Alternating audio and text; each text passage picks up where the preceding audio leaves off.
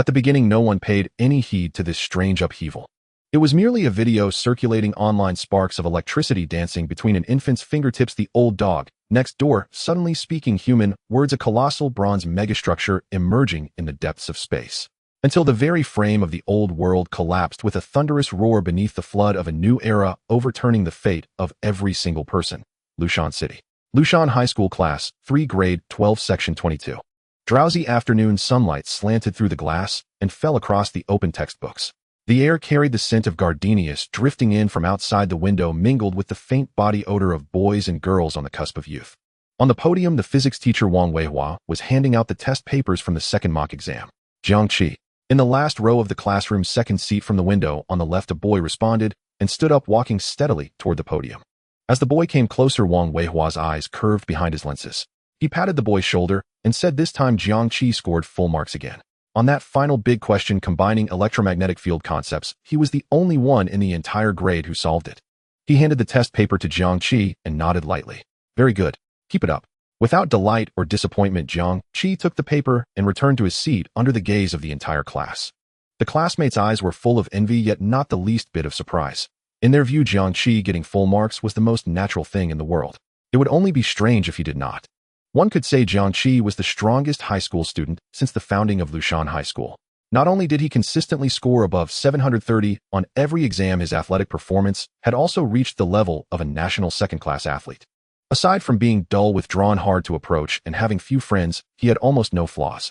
Next, Wang Weihua pushed up his glasses and continued handing out the test papers, calmly reading off one name after another. Zhang Haitao, your steps in the calculation problems are far too sloppy. You skipped too many steps. All the points deducted are here. Write them more clearly next time. Li Siki, your basics are okay, but your thinking didn't open up on the comprehensive problems at the end.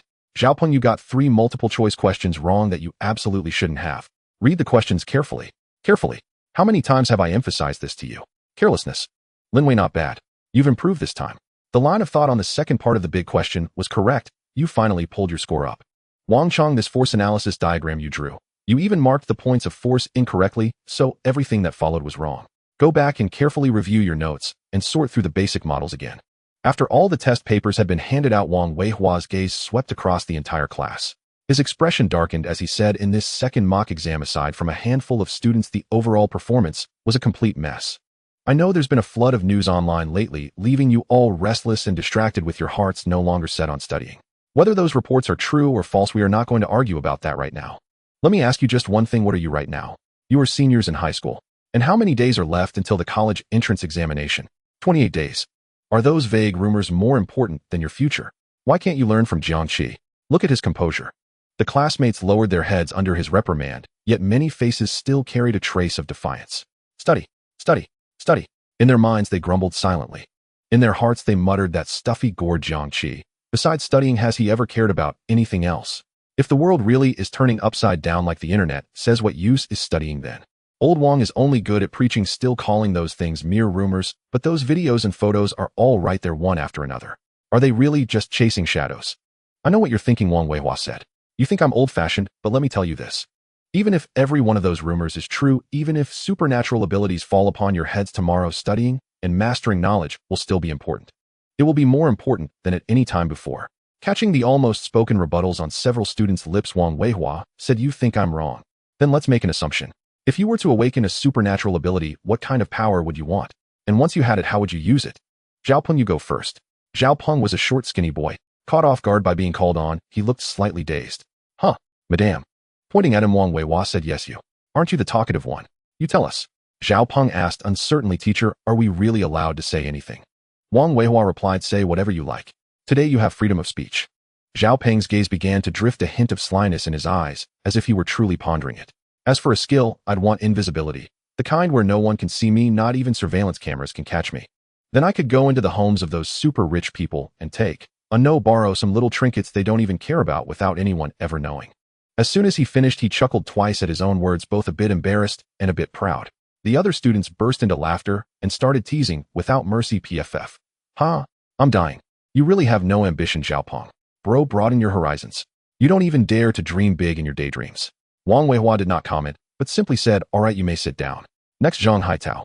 Zhang Haitao was plump and well-fleshed, his eyes narrowed into what looked like a thin slit. Standing up, he said, I hope to gain teleportation, instant movement. I could go anywhere in the blink of an eye. Sleep 2 more hours every morning. As soon as class ends, I could appear in the cafeteria, eat whatever I want without waiting in line at all. The more he spoke, the more excited he became, provoking another wave of laughter from the surrounding students. These two really are a pair of hidden geniuses. As expected of you, big fatty. Help me teleport a chicken wing rice wrap. Wang Weihua neither approved nor objected. His gaze shifted to Lin Wei. Lin Wei, what about you? Tell us what you think. Lin Wei was the literary representative of Class 22. Her long hair fell over her shoulders, her skin was fair and delicate, and when she smiled, dimples appeared on her cheeks. She was the white moonlight in the hearts of many boys. Teacher, I would like to gain the ability to heal people's hearts. Through my singing, I want to touch more people, help everyone let go of prejudice and barriers, and live in harmony with one another. When Lin Wei finished, many boys felt their hearts melt. She's different from the others, they thought. She's truly so kind. I want metal manipulation. With it, I'd go build houses and construct great bridges, steel bars snapping into place with a whoosh. Fast and safe. And I could use it in battle too. A few heavy blows, and even if aliens came, I'd smash them to scrap. I want the ability to communicate with animals. Then I could become a pet influencer and gain 1 million followers overnight. I want photographic memory. Prophecy, definitely prophecy. I'd buy lottery tickets. Overnight riches wouldn't just be a dream. Control fire. Flight. Invisibility. Time stop. Ha ha ha. A few boys exchanged suggestive winks and laughed knowingly, only to be silenced in an instant by a single glance from Wang Weihua. They coughed dryly while several girls flushed and scolded them in embarrassment. The classroom atmosphere had been completely stirred up by Wang Weihua. Every student was racking their brains over what ability they hoped to obtain, determined to outshine others when they were called upon to stand and answer. Yet in the midst of this almost boiling commotion, Jiang Qi kept his head lowered, working through problems as silent and unmoving as a stone. Wang Weihua's gaze lingered on him for a few seconds, but he did not call on him. On some subconscious level, Wang Weihua seemed to feel that asking such a question of Jiang Qi, a model student, would be a kind of offense. After a moment, Wang Weihua clapped his hands lightly to signal for silence. All right, many of you have spoken. It was very interesting, but also very primitive. Your imagined uses for supernatural abilities never go beyond satisfying your personal desires. It's like a primitive man who picks up a piece of flint and thinks only of cracking open nuts without seeing its potential to ignite the fire of civilization. Take Xiaopeng, for example. You want to use invisibility to steal from the rich. Setting aside whether that idea is right or wrong, have you considered how invisibility would even be achieved? Is it by controlling light so it bends around your body? Or by altering the material properties of your own flesh? If you could figure out the principles behind it, you might drive a technological revolution in metamaterials or optical camouflage. Think about it. The military-civilian applications, how vast would that market be? Would you still need to take anything? You yourself would be a walking gold mine. In Zhang Haitao, your teleportation involves the manipulation of space. If it truly existed, it would provide a disruptive verification of cutting-edge physical theories. It could directly prove that space can be folded and warped, and that warp drives could be realized. You would become the darling of the world's top physics laboratories. Every demonstration of your ability could help humanity unveil the mysteries of space and propel interstellar travel from dream into reality. Isn't this opportunity to participate in the progress of human civilization, this kind of honor and value, far more meaningful than snatching the first serving of braised pork in the cafeteria? As for metal manipulation, what is metal? The gold, silver, copper, iron, manganese, and zinc we commonly see are metals. But what about uranium, thorium, plutonium, curium? If you could manipulate these radioactive metals and even control their half-lives and nuclear fission, you would be a walking radiation source and nuclear reactor. That is a strategic level ability, far better than simply using metal to bash someone's head in, isn't it? After that, Wang Weihua proposed more advanced ways to apply each student's imagined ability. Quite a few students muttered inwardly with thoughts, this clear hasn't Mr. Wang been secretly pondering this a lot himself. In the end, Wang Weihua said, now do you understand what I'm trying to tell you? No matter what you face in the future, no matter whether the world changes, and no matter whether you yourselves gain any special abilities, studying will always be the most important thing. If supernatural abilities exist, they are nothing more than new tools. The stronger the tool, the more your cognition, self-control, and sense of responsibility must grow in equal measure. In all your imaginings, just now, teleportation, healing, telekinesis, communication, which one of them does not require powerful understanding as its foundation? Knowledge is the key to understanding the rules by which the world operates. It is the cornerstone for controlling any force and steering any change. The more extraordinary the power you wield, the more extraordinary the wisdom you need to command it. Without the armament of knowledge, even the mightiest tool may harm both self and others, causing great disasters and bringing no benefit at all to this world. So back to the starting point, whether tomorrow brings clear blue skies or the overturning of heaven and earth, studying, mastering knowledge, training your thinking, and elevating your understanding. These will always be what you ought to do. You have 28 days. What should you be doing with them? Do I need to emphasize it again? When Wang Weihua finished speaking, the classroom fell utterly silent. The once restless crowd cooled down in an instant. More than 10 minutes later, the bell signaling the end of class rang. Wang Weihua did not drag the lesson out. He picked up his lesson plan and teacup and strode out of the classroom at an unhurried pace. After Wang Weihua left, the classroom grew noisy. Old Wang's words actually make a lot of sense. If superpowers really appear, but we still have to study, wouldn't those powers be wasted? I think old Wang is right.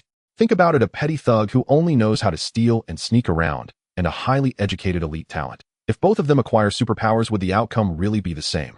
The thug would only think about illicit gains, stealing, robbing, and wreaking havoc, whereas a highly educated person with powers could use them to accomplish far more. Moreover, society's investment in them and expectations of them would be entirely different. The nation would be willing to pour immense resources into that highly educated talent in order to maximize the value of their abilities. Knowledge determines what kind of platform you stand upon and what sort of resources you are able to mobilize. I disagree. Have you ever considered that the scale of destruction caused by highly educated talents and by ordinary people is also completely different? When ordinary people wreak havoc, at most a few hundred might die. But if a highly educated talent chooses destruction, just like Teacher Wang said, someone who can manipulate radioactive metals, if he harbors malicious intent, what could he do? At those words, many classmates shuddered involuntarily. Indeed, if a highly educated talent with superpowers were to deliberately commit evil, the impact would go far beyond a mere few hundred or a few thousand people. It could even doom an entire city, an entire country. What you're talking about does exist, but it still doesn't negate the positive guidance that knowledge can provide to power. Academic credentials don't represent everything. Stop arguing. Isn't the key issue right now whether these superpowers are real or not? Has the world really changed? It has. There are more and more incidents like this. Haven't you seen them on your feeds? Yesterday, across the ocean during the morning rush hour on the subway, a man suddenly turned into a man of flames right there in the packed carriage, crammed like a can of sardines. The fire erupted in an instant. Those screams, my God. They say dozens of people died. I saw it too. It went completely viral in the group chats. The official statement called it a serious public safety accident. Who are they trying to fool? What kind of accident looks like that? It wasn't an ordinary fire at all. It was definitely a superpower. When I checked again this morning, the video was already gone. And there's more. My cousin is interning at the Meteorological Bureau. He says they've recently detected a lot of inexplicable phenomena that don't fit any known natural pattern at all. And all those videos online of abnormal animal behavior and plants growing wildly out of control, there are more and more of them. They can't suppress it anymore. A girl asked, her voice tinged with unease. If the world really has changed, what are we supposed to do? I don't know, someone answered blankly. But Teacher Wang was right. Whether the world changes or not, knowledge at least might help us understand a little more and fear a little less. Maybe. The words themselves lacked confidence. In the front row, Lin Wei turned back and asked, Wang Chong, what do you think? Do you think it's real? Has the world really changed? Wang Chong was caught off guard. Lin Wei was the class beauty and almost never spoke to him. Flustered as he was, he immediately straightened his back, trying his best to appear insightful. I think judging from the sheer number of reports, this probably isn't just a coincidence. The world may really be changing. Maybe in the end, what matters will be how well each person adapts to the new environment, or the luck of awakening some ability. Lin Wei nodded slightly as if listening carefully, but her gaze kept drifting to Jiang Qi, who sat beside Wang Chong. Jiang Qi had a pair of remarkably beautiful apricot eyes, round in shape with slightly upturned outer corners and eyelashes longer and thicker than those of many girls. Yet Jiang Qi always exuded an aura that warned strangers away. His gaze was habitually lowered, or else he looked at people with a cool detachment, undermining the natural warmth those apricot eyes might have conveyed. As for the college entrance exam, Wang Chong added, its usefulness might not be as great anymore. What Teacher Wang said about the importance of knowledge is right in principle, but perhaps it will be a different kind of knowledge. When Wang Chong finished, Lin Wei immediately turned to Jiang Qi, her voice tinged with a touch of expectation. Jiang Qi, what do you think? Though Jiang Qi was taciturn and hard to approach, perhaps it was precisely this that made him popular among the girls. Many wanted to get close to him, but did not dare to be too forward. Jiang Qi set his pen down on the desk, lost in thought. After a moment, he said, the rumors spreading online are a mix of truth and falsehood. But in my view, excessive discussion of unverified information is nothing but a waste of time and utterly meaningless. Hearing Jiang Qi's words, a strong, almost instinctive sense of aversion surged up in Wang Chong's heart. A waste of time. Utterly meaningless. Seriously, was he putting on that much of an act? Those fears and unknowns that kept everyone awake at night, that touched upon each person's fate, At Jiang Qi's lips, they all became meaningless. What Wang Chong found even harder to swallow was the condescension implied in Jiang Qi's tone, as if he alone were sober, while all others lay drunk, and they who were discussing these matters were mere mediocrities just making pointless noise. Wang Chong opened his mouth about to retort, but before he could speak, Jiang Qi added unless. Lin Wei asked unless what? Wang Chong forcibly swallowed his rebuttal. He wanted to hear what lofty argument Jiang Qi could possibly follow that unless with. But just then, what is that? Oh my God! A sudden clamor erupted from outside the windows. It's Chen Hao, what is he doing? In the classroom, students rushed to the windows, pressing themselves against the sill to look out, exclaiming again and again in disbelief. Their voices, warped and cracking with shock, sounded almost torn apart. Jiang Qi was closer to the windows than most. He stood up and strode over in a single step. Several students were already squeezed along the window. A girl was bracing both hands on the frame, her body leaning out as far as she dared, staring down in terror. Jiang Qi was considerably taller than she was. His line of sight easily passed over the top of her head as he looked outside. On Ming Lake, the school's ornamental lake, some 20-odd meters from the shore, a strange flower was in full bloom. How could one describe its strangeness? It did not grow from mud or water plants, but hung there as if rootless, abruptly suspended on the surface of the water. Its main stalk was neither wood nor grass, but seemed made of deep, pure liquid sapphire, within which a dim blue radiance flowed like liquid light. 7 narrow tongue-like leaves stretched outward, and under the afternoon sun they gleamed with an uncanny, overly saturated, dazzling sheen. Its blossom, if that thing could even be called a blossom, hovered at the top of the stalk. It was not formed of any conventional petals, but resembled a constantly self-weaving and self-dissolving miniature nebula radiating an utterly pure, indescribable blue. Most uncanny of all, it seemed to defy the laws of perspective.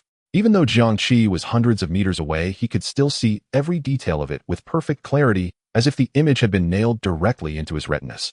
Jiang Qi stepped back, it did not grow smaller. He stepped forward, it did not grow larger. And just a few meters in front of this demonic flower, Chen Hao, captain of the school basketball team, was swimming toward it, his face lit with a near fanatical gleam. The unfinished unless from earlier finally found its landing place in Jiang Qi's heart. Unless the mutation had truly descended right beside him. By the edge of Ming Lake, the teachers and security guards hurriedly arrived at the scene, pushing through the layers of students gathered around.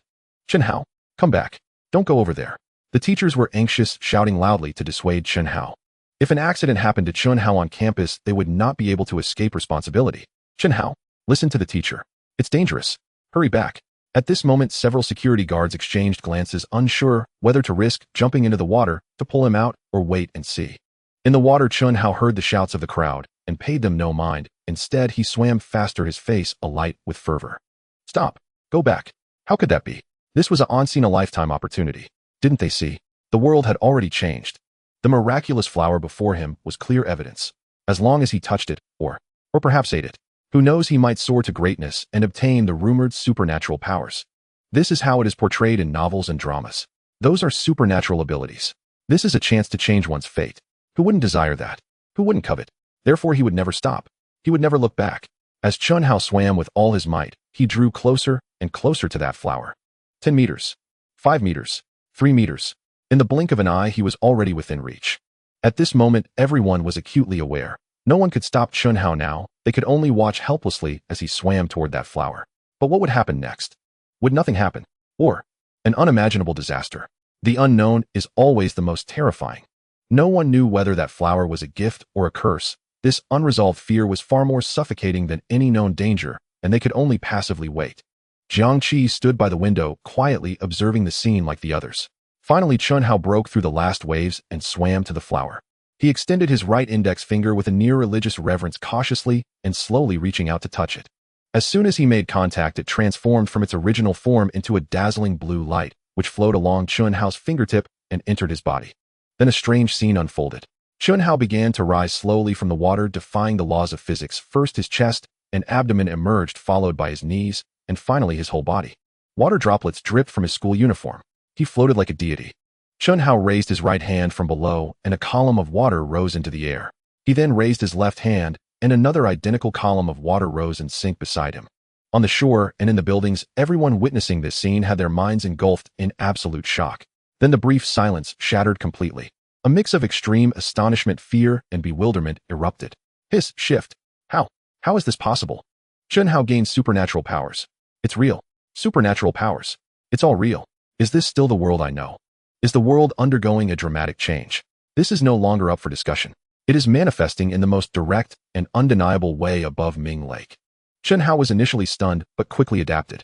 He looked down at his hands. The corners of his mouth began to uncontrollably curl upward, growing wider until it twisted into a mad grin. Ha. Ha. Ha ha ha. Is this power? Is this what supernatural abilities are? I have obtained it. Extraordinary power. My power. Ha ha ha. Students, security guards, teachers. Those witnessing this moment felt their regrets, jealousy, resentment, and greed magnified infinitely. He actually gained supernatural abilities. But why? Why is it Chen Hao? If I had jumped in just now, if I had dared to seize it, would this power to control water and float in the air have been mine? In classroom 22 of year 3, Lin Weiss lips parted slightly, having lost her ability to speak. How is this possible? How could this happen? Was she really not dreaming? Jiang Qi's gaze was serious as he took in everything. He was certainly not a rigid person, nor was he someone who only knew to bury himself in his studies. On the contrary, he was absolutely rational. Previously, when supernatural powers had not truly appeared around him, discussing it endlessly based on the chaotic information on social media was futile. Could posting comments online really grant one supernatural powers? Clearly not. He knew the only thing to do was to focus on the present, live life, and study as needed.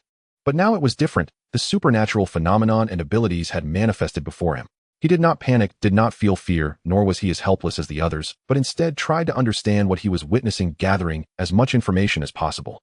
It seemed that touching this strange flower was one of the ways to gain supernatural powers, but he did not know if it was the only way. The location of this strange flower's appearance might relate to the surrounding environment. For instance, this blue peculiar flower appeared on the surface of the lake. Chen Hao gained the ability to control water. Would the ability to control fire appear in fire? Would the ability to control metal grow on metal? And were all flowers identical in form? Or were there differences? And the rumored invisibility or mind control powers online, could they also be obtained through such means? Also, how high is the probability of these strange flowers appearing? Does one appear in a certain area, or does one appear in a city, or even a country? Jiang Qi's gaze finally returned to the floating, laughing figure at the center of the lake. Currently, the limited sample size was too small, and the information was not comprehensive enough. Jiang Qi could not draw more conclusions. Chen Hao felt his power growing stronger. A sense of superiority he had never felt before blossomed within him. Chen Hao had a less than happy family. His parents divorced when he was 4, and thereafter he lived with his father, but his father's job made him feel rather embarrassed. Because his father was a truck driver, he could never boast about his father's profession like others. He hated that his father always carried the smell of smoke and instant noodles from the cramped driver's seat. But at this moment, with his newfound powers, watching the principal's shocked expression, witnessing the horror on his teacher's face as she covered her mouth, and observing his classmates' mixed feelings of envy, jealousy, and fear, a sense of satisfaction arose within him. Ha ha ha. Look at these mortals still struggling on the shore. Look at them. From now on, he would no longer be on the same level as them. He was a supernatural being, while they were mere lowly commoners. The highest authority at the school, the teachers who had scolded him, and the good students who had once looked down on him. This gap in identity surpassed all social statuses. All those rules that had once oppressed him, the grades that had made him feel inferior, the families he had envied, and the existences he had looked up to, were all gone. He had broken free. He had surpassed. A look of almost pity involuntarily appeared on Chen Hao's face, a gaze of a transcendent looking down upon the masses. From now on, he would no longer be troubled by money or status, while they would continue to struggle in the quagmire of life. However, before this feeling of superiority could fully take root, Chen Hao suddenly sensed something was off. This sense of wrongness was emanating from within his body. The power he had just grasped seemed to develop a certain disdain for him after familiarizing itself with his body, as if it wanted to pull away. But this pulling away was anything but gentle. It was cold, violent, and brutal, like a cat trapped in a bag wanting to tear everything apart. Chen Hao received feedback from the reactions of the others on the shore. He saw the principal, teachers, and classmates gradually displaying expressions of terror. He saw them covering their mouths with their hands. Chen Hao stiffly lowered his head and saw his reflection on the water's surface, where he was rapidly disintegrating and becoming abstract. The texture of his skin, muscles, and bones dissolved and flowed like poor quality paint, being pulled and twisted into countless indescribable lines, first his knees, then his waist and abdomen, and finally his entire body. No, don't, Chen Hao shouted. Throughout this process, he did not feel pain or anything else. He did not know what was happening, but he clearly sensed that he was disappearing in an incomprehensible manner. A fear that penetrated deep into his genes surged from every gap in his cells. Ugh! Chen Hao cried out in despair, reaching out instinctively, wanting to grasp his vanishing self. But all his struggles seemed so ridiculous. His outstretched hands also transformed into lines in his vision. Chun-Hao could no longer feel his body, and in the end only his head remained above a mass of tangled lines. Chun-Hao felt his vision beginning to blur, a sign that his eyeballs were also becoming line-like. In the last moment of disintegration, an image suddenly broke into his fading mind. During his first year of high school, he was punished by the class teacher for bullying a classmate. He himself didn't mind, but his parents were called in. In the cramped office, the class teacher scolded him with a stern face, while his father, wearing an old work uniform stained with gasoline, his father was nodding and bowing repeatedly to the much younger teacher, repeatedly saying, "Thank you, teacher. Yes, yes. The child is being foolish. I will discipline him well when we get home." He still remembered his emotions at that time. He hated his father's subservient stance before the teacher hated his father's ineptitude.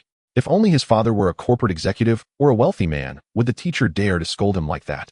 It was humiliating for him too. But at the same time, deep down there was a prick of pain that he himself was unwilling to admit.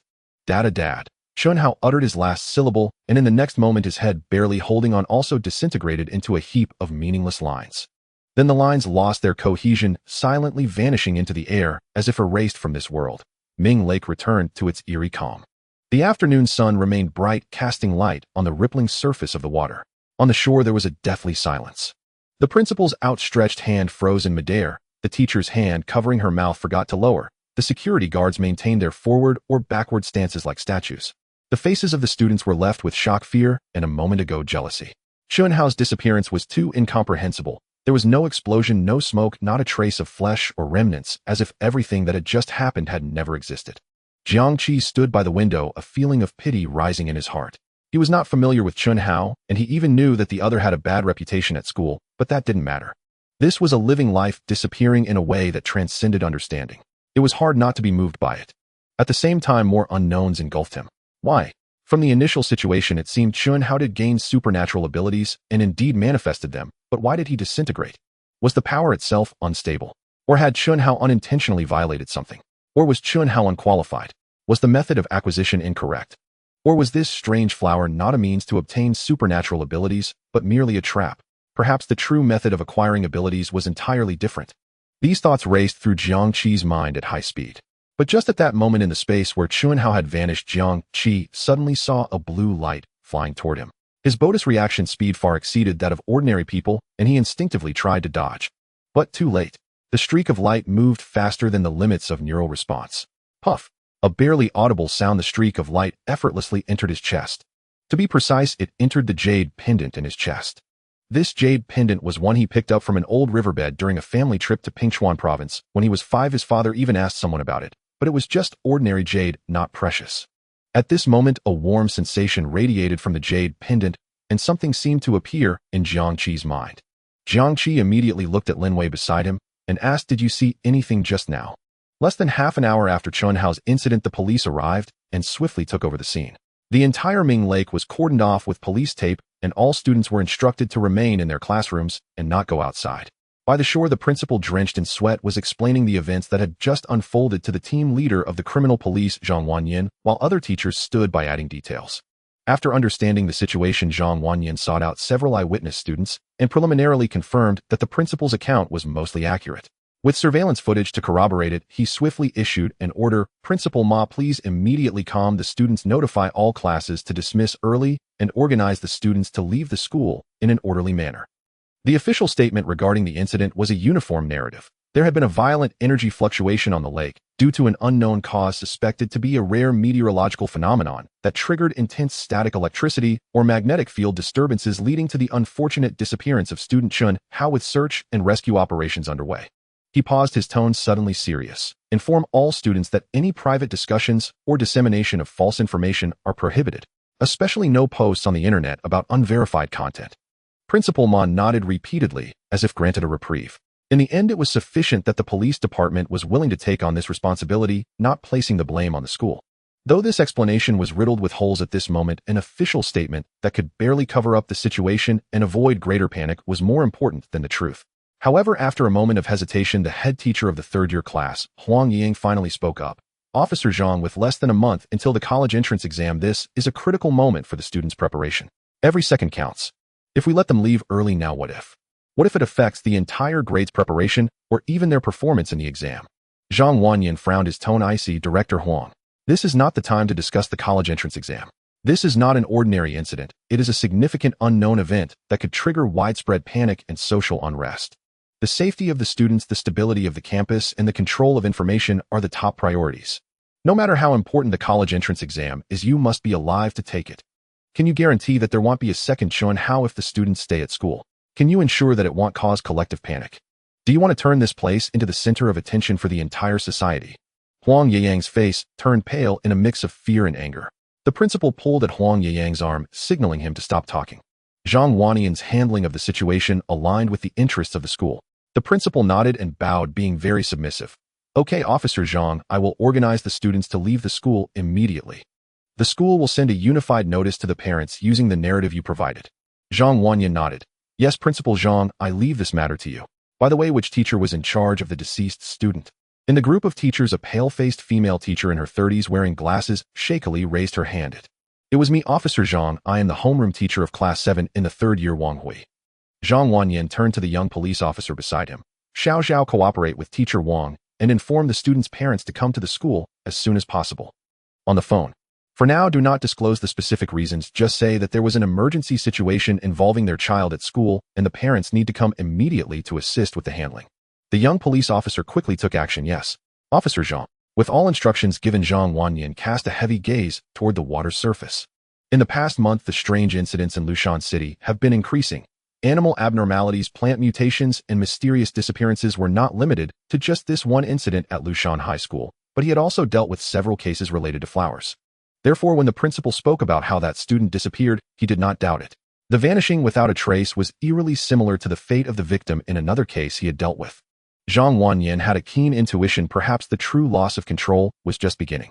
In the future, such incidents would become increasingly common across the country. He could only hope that the higher-ups would quickly establish a department to handle related incidents. In Class 22 of the 3rd year, many students still bore expressions of lingering terror and confusion. They had been ordered to stay in the classroom, but this ironically provided them ample space for discussion. At this moment, everyone was speaking over each other, filling the classroom with anxiety. The police. What can they do? That thing can't be explained by science at all. Chen Hao. He just vanished. Can the police even grasp the air? This is just too bizarre. I still feel like I'm dreaming. I found something. There are reports online about the flower incident, but the original video is no longer available and the entry can't be found. There's only a screenshot. Someone claimed they saw a flower outside their plane window, but thought they were imagining it. Where? Show me. Share it with me. Repost. Quick. Is there anything in the group? Post it in the group. I posted about this video in my circle. Check the comments. A little boy died after touching a flower, just like how Chun Hao died. He also vanished. Jiang Qi did not participate in the discussion. He was quietly sensing his own changes. At the moment when the blue light penetrated his jade pendant, he feared he would disintegrate like Chun Hao, but now over half an hour had passed, and nothing had happened. The information that suddenly appeared in his mind was also in an untriggered state, with only a sense of existence. So what exactly is happening now? Why did that blue light fly towards him? What is the jade pendant? Why can it attract and contain blue light? Shouldn't he be worried about dying like Chun Hao? Even though Jiang Qi prided himself on being calm and rational, his thoughts couldn't help but become chaotic at this moment.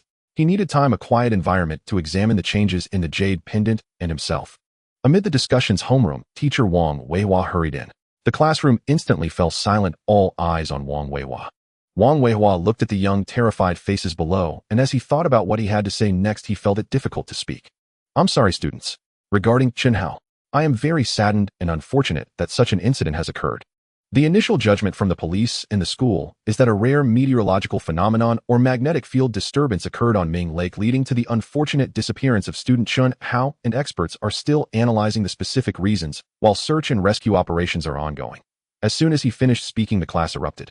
No, teacher, this is not an accident. This is clearly a supernatural incident. An accidental fall into the water. Missing. Teacher Wang, he swam over by himself. Then he just turned into lines. What meteorological phenomenon can make someone fly? What magnetic field disturbance can control water from a distance? What search and rescue? The person is already dead. How can you search for them? Is the school trying to cover up the truth? Chun Hao died for nothing. Does the police know something? Wang Weihua banged his fist on the podium. Quiet. Everyone be quiet. I know you all have doubts. There are many questions. But now that the incident has occurred, the most important thing is to ensure everyone's safety. In any case, everyone should follow the school's arrangements. The school has already notified that classes will be dismissed early, and everyone should pack their things and go home right away. The class monitor should keep track, and the boarding students should contact their parents to confirm the way and time to go home. Once home, every student must reply in the class group with "I have arrived home safely." Additionally, Wang Weihua added, regarding the matter of Chunhao, no one is allowed to discuss it privately, let alone post any unverified news online. Listen, this is for your own good. After saying this, Wang Weihua felt a sense of powerlessness in his heart, as if he had become an accomplice. In the classroom, the students were resentful and indignant. They felt betrayed. Betrayed by the school. Betrayed by the authorities. They developed feelings of distrust towards both the school and the authorities, but as students, what could they do if they were dissatisfied? They still had to obey. After notifying the students, Wang Weihua left, probably to attend a meeting. A sense of despair permeated the entire classroom, and some students even began to cry. Jiang Qi quietly packed his backpack at his seat. In fact, there was nothing much to take home. He was just symbolically carrying a bag. It seemed that the only thing to celebrate about this incident was that none of the teachers assigned homework. What a hellish joke. Wang Chong looked at his calm demeanor and couldn't help but ridicule. Chunhao died, and you have no feelings at all. Don't you have any emotions at all? Jiang Qi glanced at him, continuing to zip up his backpack. What do you want me to feel? Chunhao is dead. A living person is gone. The students are all scared, and some girls are crying. Didn't you see? Jiang Qi stared directly at him. I saw it. And then what? Chunhao's death is a fact. I won't scare myself with his death. If possible, I would remember how he lived, but I must be frank, he often bullied others when he was alive, right? Wang Chong's face instantly flushed red. Just then a voice came from the doorway. A boy with chestnut short hair leaned in halfway and waved vigorously. Jiang Qi. Jiang Qi.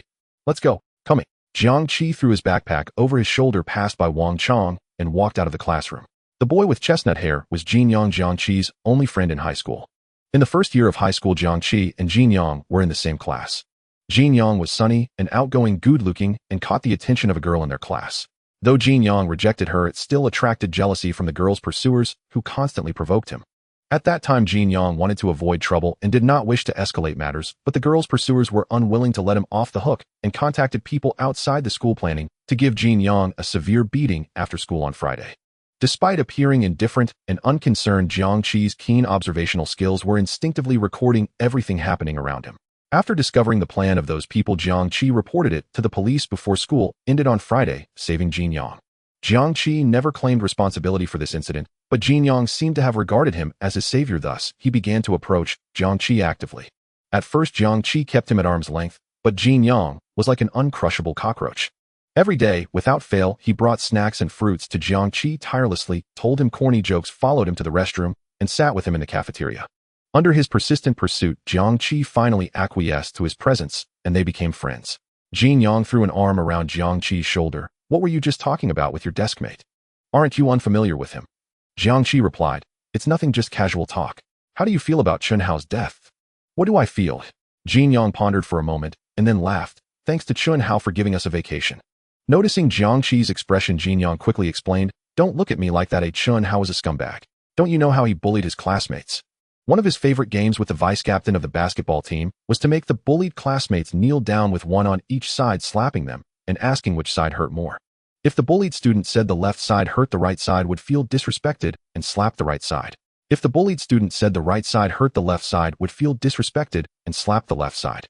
At this point, you might want to say it would be better if it hurt the same, right? No. If they said it hurt the same, both sides would feel disrespected and both would slap again. Do you know how this game can stop? Jiang Qi thought for a moment and said, they just stop when they get bored of it. Exactly. Jin Yang said, they stop only when they get bored of it. Don't you think he was born this way? It's fortunate that he didn't get any supernatural abilities. If he did, he could have turned the whole school into a single-player game, so he deserved to die. But, Jin Yang continued, the manner of Chunhao's death is quite scary. Let's hurry up. I don't want to stay in this cursed school for another second. I just want to go home and play games. Jiang Qi, come to my house. Jin Yang tempted. They'll have my mom make your favorite spicy chicken, and we can duo until dawn. Jiang Qi understood that Jin Yang was instinctively trying to escape after witnessing something that shattered his perception, wanting to pull himself back into the normal world, even if it was just a temporary numbness. But he could not have his wish. Jiang Qi shook his head. No, you go ahead and play. Why not? What are you going home for? It's boring to stay alone in a rental place. I have something to do. Jiang Qi looked at him and said, Jin Yang, the world has changed. Your family has connections. After you go back, let your parents pay attention to this kind of situation. The more information you gather now, the better prepared you can be, getting a step ahead. Jin Yang scratched his head. Okay. Today's incident is indeed a bit scary. I'll tell my mom and dad when I get back and have them keep an ear out. I'll let you know as soon as I have any news. Stepping out of the teaching building, a refreshing breeze greeted him. Jiang Qi gazed towards the direction of Ming Lake, where over a dozen individuals in white lab coats were already present, resembling technical personnel. Jiang Qi pondered deeply. The authorities arrived at the scene in less than 10 minutes after the incident. Immediately, they took control of the site, cordoned off Ming Lake, evacuated the crowd, unified their statements, managed information, and summoned technical staff, all executed with remarkable standard and efficiency. This indicated that the police or higher authorities had dealt with similar incidents before. They had a clear plan in place and could be said to possess a wealth of experience in handling such anomalies. Clearly beneath the calm surface of daily life, strange occurrences were like an undercurrent, having surged for quite some time. It was far from the sudden event he had imagined.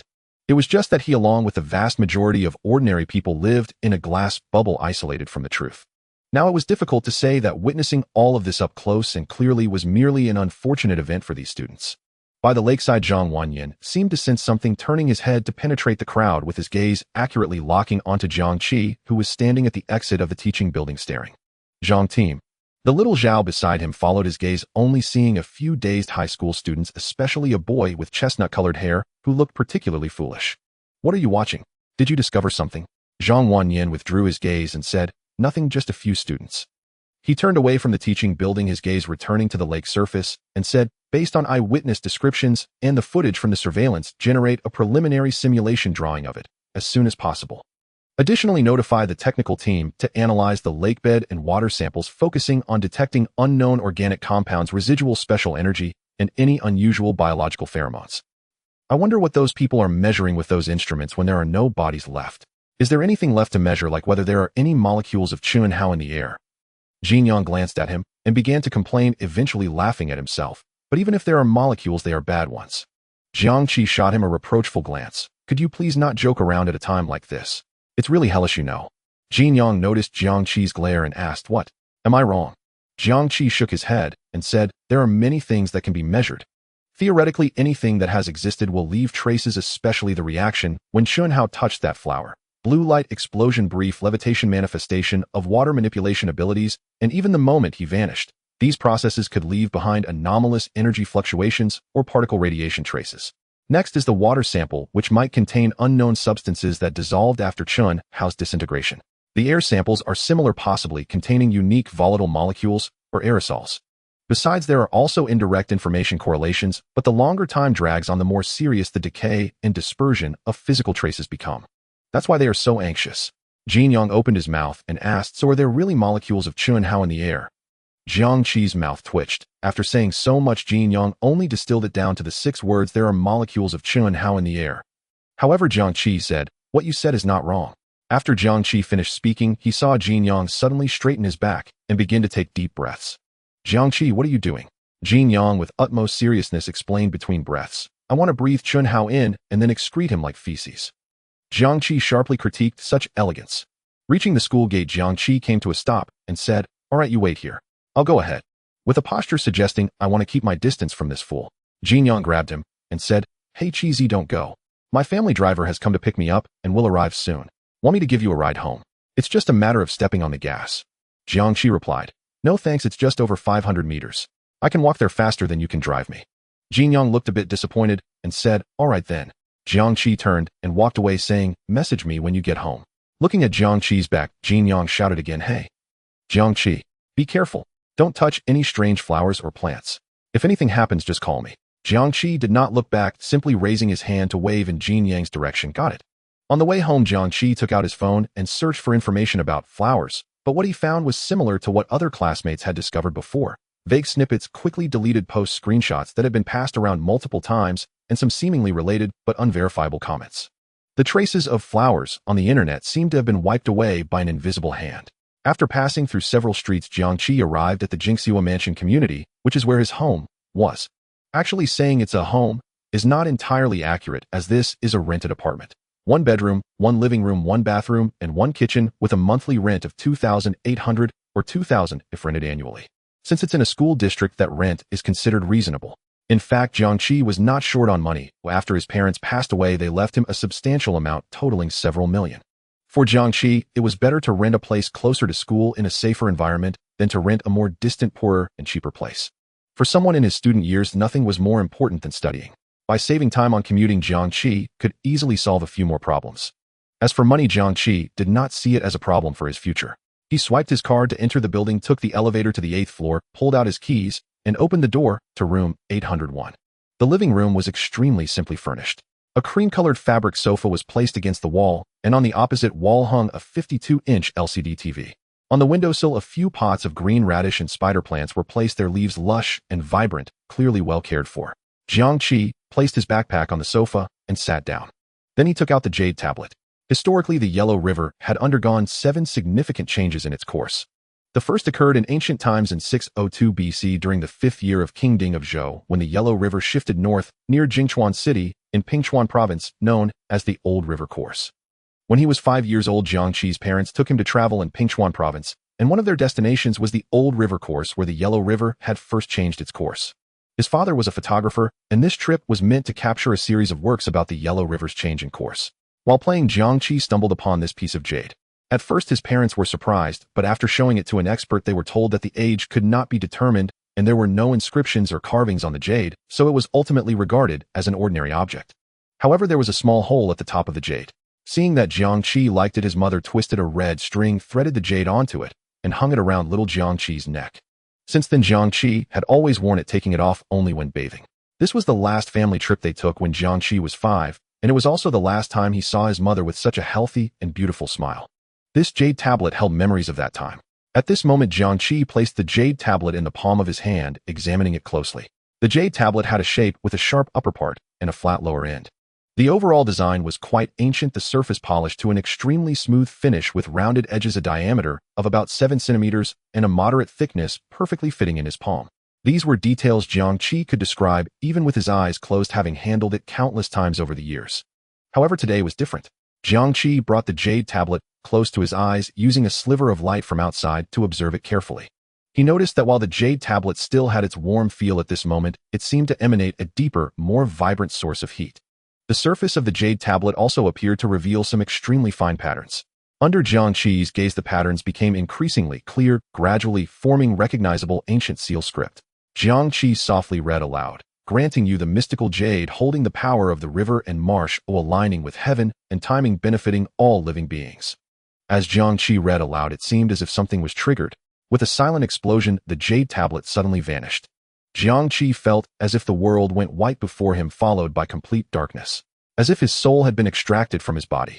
All sensory perceptions, sight, hearing, touch, and even the sense of gravity, vanished completely. Perhaps a second passed, or maybe several minutes. When Jiang Qi opened his eyes again, he found himself suspended in an infinite, utterly silent void. There was no up or down, no left or right, no past or future. Just a profound, vast space. And the vanished jade tablet was at the absolute center of this expansive space. It was impossible to describe how large it was, as it was infinitely high and infinitely vast.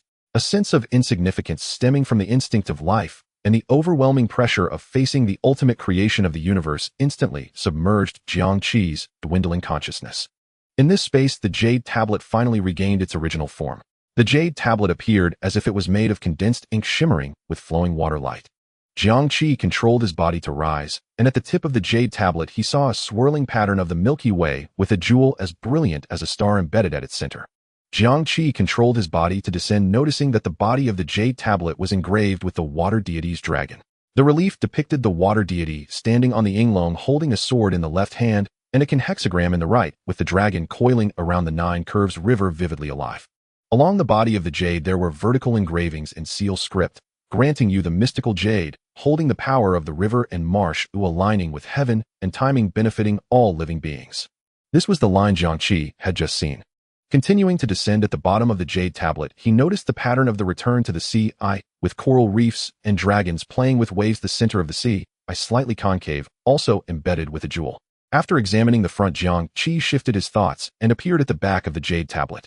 He saw the back of the jade tablet engraved with 4 divine beasts: a dragon head, toad, a snake-necked fishtail, a green phoenix holding a pearl, and a black turtle bearing a stele, the 4 beasts interconnecting to form a circular pattern. Jiang Qi's gaze was shocked. At this moment, he understood. The place he was in was likely his consciousness space, also known in Taoism as the Naiwan Palace, the Upper Dantian, or Huangting. And the jade tablet before him was not an ordinary jade tablet, but a jade gui. The so-called Jade Gui was a ceremonial jade vessel used by ancient emperors and feudal lords during court visits, sacrifices, and funerals traceable back to the ancient Shang dynasty. The rites of Zhou Spring official ceremony records that guis vary in size based on rank and use, including large gui Zhen Gui, Huan Gui Xing Gui, Gong Gui Gu Pai Pu by Si Gui, and Luo Gui. To facilitate governance, the Zhou emperor commanded feudal lords to pay regular visits to the court. To signify their ranks, the Zhou emperor bestowed each of them a jade gui, which they held during the visit as a symbol of their status. However, after the Warring States period, gui fell out of fashion in society. By the Han dynasty, jade gui had disappeared from daily life, only a few being specially carved by noble families to display their status. Later, a certain emperor granted the jade gui to Maoshan, becoming the ceremonial vessel for significant Taoist rituals at Maoshan temples. It also gained an alternate name, the incense tube. Previously, Jiang Qi had not recognized it, partly because he had not considered this aspect, and partly because it was too small. But now Jiang Qi realized this was its original form.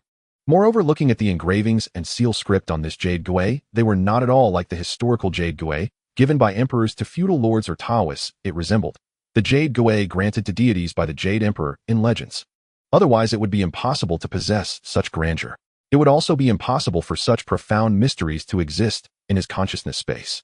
Could it be that this is not some so-called rise of supernatural abilities, but rather a revival of spiritual energy?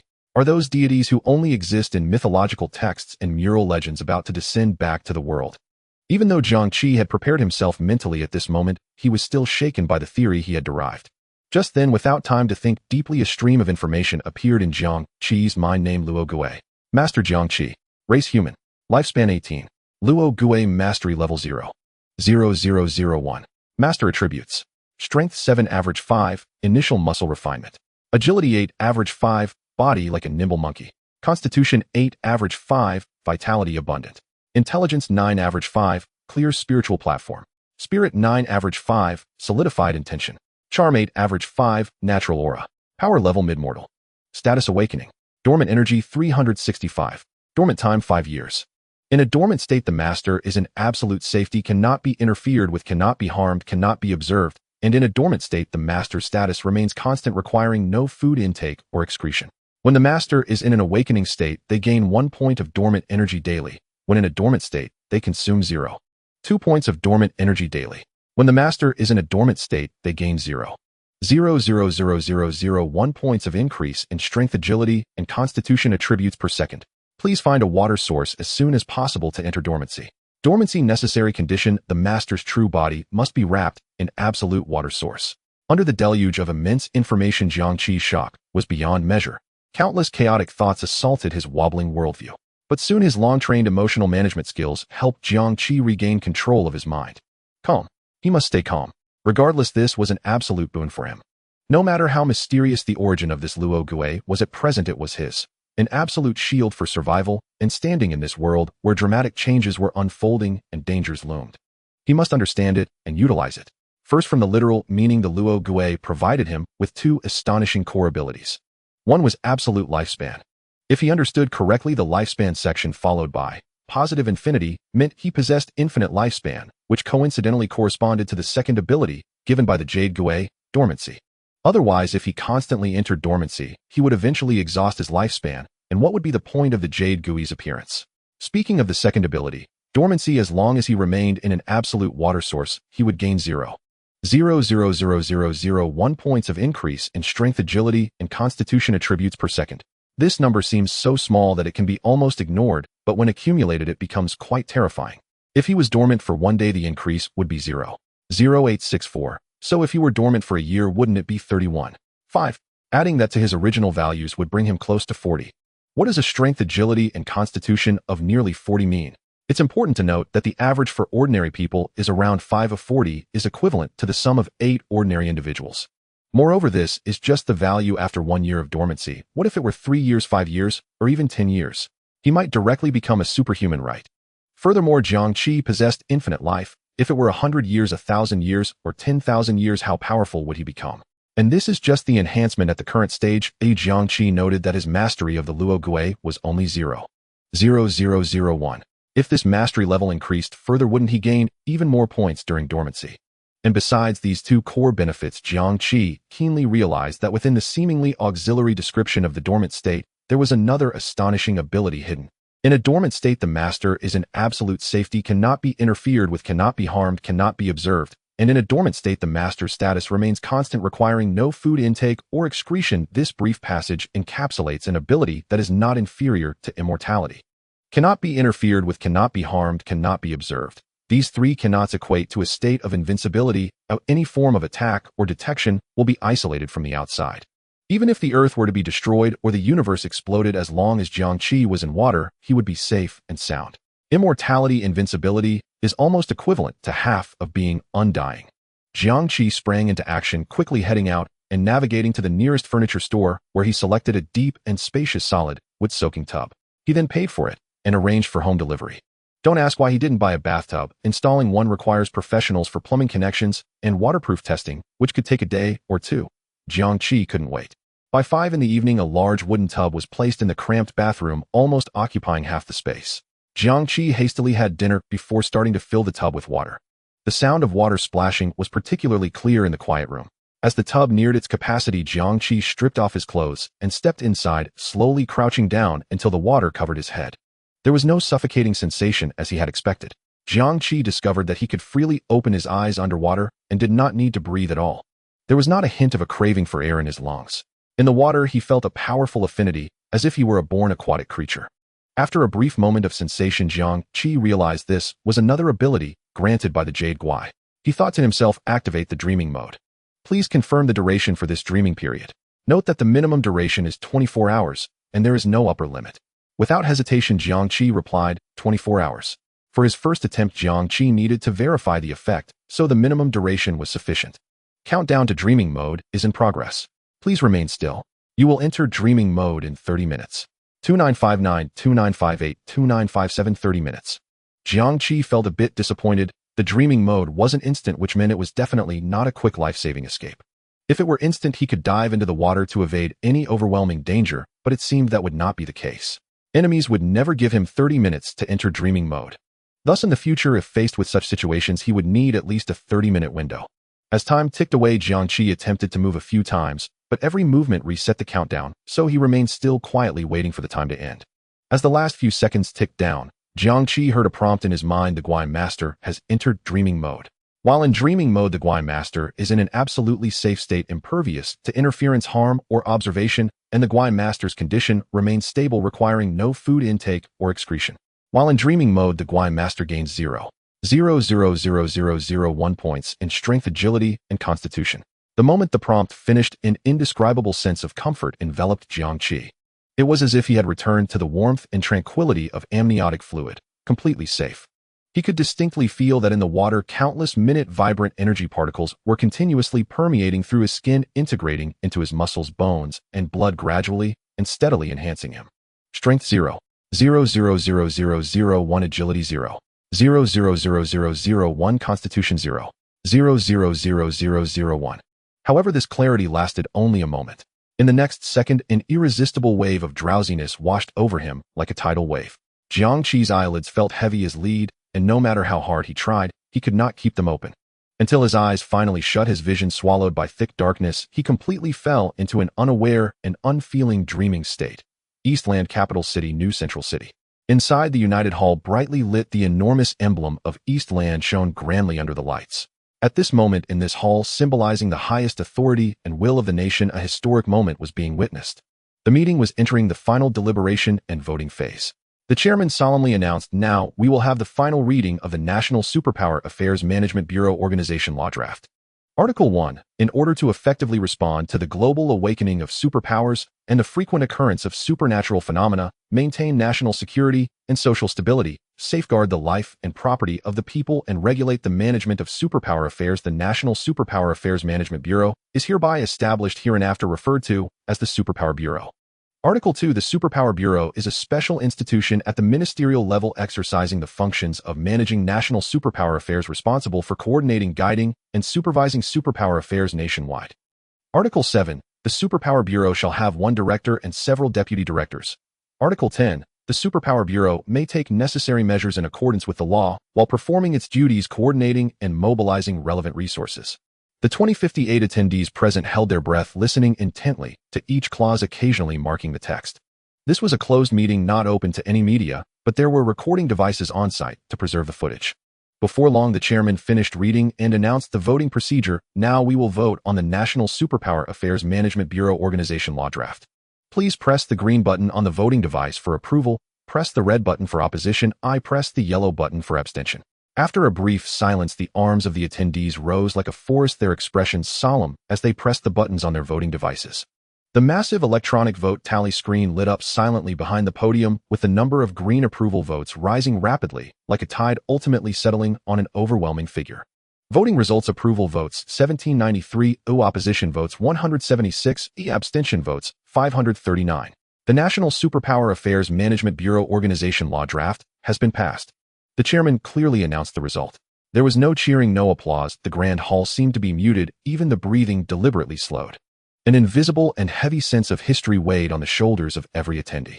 To this day, it had been 6 months since the first supernatural incident, codenamed Awakening, shocked the world. In these 6 months, supernatural phenomena erupted successively around the globe, with 1731 documented cases. These 1731 supernatural cases impacted every government worldwide. Upon confirming the authenticity of the supernatural phenomena, Eastland immediately declared a state of emergency, categorizing supernatural events as special national security threats, adding 327 sensitive keywords to the social media filtering system to prevent information leaks. Not just Eastland, but most governments worldwide adopted the same strategy: containment, control, and buying time. Among them, Eastland, with its strong organizational and execution capabilities, performed the best. While information control was shaky in other countries and public panic was escalating, the citizens of Eastland remained in a state of cautious skepticism. But now, with more and more superpowered individuals awakening and countless extraordinary phenomena exposed to the public, Eastland also entered a phase of forced transparency. The National Superpower Affairs Management Bureau Organization Law Draft was born in this context. Eastland had reached a stage where it must acknowledge the existence of this disruptive force called superpowers with national will. And the response to supernatural phenomena and superpowers would transition from an emergency secret deployment phase to a public and institutionalized stage. The meeting proceeded without pause. After passing the National Superpower Affairs Management Bureau Organization Law Draft, it swiftly moved to the next core agenda: the election of the first director of the Superpower Affairs Management Bureau. Nominations, voting, and decision-making. The process advanced efficiently. Ultimately, the voting results were announced, and Zhou Jinyu was unanimously elected by all attendees as the soon-to-be established director of the Superpower Affairs Management Bureau. This time, applause erupted, warm and lasting, as if the accumulated strength had finally found an outlet.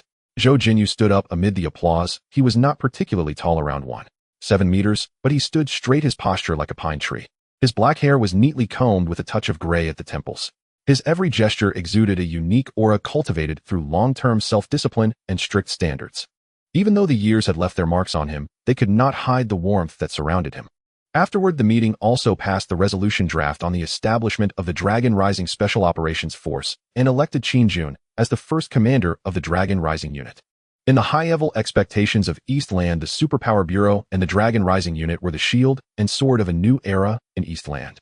The Superpower Bureau was the shield, mainly responsible for managing domestic superpowered individuals and phenomena. It would standardize the registration, guidance, and management of domestic superpowered groups and combat the endless occurrences of superpower crimes to maintain internal social order and prevent chaos caused by superpowers. The Dragon Rising Unit was the sword, primarily filling the national defense gap in the field of superpowers, ensuring strategic initiative against new threats such as supernatural terrorist attacks. As the meeting concluded, the attendees dispersed. However, Zhou Jinyu and Qin Jun did not leave with the crowd. Instead, they followed a staff member in a dark uniform through several corridors into a study located deep within the United Hall. The room was furnished simply yet solemnly with soft lighting. A figure stood by the window, dressed in a plain shirt, facing away from the door, resembling a mountain deep in thought. Hearing the footsteps, he turned around, a gentle expression on his face. "Comrades Jinyu and Jun, please sit." Zhou Jinyu and Qin Jun complied and took their seats. "The meeting is over. The laws have been established and the generals have been appointed." He got straight to the point. "Today, the shield and sword are officially handed over to you two." Domestically, the number of awakened superpowered individuals is continuously increasing, with a mix of quality and chaos. Internationally ambitious individuals are emerging, and certain countries and organizations are already leveraging superpowers for strategic positioning. Zhou Jinyu and Qin Jun listened quietly. They were aware of the severity of the current situation and the historical mission resting on their shoulders. Jinyu at the founding of the Superpower Bureau establishing order is fundamental. You must swiftly incorporate the domestic superpowered forces into effective management and extinguish potential sources of chaos, even turning them into controllable and usable strengths. How to balance policy measures. How to formulate management guidelines. How to ensure the basic rights of superpowered individuals while preventing them from becoming outlaws.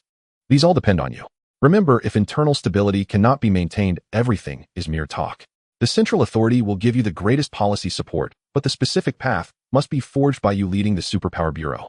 Zhou Jinyu replied, solemnly, rest assured, I will quickly convene a meeting to establish the Bureau's initial structure and draft the relevant regulations. Jinyu, remember that you must not only focus on the present, but also pave the way for the future. Your responsibility is immense. Zhou Jinyu nodded, understood. He then turned to Qin Jun. Qin Jun was born in 1977 in the mountainous region of Jiangyuan province, his father a blacksmith and his mother a farmer. Due to his family's poverty, he only started elementary school at the age of 9, walking 7 kilometers uphill every day.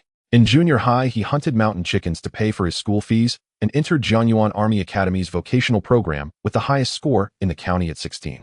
In 1995, at the age of 18, he officially enlisted and served in a regiment on the North Plain border, where he stood out in combat performance and was appointed as a squad leader ahead of schedule. Thereafter, he served in various positions, including platoon leader, company commander, battalion commander, and division chief of staff, as well as a staff officer and deputy director of operations at the Army headquarters. In July 2023, at the age of 46, he became the youngest general in Eastland. At this moment, Qin Jun stood up, appearing robust and powerful at a height of 182 centimeters. Qin Jun, this sword must be sharp and fierce, and must rise to the occasion at critical moments, striking effectively. Your opponents are no longer traditional enemies. They may fly and manipulate hearts. Thus, the training outline, combat regulations, and coordination mechanisms must all be explored from scratch. I need you to rapidly forge this unit into a national heavy weapon capable of truly responding to supernatural threats. Intelligence sharing, equipment development, personnel selection. Jinyu's side will fully cooperate with you. Remember, you are interdependent. But I have one strict requirement. When the Dragon Rising unit needs to unleash its sword, it must be drawn to shed blood, immediately decapitating the enemy. Qin stood at attention, saluting sharply. Qin Jun will not let down this great trust. Good. Remember what you said today. Resources and permissions will be expedited for you. Remember, time is our greatest enemy. The situation waits for no one, and the enemy does not sleep. We do not know what the world will look like when we wake up tomorrow. The future of Eastland largely rests on you two and the institutions you are about to establish. This burden is heavier than Mount Tai, but I believe you are the pillars chosen by the nation and the people. You can bear it, and you must bear it. He extended his hand, shaking firmly with both Zhou Jinyu and Qin Jun. Go ahead, he finally said, a hint of barely perceptible fatigue in his tone. Act immediately. Utilize each day as if it were two. If you need anything, report directly to me. Zhou Jinyu and Qin Jun simultaneously stood, saluted him, and left the study. Outside the study, Zhou Jinyu and Qin Jun came to a stop simultaneously. Zhou Jinyu gazed down the long corridor, his eyes distant, lost in thought. After a moment, he turned to the person beside him and said, General Qin, once we step out of this united hall today, our identities will be vastly different. I fear that our names are already on countless desks. This burden is heavy, but it is also a power that reaches the heavens. From now on, we must ensure that our two lights shine exceptionally bright. Qin Jun, who spoke less, nodded slightly and replied, thank you for the reminder, Director Zhou. When the light shines, the demons will retreat. Zhou Jinyu smiled slightly, his tone subtly shifting. Indeed, the brightness of the light is fundamental. However, when the storm grows, shadows will inevitably flicker beneath the light. General Qin, although our functions differ, our goals align moving forward. I hope we can work together and support each other. Of course, within our responsibilities, I, Longting, will do my utmost with no reservations. Our two departments must unite as one. Good. Zhou Jinyu's eyes revealed a hint of approval as he warmly said, unity is essential for overcoming adversities. General Qin, the road ahead is perilous. Take care of yourself. Qin Jun nodded solemnly and said, Director Zhou, take care as well. Each of us must fulfill our duties regardless of life and death. After speaking, Qin Jun bowed slightly to Zhou Jinyu. The troops are newly formed and many matters await initiation. I must take my leave first. Zhou Jinyu stood in place, watching Qin Jun's figure merge into the shadows at the end of the corridor. A moment later, Zhou Jinyu, under the protection of his secretary and guards, left the United Hall in a special vehicle and arrived at the temporary office of the Anomaly Management Bureau, a heavily secured office building. In the office, Zhou Jinyu approached the largest desk where a red secure phone lay. He picked up the receiver and dialed an extremely brief internal number. This is Zhou Jinyu. Notify the following personnel to report to me within 2 hours. Wang Lei from the Security Department's Special Operations Bureau, Lin Shui from the General Staff's Intelligence Technology Bureau, Academician Chun Mingyuan from the Theoretical Physics Institute of the Eastern Academy, Chen Feng, a trace expert from the Criminal Investigation Bureau of the Ministry of Public Security, and Li Jing from the Emergency Office of the Health Commission. Zhou Jinyu listed over 40 names. Tell them this is a top directive, a drop everything they are currently working on and come directly here. The first step in establishing the Bureau is to gather the right people. This list is the result of Zhou Jinyu's careful consideration centered around his formulated 4-combination strategy. First, key officials: select strong-willed, well-educated, and experienced personnel from the police, military, and local areas. Second, specialists: recruit leading scholars in physics, history, biology, and chemistry, as well as young university graduates to form a knowledge complement. Third, awakened individuals: absorb those with awakened abilities within the system. Fourth, social practitioners: include reliable and emotionally stable social practitioners. Hanging up the phone, Zhou Jinyu immediately began to prepare for the establishment meeting of the Bureau. In his plan, the Anomaly Management Bureau will establish 11 core departments: the General Office, Information Division, Special Operations Department, Technical Research Center, Legal Policy Department, International Cooperation Bureau, Supernatural Affairs Office, Psychological Intervention Center, Secretarial Department, Logistics Support Department, and Skynet Surveillance Center. These 11 departments will each perform their functions, forming a complete operational system. 2 hours later, as night fell, the temporary office building was brightly lit with the dazzling night view of New Central City visible outside. The secretary lightly knocked on the office door and entered, whispering, "Director, it's time. Everyone on the list has already arrived at the meeting waiting area." He paused for a moment and asked with concern, "It's already dinner time. Oh, would you like to have something to eat first? We can start the meeting a little later." Zhou Jinyu raised his head from behind the desk, his eyes moving away from a draft of department responsibilities, and interrupted the secretary, saying, "No need. Just take me to the meeting site." "Understood, Director," the secretary quickly replied, stepping aside to clear the way. Zhou Jinyu adjusted his collar and entered the meeting room. A chaotic atmosphere of startup buzz enveloped him. Over 40 individuals from various fields had already taken their seats. Among them were military personnel, police officers, scholars, and several representatives of awakened individuals. At that moment, some looked bewildered while others seemed to have guessed something. Zhou Jinyu's gaze swept across the room. Without small talk or pleasantries, he walked directly to the main position and stood firm. "All right, everyone is here. The establishment meeting of the National Anomaly Affairs Management Bureau now begins." The National Anomaly Affairs Management Bureau. The establishment meeting. The information was overwhelming, causing many to feel a ringing in their heads. In the middle section, Chen Feng, wearing a police uniform, raised his hand. "Director Zhou, can I ask what kind of organization is the National Anomaly Affairs Management Bureau? Why was I called here? I'm just a police officer specializing in trace identification." Chen Feng's question voiced the confusion shared by the vast majority present. Zhou Jinyu replied, "Of course you can ask. The National Anomaly Affairs Management Bureau, abbreviated as the Anomaly Bureau, is a newly established national institution approved through the highest legislative process. It will officially take over all investigations, assessments, and responses related to supernatural phenomena, awakened individuals, and relevant safety events across the country. And you all are the first batch of core personnel for the Anomaly Bureau."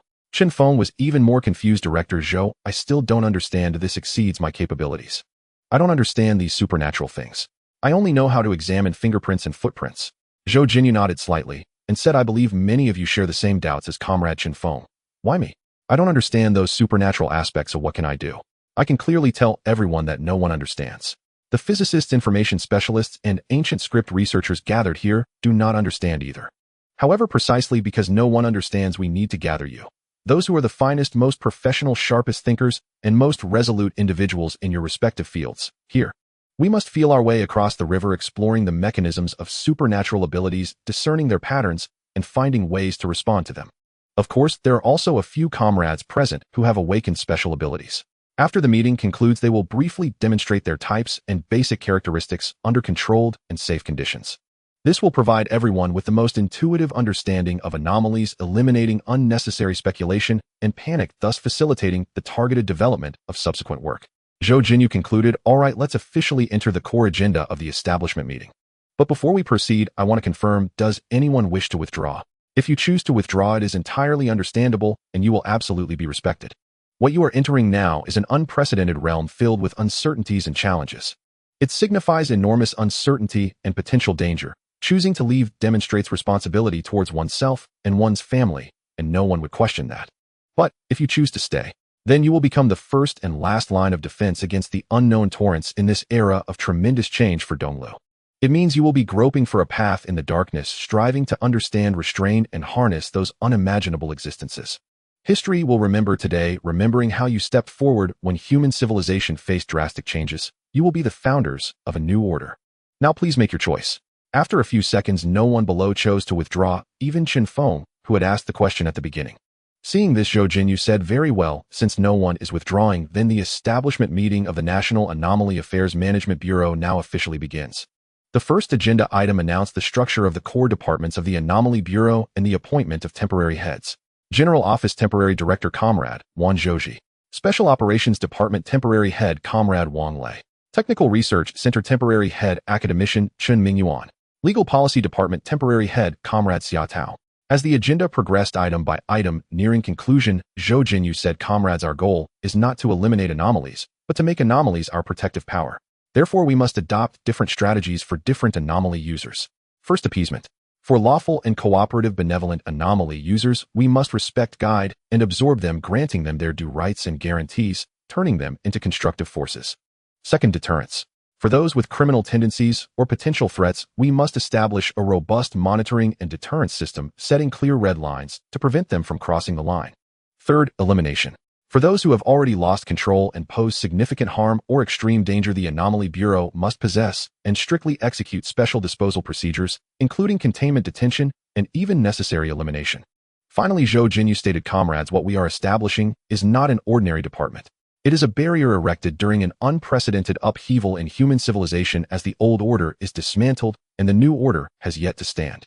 With countless matters to address which should take precedence. With such a heavy burden, how can we stand firm? The answer is the people. The safety of the people's lives and the stability of society are the fundamental significance of the existence of the Anomaly Bureau. They are the starting point and destination of all our work. I hope all comrades keep this in mind and forge ahead. As the meeting concluded, Donglu was completely engulfed in the night. The winds of history had begun to stir. A new world filled with uncertainties and challenges began to unfold in the darkness. The next day, the dim yellow sunlight filtered through the small frosted glass window and illuminated the bathroom. In the bathroom's bucket, the clear water surface was as calm as a mirror, completely empty. Suddenly, a figure of a young boy emerged from the water, transitioning from ethereal to solid, as if slowly extruding from another dimension. He had his eyes closed, his body unclothed, curled up with his arms wrapped around his bent knees. His short black hair floated and spread in the water like soft seaweed. His skin exhibited an unnatural sheen of luster and pallor, as if the finest mutton fat white jade were soaked in the water's glow, so delicate that not a single pore could be seen. His waist was slender, legs long, every contour of muscle was clearly outlined in the clear water. The entire scene was filled with a peculiar and sacred sense of life beauty. In the next moment, his long and thick eyelashes trembled slightly, and then he slowly opened his eyes. Jiang Qi stood up from the water. Has 24 hours passed? A message appeared in his mind. Current sleep duration, 24 hours. Energy consumed during sleep, 0. 2 remaining sleep energy, 365. 1 gain strength, 0. 0864 agility, 0. 0864 constitution, 0. 0864 next sleep cooldown time, 3 days. Jiang Qi received another message. It turned out that sleep also required cooldown time. Indeed, the Jade Gui would not reveal all information at once, but required him to continuously practice and explore the functions of the Jade Gui. With a slight thought, a complete panel unfolded in his consciousness named Luo Gui. Gui Master Jiang Qi. Race human. Lifespan 18. Luo Gui Mastery 0. 0001 Gui Master Attributes, Strength 7. 09 Average Mundane Value 5, Initial Bone Refining. Agility 8. 11 Average Mundane Value 5, as agile as a spirit monkey. Constitution 8. 34 Average Mundane Value 5, Vitality Abundant. Intelligence 9 Average Mundane Value 5, Clear Mind. Spirit 9 Average Mundane Value 5, Solidified Intent. Charm 8 Average Mundane Value 5, Natural Charisma. Strength Middle Mundane Level. Status Awakening. Sleep Energy 365. 1. Possible sleep duration 5 years. Sleep Ability Cooling Down Cooldown Countdown 715933. Although this sleep provided Jiang Qi with only a 0.0864 increase in three-dimensional attributes, the change was not visibly significant, even less than the difference between eating 5/10 and 8 full. Yet Jiang Qi still felt a nourishing sensation from within. It felt as if certain long-accumulated subtle stagnation within his body that even he had never noticed was quietly washed away by the water flow, leaving him with an indescribable sense of lightness and clarity. After feeling his body a bit, Jiang Qi stepped out of the bucket, dried off, dressed, and opened his phone. A day had passed, and only Jin Yang had sent him a message. However, his single message was equivalent to that of more than a dozen people, creating a momentum akin to 1,000 troops. Last night, at 8:15 Qi, I finished chatting with my parents. Let them keep an eye on any recent abnormal events. If there's any news, I'll call you first. Is this move of mine steady? Proud sunglasses at 8:30 p.m. Last night, gorge hurry. I learned a wild queen technique in the notes, and I feel incredibly powerful right now. Teasing. At 9:03 p.m. Last night. Still grinding problems. At 10:15 p.m. Shit. Another total wipeout. What the hell is wrong with these teammates? This is infuriating. At 10:45 p.m. Watch this video, hilarious. I can't stop laughing. Let's film one ourselves. It'll go viral for sure. At 11:01 p.m. Where'd you vanish to? At 2:38 a.m. Done. I've been grinding all night and lost 3 stars. I'm officially a poet of despair. I'm crashing now, my dog life depends on it. If I don't sleep, I'll drop dead. At 11:00 m. Hey, cheesy. See this, reply ASAP. Something huge is happening. At 11:02 m. Video call cancelled. At 11:03 m. Video call cancelled. At 11:04 m. Video call cancelled. At 11:05 m. Pick up. At 2:22 p.m. Reply.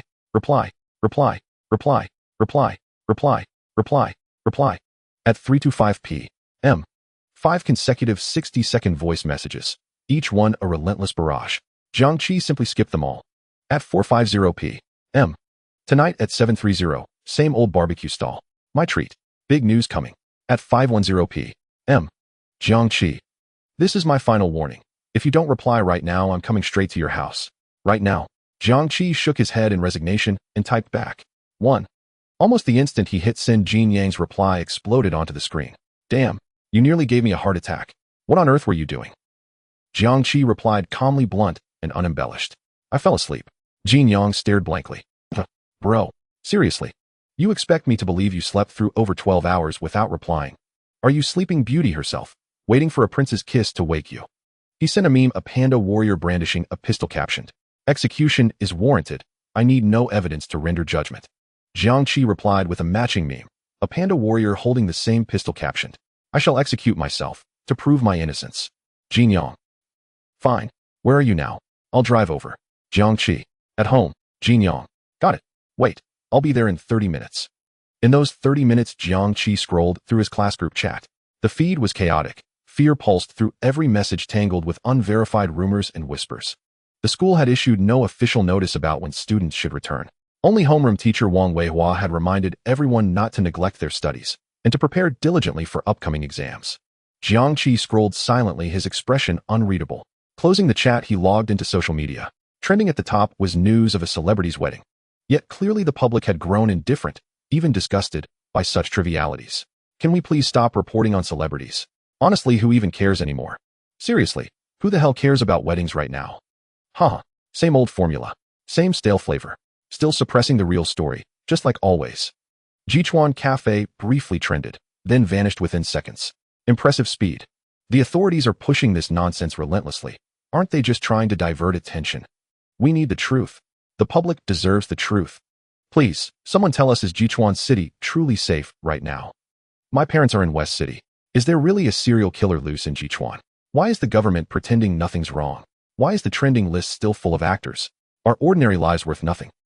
The speed of censorship outpaces that of resolution, because silencing mouths is easier than solving crises. How many days has it been since the East Suburb Logistics Park incident? Any official bulletin yet? Any investigative findings? Brilliant. The sky's practically falling, but the top trending topic remains a celebrity's wedding. Keep covering it up, you'll see how long that lasts. Has anyone noticed anything odd with their pets lately? My cat suddenly started hissing at empty air. Did it see something? Stop shouting, it won't help.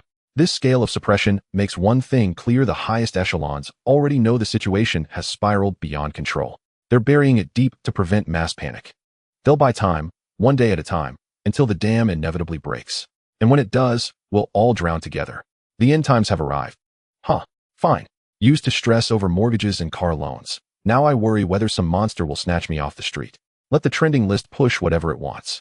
We're all doomed anyway. Stay calm. Official silence likely reflects careful calculation, perhaps to avoid triggering secondary disasters through widespread panic or because the investigation remains inconclusive. Trust the state. Criticize all you want, but here's practical advice. First, stock non-perishable food and bottled water. Second, avoid going out after dark, especially into remote or deserted areas. Third, monitor any official safety advisories, if and when they appear. Safety first. Chill. My uncle works in a special division. He says they've captured an ability user capable of manipulating dreams. They're secretly containing people like this nationwide. Jichuan. What happened in Jichuan City? Jiang Qi frowned, sensing something deeply amiss. Following fragmented clues, he eventually tracked down the original video on a tiny near-invisible account with only a handful of followers. The footage was shot inside a cafe, shaky handheld, clearly filmed on a smartphone. From the very first frame, it was hell incarnate. Limbless torsos littered the floor. Severed heads lay neatly arranged. Gory viscera splattered across walls and tables, everywhere. A nauseating stench of blood seemed to bleed through the screen, so vivid Jiang Qi could almost smell it. Amid violent tremors, the image steadied for a fleeting second, centering on the cafe's heart. There stood a figure. Not tall, not imposing. Slight, almost frail, draped in an unremarkable gray hoodie. The hood was pulled low, obscuring most of the face, revealing only an unervingly pale, softly contoured jawline. Was this a woman? Amid the stampeding, shrieking crowd, her stillness was absolute, terrifyingly so. Then she moved. Casually, absently, she extended one hand. No thunderous explosion. No dazzling light. Where her fingertip pointed, a middle-aged man in a suit sprinting toward the exit, his upper body suddenly detached from his lower half with no warning. His torso kept surging forward mid-stride, his legs remained rooted, spewing entrails and crimson geyser-like, splattering a nearby teenage girl's face in gore. Next, her gaze drifted to the barista behind the counter, barely 18, vibrant youth crowned by a red bow atop her ponytail. She staggered backward, terror twisting her lovely features. Please, no, don't kill me, I don't want to die. Her pleas earned no mercy. She simply clenched her fist, and a wet, sickening crunch ripped through the air. In less than half a second, the young woman was compressed by an invisible force into a fleshy, bloody sphere, no wider than half a meter. Clothes and skin fused into one grotesque mass. It dropped with a soft plop, twitching faintly reflexively, as if still clinging to life. A brief, hollow silence followed, then erupted into raw, hysterical, soul-shattering screams. Wails, curses, desperate begging, all overlapping. A young couple cowered beneath a table, hands clamped over each other's mouths, breath held tight, praying she wouldn't notice their corner. But her gaze swept toward them, a glance, casual and different.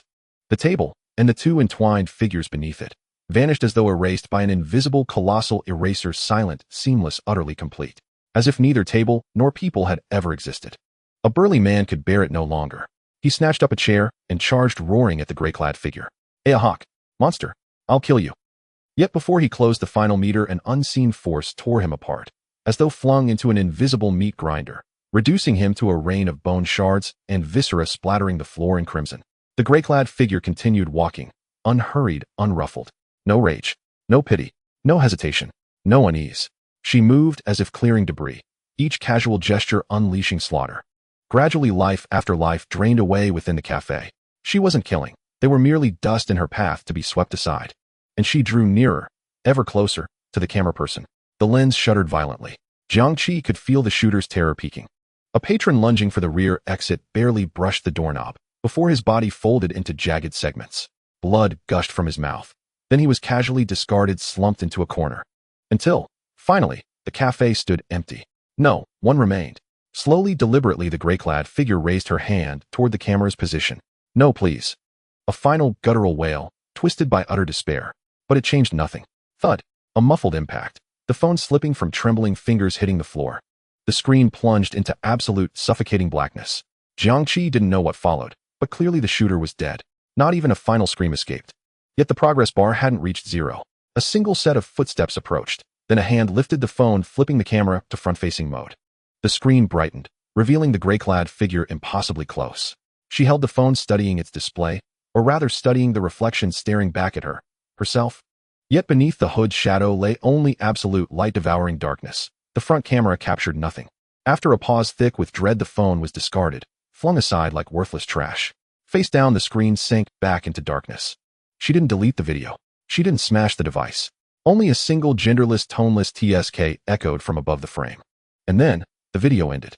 Jiang Qi sat frozen, chilled to the marrow. Any sense of control he'd felt upon obtaining the Jade Gui, gone utterly erased. The gray-clad figure wielded terrifying versatility. Her lethal methods alone numbered at least 5 severance, compression, erasure, grinding, folding. And those were merely the ones shown. Others surely remained hidden.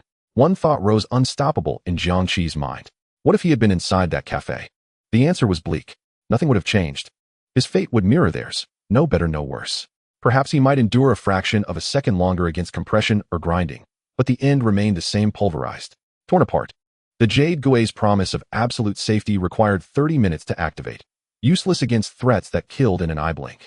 Worse, her mechanism defied comprehension. Spatial manipulation, distorted force fields, or something far more abstract, a conceptual erasure. Without understanding the mechanism, defense was impossible, even evasion futile. Indeed, I must never underestimate the world's depths, Jiang Qi sighed.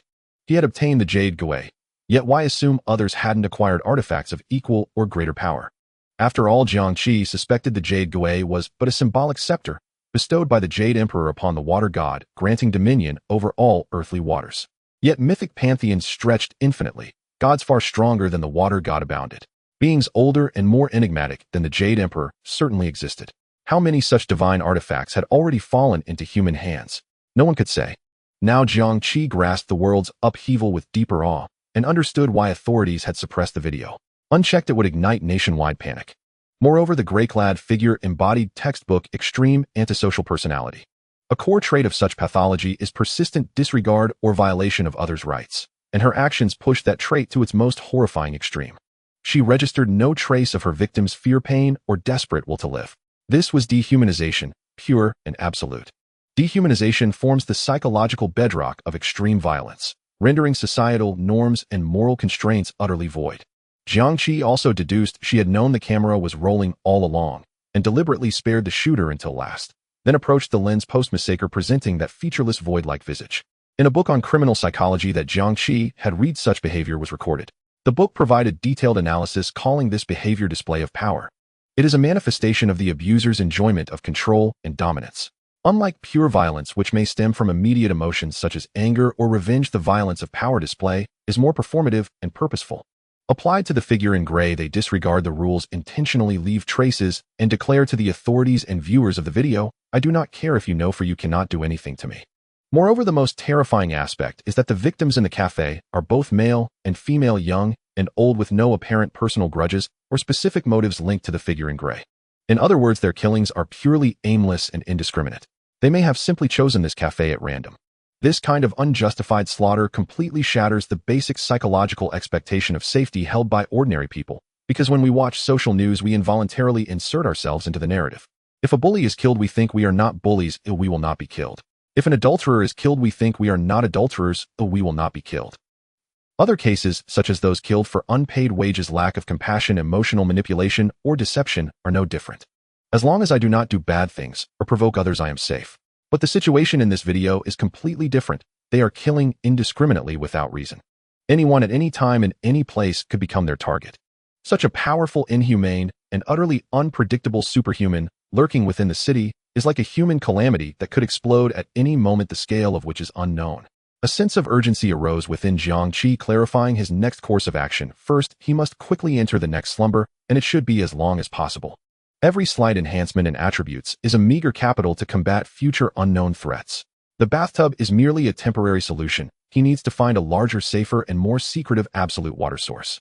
Second, he must actively explore, understand, and master the secrets of Luo Gui. A mastery level of 0.0001 is far from sufficient. He must quickly increase his mastery level to unlock more abilities or enhance slumber efficiency. Third, he needs to gather more intelligence and information.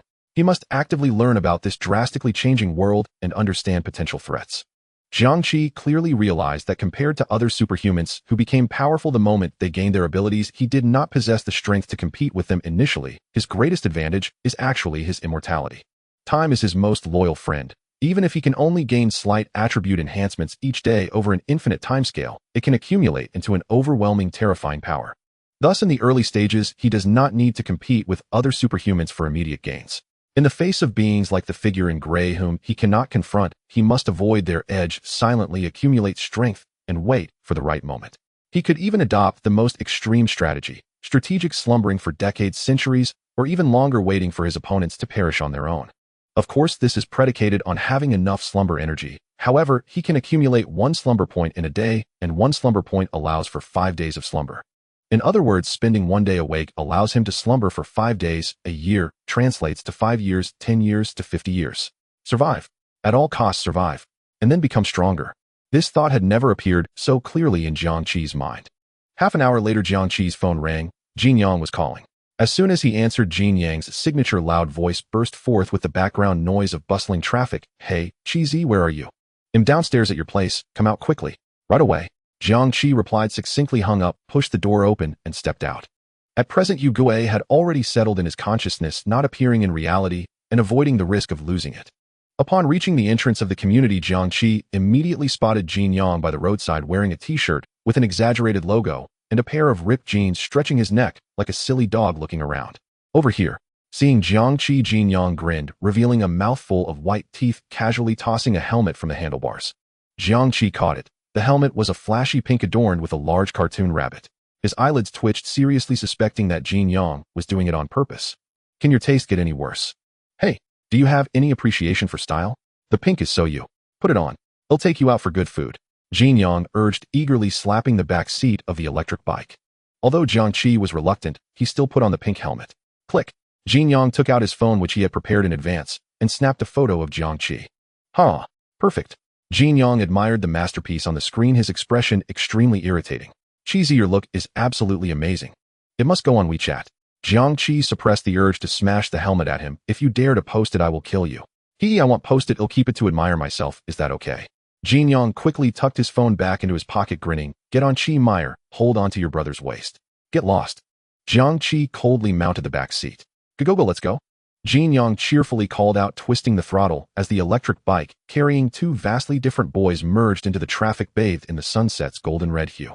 In no time, Jin Yang drifted with Jiang Qi and smoothly parked in front of a barbecue shop, which was actually just a slightly sharp turn.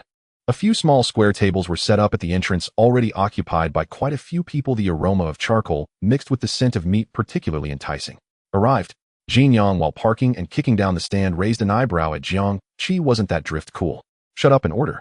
Jiang Qi got off the bike, took off the helmet, placed it in Jin Yang's arms, and walked straight to an empty table in a corner. Jin Yang laughed heartily, parked the bike, and skillfully picked up the plastic-wrapped menu to order. Sister Ali, let's start with 20 skewers of lamb, 20 skewers of beef, 20 skewers of pork belly, 10 skewers of beef, fat, 1 serving of iron plate, chives, 2 grilled peppers, and 1 grilled eggplant. After finishing the order, Jin Yang sat down and asked Qi, do you want some wheat juice? Jiang Qi originally didn't want to drink, but seeing Jin Yang's eager expression and thinking of his upcoming plans, he paused for a moment, almost inaudibly replying, let's start with 4 bottles. Jin Yang was taken aback, as if meeting Jiang Qi for the first time. Qi, aren't you a teetotaler? I was just asking casually. Jiang Qi said he'll drink a bit with you. Jin Yang happily gave him a thumbs up. Good brother. He got up and quickly walked to the refrigerator, returning with 4 frosty bottles of beer, opening one for Jiang Qi and pouring it the glass, immediately sweating with condensation. Come on, fill it up. Today must be commemorated. Soon the first batch of meat skewers was served, sizzling and fragrant. Jin Yang grabbed a skewer of meat with a mix of fat and lean, eagerly stuffing it into his mouth, mumbling, delicious. Sister Alice's skills are still so amazing. Jiang Qi also picked up a skewer of lamb sprinkled with cumin and chili powder. Taking a bite, the scorching meat juice mixed with rich spices burst in his mouth, combined with the unique char from the charcoal, providing immense satisfaction. Jin Yang raised his glass. Come on, Qi, let's have a drink to celebrate your first time drinking alcohol. Just a sip will do, just to mark the occasion while I'm down. No need. Jiang Qi lifted the cold, bubbly liquid in front of him and, mimicking Jin Yang, downed it in one go. Jin Yang first opened his mouth, then leaned in closer to examine Jiang Qi. So Qi, how does it taste? Jiang Qi frowned slightly, a bit bitter. Jin Yang burst into laughter. Ha ha ha. Jiang Qi coldly retorted, what are you laughing at? Isn't it bitter? Jin Yang's expression suddenly became serious, his eyes distant, as if penetrating through the smoky atmosphere of the barbecue stall, glimpsing the ends of the universe. He spoke with a tone seasoned by experience. Qi, you don't understand this. Alcohol is bitter, but compared to real life, what does that bitterness matter? Once you reach my age, you'll understand. Saying this, he let out a deep sigh, as if having tasted all the bitter sorrows of life. Jiang Qi expressionlessly watched him perform, giving his assessment full. Though Jin Yang was scolded, he was not annoyed. Instead, he seemed to take pride in receiving some form of recognition, looking very pleased with himself. After a few more skewers, Jiang Qi had also consumed about half of the beer in front of him, and asked you mentioned on Wylian that you have explosive news. What is it? Hearing Jiang Qi's question, Jin Yang's expression became much more serious. He looked around to ensure no one was paying attention, then lowered his voice to speak to Jiang Qi. I had you tell my dad to gather related information, and it turns out my dad actually knew all along. He said that powerful families have been acting crazily recently, scouring the world for old artifacts. I've heard that many antiques in museums have secretly been replaced with replicas, but truly those have either been moved away or are being protected by those above. Jiang Qi's expression stiffened. This situation roughly aligned with his judgment, yet he still asked, why are they collecting ancient artifacts? Jin Yang replied, I've heard some ancient artifacts have incredible abilities. Do you know the Shen family?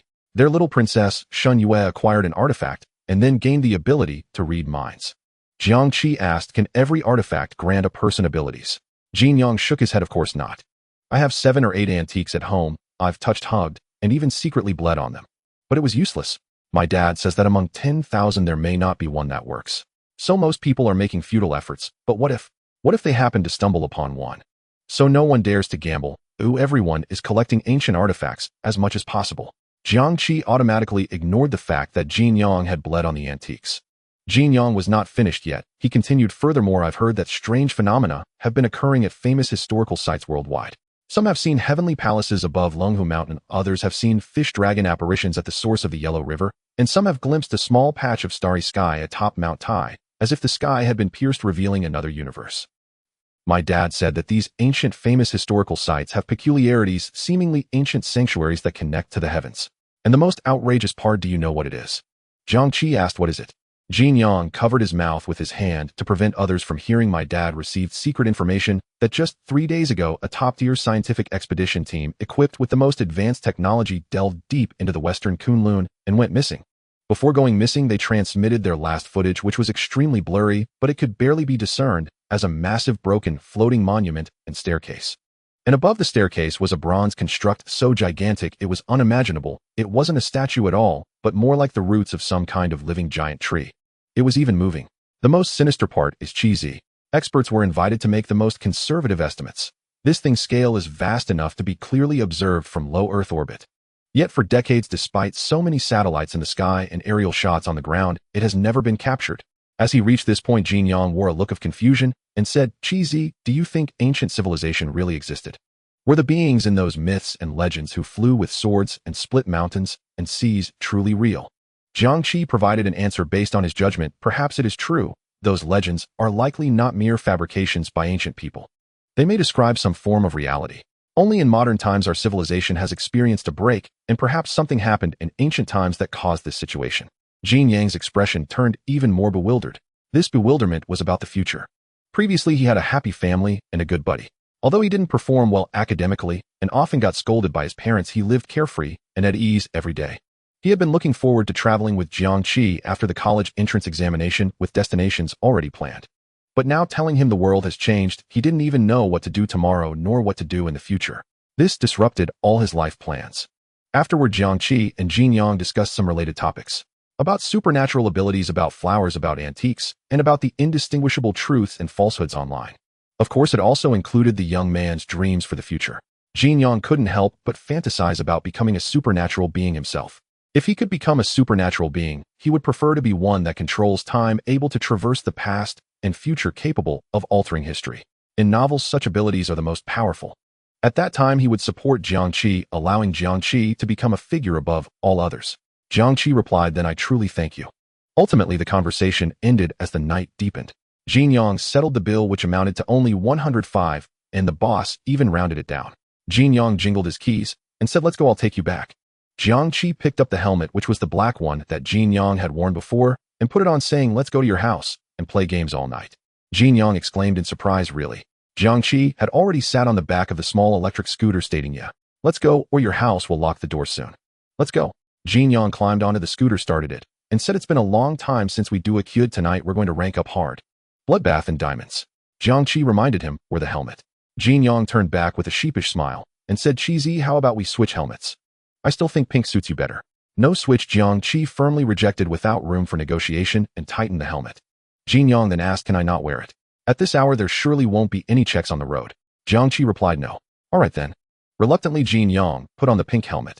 The bright pink contrasted sharply with his disgruntled face, making him look like a complete fool. Under the black helmet, Jiang Qi's lips curled up slightly, which could almost be considered his version of a smile. He then took out his phone to snap a picture of Jin Yang. Click. Jin Yang's foolish look was instantly captured. He lamented, "Qi, you're getting back at me." Jiang Qi calmly put away his phone, saying, "Do not impose on others what you do not desire for yourself." Jin Yang looked frustrated, saying, "I'm so foolish knowing I can't outsmart you, yet I still wanted to trick you." Jiang Qi urged, "Let's get going." Upon arriving at Jin Yang's house, his parents had already gone to bed, but the housekeeper and aunt were still up. Seeing the young master return with Jiang Qi, they hurried to greet them, saying, "Young master Jiang Qi, welcome." Jiang Qi often stayed at Jin Yang's house, and because he was sensible, composed, and academically excellent, everyone in Jin Yang's family liked him and treated him as half a young master. Jiang Qi nodded slightly, saying, "Uncle Wang, Aunt Lu, good evening, sorry for the disturbance." Uncle Wang waved his hand, saying, "No disturbance at all. Your presence makes the master and madam so happy." Aunt Lu added, "Indeed, young master Jiang Qi, why are you being so polite? Would you like me to prepare some late-night snacks for you?" Jin Yang quickly interjected before Jiang Qi could respond, "No need, Aunt Lu. We just had barbecue outside. We're going to stay up all night playing games, so we really can't eat anymore." Jiang Qi also politely told Aunt Lu, "Thank you, Aunt Lu, no need to trouble yourself, we're not hungry." "All right, I'll prepare some fruits and brew some tea to bring up. Staying up late can easily cause heatiness. I'll make you some chrysanthemum tea to help cool down and be good for your eyes. I'll go prepare pajamas and slippers for young master Jiang Qi," Uncle Wang said, and both of them left. Jin Yang watched this scene and scratched his head, saying, "Qi, why do I feel like Uncle Wang and Aunt Lu care about you more than they do about me?" Jiang Qi replied nonchalantly, "It's just an illusion." Jin Yang looked puzzled. "Is it really just an illusion?" They arrived upstairs in the gaming room, and Jin Yang eagerly opened the game. Jiang Qi chose the support role, while Jin Yang picked the jungler. Without believing in bad luck, he selected the mechanized queen jungler. After the first match ended, they won, and Jin Yang was ecstatic. "Awesome.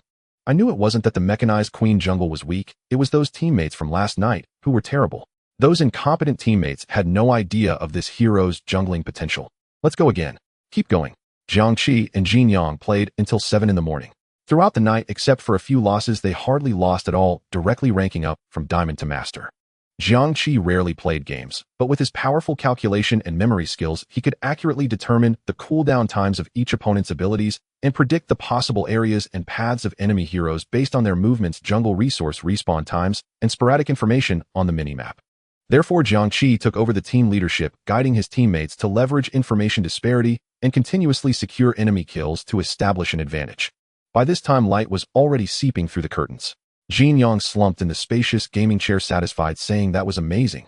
Playing games with you is simply a delight. If I were to say with your brain you should go pro, the esports scene in the East needs you to save it." After finishing the game, the two had breakfast and took turns showering.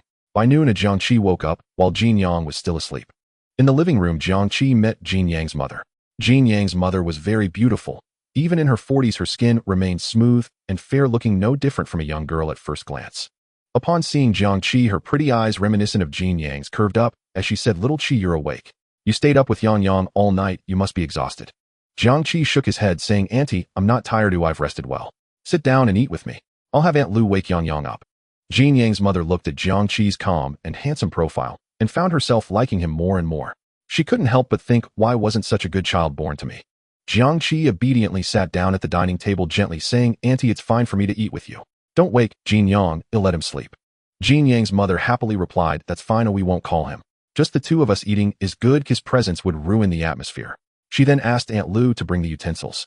After finishing the meal, Jiang Qi politely bid farewell to Jin Yang's mother, saying, "Annie, I'll head back now." Jin Yang's mother was taken aback and asked, "Aren't you going to wait for Yang Yang to wake up? When he wakes up, he'll definitely ask where you went. It would be my fault for not keeping you here." Jiang Qi replied, "No need to wait, I have things to do at home." Jin Yang's mother said, "All right, the sun is strong outside. I'll have the driver take you back." She quickly instructed Uncle Wang to arrange a car. "Thank you, Auntie." Jiang Qi expressed his gratitude, this time not refusing. After returning home, Jiang Qi sent a message to his landlord about terminating the lease. The landlord was somewhat surprised. He knew Jiang Qi was a third-year high school student with only 20 days left until the college entrance examination, and this was a critical moment, so he didn't understand why Jiang Qi chose to vacate now. However, Jiang Qi did not explain the reason for terminating the lease. He merely informed the landlord that he would clean out the house today. The landlord could only reply with okay, instructing him to leave the keys on the coffee table in the living room, and that he would return Jiang Qi's deposit after checking the house in the evening. Upon entering the bedroom, Jiang Qi looked at the books on the shelf and felt as if it had been ages, even though it was only 2 or 3 days. The books on the shelf besides textbooks and review materials included professional books like Forensic Atlas Trace Identification and Criminal Psychology. Jiang Qi's actual knowledge reserve had long exceeded that of high school. His future plan was to become a police officer. Therefore, during high school, Jiang Qi began to prepare not only by reading some professional books in advance, but also by consistently exercising to meet the physical examination standards required for police recruitment. Thus, when Jin Yang curiously asked what those people in white coats were doing by the lake, Jiang Qi could respond. And when watching the video from the Jichuan Cafe, he could interpret the underlying logic behind the various actions of the gray-clad man. However, none of this mattered now. The world had changed. Jiang Qi peeled off the plan paper he had stuck on the headboard. He no longer needed these. Yes, Jiang Qi planned to give up on the college entrance examination. Perhaps the principal, an old Wang, would cry in the bathroom upon hearing this news, but Jiang Qi had already made his decision. In the infinite time scale, education was of no use, especially at a time when the world was undergoing tremendous changes. He could not forsake precious sleep time for a mere diploma. In the end, Jiang Qi only took his clothes, shoes, toiletries, and other personal essentials along with some trash that needed to be discarded. As for study materials, textbooks, and books related to police studies, they were all left in the rental house. As Jiang Qi dragged his not-so-heavy suitcase and closed the door of the rental house for the last time, the key turned in the lock with a clear click. He stood outside the door, not leaving immediately. Was he reluctant? Yes. But it wasn't a reluctance for the rental house. It was a reluctance for the past life and the familiar world. Yet he resolutely turned away, choosing to bid farewell to the past. The world was moving forward, and the individual could only choose to follow. After leaving the community, Jiang Qi took a taxi to the bus station, where he bought a ticket for a long-distance bus to Chongqing County. Chongqing County is a district under Lushan City, where Jiang Qi was born and raised. In fact, Jiang Qi was not born an orphan. He had a happy life until he was 6, with a father who was a photographer and a mother who was a lawyer, forming a complete family. At that time, his father would hold him and play with the camera, teaching him about different lenses, while his mother would tell him various stories before bed, sometimes fairy tales, and sometimes her real experiences helping others. At the end of the stories, she often added, "Little Qi, you must also be brave and kind in the future." A harmonious family of 3. But everything changed when Jiang Qi turned 6. His mother was suddenly diagnosed with pancreatic cancer, and her condition deteriorated rapidly. By the time he was 9, Jiang Qi's mother, bedridden for 3 years, finally found relief and left for another world. His father managed to get through the funeral, but afterward he seemed to become a different person, sinking into deep despondency. He had always been a man of few words, and now he spoke even less, sometimes not uttering a word all day. Then time reached the year Jiang Qi turned 12, when his father also left due to an accident. An explosion in the kitchen while cooking left him unrecognizable. As previously mentioned, Jiang Qi's parents left him a significant sum of money upon their passing, a large portion of which was his father's death compensation. However, Jiang Qi always felt that his father's death was not that simple. Perhaps it had been planned by his father. With his father's abilities, he could have easily arranged such an outcome. Jiang Qi inherited his father's intelligence. Perhaps, since the day his mother died, his father had intended not to live, but just held on for another 3 years for Jiang Qi's sake. Thereafter, Jiang Qi began living with his uncle, aunt, and cousin. Until Jiang Qi reached high school and took the entrance exam to the city, he moved out to rent a house. After waiting at the bus station for more than 10 minutes, Jiang Qi placed his suitcase in the trunk of the bus and boarded with his ticket. The bus cabin was filled with a strong mixed odor. The plastic seat covers were polished, shiny, and in some places they had even cracked open, revealing dark yellow sponges inside. Jiang Qi chose a seat towards the back near the aisle. This was due to his habit, allowing him to observe more people as much as possible. One after another, passengers boarded with large bags. The bus cabin quickly filled up. The driver was a dark-skinned, middle-aged man with a hint of impatience. As the departure time approached, he leaned against the bus, smoking. Amidst the inquiries and complaints of passengers, the driver finally extinguished his cigarette and boarded the bus. Not long after the bus started up, with a turn of the steering wheel, it drove out of the station. Jiang Qi leaned back against the seat, directing his gaze outside the window. Familiar cityscapes quickly receded in the bumps. Those familiar street signs and crowds were moving away from him at an irreversible speed. When the bus officially merged onto the provincial road, the passengers finally settled down. Some began to sleep, some browsed their phones, while others chatted with those next to them, discussing topics such as, "There's been another incident in XX place," "Oh, food prices are rising on fire," and "stocking up supplies." This also prompted more people to join the discussion. Absolutely. The grain and oil stores are going crazy. Rice and flour prices change daily. If this goes on, we won't be able to survive. Stock up. We must stock up. Who knows what tomorrow will bring? The salt and sugar at the little supermarket downstairs ran out yesterday afternoon. Even instant noodles are gone. Food alone isn't enough. What about water? What about medicine? What if there's a power or water outage? My family has been urging me to buy candles and batteries. I had to run around 3 stores to grab a few. Canned food. We need to buy more non-perishable canned food. Compressed biscuits. Those can fill you up. Anti-inflammatory medicine, fever reducers, bandages. If we don't stock up on these life-saving items now, we won't have time to cry later. What about knives? Shouldn't we prepare some self-defense tools? It's not safe now. Jiang Qi observed this scene and thought it seems that the impact of the world's changes has already reached every ordinary person. Chongqing County is a mountainous county under the jurisdiction of Lushan City, situated to the southwest of Lushan's urban core. It juts deep into the vast undulating mountain ranges of southwestern Lushan like a wedge. Departing from Lushan city center and traveling southwest along the winding provincial highway S307, one must cover approximately 70 to 80 kilometers before reaching Chongqing County town. Though this distance is not great, the treacherous terrain, steep mountains, and perilous roads ordinarily renders the journey akin to crossing between two separate worlds. Logically, the driver had traversed this route hundreds of times, every hairpin bend concealing a sudden steep descent, every hazardous stretch etched indelibly into his memory. In the past, he could navigate it blindfolded, his left hand resting lightly on the steering wheel as he hummed a tune, while his right idly held a cigarette, exchanging banter with familiar passengers. Yet upon entering the mountain pass, the road suddenly felt alien. The Eagle Beak rock curve, a stretch that once took only 10 minutes, now stretched endlessly more than half an hour, passing without its completion. Moreover, did those distant peaks truly tower so high before? The mountain, shaped like a reclining ox, visible on every prior journey, now loomed deeper, vaster, veiled beneath dense emerald forests. Its horns nearly pierced the low-hanging leaden clouds. Was it illusion, or was the mountain itself rising silently, inexorably? Driver, do you even know how to drive? An impatient middle-aged man in the central seats demanded. We haven't even left yet. At this pace, we won't reach Chongqing before nightfall. As soon as he spoke, others joined in accusing the driver. Exactly. You're crawling like a snail. I've never seen anything slower. I've already slept through half the trip. This is maddening. I need to get home. Did we take a wrong turn? This doesn't look like the road I remember. And indeed, it wasn't their fault. The mountain pass unsettled each of them, stirring an instinctive urge to escape it as swiftly as possible. Yet what should have taken no more than 90 minutes now stretched toward 2 hours, with the bus still stranded halfway. The driver's face darkened. He longed to shout back, to declare that the mountain and the road were profoundly wrong. But before he could utter a word, the bus lurched violently with a deafening clang, as if striking a boulder, nearly rolling sideways. Screams erupted throughout the coach. Oh my God! Help! Fortunately, most passengers wore seatbelts and escaped injury. A few, however, had not fastened theirs and were thrown from their seats. An elderly woman suffered the worst. Her head struck the floor, splitting open and gushing blood. Her daughter panicked. The moment the bus halted, she lunged at the driver, shrieking, "You bastard! Are you blind? How the hell did you drive this thing?" In fury, she reached for the steering wheel. "You've killed my mother. I'll kill you." The driver roared, "Stop yelling. Just look outside." But the woman, hysterical, ignored him, screaming wildly, "You dare yell at me? I don't care what's out there. You're responsible for what you've done to my mother, eh?" Yet everyone else had already turned toward the windows. Before them stretched no familiar serpentine highway, but an utterly unknown path, raw and primeval, exuding ancient, untamed wilderness. Its surface was pocked and scarred with fallen boulders. The violent jolt occurred precisely when the bus abruptly veered from the paved road onto this uncharted stretch and crushed a massive stone. What was happening? Where had this path emerged from, and where did it lead? Amidst the woman's frenzied wails, the cabin fell into an eerie, suffocating silence. Suddenly, the same middle-aged man's voice cracked like thunder. "See, I told you, we're off course. This isn't the road to Chongqing." The driver stood firm. "I haven't deviated.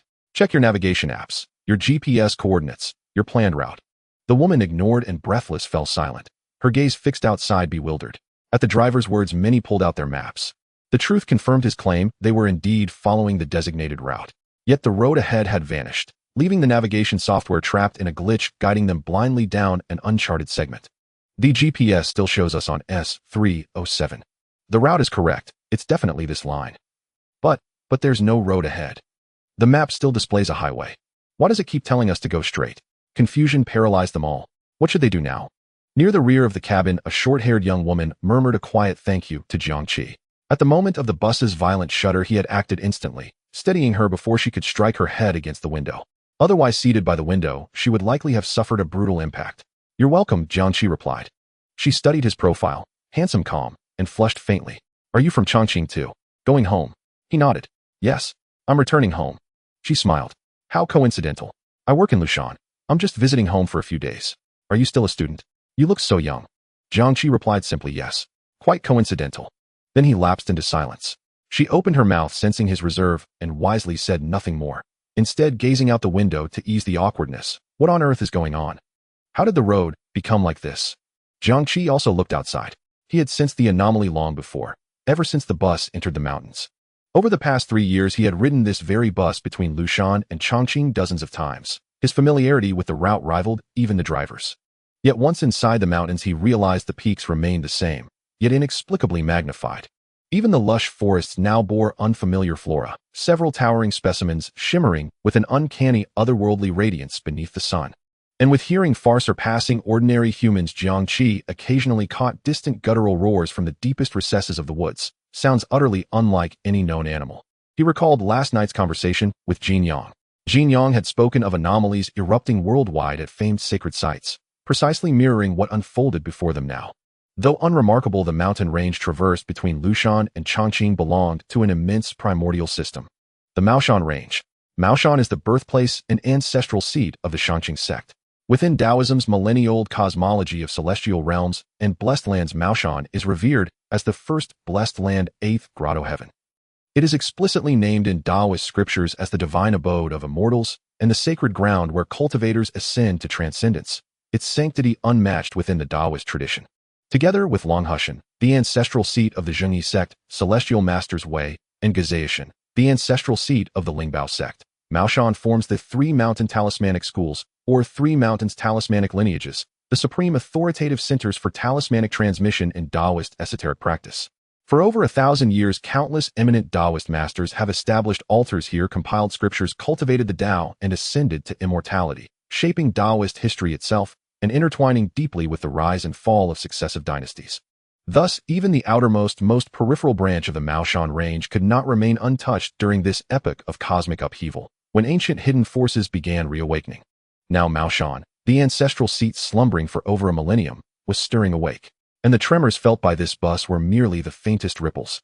Within Maoshan's true heartland, the transformations unfolding were surely cataclysmic, earth-shattering in scale. Inside the bus, the injured grandmother had been lifted onto a seat. Passengers pressed cloth against her forehead, stanching the bleeding at least for now. Though her daughter hadn't abandoned her wrath against the driver, she sat back down, plotting how to hold him accountable once they escaped. Others argued fiercely, panic spreading like wildfire. They felt like forsaken souls cast adrift from the world. Some urged turning back, the safest choice, but others countered if the forward road had vanished, who could guarantee the return route remained unchanged? Adding to their dread, the driver warned their fuel was running low. If they became trapped with no way forward or back, despair would be absolute. Thus, waiting for rescue seemed the wisest course. Yet another problem arose. Though they briefly had network access, while checking maps, all connectivity had now vanished. Not a single call could be made. How could they summon help? No one outside knew their location. Voices clashed in fruitless debate. The driver hesitated, paralyzed. Amidst the chaos, the short-haired woman caught sight of Jiang Qi rising, walking calmly toward the driver. She stared astonished at his retreating back, wondering what he intended. He threaded through the narrow aisle and stopped beside the driver's seat. "Master," he said, "continue forward." The driver turned and met the face of a youth impossibly young. Instinctively, he dismissed him as yet another nuisance. Irritated, he snapped, "Forward. Don't you see the road is gone? How can we go forward?" Others echoed his skepticism. "Exactly. What lies ahead? Can you guarantee safety?" "Preposterous. So young, yet you presume to decide for 30 souls. Who do you think you are, a hero? There are elders and children aboard, and a wounded woman. If something happens, can you bear the weight of our lives? Young man, please sit down. We must stop and wait for help. Turn around. Turn back." Jiang Qi ignored the jeers entirely. He knew the driver held the reins, and thus only the driver needed convincing. He said, "Master, you've driven this road countless times. You must know its contours. Haven't you noticed?" The driver nodded. "Yes, I noticed earlier." Staring intently into Jiang Qi's unervingly composed eyes, he sensed the youth grasped something profound, and asked, "But what does that mean? Is it connected to moving forward?" "Simply put," Jiang Qi replied, "the mountains have expanded, while the roads we built have not. Thus the highway fractured. This path before us," he pointed ahead, "is not some newly conjured unknown trail. It is the transitional zone between broken segments of the original road. Consider folding a sheet of paper, drawing a line across it, then unfolding it. The line will contain a gap where the fold occurred. We stand precisely within that gap, reconnect with the road, and we escape." The driver's expression cleared, others fell silent, pondering. This youth's logic astonishingly explained everything. Yet a discordant laugh cut through the air. "Huh? Mountains growing. That's pure myth. Ridiculous. Ha ha ha." Jiang Qi turned to see a wiry youth with dyed yellow hair. Before Jiang Qi could react, the driver snapped, "Who the hell are you? Get lost. With the road gone, nothing is impossible." The yellow-haired youth bristled, but was quickly restrained by others. The driver looked again at Jiang Qi. "If what you say is true, why push forward instead of reversing?" Jiang Qi answered, "Because the changes intensify rapidly. Earlier our phones still had signal. Now even that has vanished. Conditions are deteriorating. We must leave immediately. No one can predict what may unfold next. Therefore, waiting for rescue is the first option to discard. Stopping means certain death. By distance, we've already covered 5/7 of the mountain highway. Only 2/7 remain. Pressing forward is the only rational choice. Drive forward, find where the line reconnects, and we walk free." Silence settled over the cabin after his words. All understood this was a matter of life and death. The driver's expression shifted, then hardened. Jaw clenched, resolve forged. "Fine. We go forward, but brace yourselves. Because the road ahead will be rough." Jiang Qi exhaled, relieved. Avoiding violence was always preferable. They had no time to hesitate. Jiang Qi feared, like the scientific expedition days earlier, they might become ensnared in a fractured pocket dimension. What followed unfolded precisely as Jiang Qi had foreseen, changes growing ever more violent. Especially after turning onto the unknown mountain road, bizarre flora began appearing frequently outside the windows. Some were colossal dark red flowers resembling carnivorous blooms. As the vehicle passed, the eye-like spots on their petals seemed to awaken, staring intently at the bus. The vines were no longer static. They coiled like lurking serpents, slowly undulating within the dappled shadows of the forest. This eerie phenomenon, compounded by the bus's violent lurching, subjected every passenger to unbearable torment. An overwhelming sense of vertigo and nausea spread through the cabin. As time elapsed, dark purple vines bristling with sharp thorns began cautiously reaching toward the moving vehicle. It's coming. It's coming. It's alive." More and more passengers, unable to endure this psychic agony, broke into frantic cries. At the driver's seat, the driver stared rigidly ahead, his hands clamped onto the steering wheel like iron vices, clearly bearing immense pressure. Now the lives of everyone aboard rested solely upon him. What is that?" Another scream pierced the cabin. A man in his 30s pointed frantically out the window, his face pale and voice shrill with terror. All eyes followed his gesture, only to behold an unimaginably vast shadow gliding silently across the treetops in the distance. Heavens above, what kind of creature is that? No one glimpsed its form, but from the sheer scale of its shadow, it was undeniably colossal beyond all human imagination. Jiang Qi urged in a hushed voice, "Shoo, everyone stay silent. Sound may draw whatever lurks out there closer." By now, Jiang Qi had earned a measure of authority among the passengers. His words carried weight. Many instantly lowered their voices, muffling screams into choked guttural whimpers trapped deep in their throats. Moments later, absolute silence descended, broken only by the bus's shuddering vibrations as it rattled along. The scene resembled a mute spectral coach traversing an ancient primeval forest. Within that primordial wilderness, the bus was the most fragile of creatures, vulnerable, defenseless. At any moment, a formidable predator might erupt from the forest's depths and claim it as prey. Time ticked away second by second. With no road signs or familiar landmarks, and especially after entering the unknown stretch, the passengers had no idea how far they'd traveled. Even their phones' clocks had grown unreliable. They could not even use time as a reference. Minutes, hours, or had centuries stretched out in agonizing slowness. No one aboard knew. All they could do was wait, passively, helplessly adrift in utter disorientation. And such waiting was perhaps the cruelest trial of all. Then, abruptly, the anomaly struck again. Outside the windows, the rushing scenery ceased flowing smoothly. Instead it fractured, flickered, and doubled like a malfunctioning television screen. One moment lush greenery filled the view. Then in the next it vanished into a sheer black cliff face. A moment later, a colossal, vibrantly toxic mushroom erupted into sight, only to vanish, instantly replaced by the charred stump of a lightning-struck tree. The bus itself scraped against something unseen, emitting a grating metallic shriek. Jiang Qi realized the distortions had intensified dramatically. The very fabric of space had grown unstable. Panic now surged uncontrollably throughout the cabin. In the face of such horror, composure was impossible. How much longer until we escape? Are we going to die here? Who will save me? Mom, I want to go home. Some crouched, trembling violently, others prostrated themselves repeatedly before unseen powers, pleading for salvation that did not exist. Still others muttered incoherent syllables, lost to reason. Everyone had reached their breaking point, on the verge of total collapse. Even Jiang Qi prepared for the worst. He had never imagined the transformation would accelerate so rapidly. At this pace, the entire bus, and everyone aboard, would soon be irrevocably stranded in this alien dimension. Yet he felt little fear. Moments earlier he had spotted a lake. If trapped here, he would submerge himself within it interstasis once his cooldown period activated and secure his survival first. At the very least, his physical constitution granted him greater odds of survival than the others. But in the next instant, the world outside the windows opened wide. The surreal phenomena vanished entirely. The driver had found the thread and guided the bus back onto solid ground. It had been a hair's breadth from catastrophe. On that stretch, spatial integrity had already begun to unravel. Another 2 or 3 seconds delay, and they would have been permanently sealed within. Roads dissolved, escape impossible. Miraculously, they had escaped. Passengers wept with relief. A trembling voice, trembling with disbelief and elation, rippled through the cabin like a stone dropped into still water. We are out. We're truly out. Out, really out. Oh heavens above. Thank goodness. We're saved. The driver exhaled deeply, then fumbled a cigarette from his pocket and lit it. A breach of regulations no one dared reproach. After all, he was now their savior. He drew deeply, inhaling with near-epic intensity, then released a long, slow stream of pale blue smoke. Truth be told, he had gambled, trusting Jiang Qi's counsel. Fortunately, the gamble had paid off. Jiang Qi's judgment had been flawless. Now smooth asphalt stretched unbroken beneath the tires. On either side of the road stood familiar secondary forests and shrublands, untidy yet utterly devoid of unnatural vitality. That ordinariness brought profound reassurance, deep calm. Jiang Qi stepped forward again and said, "Uncle, please speed up. We haven't seen the end of these changes yet." The driver's internal alarm blared anew. He replied gravely, "Understood." Once more the driver demonstrated the instincts of a seasoned veteran, maintaining speeds exceeding 120 km/h throughout, refusing to decelerate even on steep descents or sharp curves. Passengers clutched their seats, hearts pounding, not from otherworldly dread but from the visceral terror of imminent vehicular disaster. 10 minutes later the bus finally emerged from the mountain pass. As it fully cleared the mountain shadow and rolled onto the comparatively level county road. Boom! A muffled, earth-shaking roar, deep as the planet's core, primal as creation's first breath, exploded behind them.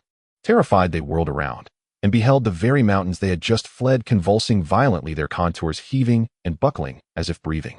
The peaks themselves were expanding, ripping open the Earth's meridians, triggering seismic tremors across the entire range. Chills ran down every spine. They recalled Jiang Qi's warning and felt profound gratitude for having heeded it, choosing desperate flight over passive waiting. Had they turned back or halted hoping for rescue, they would likely have perished in that cataclysmic quake. Finally, the bus rolled steadily into the county bus station and came to a firm, deliberate halt. Passengers began disembarking. Having shared mortal peril, bonds between them had strengthened markedly. Many exchanged contact information on the spot. Naturally, Jiang Qi, the undisputed architect of their survival, received effusive praise. Each passenger approached him personally to express heartfelt thanks, and he responded with quiet, courteous grace. "You're welcome. It's enough that everyone is safe." It was only right. The driver himself retrieved Jiang Qi's backpack from the side compartment and handed it to him with solemn reverence. "Young man, thank you. Without you, none of us would have made it." Jiang Qi shook his head. "No thanks needed. I acted for my own survival as well. And if possible, please contact the police or traffic authorities immediately. Detail everything that occurred on the road. It may save countless others." The driver affirmed sternly, "Rest assured, I'll handle it personally. I'm calling them right now." Jiang Qi nodded. "Good. Then I'll be off." "Wait," the driver called out. Jiang Qi paused and turned. "Moi." The driver hesitated, then asked awkwardly, "May I know your name? I believe someone like you is destined for extraordinary things." Jiang Qi smiled faintly. "Is that so?" Then he gave his name. "I'm Jiang Qi." With that, he slung his backpack over his shoulder, exited the station, and hailed a taxi. "Driver, please take me to Huimin Residential Complex, Northgate." Jiang Qi's uncle Jiang Sheng ran a hardware store in Chongqing County. Uncle Jiang Sheng bore no resemblance to his elder brother Jiang Mao, neither in temperament nor circumstance. Jiang Mao possessed striking looks, academic brilliance, and exceptional talent, while Jiang Sheng was plain in appearance, unremarkable in school, and socially inept. It seemed heaven had bestowed every blessing upon Jiang Mao, and every ordinariness upon Jiang Sheng. Neighbors often joked that the brothers couldn't possibly be blood-related. Jiang Sheng would merely smile, never offended, never ruffled. After junior high, Jiang Sheng failed the high school entrance exam and obediently enrolled in vocational school to study automotive repair. Upon graduation, he worked odd jobs on construction sites and served as an apprentice at garages, enduring hardship after hardship, until he finally scraped together enough savings to lease a small hardware shop in the old district. Only then did life begin to stabilize. He met his wife, Su Mei, shortly after opening the shop. She worked as a supermarket cashier. When he saw her struggling to haul goods upstairs, he offered to carry them to the third-floor warehouse, unprompted, without expectation. From that simple act, affection quietly blossomed. After marriage, Jiang Sheng devoted himself wholly to the shop. Su Mei continued working at the supermarket as a cashier. Later they welcomed a daughter, Jiang Lu, Jiang Qi's cousin. Jiang Qi often wondered, was this the truth behind the ancient saying? Profound love invites early demise, supreme wisdom invites suffering. His father Jiang Mao surpassed uncle Jiang Sheng in every visible way, yet died young. His uncle, though ordinary and modest, lived a life rich in quiet contentment. Stepping out of the taxi and walking a few hundred meters, Jiang Qi arrived at his uncle's hardware store. Inside, Uncle Jiang Sheng was loading cargo onto a delivery van. Upon seeing Jiang Qi, his weathered face lit up with genuine delight. "Xiao Qi, what brings you home so suddenly? Is school on break?" Jiang Qi nodded. "Yes, more or less. Just visiting for a few days." He set down his backpack and moved to help load the van. But Jiang Sheng stopped him. "No need. You'll get dirty. Let me handle it." "It's fine," Jiang Qi replied. "I'm stronger than I used to be." Jiang Sheng insisted. "Still no. Your duty is to study. You're the family's hope." Jiang Qi countered gently. "Uncle, even if I am the family's hope, I can't spend all my time studying and do nothing else." Ignoring further protest, he lifted a heavy crate and placed it firmly onto the van. Seeing he couldn't dissuade him, Jiang Sheng yielded, and the two worked side by side, loading cargo in companionable silence. Neither was loquacious. Jiang Sheng spoke little, Jiang Qi even less. Occasional exchanges arose only when Jiang Sheng posed a question, and Jiang Qi answered, then silence returned. Minutes later, Jiang Sheng asked again, and Jiang Qi answered once more. "How's the food at school?" "Fine, nothing special." "Do you have enough money?" "Yes." Jiang Sheng paused, searching for words. "Don't push yourself too hard." Jiang Qi kept lifting crates. "I know, uncle." Their interaction remained gently awkward, yet never strained, never uncomfortable. When the final crate was secured, Jiang Qi wiped his hands and checked the time. "Uncle, it's Friday. Is Xiao Lu off for the weekend?" Jiang Sheng, still checking the ropes, nodded. "Yes, she gets out at 6:10 p.m. "Got it," Jiang Qi said. "I'll pick her up." Jiang Sheng pointed. "The bike keys are on the counter." Jiang Qi took them, mounted the bike, and rode toward Chongqing Middle School, arriving in under 10 minutes. But it was only 5:50 p.m., 20 minutes before dismissal. Already parents crowded the school gates waiting for their children. Cars, bikes, and even specialty school pickup-only vehicles jammed the access road. Several inter-town buses bearing license plates from distant counties idled nearby. Jiang Qi parked his bike, discreetly bought a starch sausage, and waited. 10 minutes later, the school bell rang, and the heavy iron gates swung open. Students in uniforms streamed out, instantly surrounded by waiting parents who relieved them of their backpacks without hesitation. By nearly 6:30 p.m., his starch sausage had long gone cold. When at last he spotted her, a familiar figure striding confidently from the gate, flanked by 4 or 5 girls radiating effortless authority. Her uniform jacket hung open, revealing a colorful t-shirt beneath. Her backpack hung loosely from one shoulder. Jiang Qi called out, "Jiang Lu." She was mid-law, animated and bright, then spun around at the sound of her name and cried, eyes widening with pure joy, "Brother." Jiang Lu charged forward like a tiny cannonball, utterly disregarding decorum. She skidded to a stop before Jiang Qi and tilted her face upward. "Brother, why are you back?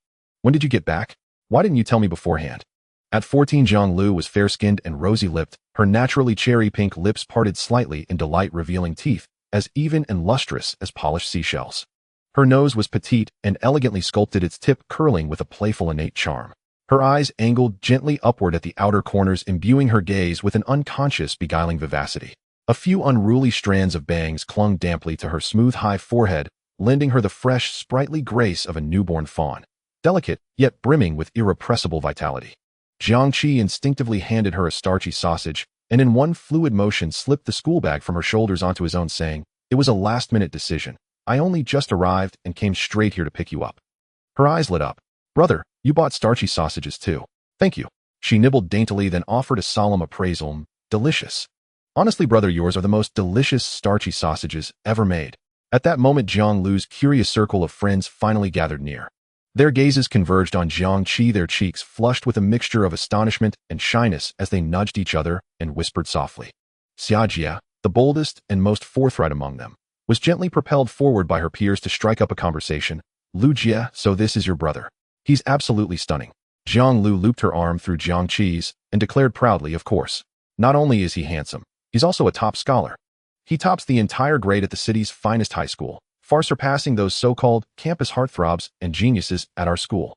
While Jiang Lu basked in her own boasting, Jiang Qi played his part flawlessly as a silent, poised model. Lending dignity to his sister's pride was simply a brother's duty. Xia Jie stole several admiring glances at Jiang Qi before nodding in agreement. He's elevated handsomeness to an entirely new tier. Then, gathering courage, she addressed him directly. Hello, big brother. Since Lu Jie is our friend, her brother is ours too. May I add you on WeChat? That way we can reach out easily if anything comes up, right? Jiang Qi saw no objection. Though reserved by nature, he found nothing inappropriate in exchanging contact details with his sister's close friends. Absolutely not. Just as Jiang Qi reached for his phone, a sharp cry rang out.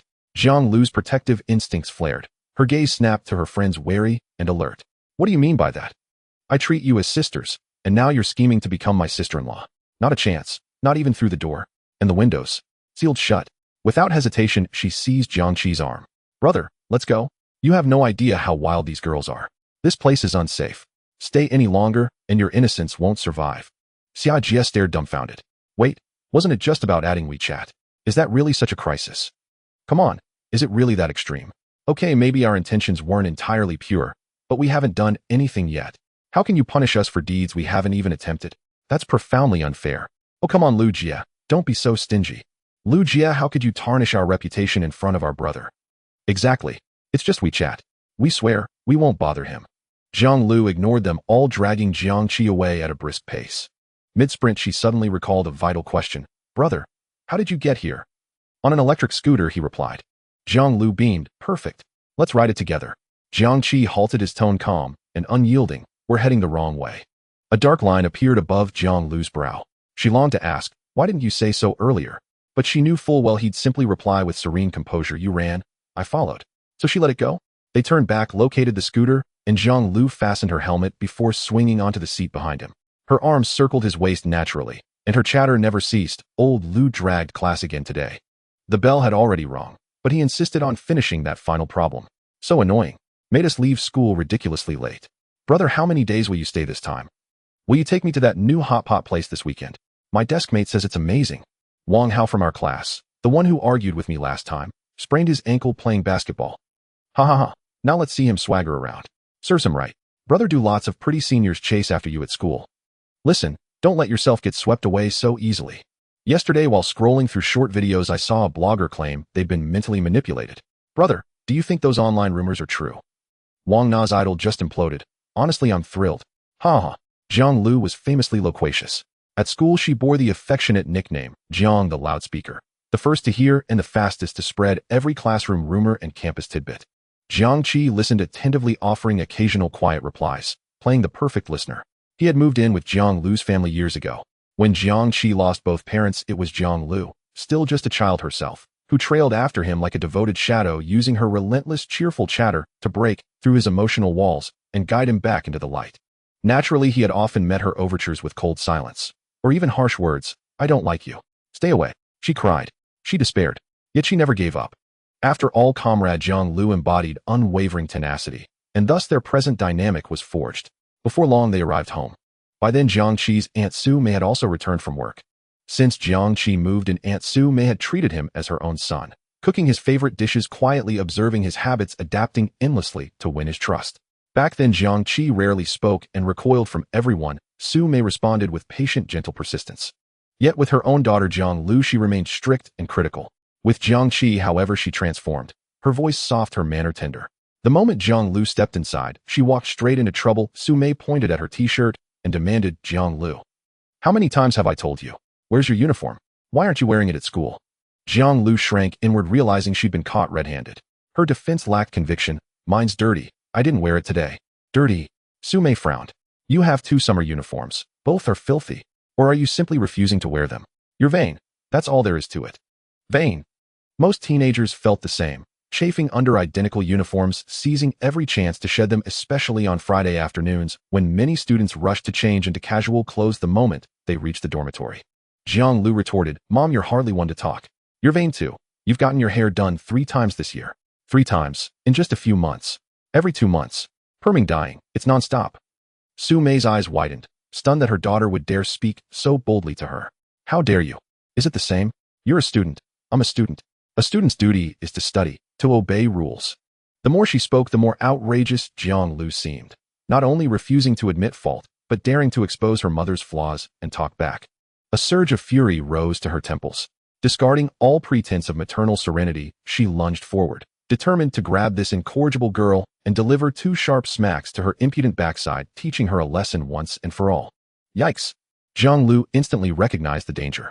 Just then Jiang Qi entered. Having paused to park the scooter, he'd arrived a moment later. Jiang Lu darted behind him, using him as a human shield. "Brother, save me. Mom's going to spank me." Jiang Qi entered calmly, greeting, as usual, Aunt Su. "Ah, Xiao Qi's home." Su Mei's features softened instantly. The fierce matriarch vanished, replaced by warmth and ease. Her gaze swept over him, his t-shirt immaculate, his hair neatly combed, and she asked gently, "Was your ride home all right? Was it safe?" "Honestly, I've seen some alarming news lately. Several incidents reported. Quite frightening." Jiang Qi withheld the truth. "It was fine. I encountered nothing unusual." Su Mei's eyes flicked toward the small figure still trying to vanish behind Jiang Qi. Her suppressed anger flared anew. "Still hiding behind your brother? Have no sense of propriety. He's just returned from Lushan and went straight to pick you up. Don't you dare keep him standing. Invite him in and offer him a seat." He. Jiang Lu grinned and emerged from her shelter. She knew for now she was safe, thanks to her brother's timely return. She'd barely dodged that beating. Stepping indoors, she froze at the sight, flour dusting the floor, noodles strewn across counters, and enormous sacks of potatoes and sweet potatoes piled high. "Mom, what is all this? Why buy so much flour and potatoes? Are we opening a grocery store?" Su Mei wore an expression of tolerant exasperation. "What do you know? Panic buying has erupted everywhere. Rice, oil, flour, grain. Supermarket shelves are bare. If I weren't an insider employee, I couldn't have secured even this small allocation. You'd sprint your legs off and still come home empty-handed." Jiang Lu had heard the rumors, but doubted things had escalated so far. "Mom, isn't this exaggerated? How long will we possibly eat all this? What if it spoils?" Su Mei waved a dismissive hand. "Spoiled. Just peel it. Better than starving later. I've even frozen 2 boxes of ribbon fish on the balcony, enough to last us 2 months. Jiang Lu countered, "Mom, it's a new era. This is manufactured panic. Remember 2 years ago? Everyone hoarded medicine and salt, and nothing happened." Before she could continue, Jiang Qi gently cut her off. "Xiao Lu, enough. Aunt Su is right. These are extraordinary times." Su Mei beamed with validation. "See, even your brother knows I'm right. When will you learn to be half as sensible?" Jiang Lu turned to Jiang Qi, astonished. "Brother, do you know something?" He replied, "I'll tell you later." Puzzled, Jiang Lu wondered why it couldn't wait. At 8 p.m., her uncle Jiang Sheng returned, and the 4 of them shared a warm, harmonious dinner. Jiang Lu cradled her bowl, mechanically shoveling rice into her mouth. Her eyes glued transfixed to the television where a melodramatic romance unfolded, lovers entangled in tender passion and cruel misunderstandings. She watched, utterly absorbed. Su Mei's temper flared anew. Her chopsticks twitched with repressed impulse.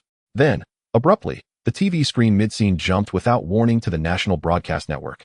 Jiang Lu blinked in confusion. Signal failure. Simultaneously across the nation, on every television, every smartphone, every computer screen connected to the internet, whether displaying games, chats, or streaming videos. All screens were overtaken by an identical mandatory notification window. A stern-faced female anchor filled the screen, her voice urgent and rapid, echoing simultaneously through speakers and earpieces. "Emergency alert. All citizens, please take note.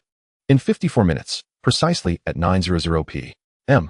tonight, the government will deliver an official address to all citizens. This announcement carries profound significance, impacting every single person. All citizens must immediately cease all activities and turn on and lock onto televisions, radios, smartphones, computers, or any device capable of receiving signals. Tune in promptly to watch or listen. Please inform others. This will be a historic moment. Do not miss it." The message repeated twice. The screen flickered and seamlessly resumed the interrupted romantic scene, the lovers' impassioned dialogue flowing as if nothing had occurred. The forced notification vanished from phones too. Games, chat logs, and video streams instantly reclaimed their screens. In the living room, the 4 sat stunned, staring blankly at one another. Jiang Lu gaped speechless, then managed only a dazed, "Huh? What on earth just happened?" Uncle Jiang Sheng sat frozen, chopsticks hovering midair, his eyes wide, with deep, unsettling bewilderment. Su Mei had gone pale, unable to utter a word.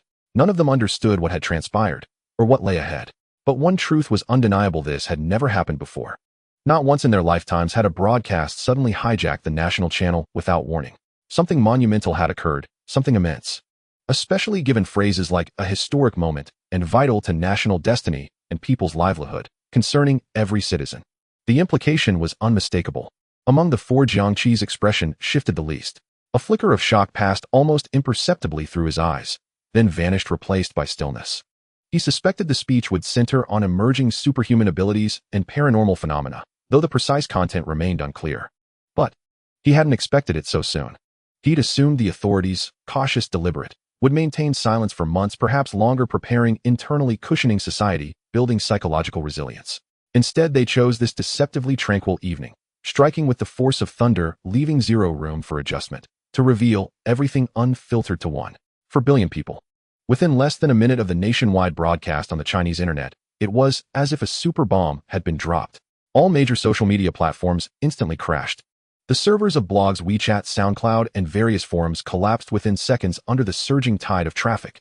Pages froze, refresh attempts failed, and server error messages flooded the screens. Countless posts erupted only to be quickly submerged by even more visitors. Is anyone there? What on earth is happening? What major event has occurred? Information spread almost explosively. Screenshots and recordings of forced notifications were rapidly shared at lightning speed on communication software that had not yet completely crashed. Under every video and blog post, there were countless words of fear, questions, and speculation. On the blog, the phrase "witnessing history" became the only key term. All trending searches that were still accessible, regardless of whether they were previously about celebrity gossip or social news, were instantly dominated by related keywords: emergency notice, explosive 9 p.m. speech, explosive witnessing history, explosive server crashed, trending what on earth is happening. Panic and speculation spread. Oh my, are we entering a wartime state? Are we about to go to war with some country? Is it an alien invasion? Or is it the apocalypse? It can't be a major technological breakthrough, right? Like controllable nuclear fusion. Just thinking about it seems impossible. It must be something related to superpowers. Oh, I knew this wouldn't stay secret for long. The outside world is already half public, and now it's our turn. Please let it not be bad news. The government is finally going to lay its cards on the table. Stock up. Quick, stock up. The supermarkets are going to run out. I'm working overtime at the company, and after receiving the notification, the whole office was stunned. This is so ridiculous. I've never encountered anything like this before. Who can tell me what is happening? Overtime worker 1. The whole floor is in chaos. I was just in the middle of a game of Honor of Kings in a team battle when suddenly my screen switched off and I was told to listen to the big boss speech in 54 minutes. I had just fallen asleep and my wife woke me up. I was watching a movie with my girlfriend and now the cinema is filled with glowing phones. Everyone is scrolling through messages and nobody is watching the movie. Stop the wild guessing. Let's wait 54 minutes to hear what the big boss has to say. Scrolling through screens now only creates panic. Some are also discussing the technology behind this forced push. All connected devices are being controlled simultaneously. This level of control is terrifying. How is this possible? I can understand the television signal, but how did they manage it with phones and laptops?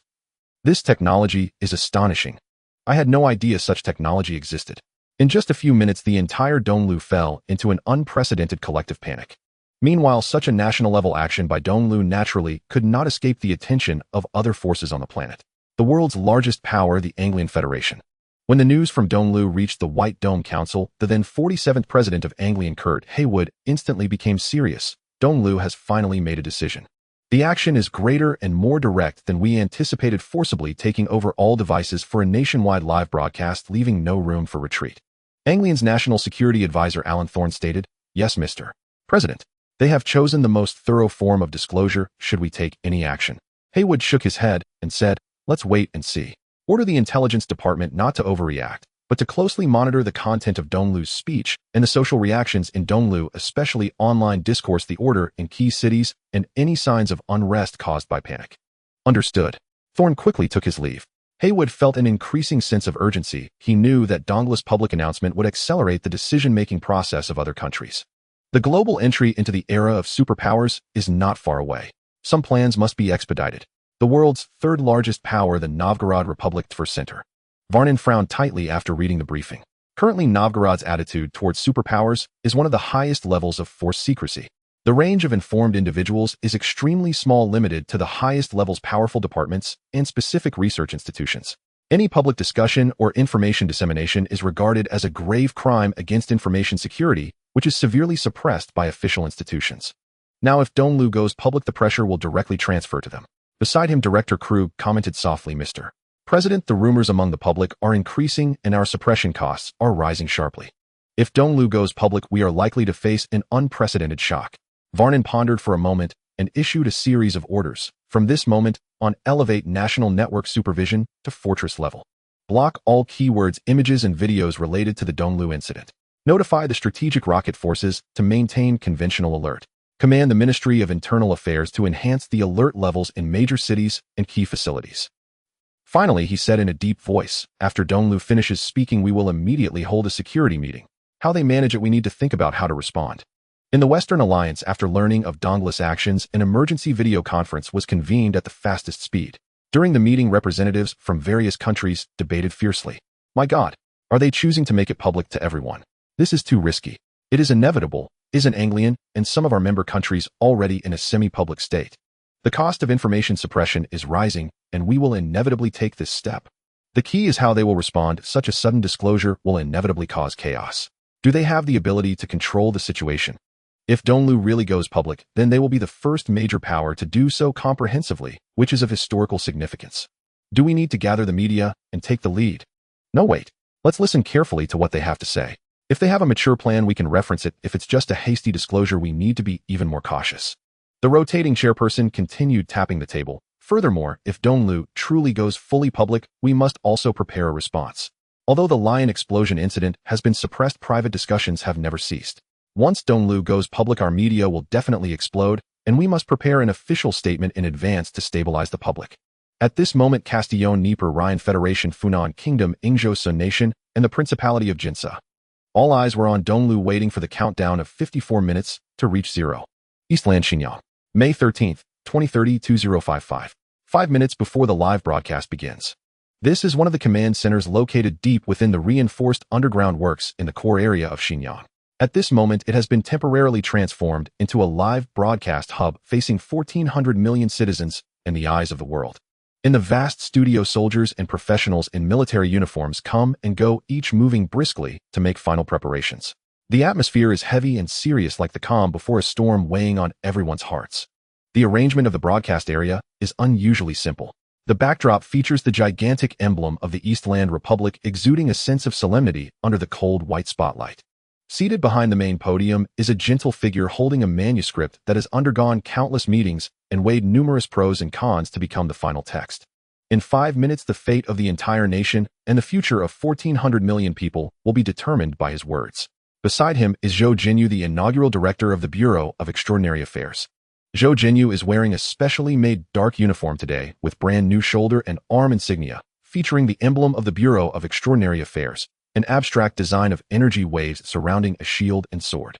As the director conducts the final confirmation, the gentle figure slightly turns his head and sighs softly, saying, Jinyu, once this goes live, I wonder how many citizens will find it hard to sleep tonight and how history will define this moment.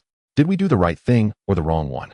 Zhou Jinyu respectfully replies, indeed, but what is destined to come will always arrive. Embracing is always better than resisting or fearing. At least we no longer have to act against an invisible enemy. The former gently replied with a sound of his gaze falling on Zhou Jinyu's brand new uniform, asking, how does it feel to wear this outfit for the first time in front of others? Zhou Jinyu looked down at his uniform, a hint of seriousness in his eyes. It feels heavy, but it's quite good looking. I hope that after tonight, when our citizens see this uniform, their first reaction is reassurance, not fear. It will, became his voice with undeniable certainty.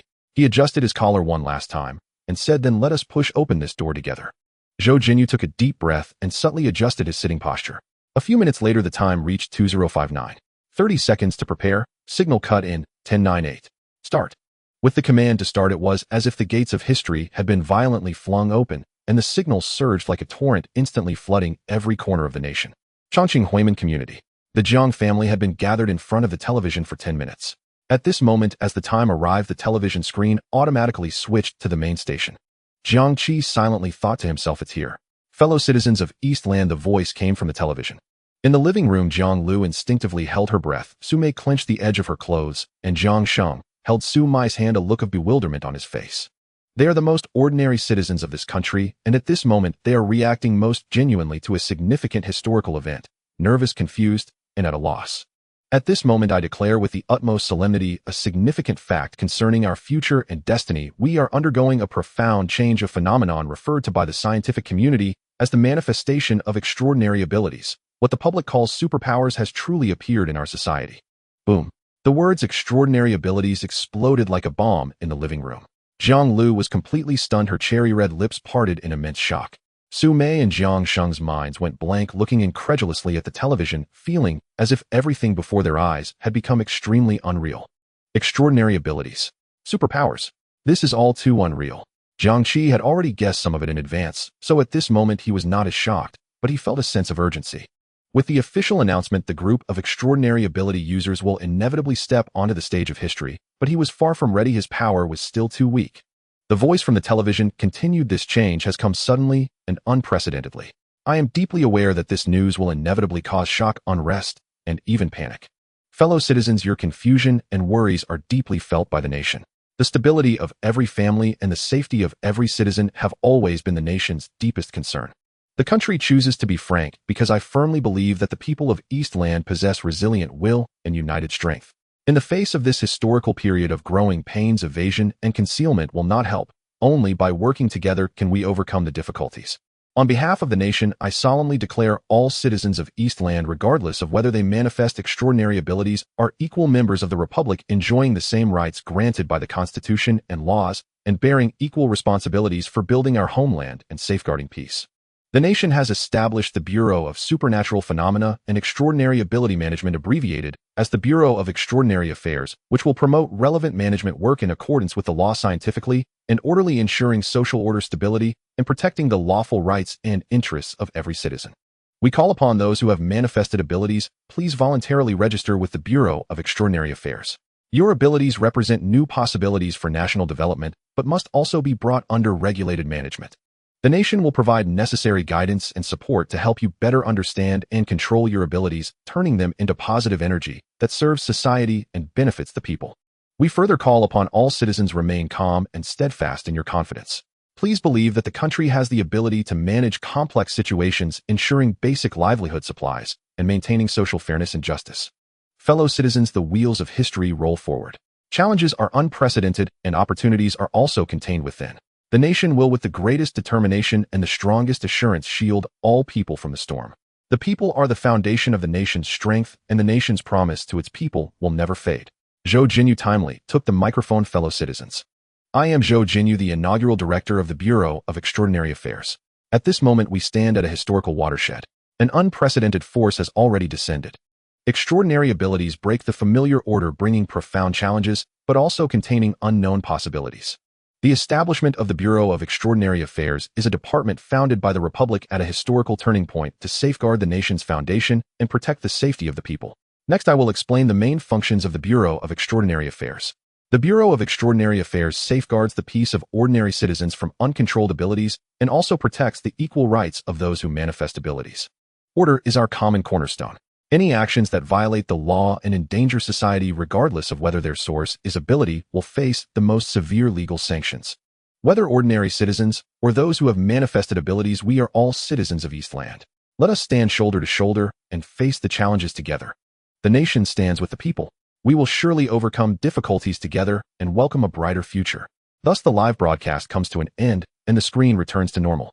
At the same moment, a message appeared on the communication devices of all citizens in the Eastern Land.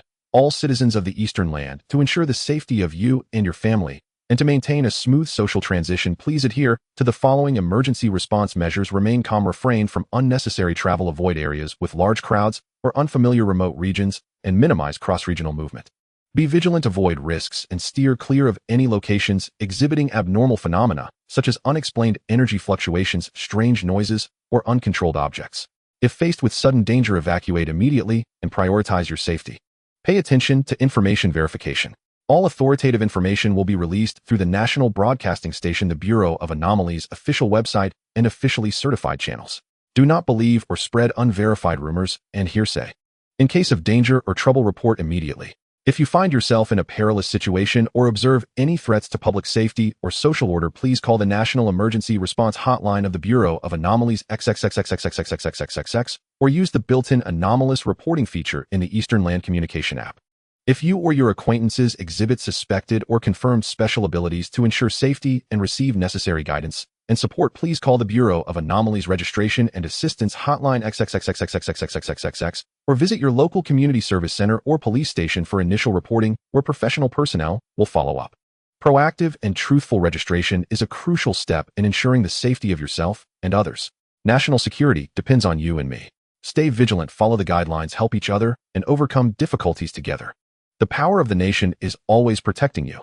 Jointly released by the Bureau of Anomalies and the National Emergency Command Center. In the living room, the dialogue of the lead characters on the television continued to play, but the sound seemed muffled, as if separated by a thick layer of glass. The air was heavy, making it hard to breathe. After a while, Jiang Lu looked at Jiang Qi, seeking reassurance. "Brother, is this all really happening?" The enormous unknown and fear felt like an impenetrable net that tightly ensnared her. Just yesterday, she was worried about exams and tangled in the social dynamics of her class, and in the blink of an eye, the entire world had turned upside down. She felt ordinary, small, and fragile, utterly powerless against the impending storm, merely swept along by the torrents of time, drowning in a sense of helplessness over her own destiny. Jiang Sheng and Su Mei felt similarly, and they found it even harder to accept, for they had lived in this familiar world for over 40 years, managing daily life, work, and family in a routine manner. They had long since grown accustomed to the rules of the world. Now these rules had been utterly shattered. Superpowers, supernatural phenomena, the Bureau of Anomalies, and emergency hotlines. Everything felt devastatingly impactful for them. At this moment, Jiang Qi remained silent. He saw the fear and helplessness in his sister's eyes, as well as the confusion and dismay on his uncle and aunt's faces. Yet he too felt powerless. That night, the Jiang family, like most of the eastern land, was destined to have a sleepless night. Lying in bed, Jiang Qi stared at the dark ceiling, contemplating the events of the day. This speech marked a complete acknowledgement of the existence of superpowers and the public announcement of the Bureau of Anomalies, a department established specifically for individuals with extraordinary abilities. Next, there would surely be a wave of superpowered individuals stepping into the public eye, and the online blackout of information regarding them would be completely lifted. As more and more superpowered individuals registered publicly, forming a large community, the rules of society would also be rewritten, and superpowered individuals might become a new class. Should he go public? Should he apply for registration? Jiang Qi pondered, and the answer was no. Firstly, his ability was developmental. It was not strong at this stage and heavily relied on time and deep sleep. Without undergoing a prolonged deep sleep, he was just a slightly stronger ordinary person, and registering publicly served no purpose. Secondly, although the high-ranking officials stated that regardless of whether one exhibited special abilities, everyone was equal members of the Republic and would even provide corresponding support and guidance. But now was a transitional period of tremendous societal change, and no one could guarantee what would happen. Especially for Jiang Qi, who possessed an infinite lifespan, there was no need to rush. Having come to this realization, Jiang Qi no longer felt conflicted. The next morning, seeing the dark circles under Jiang Lu's eyes, he knew she hadn't slept a wink. His uncle and aunt, after having breakfast, went back to work. For them, despite the world changing dramatically, the rhythm of life remained unchanged. They couldn't just stop eating and drinking because superpowers had emerged. They still had to provide for their families. As long as the world continued to function, their work would not cease. However, before leaving, his uncle and aunt earnestly reminded Jiang Qi and Jiang Lu to stay at home and avoid going out as much as possible. Throughout the morning, Jiang Qi and Jiang Lu were engrossed in various news updates. The public revelation of superpowers had far-reaching implications for society, penetrating every corner and layer. Firstly, online discussions had not ceased from last night until now, with the servers of major social media platforms crashing multiple times. Superpower Awakening and Bureau of Anomalies Registration Guide dominated the top 10 trending topics across all platforms. Among them, there were panic-driven individuals worried about social disorder, archaeologists digging into historical supernatural events pointing out that such superpower occurrences had happened multiple times in history, and opportunists spreading scams like superpower quick training methods and awakening potions, which were later banned by major platforms. Some superpowered individuals conducted live broadcasts overnight revealing their identities. One man, calling himself Magnet King, showcased his ability to manipulate gravity, gaining 10 million followers overnight and raising over 8 million in funds. Others included Phoenix Woman, who gained 5 million followers overnight, Apocalypse Child of Destiny, who gained 4 million, and Lonely Man, who, after competing with other superpowered individuals, had clips of his battles go viral, amassing over 1 billion views. At 10 in the morning, the official account of the Bureau of Anomalies made an authoritative announcement: the first registered superpowered individual has appeared. The individual is an ordinary employee of a private company in Xinyang City who awakened the ability of solid shaping a week ago, enabling him to shape solid materials like bricks, stones, and concrete into desired forms. Last night, after contemplating for a whole night despite some hesitation, he ultimately decided to respond to the national call, proactively contacted the Bureau of Anomalies, and passed the assessment to become the first registered superpowered individual. After completing the registration, he received a special identity badge for superpowered individuals, and the management personnel and experts at the Bureau of Anomalies provided him with a development plan tailored to his abilities. The ability user number 001. Jiang Qi instinctively felt something was off. The timing and type of ability of this number 001 user were simply too perfectly timed. A normal harmless ability, even possessing constructive potential with a proactive registration, cooperative guidance, and a willingness to serve society. A positive image. This was most likely arranged by the authorities in advance to reassure everyone. The purpose was to signal to the latent ability users that the state is inclusive, supportive, and provides a pathway. The government not only treats ability users as normal individuals without discrimination, but also offers specific ability development plans based on individual ability characteristics. Next, Jiang Qi came across some videos.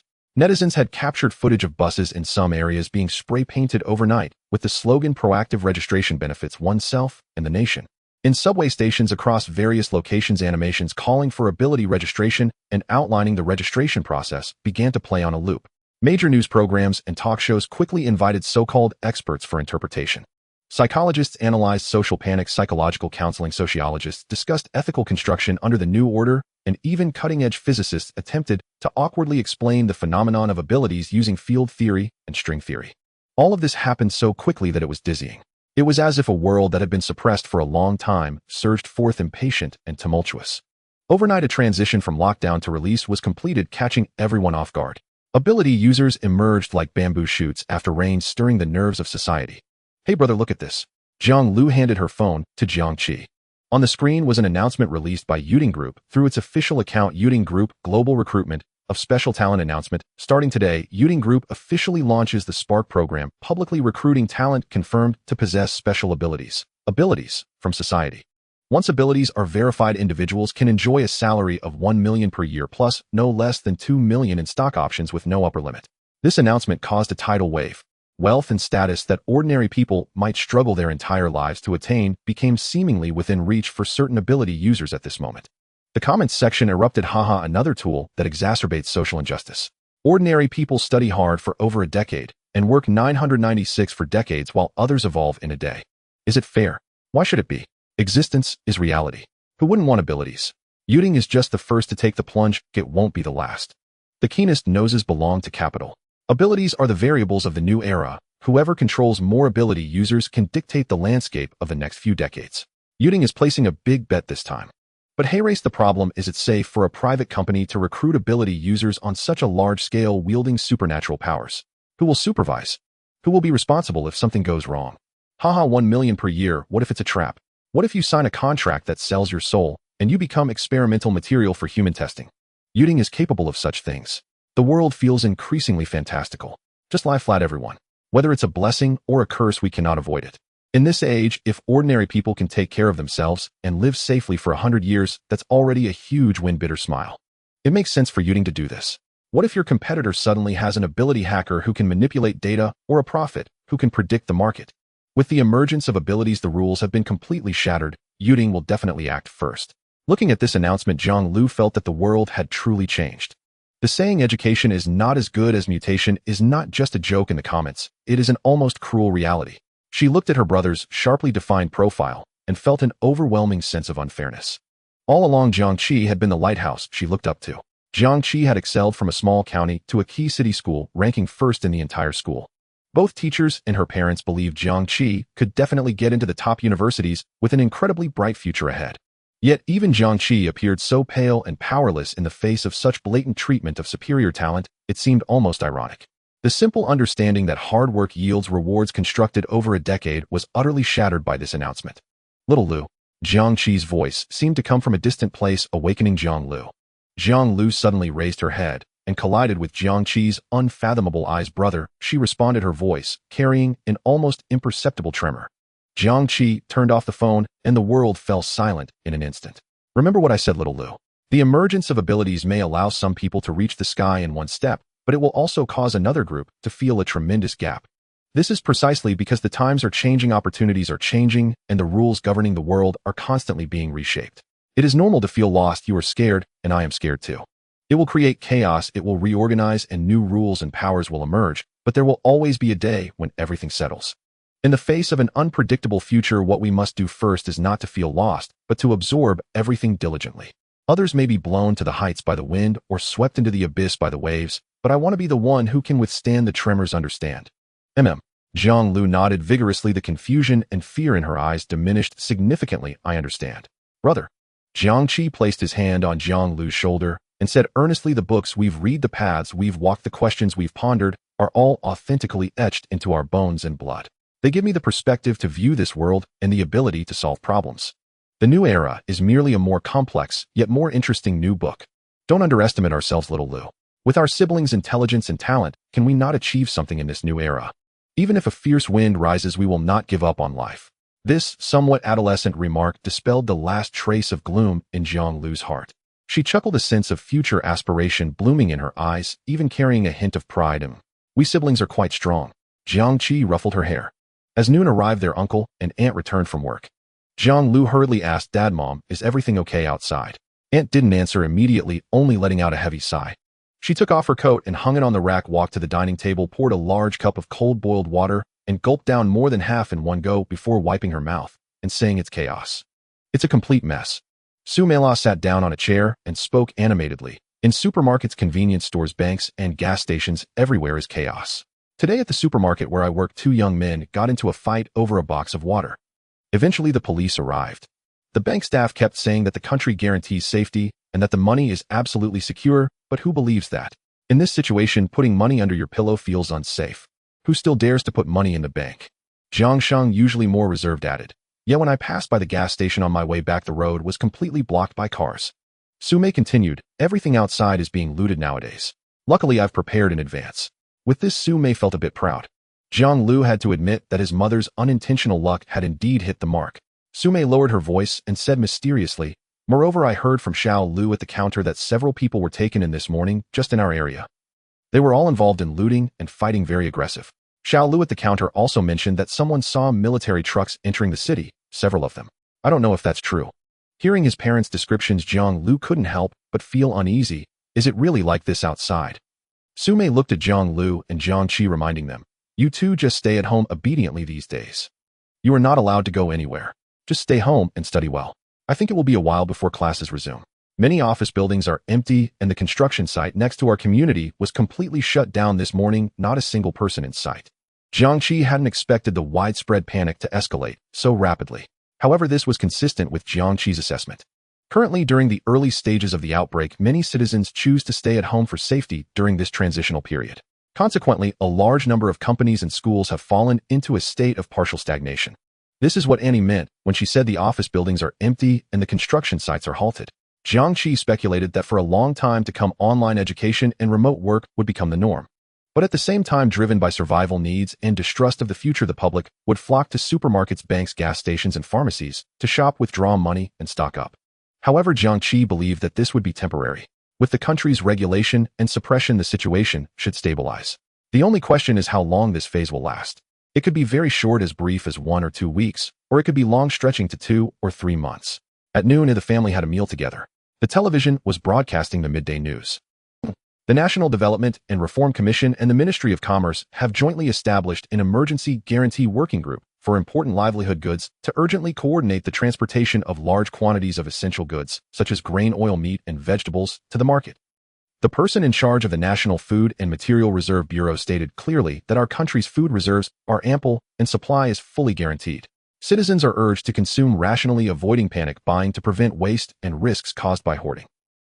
The Ministry of Public Security and the Supervision Bureau issued a joint announcement. Severe punishment will be imposed on those who exploit social panic to hoard goods, drive up prices, spread rumors, provoke trouble, and disrupt social order. Those who take advantage of the situation to commit robbery, theft, and other violent crimes will be dealt with severely according to the law. Public security agencies across the country have strengthened patrols and control measures to ensure the safety of people's lives and property. The Donglu People's Bank and major commercial banks issued a joint statement.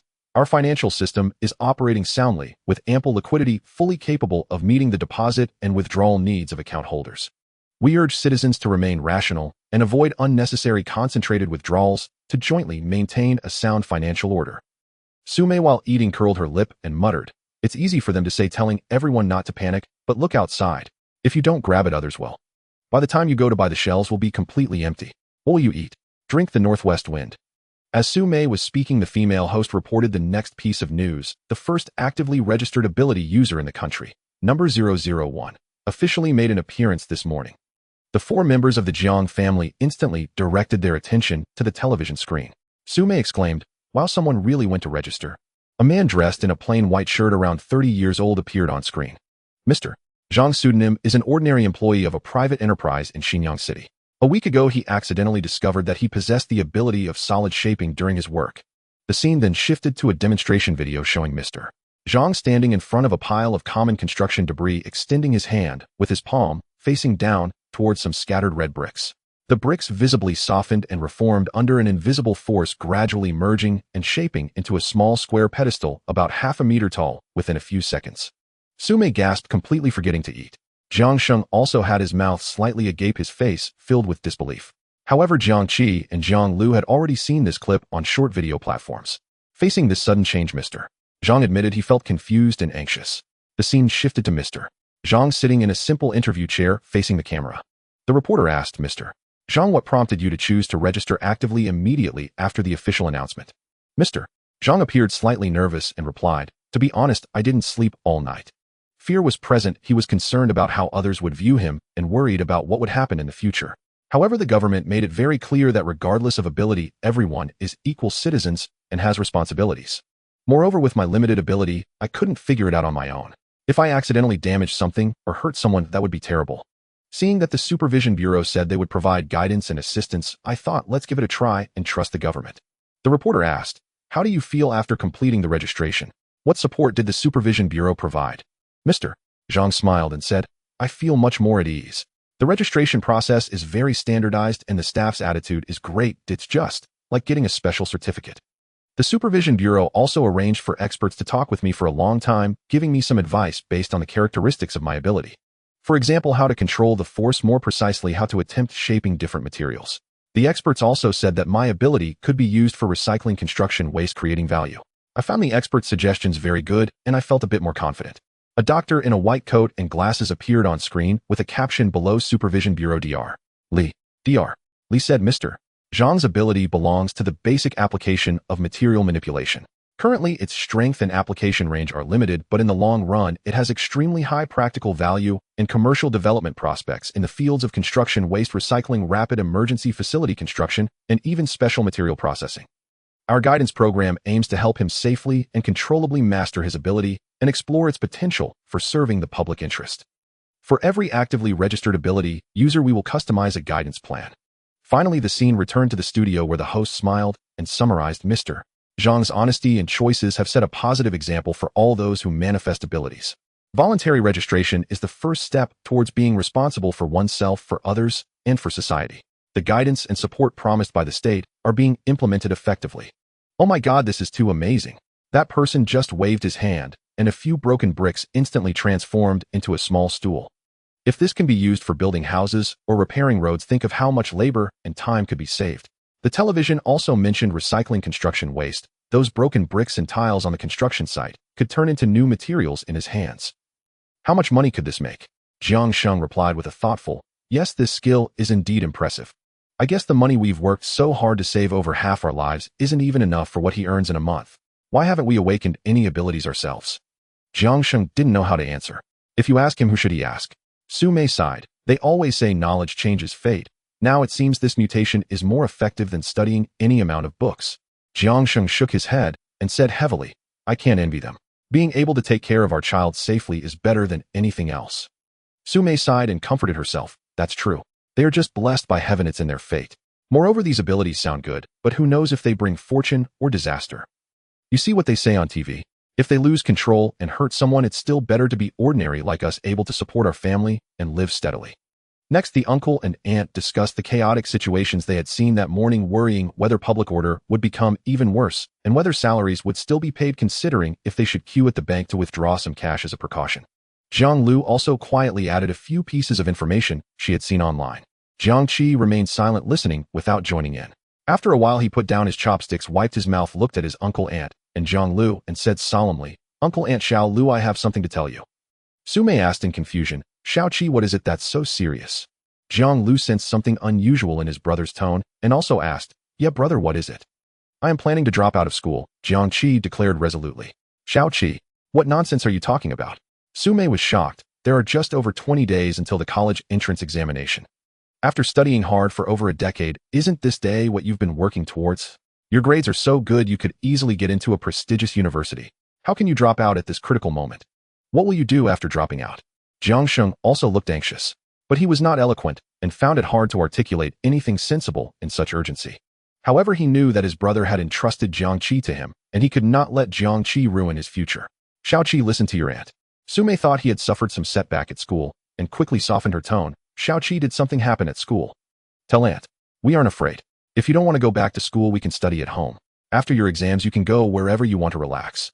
Only Jiang Lu asked, brother, is it because of the recent events? Jiang Qi replied, Uncle, aunt, I am actually planning not only to drop out, but also to leave for a while.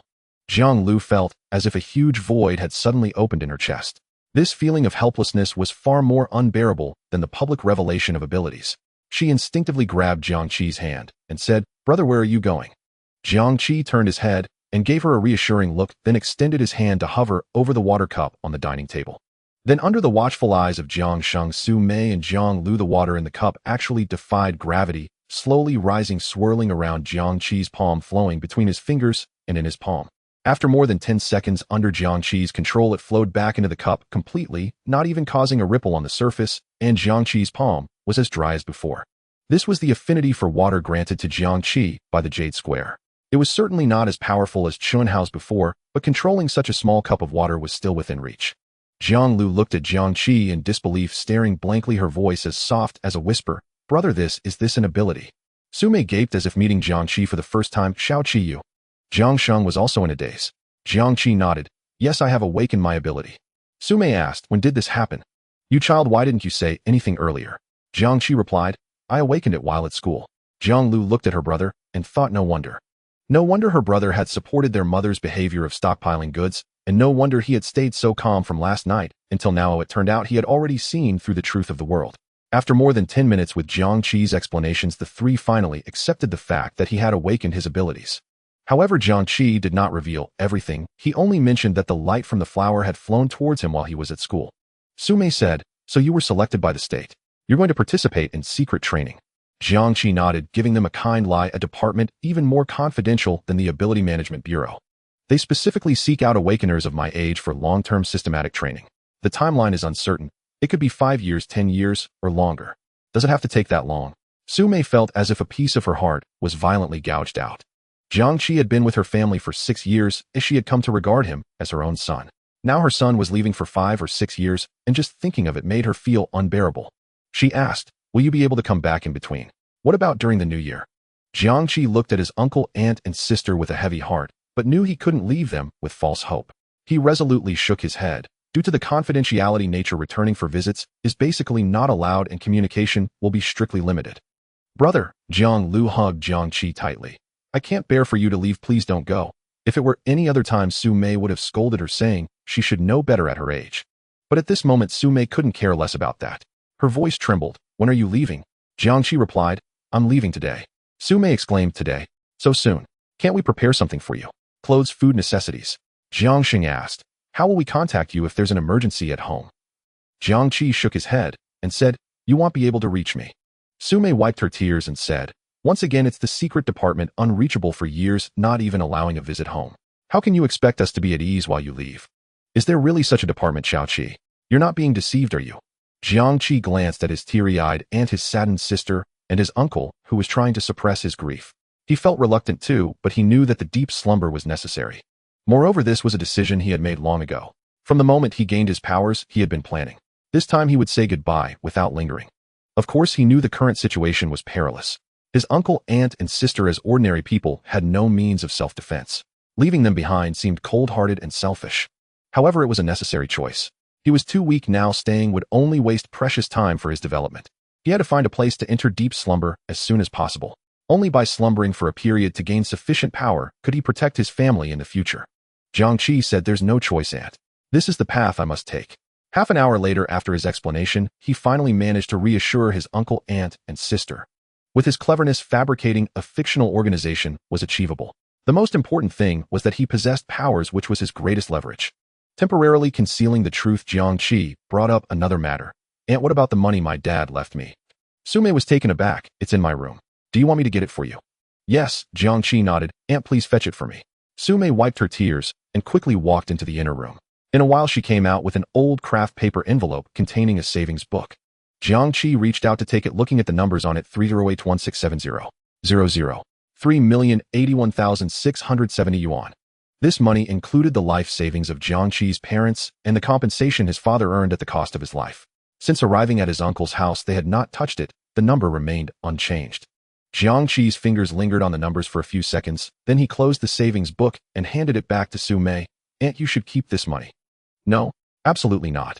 Aunt Su Mei shook her head repeatedly. This is left for you by your parents. How can we use it?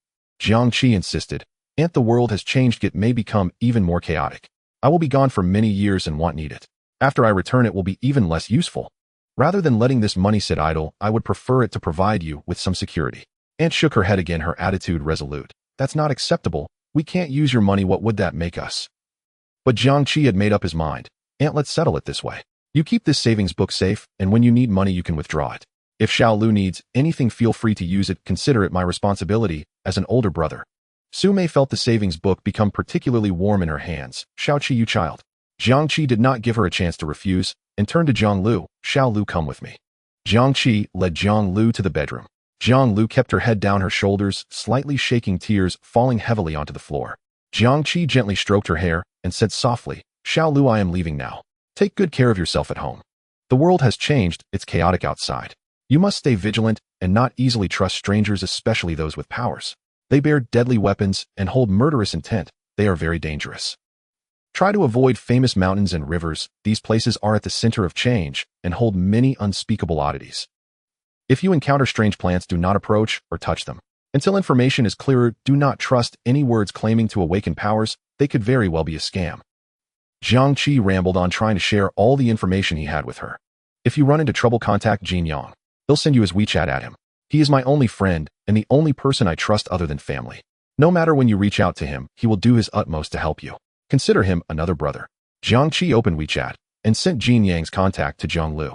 Jiang Lu let her tears flow, staring stubbornly at Jiang Qi. Brother, can't you stay? I can't bear to see you go. Jiang Qi shook his head. No, I must grow stronger. If I stay, I cannot become stronger. If I can't grow stronger, I cannot protect you, uncle and aunt, so I must leave to experience what I need to. But don't be sad. Jiang Qi wiped her tears with his finger, looking into her eyes. Have you forgotten what we talked about before? With our brilliance as siblings, we will surely achieve something in this new era. If I can do it, so can you. So don't be afraid. I believe in you. Even if I'm not by your side, you will be strong, you will grow, and you will do better than everyone expects. Jiang Lu sniffled, holding back her tears, and with a slight nasal voice said, brother, I promise you, I will take good care of myself and our parents. I will wait for you to come back. You must come back. Jiang Qi replied, I will definitely return. Brother will help you pack your things. Okay. Jiang Qi actually had little to bring back. When he returned, he only carried a backpack with his clothes, shoes, toiletries, and other personal necessities. When leaving, he was even more lightly packed, bringing only a set of change clothes, a power bank, some food, and a bottle of water. After packing, looking at Jiang Qi, who was about to leave, Jiang Sheng heavily patted Jiang Qi's shoulder, his throat rolling, as he simply said, train well. Jiang Lu bit her lip tightly, not allowing herself to cry. Aunt Su Mei began wiping her tears again. Jiang Qi said, Uncle, Aunt Xiao Lu, I am leaving. Aunt and the others wanted to send him off more, but Jiang Qi stopped them. The person coming to pick me up has arrived. He doesn't want to be seen. After going downstairs around a corner, not far from the back gate of the community, a black ride-hailing car was parked there. Jiang Qi opened the car door and quickly got in. Last four digits. 3,155. After getting in the car, Jiang Qi looked out the window. There were few pedestrians on the streets, and most shops were closed. Only a few supermarkets had long lines outside, managed by staff wearing conspicuous vests. At intersections, he occasionally saw several uniformed police officers patrolling back and forth, and there was a tense atmosphere in the air, as if covered by an invisible iron curtain. But suddenly an unprecedented feeling rose in Jiang Qi's heart. It was as if he had broken free from invisible shackles, feeling as if he could fly high in the sky or leap freely in the sea. He could finally shed his disguise, no longer needing to hide his secrets. He could go anywhere he needed to go, enter deep slumber, and pursue power. 10 minutes later, the special vehicle stopped at the county bus station. This is it, Jiang Qi said as he pushed the door open and got out. The station was busier than he had imagined, filled with families carrying large bags and luggage. The broadcast repeatedly announced schedule changes and service suspensions, along with a comforting notice from the Anomaly Management Bureau. Attention passengers. Attention passengers. Due to recent special circumstances, the following emergency schedule adjustments have been made. All buses to the Lushan direction are suspended, including interprovincial long-distance, intercity long-distance, and tourist lines. Some of the operational routes include local buses within Chongqing County, Shaobai Town, Qingyan Town, Lulin Town. Please adjust your travel plans accordingly. The notice from the Anomaly Management Bureau stated, the Bureau, in collaboration with the police and transportation departments, is fully committed to ensuring limited operations for basic civil transportation and cracking down on illegal activities such as ticket hoarding and scalping. Important reminder 1.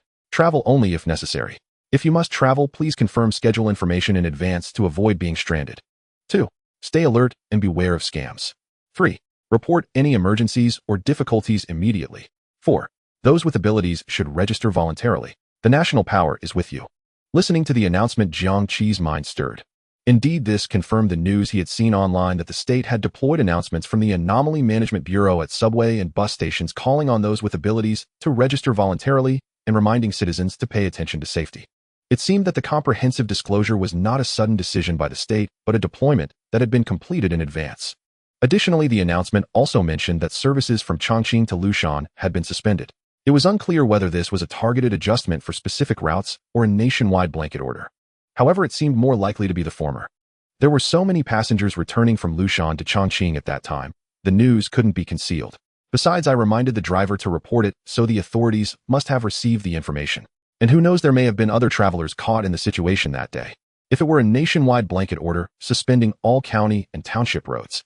Jiang Qi shook his head slightly, joining the queue to buy a ticket. The chaos and backlash it would trigger would probably be greater than the destruction caused by the anomalies themselves. The authorities aren't that foolish, or at least not yet. After a while, Jiang Qi managed to purchase a ticket to Shaobai Town with the bus scheduled to depart in half an hour. Holding the ticket, Jiang Qi breathed a sigh of relief. Thankfully, the bus to Shaobai Town had not been suspended, or otherwise he would have had to consider other means. His destination, Shaobai Town, was located at the northeast corner of Chongqing County, surrounded by land on 3 sides, with the eastern and northern sides directly facing the Yellow Sea. Jiang Qi planned to enter the sea from here. Indeed, Jiang Qi chose to sink into the sea for a long sleep. Ordinary rivers and lakes could not meet his needs, as he planned to sleep for 5 years this time. 5 years was a long span of time, during which too many things could happen. He could not guarantee that a river wouldn't dry up or change course, nor could he assure that a lake wouldn't be filled in or disappear due to geological changes. Even the largest rivers were not without the risk of changing course. Moreover, this was the era of anomalies, and in 5 years, how much more powerful the strongest beings could become was anyone's guess. What if a powerful being capable of easily altering landscapes and redirecting rivers were to emerge? Therefore, sinking into the sea was the safest choice. The vastness and stability of the ocean cannot be compared to terrestrial water systems. Its depth, volume, and relatively stable environment provide the most ideal conditions for long-term slumber. In the waiting room, Jiang Qi waited for the bus while calling Jin Yang. In fact, Jiang Qi had already spent an hour on the phone with Jin Yang last night and chatted with him on WeChat this morning, but he hadn't mentioned the other matters. At this moment, Jiang Qi finally revealed his plans to leave using a prepared line. Jin Yang found it hard to accept and shouted on the phone, "No, Qi Z, what will I do if you leave? We promised to stick together through thick and thin. No way. I don't agree. I can't accept this. Can you lower your voice?" Jiang Qi said, moving the phone a little farther away. Once the volume decreased, he brought it back to his ear. "Lower my voice. You're about to vanish without a trace. How can I lower my voice?" Jin Yang's voice was filled with agitation. "I will be gone for a long time," Jiang Qi said in a serious tone. "I entrust my sister Jiang Lu to your care. Please keep an eye on her and help her with anything she needs." Jin Yang, feeling distressed, agreed. "What about your game account with an 88% win rate? And what about the spark we've nurtured for over 300 days? Can you really let our little fire spirit die like this?" Jiang Qi. He hadn't expected Jin Yang would still be thinking about that. Truly a young man with a unique perspective. He said, "Fine, I'll give it all to you. Not only the game and music accounts, but even the WeChat password, I'll send it to you. As for the spark, you can log into my account to continue it." "Wait a moment, I need to log in, and this requires verification," Jin Yang replied. Jiang Qi. "Okay, you log in." On the other end, Jin Yang was responsible for logging into the account, while Jiang Qi handled the verification.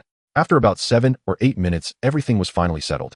Jin Yang, holding the freshly acquired game account, said dejectedly, "Damn, you gave me your account, so it seems you're really going to leave even handling your affairs in advance." Jiang Qi frowned. Was there really such a way of speaking? Jin Yang continued, "I will keep the spark going until the day you return. So can you really not take me with you? My family can pay for it." Jiang Qi replied, "Jin Yang, it's really not possible. this isn't something I can decide. Jiang said, all right then, don't worry. I will definitely take good care of your sister. I will treat her as my own sister. Thank you. You also need to pay attention to safety and take care of yourself, Jiang Qi said. After hanging up, it was just in time for ticket inspection, so he put away his phone and boarded the bus. Once on the bus, he pulled the hood of his parka over his head, concealing most of his face. The atmosphere on the bus was equally tense. Everyone looked at each other with wary eyes. Occasionally there were conversations, but the topics revolved around words like anomalies, anomaly management bureau, apocalypse, panic buying, and lockdowns. The air was thick with a sense of anxiety. As the time arrived, the bus set off toward Shabai town. Unlike the route from Lushan to the county, the journey from the county to the town did not require crossing mountains. It was only about 20 kilometers of county and township roads, so there was no need to worry about encountering terrifying incidents like the Maoshan Mountains. After more than 10 minutes, a faint, briny sea breeze began to permeate the air. A few minutes later, they arrived at Shabai town. Kunlun. These two characters carry an extraordinary weight in Eastern civilization. Throughout history, countless classics have attempted to depict it. In the Shanhaijing and Huainanzi, Kunlun is described as the capital under the emperor, a dwelling place for supreme deities such as the Yellow Emperor and the Queen Mother of the West, as well as a staircase connecting the heavens and the mortal realm. It is located between heaven and earth, symbolizing the center of the universe. Here God's spiritual beasts and extraordinary flowers and plants converge. The Muxiangxi Chuan records in detail the legend of King Mu of Zhou's western expedition to Kunlun Hill to pay homage to the Queen Mother of the West. In Li Zhao, Chu Yuan uses Kunlun to symbolize a realm of spiritual transcendence. I wander the way of Kunlun. The road is long and meandering. The Hichu and Luoshu deify Kunlun as the axis of the earth, stating in Hichu Quotixiang, Kunlun Mountain is the pillar of heaven with Qi ascending to the skies. Numerous Taoist texts such as Bio Puzi Yuan Shi Shang Zhenzhong Xianji and Yunji Qi Qian refer to Kunlun as the highest celestial realm in Taoism. Yujing Mountain, the Taoist site of the primordial supreme being and one of the three pure heavens. For centuries, emperors have sent envoys in search, alchemists have sought immortality, and literati have sung praises without end. In modern times, countless scholars have conducted research attempting to explore the relationship between the origins of Eastern civilization and Kunlun. However, the exact location of Kunlun in ancient mythology remains undetermined to this day. Some say it is merely a splendid imagination, a collective fabrication of ancient people, a symbol without any real coordinates. Others firmly believe it truly exists, merely obscured by the passage of time. Now, with extraordinary abilities descending, Kunlun has finally regained its true form. In the province of Shiyuan, atop the seldom-trodden Kunlun Mountain, magnificent miracles are unfolding. One can hear a rumbling sound between heaven and earth, as if returning to the time of creation. A violent force is reshaping this ancient, divine mountain. Countless peaks are rising as if they are flesh and blood, growing taller and larger at a visible speed. Growing taller, growing larger. They rise crazily toward the dim sky. During this process, massive rock masses weighing hundreds to thousands of tons tear away from the mountain, rolling down and crashing onto slightly flatter terrain, producing a thunderous sound. Countless animals, birds, and insects tremble in fear, left with no choice but to shiver in the face of this apocalyptic transformation. In the next moment, they are crushed into powder by the rolling boulders or completely buried by the collapsing mountains. Many peaks have surpassed the limits of geographical understanding, no longer measured in 8,000 or 9,000 meters, but climbing madly towards heights of 10,000 meters or even higher, existing only in theoretical models. If geological scholars were to witness this scene, they would surely be plunged into madness. If viewed from a high altitude, or if a satellite could capture even a glimpse, one would see the entire Kunlun mountain range has expanded, stretched, and twisted into an unimaginable colossal entity. This sight resembles a gigantic iceberg, finally revealing the portion hidden beneath the surface, and in this process, even more incredible landforms emerge. There are gorges like celestial chasms and ancient forests formed by unimaginably large trees. There are also massive water sources that have appeared out of thin air, not from melting snow, but as if the waters of the heavenly river are gushing forth from a rift in the void. They cascade down from the sheer cliffs thousands of meters high, forming super waterfalls hundreds of meters wide. Below, enormous lakes are formed. In the depths of the gorges, at the peaks of the mountains, or in certain core areas of the ancient forests, even more terrifying chaotic regions have formed where space seems to be utterly shattered and haphazardly reassembled, causing light to twist and fracture. Moreover, some unnatural colossal creations begin to manifest. They seem to be the creations of ancient immortals. There are broken columns over 10 meters in diameter, an incomprehensible gigantic altar, and the ruins of buildings that are not made of bricks and stones, but constructed from a kind of jade-like white giant stones. Although most are in ruins with only broken walls and the outlines of immense foundations remaining, one can still discern their former glory. All of this speaks of a long-forgotten era belonging to the deities. Yet amidst this seemingly celestial reopening scene, a figure strides forward, as if walking on level ground. He stands 9 feet tall, clad in a simple green Taoist robe, with long silver hair, cascading like a starry river. Edict wind cease. As the frigid wind swirling with ice crystals and debris reaches within 2 meters of him, it is suddenly smoothed by an invisible force. The ice crystals and debris lose all power and fall to the ground. Edict earth be still. The shaking ground instantly stabilizes at the spot where he is about to land. Edict settle. A giant boulder rolling down from the mountaintop carrying immense momentum howls as it crashes toward his head. However, just as the boulder is less than 3 feet from his head, it suddenly stops mysteriously in midair, allowing him to stroll by leisurely, only to hear the sound of the boulder crashing down behind him. Edict chaos retreat. In the chaotic region, the force field capable of distorting light parts automatically as he passes, allowing him to walk through it with ease. Not far away in a hollow of the mountain, a newborn mountain goat shivers in its mother's embrace, its dark eyes blinking helplessly. Its mother has already been killed by the falling rocks, and awaiting it is the same fate. The robed figure pauses, his gaze falling upon the small creature. Then he approaches the hollow, bends down, and extends his long hand to cradle the trembling lamb. From now on you shall follow me.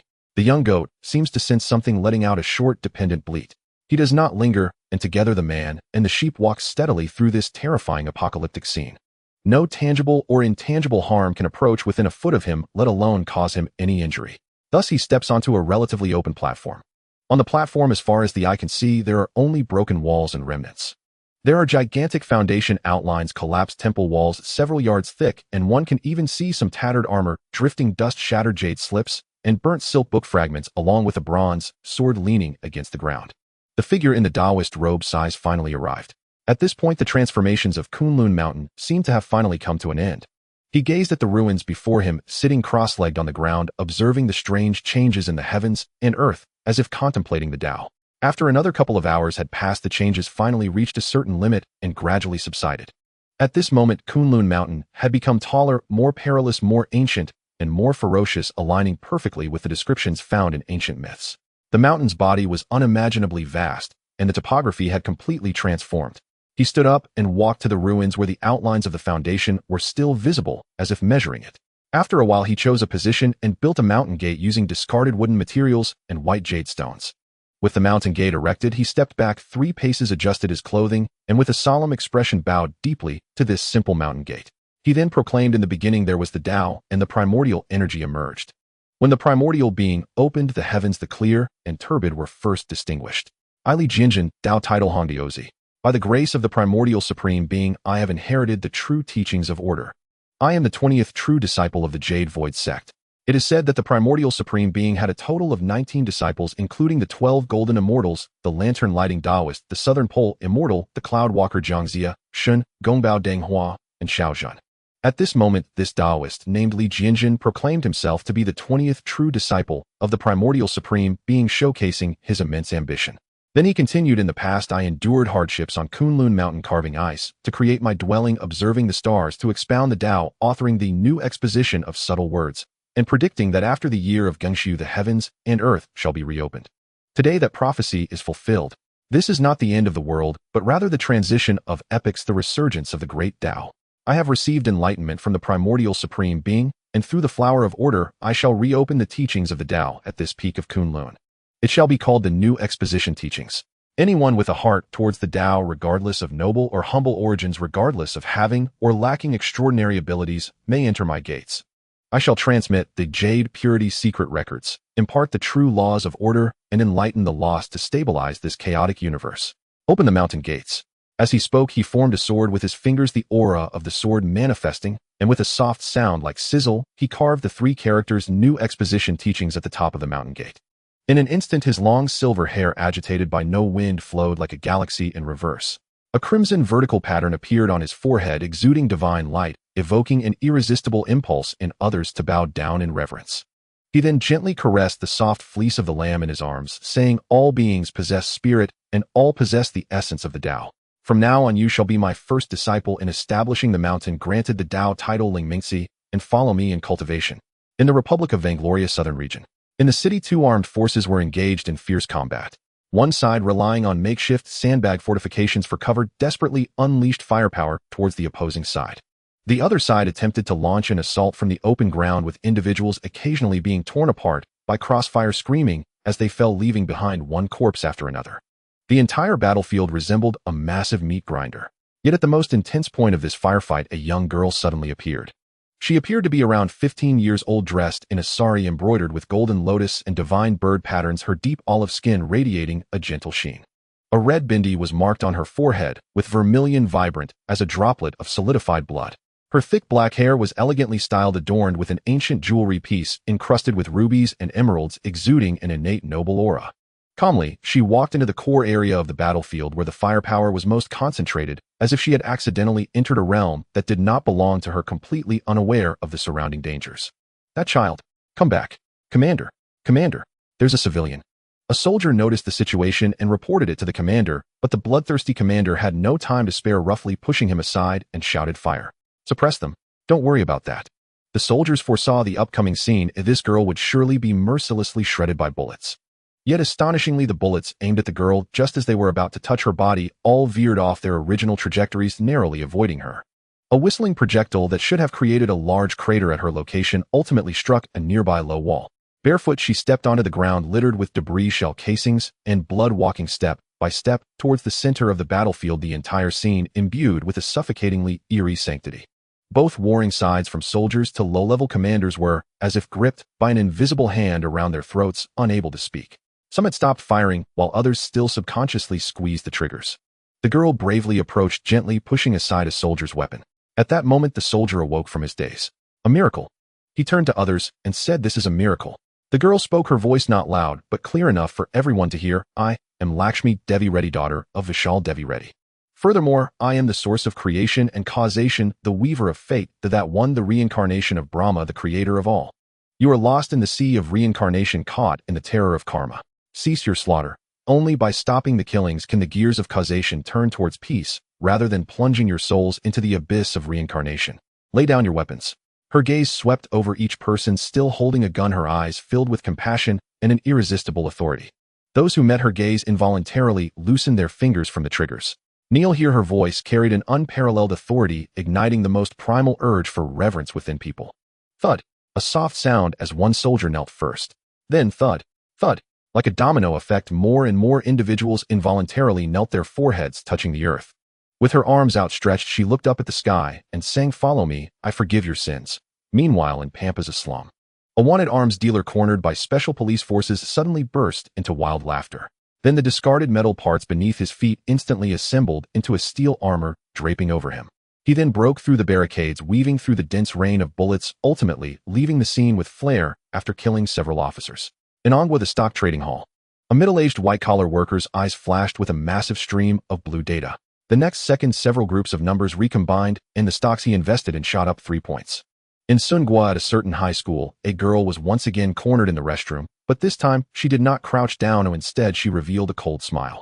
Then the entire restroom suddenly erupted with a blinding flash of electricity. Accompanied by several abrupt screams, several charred corpses fell to the ground, one of which had its head rolling to the girl's feet, smashed under her foot. The car came to a halt at the bus station, emitting a muffled sigh of air. Jiang Qi stepped down among the other passengers. Although Shanghai Town is named a town, its actual scale and strategic importance far exceed that of an ordinary township. It is located at the tip of a prominent peninsula in Wuling Province, serving as one of the most important deepwater ports in the province. The silhouette of a giant gantry crane could be seen hazily in the distance, handling the energy, raw materials, and various goods that sustain the regional economy. At the exit of the station, there was a simple temporary checkpoint, where 2 uniformed staff members assisted by a police officer were checking the identification of passengers exiting and conducting basic inquiries. Next to them stood a sign that read, "Cooperate with inspections for safe travel." Jiang Qi's expression remained unchanged as he calmly approached and handed over his identification. From the county, the staff member glanced at the ID, then looked up to scrutinize Jiang Qi's youthful and delicate features, asking, "What brings you to Shanghai Town?" "To visit my uncle." Jiang Qi had already prepared his answer. "My aunt is worried about the safety in the county, so she asked me to come stay for a few days." This reasoning seemed plausible. Furthermore, Jiang Qi did not appear to be the kind of person who causes trouble, so the staff member had no further doubts, but still asked another question as a matter of routine. "What is your uncle's name? Where does he live?" Jiang Qi replied smoothly, "My uncle's name is Yu Wei and he lives in the Huifu community." Seeing this, the staff member reminded him, "As part of the protocol recently, the town has implemented safety controls, so please pay attention to safety. Avoid wandering around, and try to stay away from any unusual people or events and report them promptly." "Okay, you'll be careful." Jiang Qi nodded, took back his ID, and tucked it away neatly. He then tightened his backpack straps and calmly walked out of the station. Fortunately, he was quite cautious. Upon noticing the checkpoint, he quickly checked the map of Shanghai Town and the community information, leaving no room for error. It seemed that Shanghai Town as a port had very strict controls. After exiting the station, Jiang Qi did not linger in the town. Using his phone for navigation, he avoided the port operations area and the main residential districts, opting for a rocky coastal area at the northernmost end of the town. This place was usually deserted except for fishermen and tourists, especially at this time, when there were hardly any people around. After walking for about 10 minutes, a stretch of beach appeared before him. Jagged black reefs stood amid the surging white waves, with the sea crashing violently against them, sending sprays of foam into the air. The sea breeze rushed toward him, carrying a vast, wild, and untamed primal force. Jiang Qi found a large reef to stand on, gazing out at the boundless ocean. The sea breeze tousled his hair and clothes, and in that moment, he genuinely felt the insignificance of the individual against the grandeur of the cosmos. However, strangely enough, as he looked at the deep sea, Jiang Qi felt no fear. Instead, a peculiar sense of belonging and longing surged within him. At this moment, there was no one on the shore. Jiang Qi set down his backpack and carefully sealed all his belongings in prepared plastic bags before putting it back on. After completing this, he took a deep breath and stepped down from the reef. Next, he was about to enter his underwater slumber. The cool sea water gradually submerged his ankles, calves, knees, and waist. But this brought no heaviness or chill. Instead, a sense of joy washed over him, as if the sea recognized him and gently embraced him. This sensation captivated Jiang Qi immensely. He continued to walk further into the sea until the water completely covered his head. However, Jiang Qi did not need to breathe underwater. It seemed that the sea had a certain interaction with his skin, ensuring he would never lack oxygen. Subsequently, Jiang Qi focused his mind, exerting all his effort to sense the water-controlling sensation bestowed upon him by the jade pendant. It was a very mystical feeling. If one were to draw a comparison, it could be likened to a prosthetic limb, as the surrounding water within a meter seemed to respond to Jiang Qi's thoughts. When Jiang Qi thought of moving forward, the surrounding water naturally responded, forming a gentle vortex that propelled him onward. At first, Jiang Qi found it somewhat awkward to use, but fortunately his learning ability was strong, and he quickly became proficient. Like a child who has just received a new toy, he played happily for a while before adjusting his posture and diving deep into the ocean like a fish. The light in the water transitioned from azure to deep blue and finally to ink blue until only a faint glimmer of daylight remained above him. At the same time as he descended deeper, the water pressure continuously increased. However, the terrifying water pressure that could distort objects and cause death to ordinary people did not induce any physiological discomfort in Jiang Qi. It was as if he was completely oblivious to it. No, he was completely oblivious. Yet the darkening light still made Jiang Qi feel a tinge of loneliness. His goal was very clear. He needed to find a sufficiently deep and concealed spot in the seabed. At least somewhere over 100 kilometers away from the coastline. Only there would be enough safety. Estimating his speed, Jiang Qi calculated that he was moving at about 30 kilometers per hour, akin to the speed of an ordinary person riding a bicycle on the road. Thus, Jiang Qi swam tirelessly while silently counting the time in his mind. After approximately 4 hours, he arrived at a massive underwater cliff. The scale of this underwater cliff was beyond imagination, with a tremendous drop as its rock face extended infinitely downward, resembling an ancient divine mountain looming before him, making Jiang Qi's figure seem almost negligible in comparison. This is a Jiang Qi silently thought. He began to dive down along the steep cliff face, reaching the bottom of the abyss. Along the way, he brushed past many medium to large deep-sea creatures. According to common classifications, anything below 200 meters is considered deep water. Above 6,000 meters, situated in the ultra-deep zone existing only within deep-sea trenches, it is the most extreme marine environment on this planet. Based on the creatures observed, Jiang Qi deduced that he should be in the deep layer between 2,000 to 4,000 meters. At this moment, Jiang Qi stood on the seabed, gazing around. Aside from the occasional luminous creatures cutting through the darkness, all that surrounded him was pure, dense, endless silence and darkness, as if he were trapped in a vast underwater cage. For someone with poor mental resilience, they would likely have already collapsed under this absolute isolation and pressure. Even Jiang Qi felt an unprecedented loneliness seeping from the depths of his soul, as if he were the only person in the entire world. Jiang Qi slowly groped around the seabed and eventually found a slightly concave area covered with thick deep-sea sediment. Some rare deep-sea fungi and coral-like organisms grew slowly nearby, forming a weak ecosystem amidst the desolation. It should be safe enough here, Jiang Qi confirmed in his mind. No one in the world should be able to find this place. The depth here was beyond the reach of submarines. Even the most advanced military-grade submarines could only dive to a maximum of 1,500 meters. Human exploration of this area could only rely on expensive limited functionality and high-risk specialized manned submersibles, with each operation accompanied by significant risks and extremely short windows. Strictly speaking, this place had already reached the limits of human technology. For Jiang Qi, it was undoubtedly the most ideal location for his current slumber. In summary, Jiang Qi was very satisfied with this place. Then he softly murmured in his mind, "Activate slumber mode." The voice of the jade tablet sounded, "Please confirm the duration of this slumber. Note that the minimum slumber time is 24 hours, and there is no maximum limit." Jiang Qi replied, 5 years. Slumber time set successfully 5 years. Slumber countdown initiated. Please maintain absolute stillness for 30 minutes before entering slumber state. Time passed second by second and 30 minutes quickly flew by. The prompt sound from the jade tablet came again. The master has entered slumber state. In slumber state, the master is in absolute safety, cannot be disturbed, harmed, or observed, and the master's condition remains constant, requiring no food intake or excretion. While in slumber state, the master gains 0.000001 points in strength, agility, and constitution attributes per second. With the prompt sound, the slumber officially began. Strength 0.000001 inch, agility 0.000001 inch, constitution 0.000001 inch. Jiang Qi closed his eyes, swallowed by the dense darkness. The passage of time and the changing tides of the outside world seemed irrelevant to him. Deep beneath the sea, he returned to eternal silence. 5 years passed in a flash. During these 5 years, human civilization surged forward amidst a tumultuous tide of evolution. The old order was constantly torn apart, while new rules were painstakingly reshaped in blood. Since the Eastern continent was the first to fully disclose the existence of supernatural abilities, other countries on the planet, under various pressures, were also forced to gradually follow suit. In 2031, with the last country, Africa's Andes, making its announcement, human civilization formally proclaimed the full onset of the super ability era. In 2032, the United Nations passed the foundational draft of the Convention on the Rights and Obligations of Extraordinary Abilities. This document was riddled with flaws and had limited binding power, yet it was the first global legislation to recognize individuals with abilities as a special group of humanity, setting the minimum standard that no country could exterminate, enslave, or conduct inhumane experiments on them. At the same time, it explicitly stipulated that extraordinary individuals must not use their abilities against ordinary people.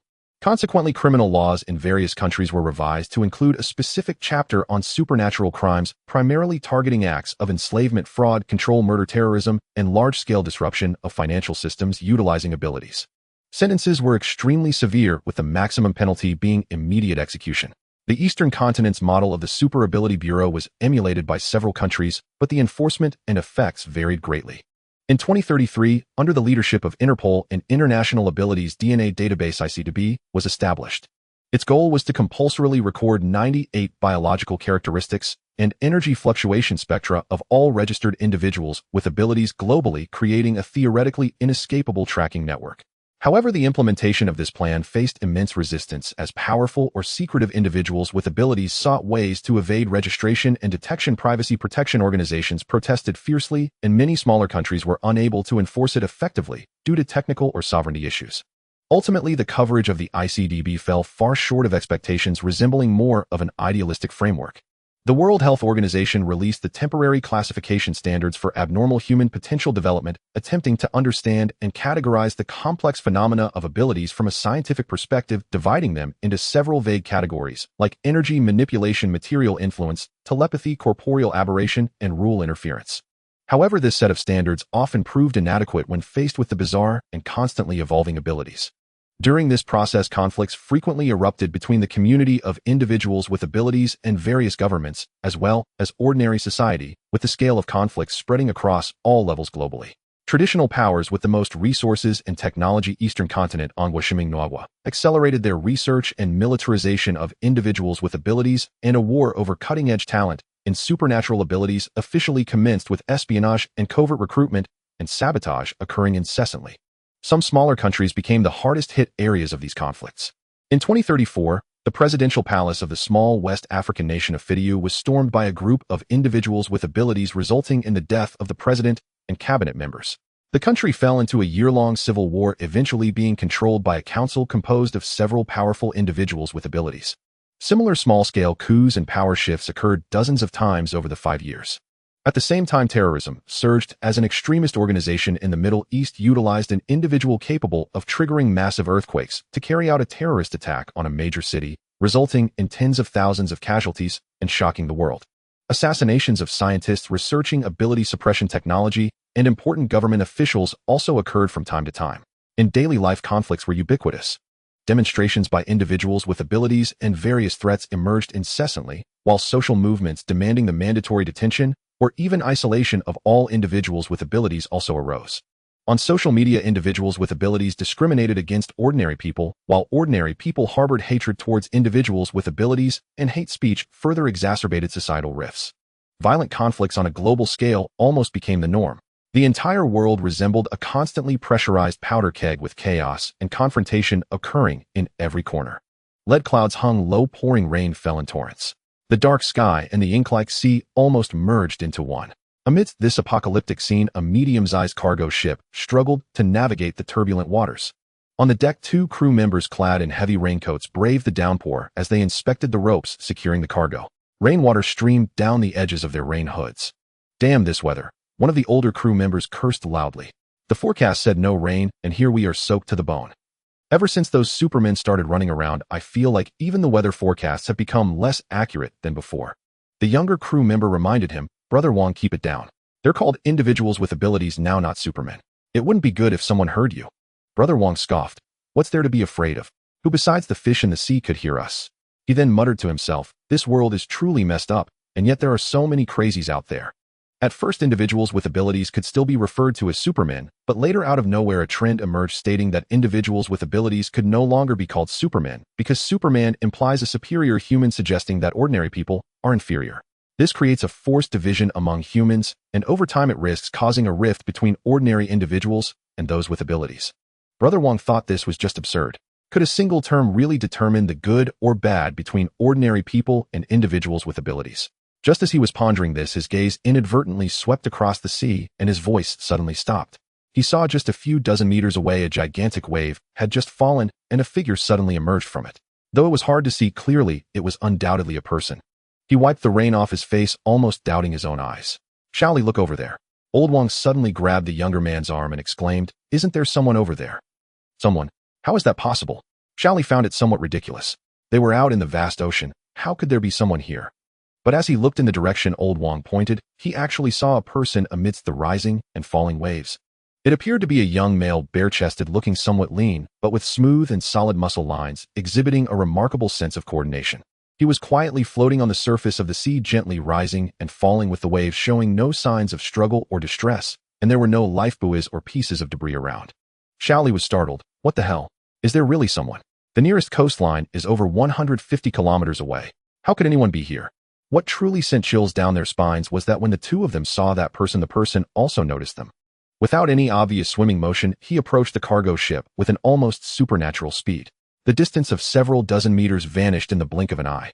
They saw that the person was carrying what looked like an ordinary dark backpack with a swirling mass of water covering his face, constantly writhing and swirling, obscuring his features completely.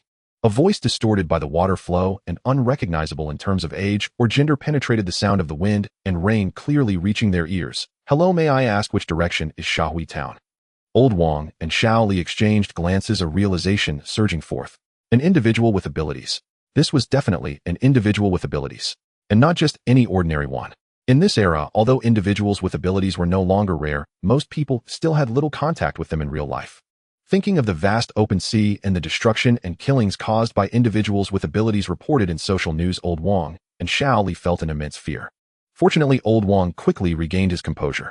He pointed in the direction of Shahui Town and answered the man's question, "It's over there. But it's at least a 200-mile journey from here." The person looked in the direction Old Wong indicated and confirmed, "Is it over there?" "Thank you." Without further words, after obtaining the information, he didn't glance at the two on the ship again, turning to head in that direction, his figure quickly disappearing into the rain and waves. Once he left, Old Wong and Xiao Li felt as if their bones had been pulled out, collapsing onto the deck, gasping for breath. Xiao Li's voice trembled as he said, "That scared me to death. I thought he was here for something else." Old Wong also felt lingering fear as he replied, Damn it, who would have thought we could encounter an individual with abilities in this godforsaken place? Thankfully, he was just asking for directions, and we managed to send him on his way. Jiang Qi, having discerned the direction, sped toward Shahui town. Indeed, this person was Jiang Qi. When he had just awakened from 5 years of deep slumber, he couldn't distinguish east from west, and could only gamble on luck, randomly choosing a direction to swim, but unsurprisingly, he swam off course. Fortunately, I encountered a cargo ship, Jiang Qi thought with some relief. Otherwise, I would have been like a blind fly, not knowing where to swim at all. Eager to return home, Jiang Qi exerted his control over the water flow to the fullest, like an arrow fish breaking through the water, swiftly traversing several meters beneath the sea, moving at an astonishing speed. In 5 years, he had undergone a dramatic transformation. His personal panel now read as follows: Name Luo Gui, Master Jiang Qi. Race human, lifespan 23, mastery of Luo Gui 0.0001. Master attributes: strength 164, 77 extraordinary level ripping apart tigers and leopards, agility 165, 79 extraordinary level intricate body technique, constitution 166, 02 extraordinary level copper skin and iron bones, intelligence 9 average 5, clear mind, spirit 9 average 5, solidified, will charm 8 average 5, naturally charismatic, power extraordinary level. Status awakening, sleep energy 1 usable sleep time 5 days. Sleep ability cooling down, cooling countdown 715933. I have already reached the extraordinary level. Jiang Qi's calm mind couldn't help but ripple slightly. Before his deep sleep, his strength, agility, and constitution attributes were only around 78 points, barely exceeding the average. But after 5 years of deep sleep with a continuous accumulation of 0.000001 points per second, his 3 attributes had now surged to over 160 points. This represented an increase of more than 20 times. At this moment, Jiang Qi could clearly feel that every inch of his body harbored an explosive and earth-shattering power. Muscle fiber density, bone strength, and neural response speed had all undergone a qualitative leap. Of course, he also understood that the so-called earth-shattering was merely an illusion after a surge in power, not a reality. But judging from the numerical data on paper, his 3-dimensional attributes had reached an extraordinarily terrifying level. Roughly estimated, the punching power of an adult male is around 100,300 kilograms. So 20 times that would be 2,000 to 6,000 kilograms. This was nearly equivalent to the maximum strength of an adult male gorilla. Moreover, Jiang Qi's fists were smaller, concentrated at a point, making his destructive power even more terrifying. The ripping apart tigers and leopards evaluation given to him by Yu Gui was undoubtedly accurate. In addition to 20 times the strength, there was also 20 times the agility and 20 times the constitution. 20 times the agility is not just about running faster. Agility encompasses many aspects, including nerve conduction, speed, reaction time, body coordination, dynamic vision, and precise control. For example, the simple visual reaction time of a healthy adult is typically between 0.23 seconds, such as seeing a red light and hitting the brakes. Trained individuals like pilots and athletes can shorten this to 0.10-15 seconds. A 20-fold increase means Jiang Qi's nerve response time has been reduced to 0.01 seconds, or even shorter, entering bullet time. To him, the movements of ordinary people appeared as if they were in slow motion. In the instant his brain perceives a threat, his body can automatically execute evasive maneuvers or counterattacks. His 20-fold agility also enables him to perform various high-difficulty actions. As for the 20-fold constitution, although Yu Gui hadn't explicitly mentioned what it included, Jiang Qi, based on his understanding of the term, believed that constitution should relate to skin toughness, bone strength, life, endurance, damage tolerance, recovery, and regeneration capabilities. In any case, Jiang Qi perceived that the toughness of his skin had significantly increased, reaching an almost unbelievable level. When he scraped his skin with sharp objects, he couldn't even cause a scratch. With strength more than 20 times that of an average person, agility over 20 times, and constitution exceeding 20 times, Jiang Qi felt that he was now an undeniable weapon of mass destruction. Of course, how strong he truly was, and what his specific limits were, still needed to be verified through real combat or specialized tests. But there was no doubt that he had undergone a complete transformation. He had established the foundation to stand firm in this grand era. But after 5 years of deep sleep, the mastery of Luo Gui is still only 0.0001. It seems the mastery isn't accumulated based on time and frequency of deep sleep, but rather through other means. It looks like I need to explore this further. Besides, deep sleep only increases strength, agility, and constitution. How do I increase intelligence, spirit, and charm? Perhaps they can only be unlocked after increasing mastery of Luo Gui. I wonder what tier my current strength belongs to among individuals with abilities. Am I in the strong tier or the average tier? Or am I even in the weaker tier? Jiang Qi thought, and less than an hour later, he caught sight of the coastline in the distance. His strength had indeed improved. 5 years ago, he spent over 4 hours swimming from the sea to the seabed, covering more than 100 kilometers. But now he swam back over 200 kilometers in just an hour. The enhancement in strength was exhilarating. Swimming to the shore, Jiang Qi observed the water and found an unoccupied spot to land. Once ashore, the first thing he did was open his backpack and take out his shirt and shoes to put on. 5 years ago, when Jiang Qi fell into a deep sleep, it was summer, and now, of course, it was summer again. Next, Jiang Qi began to check the items in his backpack: a mobile phone, a power bank, a stack of cash, sealed in waterproof bags, a set of change of clothes, some vacuum-packed food, and a bottle of drinking water. During his deep sleep, he had always carried the backpack on his back without taking it off. This meant that the backpack had entered the state of sleep with him. At this moment, Jiang Qi took out the most perishable food to inspect and found that their appearance, smell, and texture were exactly the same as when he put them in 5 years ago, showing no signs of oxidation, dampness, or decay. The same was true for the other items, as if time had left no trace on them. The absolute preservation effect during the state of deep sleep. Jiang Qi thought to himself. This was undoubtedly a marvelous characteristic derived from Luo Gui, allowing the items he carried during sleep to simultaneously enter a state of time stagnation. This characteristic might prove unexpectedly useful in the future. Then Jiang Qi turned on his phone, and the battery displayed a remaining charge of 65, similar to what it was before he fell asleep, with only about a 5-drop. However, when he looked at the signal bar, he found that there was actually no service. To be more precise, it didn't show any service. It shouldn't be a problem with the SIM card. After all, the phone itself is fine. Jiang Qi calmly analyzed. It must be an issue on the service provider's end. Have they eliminated the old SIM cards? Or have they simply canceled them altogether? Was 5 years enough for such a significant change? Even the SIM card from 5 years ago couldn't be used. Jiang Qi felt a bit confused, and the urgency to return home grew increasingly pressing. However, Jiang Qi did not panic, but instead organized his belongings. He took a selfie with his phone to examine himself, and discovered that he had not changed at all. He looked exactly like he did 5 years ago, not even his hair had grown.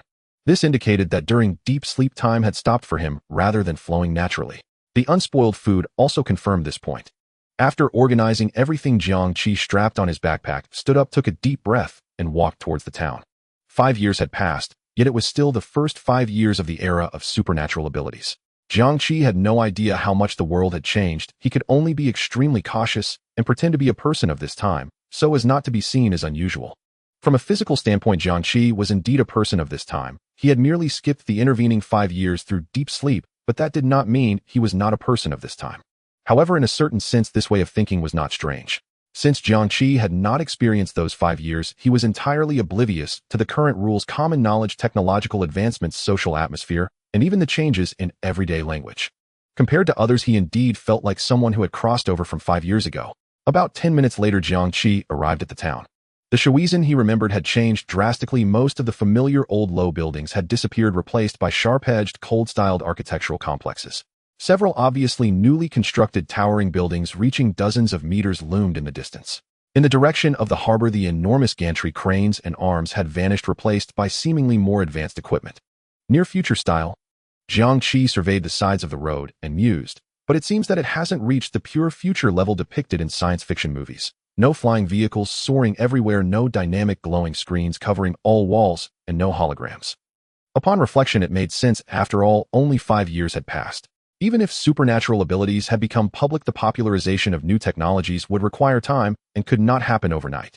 In fact, Jiang Qi noticed that some areas had even regressed. For instance, many public facilities had disappeared. Many of the benches along the street were damaged, and the plants in the green belts appeared neglected, as if government spending on these aspects had been reduced. Moreover, the clothing people wore struck him as strange. Most people's outfits seemed to lean towards integration, as if these garments were made of some elastic and special textured new material. The boundaries between tops and bottoms had clearly vanished, resembling a kind of bodysuit or seamless stitching tailored closely to body curves while still allowing for movement. Shoes often matched the outfits, appearing as a cohesive whole. Many people also wore simple wristbands of unclear function or belts equipped with miniature devices. In contrast, Jiang Qi's clothing stood out conspicuously, and many people looked at him as if he were an oddity. However, that was all, and no one seemed to suspect Jiang Qi or show any overt hostility. After all, in this era, even if you dressed as Emperor Qin and strode down the street, you would likely be regarded as a form of performance art or a peculiar personal quirk, and perhaps someone would even approach you for a photo. Let alone someone like Jiang Qi, who nostalgically remembered the pre-supernatural era. Indeed, judging by Jiang Qi's outfit, most people considered him a remnant of the old times, reluctant to step into the new era. Such individuals were not uncommon, or in fact one could say there were quite a few. They refused to use certain new products and maintained their lifestyles and aesthetic preferences from the pre-supernatural era. However, such individuals were typically middle-aged or elderly, making them less common among younger people like Jiang Qi. Jiang Qi keenly caught a few glances directed his way, but he did not react. Instead, he tried to appear natural while quickening his pace. At this point, Jiang Qi already had a plan. He needed to first purchase a communication device, connect to the internet, and understand the events of the past 5 years. Without information, he would find it difficult to move forward. Secondly, he needed to acquire a set of clothing that conformed to the trends of this era, so he wouldn't appear so out of place. Lastly, he would think of a way to return home. But all of this required money. Jiang Qi thought as his gaze scanned the street, walking into a convenience store that appeared to be small and had no customers at the moment. His goal was clear: to test whether the cash he had from 5 years ago was still in circulation. Upon entering the store, he noticed that many of the products on the shelves had brands and packaging he did not recognize. Most eye-catching was a functional beverage named Lingguang, prominently displayed, accompanied by a dazzling advertisement board. The advertisement featured a handsome man surrounded by electric arcs holding this beverage. Below it were his name and the slogan Thunder Lord, Duguang. Lingguang functional beverage. Unleash your potential brain domain. Exclusively added neural stimulating factors, laboratory certified, can significantly enhance brainwave activity frequency, helping every ordinary person to embrace the blossoming of supernatural abilities and become an empowered individual. The 3 keywords brainwave, supernatural ability, blossoming, and empowered individual immediately caught Jiang Qi's attention. However, he did not show any response. Instead, he casually selected a few items worth about 30 to 40 yuan and brought them to the counter. That'll be 37 yuan. How would you like to pay? The middle-aged owner behind the counter scanned the items and reported the price, while pointing to several electronic payment devices on the counter. Jiang Qi handed over 100 yuan bill cash. The owner instinctively took the money and exclaimed, "Oh, old currency." Jiang Qi maintained a calm expression. Can't you use it here?" The owner sized Jiang Qi up, seeing his outfit. His gaze held a hint of amusement as he thought to himself, so he's a little relic from the old days. Tisk tisk tisk, I really can't understand today's kids. It can be used. The government has regulations that allow old currency to circulate at a proportionate rate. It's just a bit troublesome to verify. I don't even know where the old bill validator went. Please wait a moment. As he rambled on, he took the bill and examined the watermark and metal thread against the light outside. Lucky it's me, otherwise others wouldn't know how to verify it. After a while, he confirmed, no problem, it's genuine. He then completed the transaction and handed Jiang Qi some change in the new currency. Here, take your change. Jiang Qi nodded and said, "Thank you, boss." He quickly packed his things and turned to leave the convenience store. After leaving the convenience store, Jiang Qi let out a sigh of relief. It was good news that the cash was still usable. However, to be safe, it was best to go to the bank to exchange the money, since he currently had 10,000 yuan in cash. Buying a few dozen yuan's worth of items at a small shop was inconsequential, but using a large amount of old currency to purchase an expensive communication device would be quite conspicuous. After all, people using cash to buy things were already rare, let alone those using old currency. It was hard not to attract attention and suspicion. Therefore, next, Jiang Qi went to the bank to exchange the old currency for new. The entire process was very quick, and the teller did not ask any questions. In fact, if they had asked, Jiang Qi was also prepared with an explanation. It would just be something like the money was saved by his parents and grandparents before, and now he needed to use it, so he had to exchange it for new ones. Looking back, he realized that his initial choice to test things at the convenience store was indeed overly cautious. Jiang Qi's reasoning at the time was that the convenience store only had one owner, so if there was any problem due to the old currency, or if he exposed something, it would be easier for him to deal with or escape. While the bank had strict security, once he was targeted, it would be troublesome. Now it seemed that his worries were clearly unnecessary. The foundation of society's operation was still intact. How could pulling out old currency lead to issues? That was unrealistic. But after obtaining the Jade Gu, Jiang Qi had evidently formed a mindset of better safe than sorry. Especially when he thought about possibly having an almost infinite lifespan, he became even more cautious, unwilling to take any unnecessary risks. After exiting the bank, Jiang Qi, with the newly exchanged currency in hand, began searching along the street for a mobile phone store. Soon a shop with the sign Xuanjie Digital caught his eye. Jiang Qi pushed the door open and walked in. The store was brightly lit, and the display cabinets showcased a variety of devices he had never seen before. It seemed that the form of mobile phones was no longer limited to handheld devices. A young male clerk in uniform, appearing to be in his early 20s, enthusiastically approached him. "Hello. Welcome to Xuanjie Digital. Are you interested in looking at terminals?" Now, mobile phones were called terminals. Jiang Qi felt unfamiliar with everything at present, but showed no signs of it on his face. He maintained a calm and observant demeanor, saying, "Yes, could you introduce them to me?" "Sure thing." The clerk's enthusiasm did not wane. He looked at Jiang Qi's profile and cautiously asked, "What is your budget?"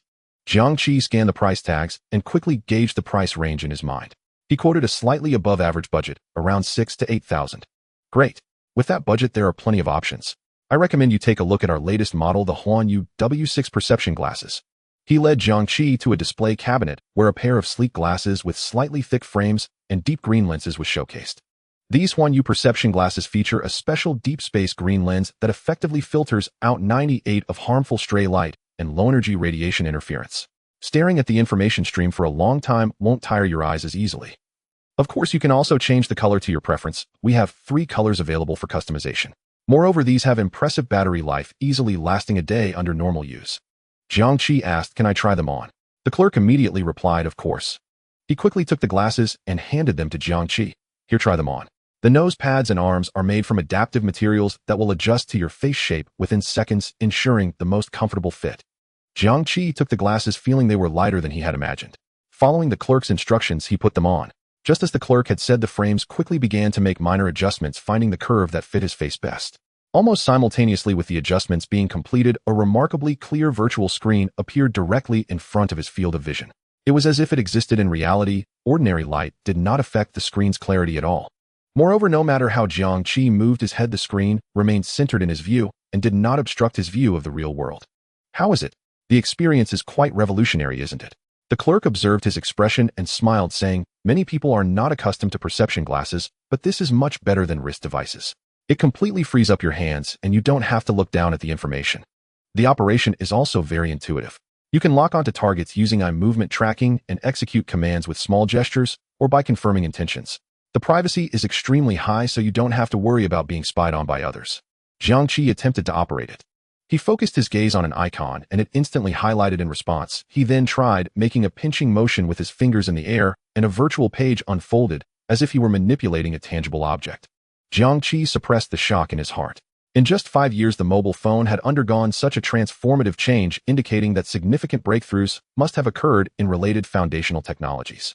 This change was not confined to one field, but spanned multiple domains. Jiang Qi took off the perception glasses and handed them to the clerk, saying, "I want to take a look at the wristband again." The clerk, without showing any impatience, enthusiastically led Jiang Qi to another counter, saying, "In fact, compared to perception glasses, wristbands are more portable and have a wider audience, plus they also serve as decorative items. Many customers buy them as accessories." Jiang Qi saw that the wristbands displayed at the counter indeed varied in style, resembling exquisitely designed wide bracelets available in both men's and women's styles. The women's styles were mostly intricately designed, embedded with diamonds and crystals resembling pieces of jewelry. The men's styles leaned towards a sense of power, some using matte black titanium alloy, while others featured dark decorative panels resembling obsidian, showcasing distinct styles. The clerk carefully took out a sleek, entirely black men's wristband and handed it to Jiang Qi, saying, "You should try this Stone S7. This is the latest model released by Huanyu in April this year with excellent tech and quality, and it's very suitable for boys in your age group, giving off a youthful vibe."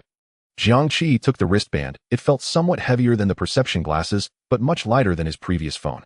The clerk added, "This Stone S7 uses a magnetic clasp, making it very convenient and secure. It won't fall off even during vigorous activities. Please give it a try." Jiang Qi put on the wristband, and with a light click, the magnet securely attached it in place, fitting snugly and surprisingly comfortable. Then he began to experience it. Although the screen was curved, it did not affect the operation at all, and the text and images remained perfectly clear. However, Jiang Qi couldn't help but scoff internally, asking himself, is this really a wristband? It seemed like just a smaller phone worn on the wrist, and compared to the perception glasses, it didn't appear to have any revolutionary changes. But next, the clerk took Jiang Qi's hand and gently pried open a nearly invisible gap on the side of the band with a fingernail. A slightly flexible, transparent screen was pulled out, resembling a piece of clear glass. Once the screen was pulled out, it was instantly activated. Jiang Qi was astonished, realizing that he had underestimated things before. This was indeed a wristband capable of having its screen extracted.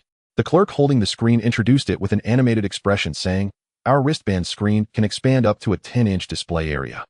As he gently stretched the edge of the screen with his fingers, the originally bracelet-sized screen expanded to nearly the size of a small tablet. Jiang Qi was shocked. What kind of technology is this?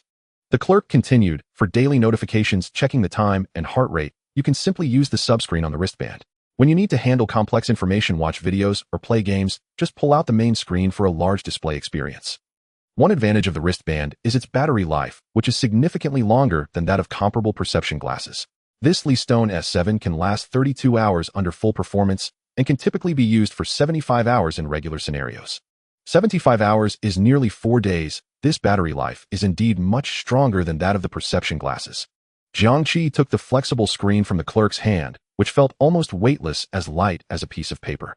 Operating it felt like using an ultra-thin mini tablet. Moreover, it was made from some unknown material, which remained completely straight when in flat screen mode. The clerk continued with a smile, saying, "If you often need to go out, dislike frequent charging, and prefer a tactile experience that you can hold in your hand, then the wristband is a better choice. If you pursue a stronger sense of technology, I recommend choosing the perception glasses, as they are the future trend." Jiang Qi listened to the clerk's words, quickly weighing his options. From a purely technical standpoint, there is no doubt that the perception glasses are superior. However, the drawback of perception glasses is their rapid power consumption, requiring frequent charging. Moreover, and most importantly, we are now in an era of supernatural abilities. In dangerous situations, perception glasses might fall off, but the wristband will not. For me right now, safety is more important than minor technological sensations. Having come to this realization, Jiang Qi decisively stated, "I'll go with the wristband this one." "Great. You truly have an eye for it." The clerk immediately beamed, and after a moment he brought over a new, unopened device, asking, "The price for this Stone S7 after discount is 6,788. How would you like to pay?" "Cash," Jiang Qi replied, taking out a stack of new bills from his backpack, counting out 6,800 and handing it to him. The clerk cheerfully accepted the money, completed all the necessary procedures, and asked, "Shall I activate it for you now? Or would you like to take it with you directly?" Without hesitation, Jiang Qi said, "Activate it directly." "All right." The clerk nodded, and as he unwrapped the packaging, he said, "This Stone S7 wristband comes with a basic package from Yutong Internet, free for the first 3 months, including 1,000 gigabytes of high-speed monthly data and unlimited call duration. Subsequent packages can be renewed or upgraded through the app. However, upgrades would require additional payment. I suggest you use this package for the first 3 months. If you find it useful, you can renew it after 3 months. If not, you can switch after 3 months, since it's free for the first 3 months. As the activation process continued, Jiang Qi realized why his previous phone card was no longer usable. Because now phones come with built-in SIM cards, no longer requiring physical cards. To continue using the old phone card, he would have to apply for a change at the service center, but Jiang Qi had already missed the window. Finally, with the clerk's guidance, Jiang Qi completed the activation. A slight vibration came from his wrist, displaying a minimalist standby interface, marking this device as officially belonging to him. All done. All settings are complete. The electronic version of the manual is also included in the device, making it easy to check. Lastly, the clerk packaged all the accessories, handed the bag to Jiang Qi, and sent him out the door. Leaving the electronics store, Jiang Qi felt the wristband on his wrist and found it quite novel. After the emergence of supernatural abilities, the changes in the world have been astounding. Before the advent of these powers, phones had maintained the same form for over a decade, with manufacturers primarily concerned about the position of the front camera's opening. However, in just 5 years since the rise of supernatural abilities, phones have completely abandoned their original form, giving rise to perception glasses and wristbands. This made Jiang Qi even more curious about what had happened in those 5 years. However, what he needed to do now was not to gather information, but to buy a set of clothes and change his outfit.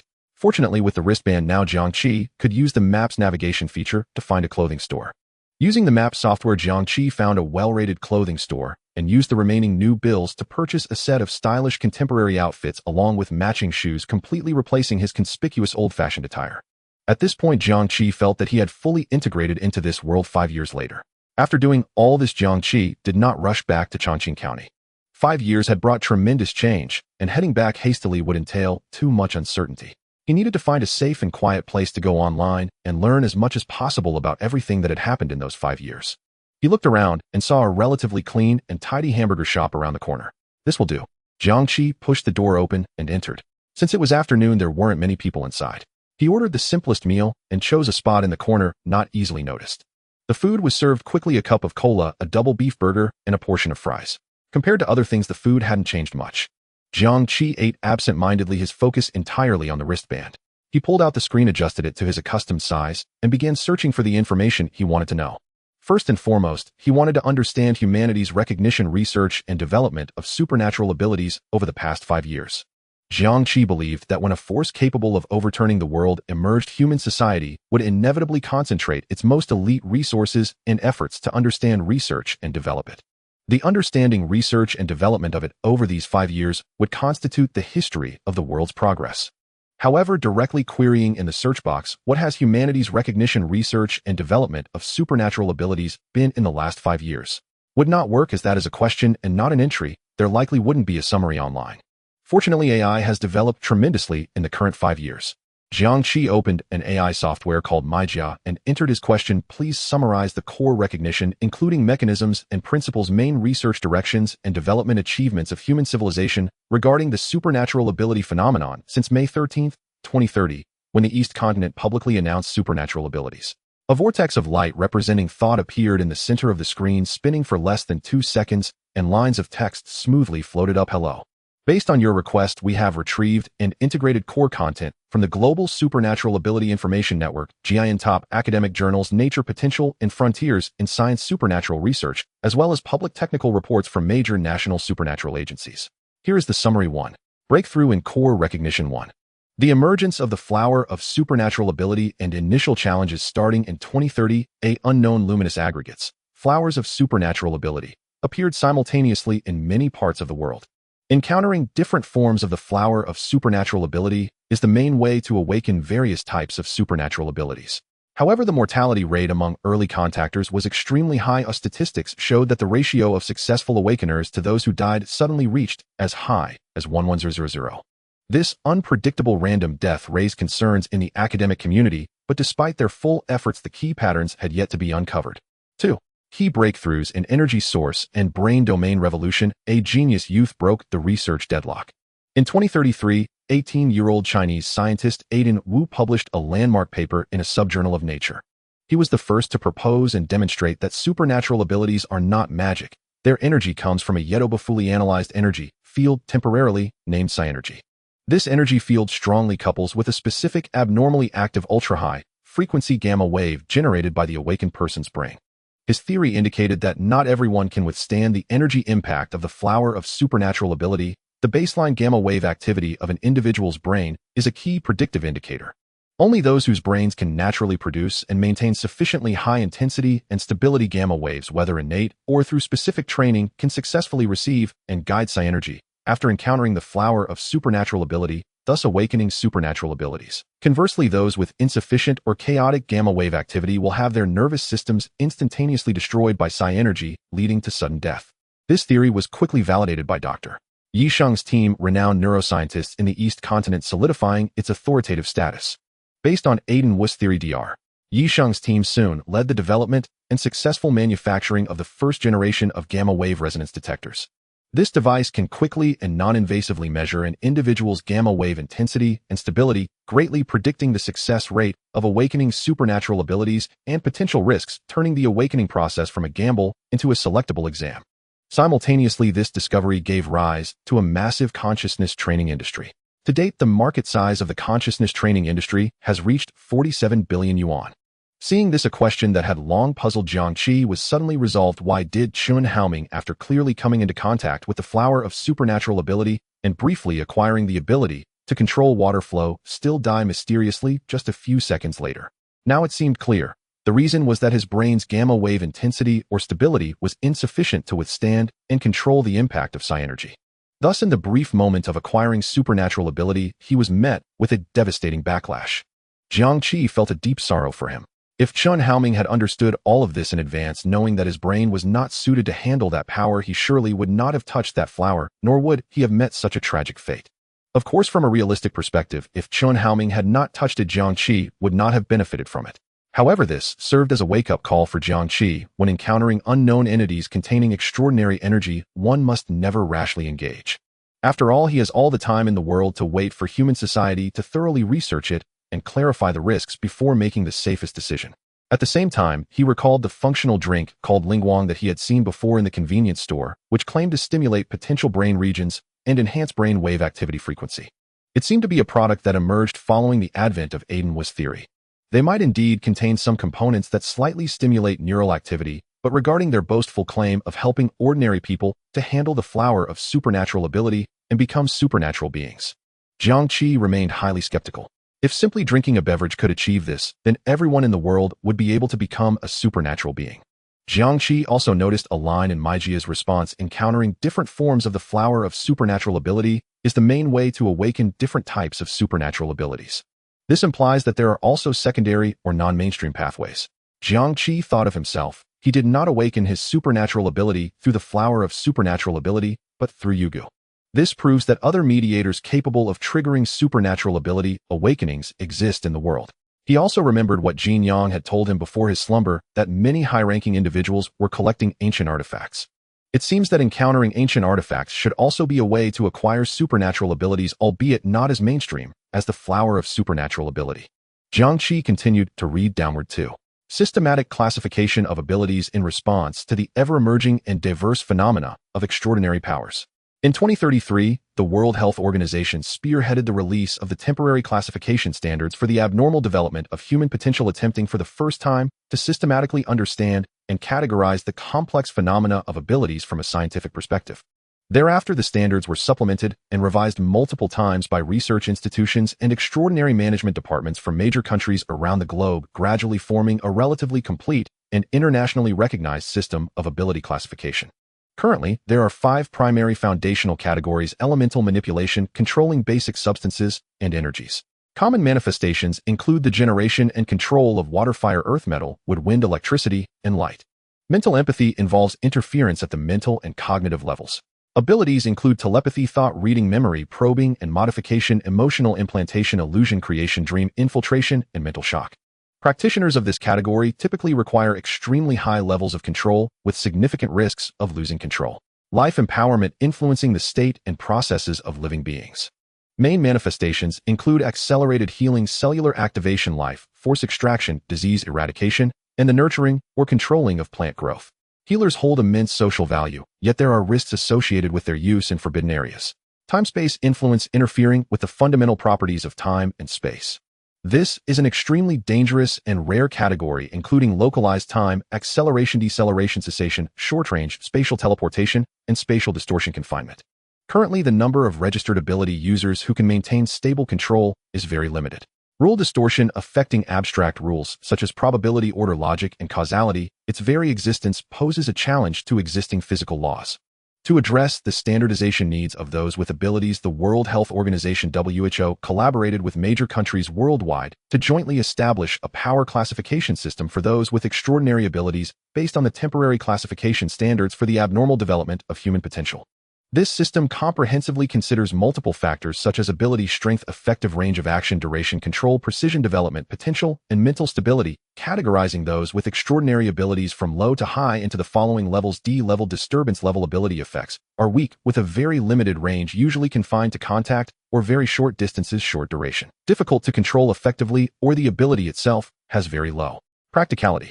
Most newly awakened individuals without training start at this level and have little impact on social order, but they still need to be registered.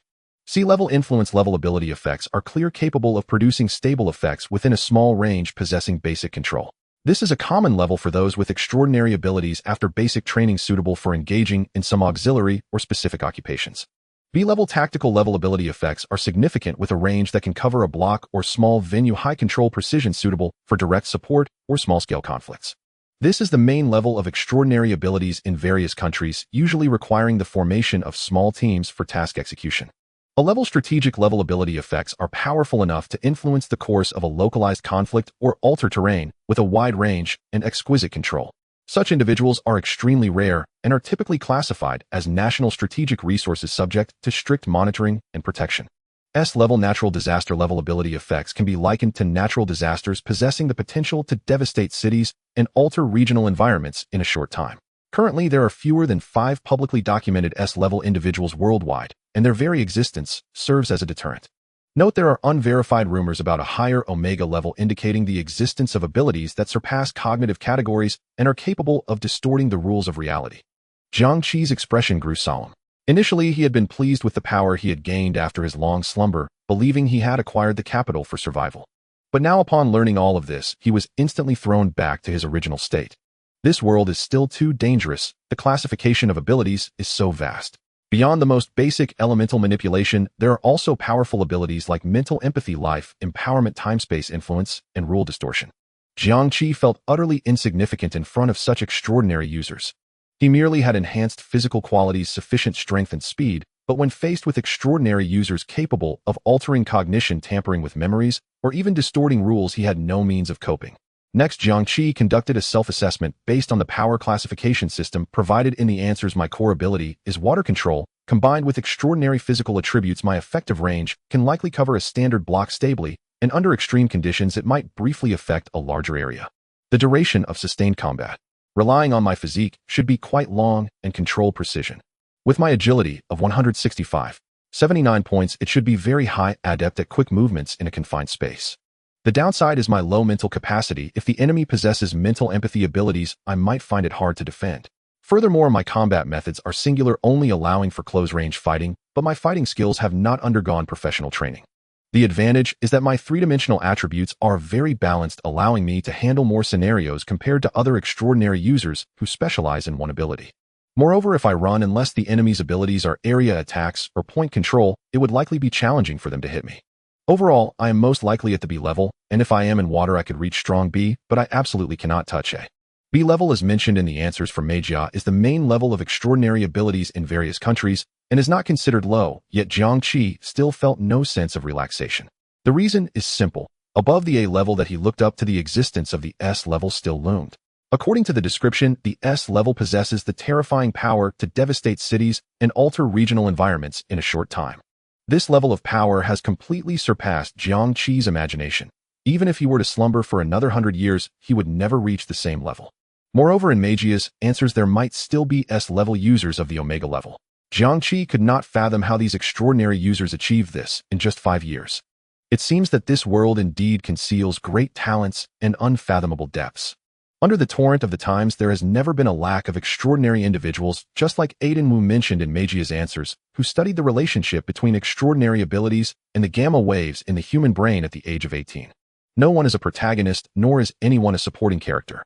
Furthermore, Jiang Qi did not know if he was the only one who could live forever. However, these are baseless speculations. Jiang Qi temporarily suppressed these thoughts and redirected his attention back to the wrist device screen, continuing to browse Meijia's summary on research directions and development achievements. Due to the excessive amount of content, I won't disclose it. In any case, through Meijia's answers, Jiang Qi understood why technology had developed so rapidly in just 5 years, especially since the form of mobile phones had undergone such revolutionary changes. Ultimately, it still comes down to the emergence of extraordinary abilities. As Teacher Wang said, regardless of whether the world changes, learning is always the most important thing. Due to scientists' research on several key extraordinary users, foundational science and applied technology have been greatly promoted, with some derivative results benefiting society as a whole. This far exceeds the extraordinary ability domain itself. Therefore, in just 5 years, the speed of technological progress has surpassed the total of the previous 20 years. Finally, Meijia concluded, in the past 5 years, humanity's understanding of extraordinary abilities has rapidly shifted from supernatural phenomena to a new type of biological energy science that can be partially observed, understood, and attempted to control. Research has presented a complex situation where basic cognitive exploration, risk control, and application value extraction run parallel, often in conflict with each other. Currently, it remains in the preliminary stage, with numerous gaps in the underlying theory, and technical applications are accompanied by significant ethical and social risks. Jiang Qi took a few minutes to digest this information. Subsequently, he used his wrist device to quickly search for several questions. He was very concerned about the first question, the estimated number of extraordinary users in the world and their ratio to the global population. The answer is that there are currently no authoritative public data or reliable information sources, mainly because governments are highly protective of their extraordinary user information. On one hand, this is due to national security strategy considerations, and on the other hand, to avoid potential societal panic that may arise from the public disclosure of detailed data. However, Meijia still provided a rough estimate, 200,000. In other words, out of the 8 billion people in the world, there are approximately 200,000 extraordinary users, a ratio of 4,000 to 1. One extraordinary user appears among every 4,000 people. Based on the population of Donglu, there are roughly 350 extraordinary users distributed throughout the country, equivalent to about 10 extraordinary users in each province, 51 in each city, and 26 in each county. Of course, this number is certainly not accurate. It can only be lower, not higher. The second question, changes in the global situation over the past 5 years. The answer is relatively lengthy, summarizing that the macro-political landscape has not undergone a transformative upheaval. Aside from a few small countries whose regimes have been overthrown by emerging extraordinary organizations, the major powers and alliances remain standing, and all major nations have established their own extraordinary forces. For instance, the Sky Shield Bureau of Ongwa, the Round Table Knights of Novgorod Republic, the Super Combat Team of Ingzhou, and the Pegasus Troops of Sungwa. The third question: basic information on publicly known A-level and S-level extraordinary users. This portion is what Jiang Qi is most concerned about, but reliable public information is still scarce. He could only find that Li Jianjun, the leader of the new exegesis sect from Donglu, is S-level. Master Shiju from Rulai Temple is S-level. Qin Jun from the Longting Troops is A-level, and the female monarch Lakshmi from the Bhagavata Republic is S-level. Additionally, 2 members from Angwo's Sky Shield Bureau are above A-level, and a general from Nuagwa is S-level. Aside from that, all are merely suspected. Ingzhou claims to have an S-level extraordinary user, but all information is classified as suspected or rumored, with Magia giving a very low credibility rating. In this era, have S-level extraordinary users become nuclear weapon-level existences? Jiang Qi felt a chill in his heart. No, perhaps even more terrifying than nuclear weapons. Because once an S-level extraordinary user enters the territory of the opponent, the threats and destruction caused absolutely cannot be compared to a one-time use nuclear weapon. The fourth question: major extraordinary forces globally and the Extraordinary Management Bureau of Donglu. This question overlaps somewhat with the second question, but is more detailed. In addition to each country's official extraordinary forces, Magia also listed civilian extraordinary forces like the Evolutionary Choice Alliance, God's Fury, and the Technological Evolutionists. It can be said that after the emergence of extraordinary abilities, the world has erupted into chaos. Although the global situation has not undergone significant changes, there are definitely undercurrents that are alarming. Over the past 5 years, the Extraordinary Management Bureau of Donglu has also developed rapidly, with grassroots branches reaching the county level, and its contributions cannot be understated, as the rate of extraordinary-related crimes has decreased from 221 in the early years of extraordinary abilities to the current 17.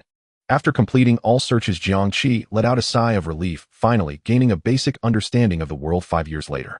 At the same time, he also gained a clearer plan for his next actions. First, he would return home to confirm the safety and current state of his uncle, aunt, and sister, as well as Jin Yang. Secondly, he would utilize this time to accumulate slumber energy and explore ways to enhance his control over Yugui. Finally, after gathering enough slumber energy, he would once again enter slumber if conditions permit. With his resolve set, Jiang Qi retracted the screen of the wrist device, slung his backpack over his shoulder, and left the hamburger shop. 10 minutes later, Jiang Qi arrived at the bus station. Compared to 5 years ago, the bus station in Sha Town had also changed, becoming newer, larger, and cleaner. Jiang Qi queued at the window and handed over his ID card, a ticket, to Chongqing. The staff behind the window did not even lift their head. 40 yuan. Here you go. Jiang Qi offered 2 new 20 yuan bills. The staff skillfully issued the ticket. The bus departs at 4:30, and boarding will begin 10 minutes prior. All right. Half an hour later, Jiang Qi passed through an identity verification and simple security check, boarding the bus back to Chongqing. The vehicle slowly started, and the scenery outside the window began to flow. Looking out the window, Jiang Qi felt a hint of nervousness that he could hardly suppress. Returning home after 5 years, how are his uncle and aunt now? Are they still doing their previous jobs? Are they still healthy? Have they worried about him? Little dear should be 20 now, right? By normal calculations, she should already be in college, right? Which university did she go to? What is she studying? How has she changed now? Is she in a relationship? And what about Jin Yang? What is that guy doing now? Is he working or just living off his parents? Regardless of whether he is working, his parents are there to support him, so he is actually the least worrisome. Has he gotten married? Or is he still dating? He can't still be a single dog, can he? As he neared home, feelings of nostalgia surged within him. Half an hour later, with a hiss of air, the bus finally arrived at Chongqing County. Following the signpost, Jiang Qi stepped out of the station. The sky had already darkened. It was 6 o'clock in the evening, and the street buzzed with lively vendor calls. Jiang Qi stood by the roadside waiting for a taxi. At that moment, 3 flamboyantly dressed, swaggering youths seemed to fixate on him as their target and sauntered over, radiating an air of untouchable arrogance. Jiang Qi remained rooted in place, neither retreating nor flinching, his gaze calmly appraising them. The 3 delinquents wore garments adorned with animated patterns, their heads bore color-shifting luminous accessories, and glimpses of tattoos peeked from beneath exposed skin, making them appear like walking sources of light pollution. In fact, Jiang Qi had encountered troublemakers before during his school years. After all, he'd completed junior high in a county town. Anyone who'd lived through it knew just how chaotic such schools could be. Yet he excelled academically and athletically, earning himself the admiration of teachers and administrators alike. Thus, most delinquents kept their distance, observing an unspoken truce. Their eyes swept over Jiang Qi's frame, then settled finally on his wrist. "Hey buddy, Nice wrist computer you've got there, drawled the ringleader, a youth with dyed blonde hair and glowing earpieces, his mouth twisted in a smirk. Latest model, huh? Must have cost a fortune. We're a bit short on cash lately. Mind lending us a few bills? The other two closed in with grinning, mocking ease, forming a tight little circle around him. Jiang Qi hadn't expected his homecoming to Chongqing to begin with a mugging, his very first welcome ceremony. 5 years ago, he might have responded with quiet defiance, or even physical persuasion. After all, he'd aspired to become a police officer. Beyond academics, he'd rigorously trained his body. 2 or 3 men would hardly pose a challenge. But now Jiang Qi hesitated. These 3 street thugs were admittedly ideal sparring targets, perfect for testing his current physical resilience and control. Yet doing so openly in broad daylight would inevitably draw unwanted attention. He lowered his head, swiftly scanning his surroundings. Surveillance cameras lined the opposite intersection and storefronts. Passers-by stole furtive glances from nearby. He concluded inwardly this was certainly not the place to act. To the 3 youths, however, his stillness read only as timidity. The blonde ringleader sneered inwardly. What a waste of height. A gilded spear with leaden core, tall, yes, but utterly spineless. That thought emboldened him instantly. Cowardice. Excellent. The more fearful he seemed, the more they'd press him. With a low chuckle, he advanced, so close his breath nearly brushed Jiang Qi's nose. What's wrong? Didn't you hear us? Did you stuff your ears with donkey hair? Or did fear silence your tongue? The other 2 moved forward in unison, cracking their knuckles with sharp, brittle pops, their grins laced with mockery and menace. Yeah, Hao Ji's talking to you. Answer up. Show some respect. Call him Brother Hao. Jiang Qi shook his head inwardly, a textbook trio of villains with a script straight out of classic antagonism. At that moment, a plan crystallized in his mind. To feign weakness, lure them into an unmonitored location, then strike decisively. With his present speed and strength, neutralizing all 3 without alerting bystanders should pose no difficulty. Just as he prepared to speak, a clear, youthful voice rang out. Halt! The delinquents bristled at the interruption. Damn it. Who the hell is that? Some idiot. Jiang Qi turned toward the sound. A masked youth stood several paces away, striking an unmistakably theatrical entrance pose, 1 foot slightly forward, torso tilted sideways, one hand resting defiantly on his hip, the other holding aloft a thick, weighty book with solemn reverence. The blonde youth scanned him up and down, then burst into incredulous laughter. What the hell? Did this lunatic just wander in from a comic convention? Masked up. Get lost. Mind your own damn business, or we'll beat you too. The masked youth shook his head. I am no lunatic. I am the embodiment of fairness and justice, the executor of order and law. I am Justice Hero. The blonde youth clutched his belly, roaring with laughter, bent double, tears streaming down his cheeks. Ha ha ha ha. Justice Hero. You slap a scrap of underwear over your face and think you're a superhero. Did too many movies rot your brain? Ha ha ha. You're so dumb, even pig farming wouldn't hire you. 59 yuan a day, room and board included. Wanna go? Oh wait, you'd have to pay to get hired. Ha ha ha ha. Today's been priceless. I've actually met a live-action superhero. His 2 lackeys collapsed into hysterics, rolling with mirth. Which kid's latest cringe disorder slipped its leash? Go finish your homework, else daddy'll spank you when you get home, though, masked Jiang Qi sensed the youth's rising indignation. Jiang Qi couldn't help but admire their barbed wit. Once the blonde youth caught his breath, he pivoted back toward Jiang Qi, irritated that Jiang Qi hadn't joined the laughter. Hey, what's your problem? No smile for the superhero. That's disrespectful, isn't it? His henchman immediately chimed in. Exactly. Boss told you to laugh. Did you hear him? Laugh now. Or maybe Brother Hao only take your money, not your teeth. Ha ha ha. Jiang Qi simply watched them, silent and detached, as if observing a farcical play unfolding beyond his concern. Amid the jeers, the masked youth stepped forward. His voice dropped low and resonant. I have stated. I am Justice Hero, the embodiment of fairness and justice, the enforcer of order and law. Fair your mother. Just your mother. Hero your mother. The blonde youth barked, cutting him off with a spray of spittle that nearly struck the youth's mask. Get lost. Can't you see we're working? We wouldn't even bother robbing someone as pathetic as you. The masked youth appeared genuinely incensed, yet he swallowed his anger, ignored the blonde entirely, and lifted his gaze to Jiang Qi, asking, with startling sincerity, are these 3 individuals attempting to rob you? Jiang Qi, meeting the question with equal gravity, replied, yes. They seek to seize my money. The blonde youth nearly exploded. We're standing right here, breathing and blinking. Are you 2 staging a damn duet? Do you think we're corpses, eh? Just as the blonde raised his fist, the masked youth, having received Jiang Qi's confirmation, seemed to complete some internal protocol. He murmured softly, understood. Then raising the heavy tome in his hands, he proclaimed aloud, by Article 8 of the Codex of Law, those committing robbery shall suffer severance of the wrists. Before the final syllable faded, the impossible unfolded the book in his hands, stirred without wind, the pages fluttering wildly, then halting precisely on the 8th leaf.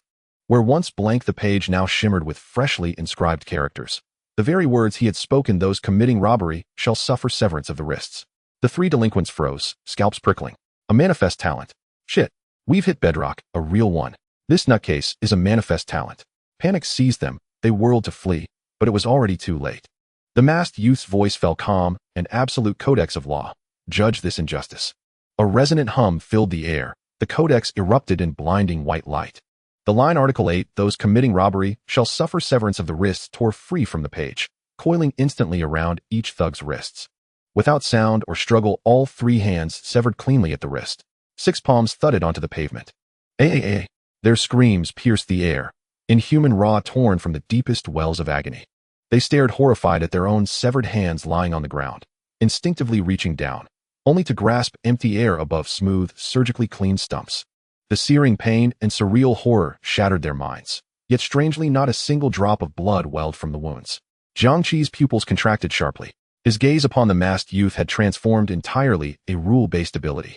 Direct somatic punishment, without physical contact. It activated not from pre-written law, but as he spoke. When the codex opened to page 8, the page was blank, only filling with text after his declaration. This was the first time Jiang Qi had witnessed another manifest talent wield supernatural power, so closely, so vividly, so irrefutably. By now a crowd had gathered. Jiang Qi saw pedestrians frantically dialing phones, surely calling the authorities. Yet the masked youth showed no concern. Turning to the 3 maimed delinquents, he spoke again. By Article 3 of the Codex of Law, verbal insult against an enforcer of justice shall incur removal of the tome. The Codex snapped back to its 3rd page, already inscribed with the precise decree. Codex of Law, judge this injustice once more. White light flashed anew. Instantly their shrieks choked into guttural, suffocating gasps. Their jaws wrenched open against their will. Then with wet, sickening pops, 3 tongues were ripped free, slapping onto the pavement, twitching faintly like fish flung ashore. Only then did the masked youth snap the codex shut with a crisp, decisive snap. He looked down at the 3 ruined figures, handless, tongueless, reduced to strangled wheezes, and declared with childish petulance, I told you. I am justice, hero. Then turning to Jiang Qi, he adopted his practiced, ceremonial tone. Citizen, evil has been duly punished. You are safe. No thanks are necessary. Upholding cosmic order and impartial justice is the sacred duty of justice, hero. Though he tried to conceal it, Jiang Qi detected a tremor of exhilaration and deep, quiet satisfaction in his voice. Jiang Qi regarded him calmly and offered a quiet, measured thank you. Internally, however, his vigilance spiked to its highest pitch. Even as the youth performed righteous retribution, his methods were merciless, far more dangerous than any street thug. Should the slightest hint of aggression surface, Jiang Qi resolved to strike first. Though evil lies vanquished, the path of light remains long. The youth began another grandiloquent flourish, then abruptly stiffened, head snapping toward a distant alley corner. His tone shifted, alarmed, urgent, an order disruptor approaches. Citizen, farewell until our paths cross again. Remember, justice endures. With that he waved an exaggerated, self-satisfied farewell, and vanished in a blur, leaping across rooftops before vanishing into a narrow alley. Almost the instant he disappeared, a black SUV emblazoned with the insignia of the Abnormality Management Bureau screeched to a halt beside the curb. 3 agents in black tactical uniforms disembarked, 1 woman, 2 men. The male agent's one towering and massively built, his muscles threatening to burst the seams of his uniform, face granite hard, the other shorter, stockier, eyes sharp and calculating. The woman appeared to be in her early 30s, trim, composed, her hair pulled back in a neat, functional ponytail. They moved with swift, purposeful coordination. The burly agent immediately established perimeter security. The stocky agent deployed a scanning device across the scene. The female agent approached the 3 wounded delinquents. Now both handless and tongueless, the delinquents contorted in silent, agonized horror, only able to emit desperate, choking rasps from deep within their throats. Their eyes pleaded mutely for aid, but none came. Bystanders watched with visible distress. Jiang Qi observed coldly. No pity stirred within him. He shook his head inwardly. In this new era of rampant abilities, what reckless arrogance had led them to attempt robbery, the oldest, most obsolete craft of all? The woman, evidently the team leader, spoke rapidly into her comm unit. Command center report, 3 victims on site. Bilateral wrist amputation, complete lingual excision, 0 hemorrhage.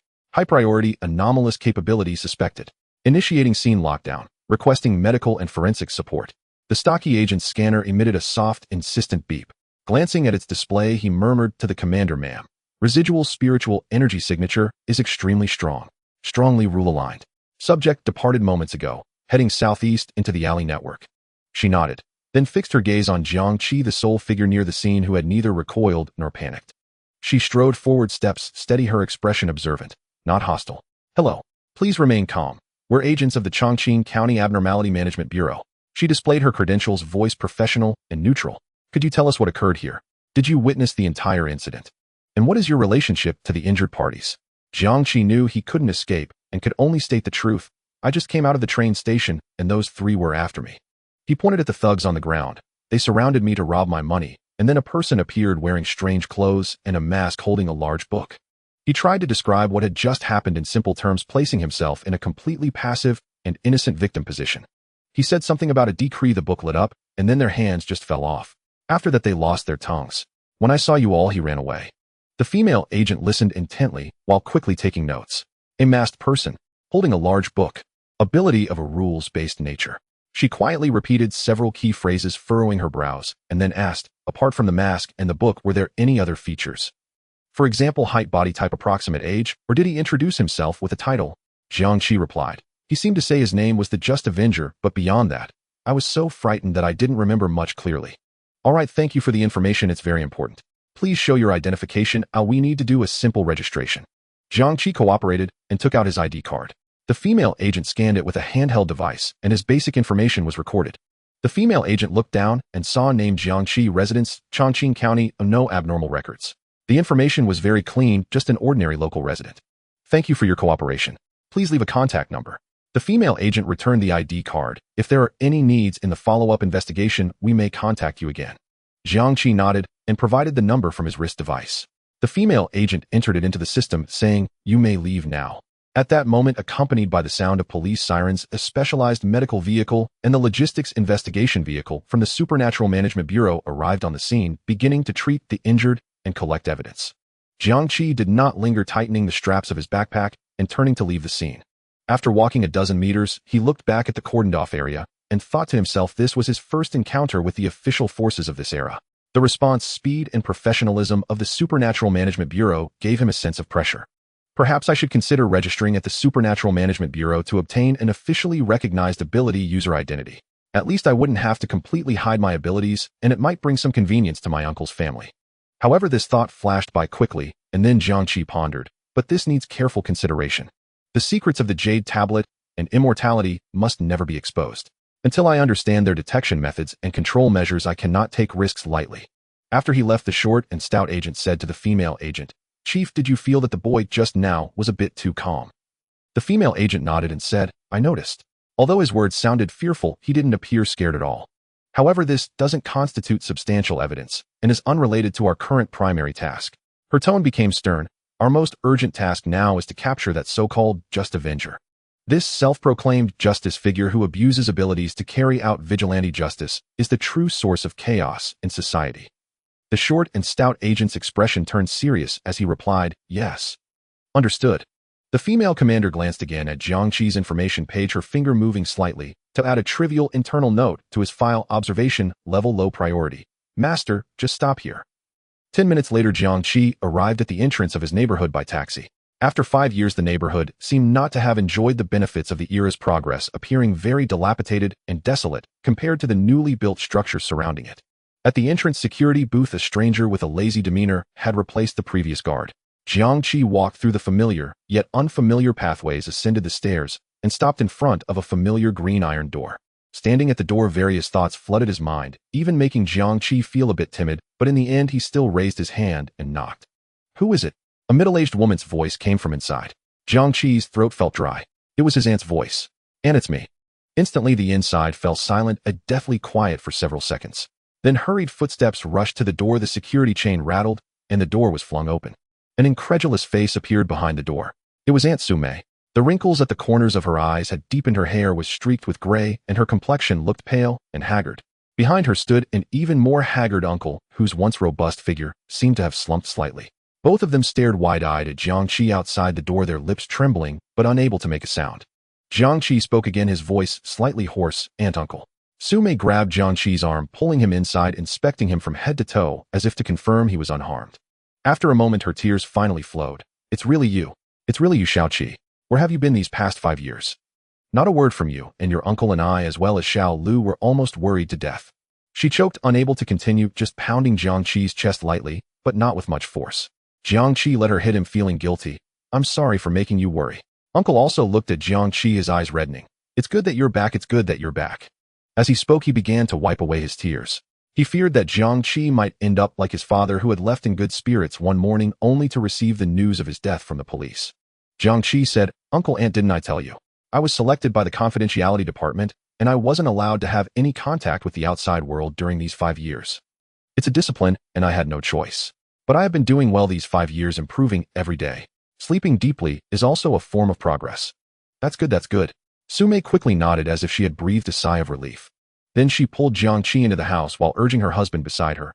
Old Jiang, hurry, go get Xiao Qi some utensils. He must not have eaten yet. Hurry up. Sume sat Jiang Qi down, looking at him. Xiao Qi, you look just like you did 5 years ago, not a bit changed. You two haven't changed either, Jiang Qi replied. Where are you not unchanged? Sume smiled bitterly. We've aged, our hair has gone gray. She instinctively tidied her loose strands of gray hair. In fact, Aunt had not just aged, she hadn't even done her hair, which she loved to do. Jiang Qi's heart sank little by little. Upon entering, he had noticed that Uncle and Aunt seemed particularly haggard, but he hadn't had time to ask then. Aunt, where is Xiao Lu? Where is she now? Is she studying at a university out of town? Xiao Lu, Xiao Lu. Hearing this, Sume choked up again. At that moment, Uncle came over with the utensils. Hearing Jiang Qi's question about their daughter and his wife's cries, he froze in place, tears streaming down his face. It's said that men don't shed tears easily, but only when they are truly heartbroken. A bad premonition arose in Jiang Qi's heart. His sister Jiang Lu was in trouble. Jiang Qi's throat tightened, and he asked, Uncle, Aunt, what happened to Xiao Lu? Did something happen? Sume wiped her tears, snatched the utensils from her husband's hands, saying, Xiao Qi, you eat first. After you finish eating, we'll talk about Xiao Lu's situation. She was afraid that if she finished speaking, Jiang Qi wouldn't be able to eat. But Jiang Qi had no appetite at the moment. Aunt, Uncle, please go ahead and tell me. I can't eat right now. Sume insisted. You eat first, then Aunt will tell you. With no other choice, Jiang Qi finished his meal, tasting it like chewing wax, the atmosphere at the dining table stifling. Finally, Jiang Qi put down his utensils, wiped his mouth, and said seriously, And I've finished eating. Please tell me what happened to Xiao Lu. Okay, I'll tell you, she said, roughly wiping her face with her sleeve, starting to narrate in a disjointed manner, while Uncle supplemented her words. It turned out that 2 years ago, Jiang Lu was accepted by the provincial university, Wuling University. She had excellent grades and chose archaeology as her major. Jiang Qi knew this. He had seen it when he searched for information with his wrist device. After the abilities were made public, archaeology quickly became one of the most popular top majors. This was because more and more evidence indicated that abilities were not unique to modern times. They had existed in ancient history. Some experts even speculated that there once existed an extraordinarily glorious civilization of abilities in ancient times. However, it might not have been called abilities back then, but referred to as immortals, qi refiners, or fengshi. This implies that there could be significant gaps or concealed truths in the history written by humanity. Therefore, excavating ancient sites, researching ancient texts, and analyzing unearthed peculiar artifacts have become crucial means to explore abilities and even discover ancient technologies. Archaeologists, to some extent, have become pioneers in exploring supernatural history. In recent years, archaeology has indeed achieved many sensational results.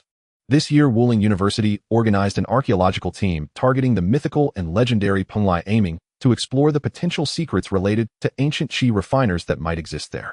Xiao Lu was selected by Professor Zhang from her college to become a member of the 8-member archaeological team. The result was, the entire archaeological team got trapped inside. Sume said, just half a month ago the school suddenly called and said that Xiao Lu and her entire team, including the leading Professor Zhang, a total of 8 people, went missing in Penglai. The signal was completely cut off and their location disappeared. The school said they had already reported it to the police and contacted local rescue teams and the Supernatural Management Bureau for investigation, but now half a month has passed with no news at all. The rescue team almost got into trouble too.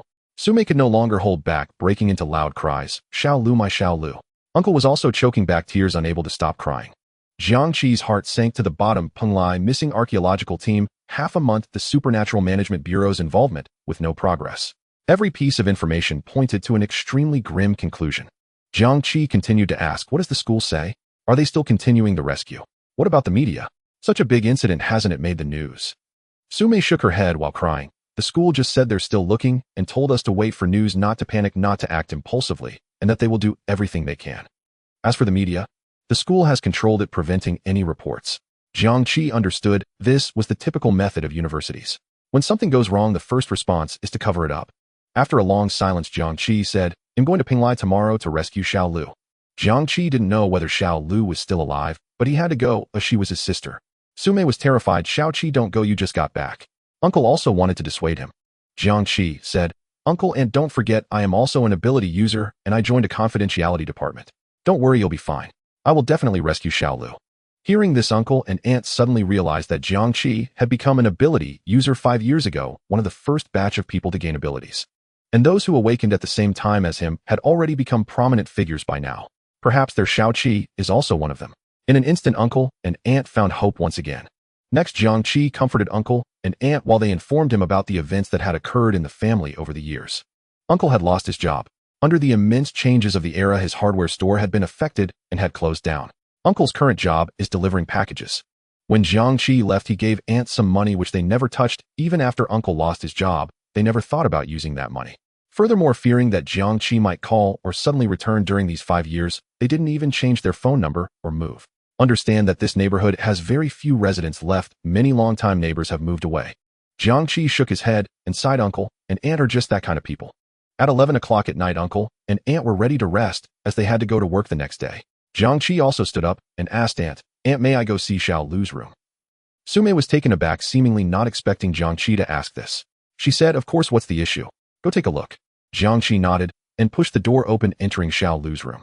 5 years later, the style of Xiao Lu's room had changed a lot. It was clear she had grown into a young lady. However, what hadn't changed was that on the desk, there was still the photo of the two of them from back then. Jiang Qi didn't go to look in the wardrobe or similar places, but went straight to the desk, opened the drawer, and took out a red password book. He entered the digits 1213. With a click, the password book opened. The password hadn't changed. It was still the date of the day he was adopted by uncle's family, a date Xiao Lu used for various accounts and diaries. What Jiang Qi had never mentioned was that he had always disliked this number, because from that day on he no longer had a true home. Jiang Qi flipped to the section of the diary from 5 years ago when he left. May 16th, 2030, overcast. Today marks the 3rd day since my brother left. Although he would only return a few days each month, while attending high school in the city this time felt different. It felt like he had been completely uprooted from home. I caught my mother secretly wiping her tears at night, and she pretended it was just sand in her eyes. Mom, your acting skills are terrible. Brother, what secret department did you really join? Is it like what they show in the movies where you undergo rigorous training? Will you get hurt? Will you be able to eat enough? Do they let you call home? I miss you so much. Today we still had online classes. The school even invited people from the Anomaly Bureau to give us an online presentation warning us how terrible the abuse of abilities can be and advising anyone who awakens to register as soon as possible. The world has truly changed. I must study hard. I want to become stronger so that I won't bring shame to my brother. He told me that I will be strong, I will grow, and I will do better than anyone expects. September 1st, 2030, sunny, the first day of high school. Although I didn't get into the Key City School County, no. One high school is not bad. I will work hard. It's my first time living at school. The bedboard is a bit hard, but my roommates seem easy to get along with. I hope we can become good friends in the future. Brother, do you miss home too? April 15th, 2031, sunny. Today, I heard some news. Another classmate from school has died after coming into contact with the flower. His parents spent millions just to make him a manifester. The social status of manifestors is incredibly high now. Many girls in class no longer chase ordinary celebrities, but have started pursuing manifestors. Some like Lakshmi, some like Du Guang, and some like Daoist Li Jinjin. The boys too have started playing superpowered basketball, claiming it looks much more interesting. Isn't it that everyone wants to become a manifestor? Unfortunately, that classmate died without becoming one, and his parents' money was wasted. Fortunately, my brother told me not to trust any claims of awakening abilities until the information is clearer. Those flowers are indeed dangerous. However, even if those flowers weren't dangerous, I wouldn't have money to buy them anyway. Sigh, so sad. May 15th, 2032, cloudy. Time has passed so quickly. I'm about to be a senior. I need to start thinking about college and my major. I always wanted to study fashion design, drawing many design sketches, thinking it would be wonderful to create beautiful clothes that bring happiness to others. But now I don't want that anymore. The world has become so chaotic and frightening. Every day the news is filled with bad stories. God's wrath in Europe, burning manifestors everywhere, wars in Africa, new types of DP being researched by manifestors in America, wreaking havoc across the world and Southeast Asia, using children for human experimentation. I'm incredibly grateful to have been born in the East continent where it's safe for ordinary people. Brother, are you now in a world that we ordinary people can't access? If I study fashion design, will I be moving further away from you? I want to be closer to you to understand what you're facing, and I want to choose a major that helps me comprehend this new era. November 25th, 2032, rainy. The results of the mock exam came out today, and they were decent. The teacher spoke to me about my direction for college applications. I cautiously asked about the archaeology department. The teacher was quite surprised and said she didn't expect me to be interested in that. She said the archaeology department is now extremely popular. The score requirements are frighteningly high, and it has special physical requirements since you often have to go out into the field. She mentioned that the archaeology department at Woolen University is very strong and said to have official backing, often participating in some mysterious projects. Woolen University, it's not far from your old high school. I felt a bit excited yet also a bit scared. Can I really do it? But I want to give it a try.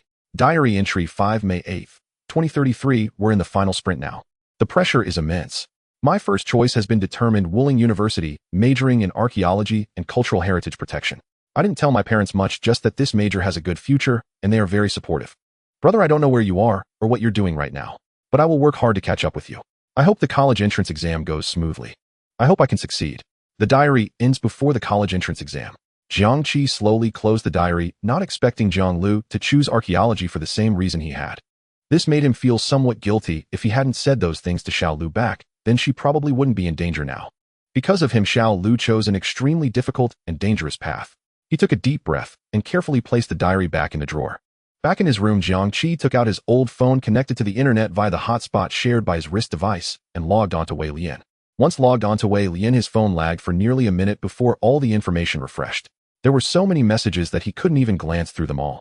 Wang Weihua, senior class teacher. Jiang Qi, don't act impulsively. Studying is still very important. No matter what, come back and finish the college entrance exam first. I've temporarily registered you. There's only a week left until the exam. Jiang Qi, contact me immediately when you see this message. We can help you with anything. Kid, if you can see this, I hope you can let the teacher know you're safe. The principal and teachers are very worried about you.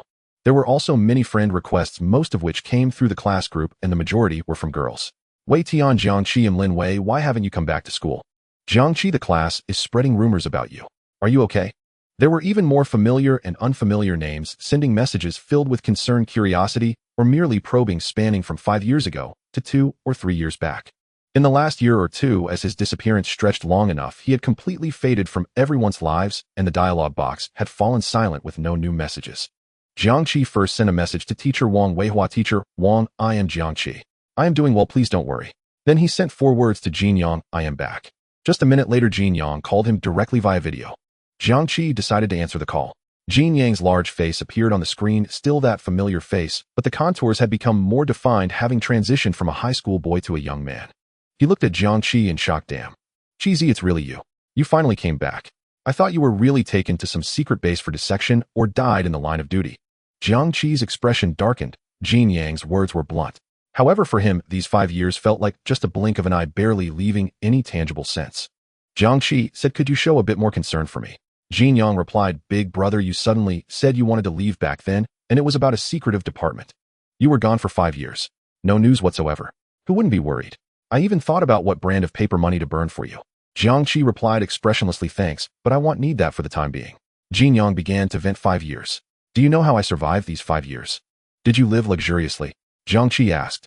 On screen, Jin Yang's expression froze, his mouth opened, but he couldn't retort for a moment. It seemed he hadn't exactly been deprived. Jiang Qi then tossed out, did you squander your time? Jin Yang retorted loudly, in these 5 years nobody has played duo with me in games. I had a bunch of terrible teammates, and even when I carried the whole game, no one shouted 666. It was so boring. I couldn't sleep at night, and food didn't taste good. Oh right. Fireworks. Did you see? Our giant wheel. 2,000 days of fireworks. I didn't stop sending them for a single day. Saying this, his voice even choked up a bit, but he immediately raised his voice. What loyalty means, this is what it means. You have to play games with me for a month to make up for my spiritual losses these 5 years. Jiang Qi quietly listened, a hint of warmth passing through his heart, and said, okay, I will play with you. That's more like it. Jin Yang was very pleased, but then it seemed he suddenly remembered something. His expression changed drastically, and his tone became serious. Wait, let's not talk about that for now. Cheesy, you came back just in time. Do you know that Xiao Lu is in trouble? Your sister. She. Jiang Qi's expression hardened, revealing no emotion, and he nodded, saying, I know. I just got home and my uncle and aunt told me. Jin Yang spoke rapidly. I've been trying to find out connections. Although the progress is slow, I do have some leads. Don't discuss this over the phone. I will come find you tomorrow. You go to the bus station to pick me up. Tomorrow.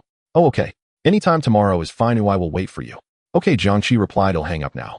Wait, hold on. Jin Yang wanted to say something, but Jiang Qi had already hung up the call. On the other end, Jin Yang complained, wow, that was fast. Nothing has changed at all. After Jiang Qi hung up, he began searching online for news related to Penglai preparing for his trip there. The next morning, while it was still dim, Jiang Qi had already packed everything. He had intended to leave early, but found his uncle and aunt waiting in the living room when he opened the door.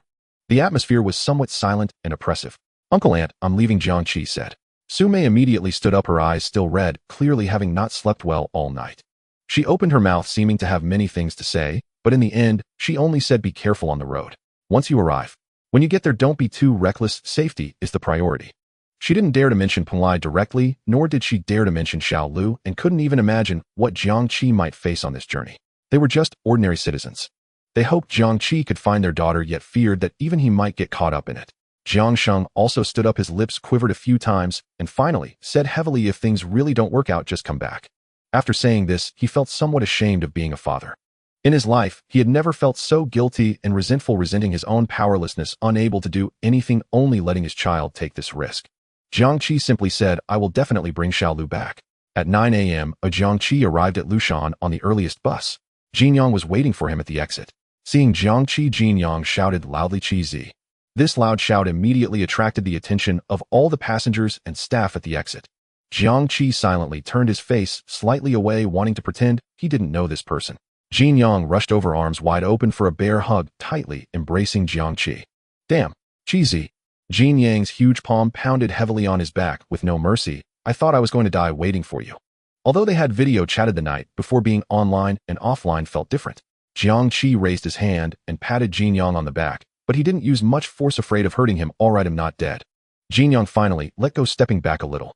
His face had matured quite a bit, but his eyes still had that goofy look as he leaned in closely to scrutinize Jiang Qi. "I noticed it last night. How come you haven't changed at all? You still look like a high school student." He even reached out to poke Jiang Qi's face, chuckling, "Then does this mean you have to call me brother now? Little brother, say brother for me to hear." Jiang Qi expressionlessly swatted his hand away. "Cut the nonsense. Let's talk business." When it came to business, Jin Yang also sobered up, putting away his playful expression. "Right, business is important. Come on, let's get in the car." Upon arriving at the parking lot, Jin Yang drove up in a luxury car, flamboyant with a shell that occasionally displayed a heart shape or other symbols. This seemed to be a common technology of this era, applied not only to clothing, but also to car exteriors. Jin Yang proudly pressed the button, and the vehicle made a beep sound, the lights flashing. Jiang Qi glanced at this obviously expensive luxury car, then looked at Jin Yang and casually commented, "Seems like you really have been living it up these 5 years." Jin Yang shot him a glare. "Pooh. I earned this legitimately. Get in the car." Jiang Qi walked around to the passenger seat, opened the door, and sat down.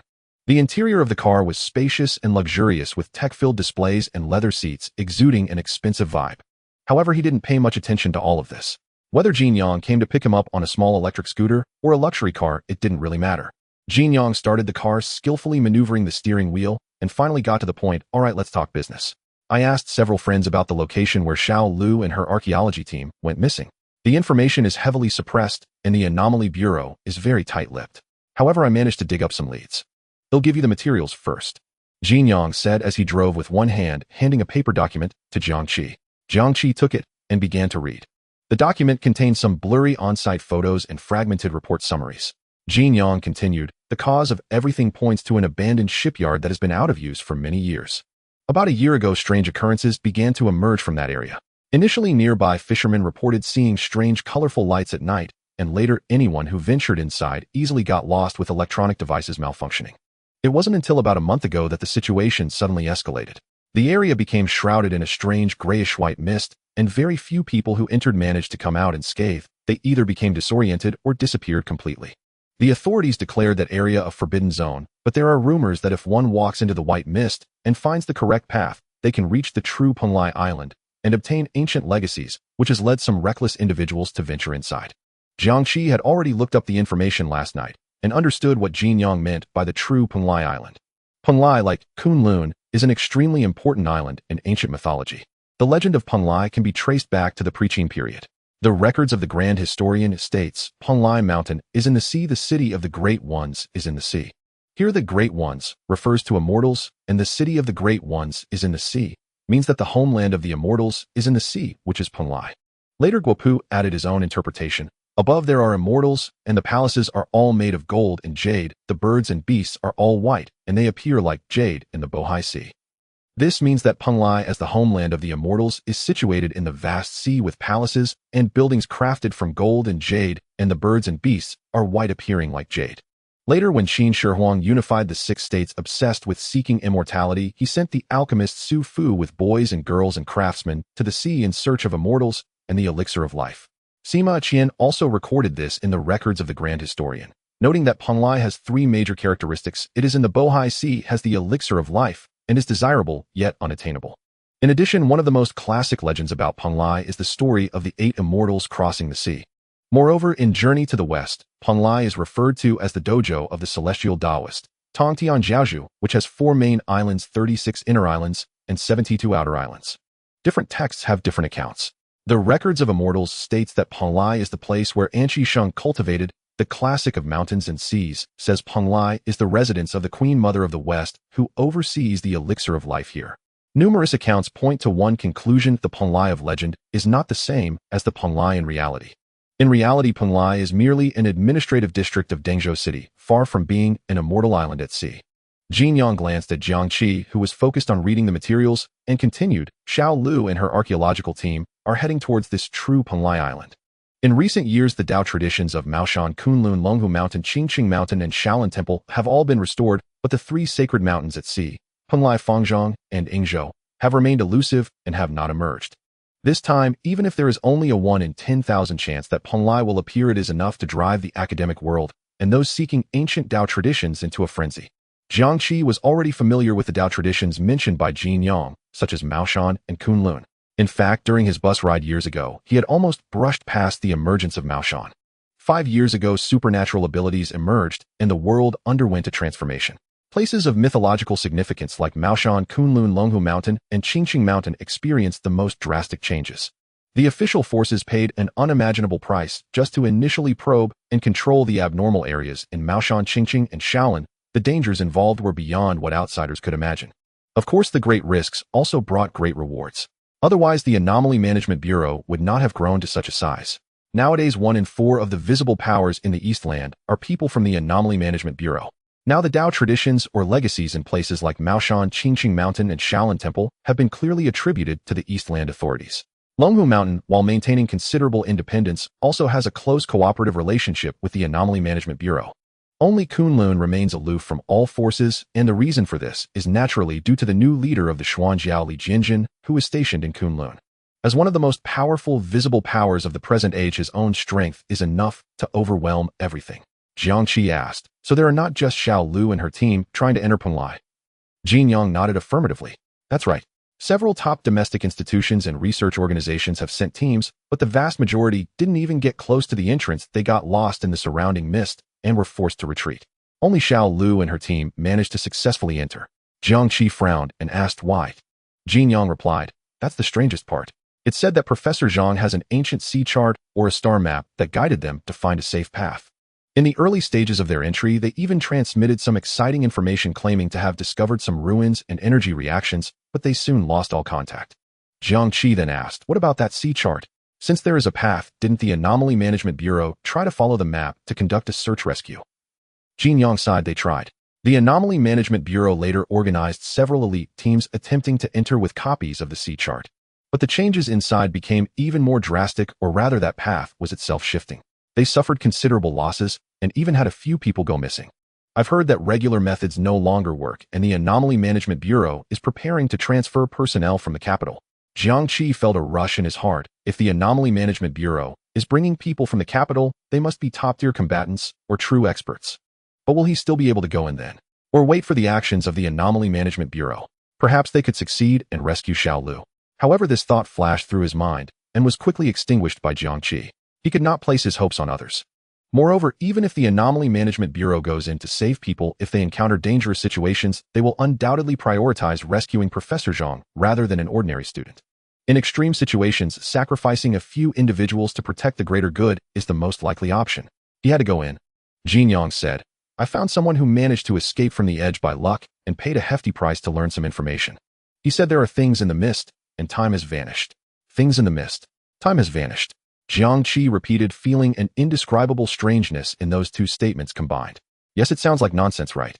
Jin Yang chuckled bitterly. But that survivor is a visible power, ordinary fright wouldn't cause him to act that way.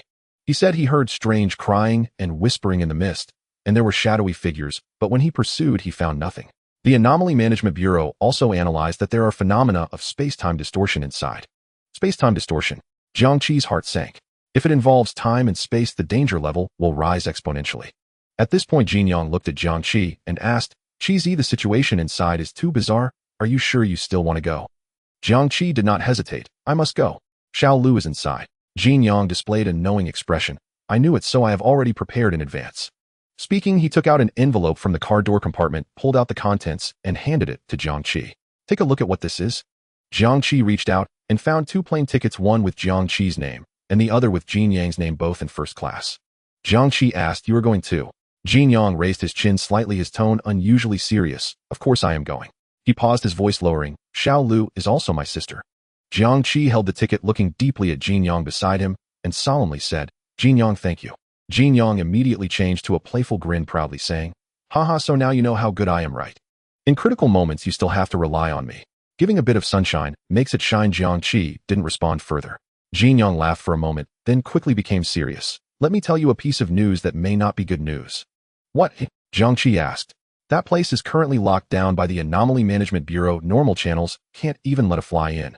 Jiang explained, "But where there is demand, there is a market. There are people in the black market specifically doing this business now." Jiang Qi asked, "Black market?" Jiang nodded. "Yes, a black market specifically targeting visible powers. They can secretly send people in, but of course the price is outrageous." "But I have money." Jiang Qi asked, "Why are there still people wanting to go in? What are they after?" Jiang replied, "What are they after? Of course they are after profits. That is Punlai. Countless visible powers want to go in and gamble for so-called immortal opportunities. I've heard that several teams of visible powers have already managed to sneak in through this route." Jiang Qi shook his head inwardly. Indeed, wealth can blind people. Even the well-equipped archaeological teams from top universities and professional agents have fallen inside, yet these scattered warriors dare to venture, and it is hard to find any other explanation besides being blinded by profit. Jiang added, "But don't worry, I have already connected with someone, and the other party has agreed to meet for a discussion with the time and place set by us, but can be any time." Jiang Qi had to admit that this guy had also grown after 5 years without seeing him. However, he added, "You can go to Punlai with me, but you can't go inside with me." Jiang's face fell. "I understand. I have self-awareness. In such a place, I'd probably distract you if I went in, or I'll just stay outside to act as your logistics commander. Is that okay?" Before long, Jiang drove to the airport. Jiang Qi didn't even notice that after picking him up, Jiang had been heading straight to the airport. At 10:30 a.m., the two successfully passed through security. Jiang bought 2 bowls of instant noodles at the supermarket. Skillfully prepared hot water covered them, and a few minutes later, he opened the lid, and an enticing aroma wafted out. He handed 1 bowl to Jiang Qi and even lavishly added 2 sausage sticks to both his and Jiang Qi's noodles. Thus the two of them slurped their instant noodles in the bright and modern departure hall, oblivious to the gazes of others. Jiang asked, "How does it taste? Isn't it delicious? I really miss the times when we used to stay up all night in the internet cafe eating instant noodles. That was truly the most carefree time, when even instant noodles tasted particularly delicious." Jiang Qi also recalled 5 years ago. If it weren't for Jiang, he might not have found himself in such an internet cafe. But it was precisely because he met Jiang that his high school life wasn't so monotonous. Jiang put his arm around Jiang Qi. "In short, we brothers are having instant noodles together again today. This is great." Jiang Qi responded with a faint mm. After finishing the instant noodles and waiting for a while, the boarding announcement finally rang out. The two joined the crowd boarding the flight to Punlai. Once the plane entered the stratosphere, the roar of the engine became a stable background noise. Outside the window was an endless sea of clouds, and the sunlight was somewhat dazzling. Jiang Qi turned his head to look at Jiang, who had rarely quieted down, and asked, "How have you been over the past 5 years?" Jiang, originally bored poking at the small table in front of him, perked up and said, "Hey, what else could I do? Just going through the motions. Barely obtained a diploma from a sports university, at least it's a bachelor's degree. Am now also a certified person." Jiang Qi responded with a faint, "Oh." He suddenly remembered that he was still a high school student. No, to be precise, he had a middle school education. Jiang Qi asked, "Have you dated anyone?" Jiang replied vaguely, I guess I dated 2 or 3. They were all fine, but in the end it seemed that none of them were quite right. The most recent one broke up just last month." He shrugged, looking as if he was helpless too. Jiang Qi asked again, "Have you ever tried awakening your powers?" Jiang spread his hands. "Powers? Who doesn't want to awaken in this day and age? I even spent money to test it several times, but the results were the same, saying my gamma wave activity was too low, simply not up to standard." "No such fate." You can't force it. He spoke lightly, but Jiang Qi could hear the disappointment in his tone. In this era of upheaval, not being able to become a visible power to some extent means being excluded from the core stage of the new era.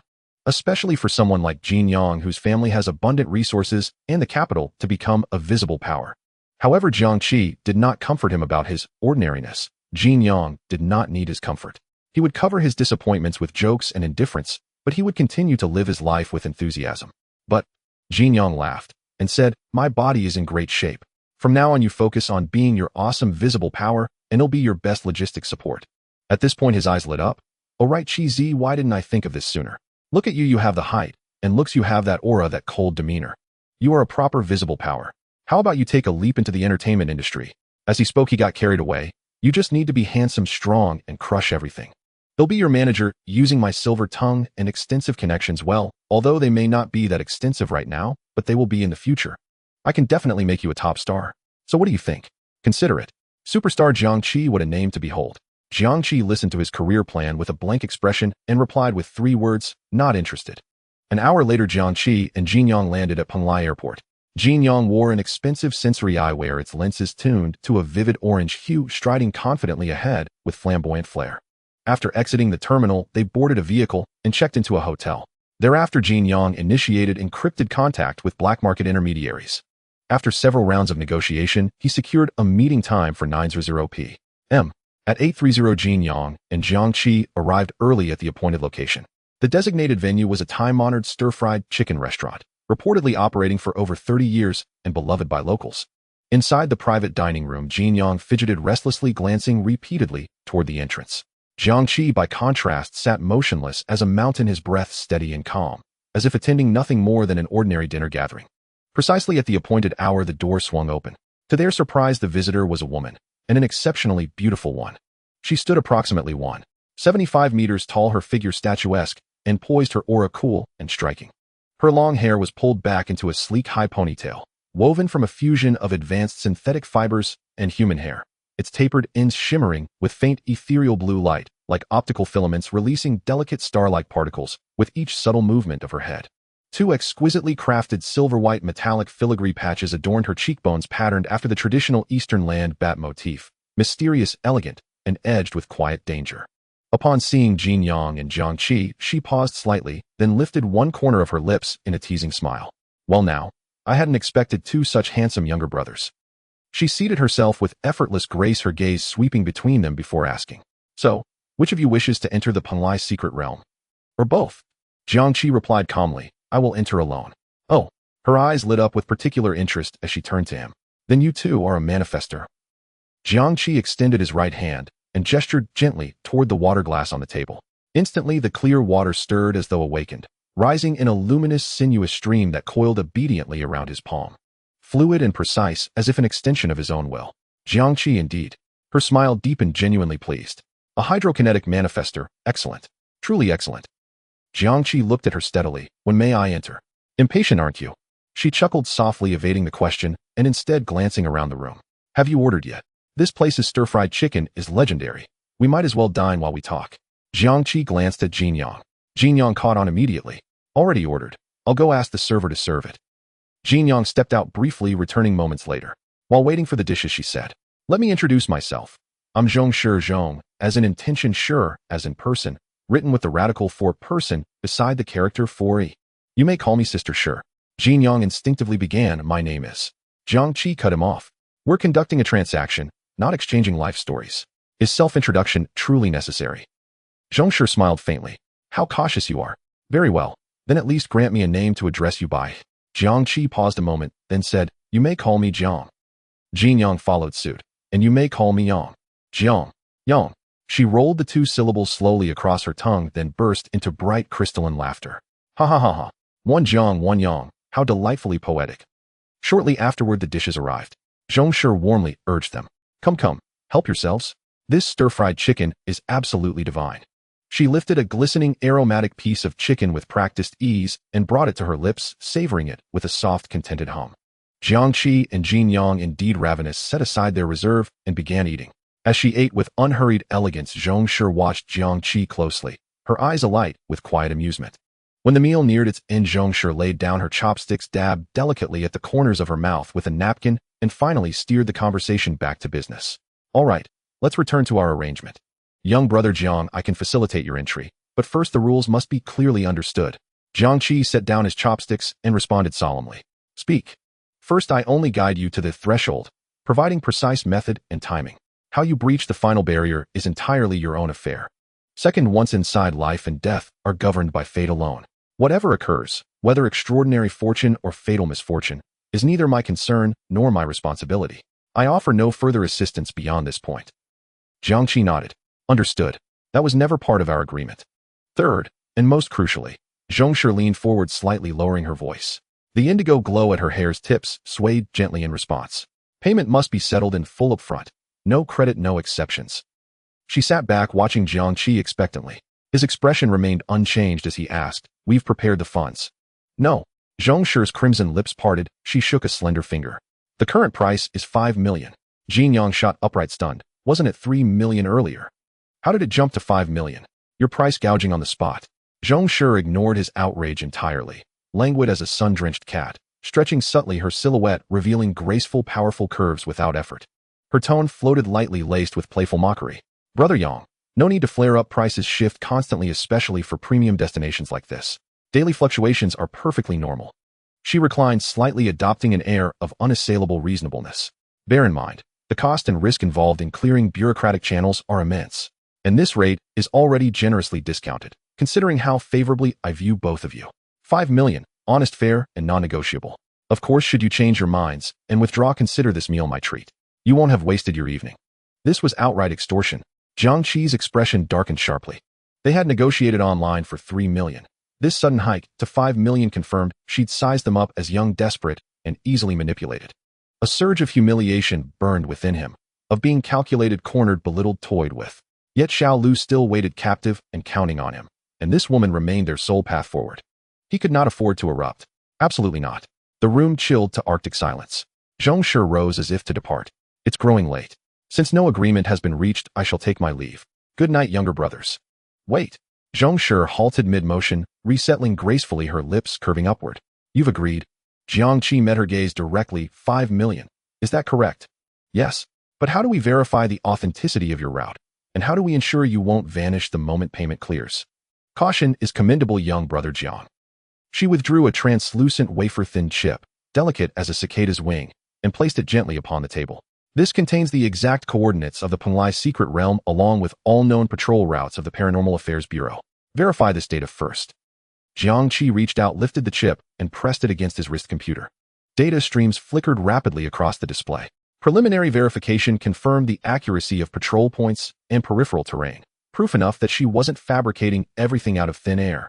Once verified, Jiang Qi turned to Jiang Yang and asked, Do you have the full amount? Jiang Yang hesitated, his expression strained, whispering, I only brought 3 million. The rest I'll need to request from my father. Jiang Qi asked, Can you secure it? Jiang Yang nodded firmly, yes. For Xiao Lu, it's non-negotiable. My father will understand. Jiang Qi said, Tell your father this 5 million is a loan from me. I'll repay every cent. Don't even speak of loans between us. Jiang Yang stood up decisively. Right, I'll step out now to call him. Back in no time. Jiang Qi replied, Go ahead. I'll wait. After Jiang Yang left, only Jiang Qi and Jiang Qi remained. She broke the silence. Young brother Jiang, what draws you to the Penglai secret realm? Seeking celestial legacies. Hoping fortune favors the bold. Her gaze held genuine curiosity. Jiang Qi merely cast her a cold, dismissive glance and offered no reply. He had no patience for idle banter with a woman who hiked prices without warning. Jiang Qi received the rebuff with a faint, amused click of her tongue. Such a young man, and already so guarded. Jiang Qi let her mutter, his focus entirely absorbed in awaiting Jiang Yang's return and plotting the next steps. He harbored no real concern about raising 5 million. Jiang Yang's father was among Lushan's wealthiest industrialists, worth over 1 billion yuan. 5 million, though substantial, was well within reach. Yet 30 minutes passed, and Jiang Yang still hadn't returned. Jiang Qi tapped her fingers idly on the tabletop, murmuring, Young brother Jiang. Could it be brother Yang, overwhelmed by the sum, slipped away quietly? These days, even blood brothers aren't always reliable. If you want your money, wait. Finally, after another 10 minutes, Jiang Yang reappeared. His complexion pale, his expression unsettled, beads of sweat glistening on his forehead. Jiang Qi sensed something amiss and frowned. What happened? Jiang forced a weak smile. Nothing, just nerves. The money's secured. We can pay her now. A sliver of doubt flickered in Jiang Qi's mind, but with Zhong Shi present, he withheld inquiry. Saving his sister came first, everything else could wait. Zhong Shi observed dryly, Brother Yang, you've kept us waiting. Young brother Jiang feared you'd fled. Jiang said, Qizi, I'm sorry. My father was in a meeting. He couldn't take my call until just now. Jiang Qi's irritation toward the woman deepened. He told Jiang firmly, ignore her nonsense. I knew you'd return. Zhong Shi let out a soft, knowing chuckle. How touching. True brotherhood. Well then, if funds are confirmed, shall we proceed with the transfer? Jiang completed the payment instantly. Done. Payment received, goods delivered. A pleasure doing business. She rose, reverting to her signature languid mystique. Remember, meet me here, at the restaurant entrance, at 300 M. Sharp. No delays. And you must come alone. She turned to leave, only for Jiang Qi to intercept her. Why not depart now? Every second mattered. His urgency was visceral. Young brother Jiang, she replied, their patrol rotation window falls between 200 and 400 M. That's the narrowest margin of safety. Do you understand? And you're not the only one entering tonight. Others. Jiang Qi's gaze turned glacial. We each paid 5 million, yet we're expected to share access. Zhong Shi gave him a look of gentle condescension. Young brother Jiang, I sold you the method to enter safely. I never stipulated exclusivity or quantity. Does the number of entrants truly matter? After all, everyone seeks fortune and opportunity. Mutual accommodation benefits us all. Besides, more people may mean mutual support in uncertain terrain. Jiang Qi studied her for several silent seconds, recognizing futility in further argument. She was quite simply incorrigible. Fine. 3 M. I trust your service proves worth its price. Zhong Shi smiled radiantly, rest assured. I uphold my reputation above all else. Back at the hotel, Jiang helped Jiang Qi perform a final check of his backpack, stocked with high-calorie rations, water purification tablets, and essential medical supplies. Jiang said earnestly, Qizi, stay safe above all. Be vigilant. If anything feels wrong, withdraw immediately. Don't force it. I'll be waiting outside for your word. Jiang Qi replied, I know. Trust me. I'll bring Xiao Lu home unharmed. Jiang nodded resolute. Yes, I believe you. Without further words, Jiang Qi drew a slow, steadying breath, hoisted his pack, and walked out of the hotel room. At 230 M. He arrived half an hour early at the shuttered restaurant's entrance. He melted into the shadow beneath the eaves, observing patiently every rustle, every distant light, every shift in the night air. Minutes ticked by, until precisely 30 minutes later a van pulled smoothly to a stop before him. The side door slid open, revealing Zhong Shi's face less animated than before. She glanced at Jiang Qi once, then said flatly, get in. And with that she withdrew. Jiang Qi wondered at her mood, but cared little to inquire. He climbed aboard. The interior was dimly lit, where in the rear seats 2 figures already waited. One was a towering bald man in form-fitting black tactical gear, muscles coiled like steel cables, arms crossed tightly over his chest, eyes closed in meditation. A vicious scar carved diagonally from browbone to jawline, radiating raw, untamed menace. He showed no sign of having registered Jiang Qi's arrival, not even a flicker of eyelid. The other sat curled in the far corner, cloaked in an oversized hooded jacket, the brim pulled low, face obscured by a surgical mask. Only slender bone structure suggested youth. Jiang Qi surmised this must be the third manifester sharing their clandestine passage into the Penglai secret realm. The van weaved through the night, deliberately choosing the dimly lit back roads. Inside the vehicle, a heavy silence enveloped everyone. Soon the van came to a stop at the edge of a desolate industrial zone. In the distance lay a dense, impenetrable gray-white fog, shrouding most of the abandoned shipyard, with only a towering storage silo protruding from the mist. Further away, an endless expanse of pitch-black sea stretched out the fog, even swallowing parts of the coastline. Inside the vehicle, Zhong Shi retrieved 4 pure black, flexible magnetic strips intricately etched, with precise patterns from a specially designed metal box, distributing them to Jiang Qi and the others. The bald man grasped the magnetic strip, feeling its coldness, and asked, what is this?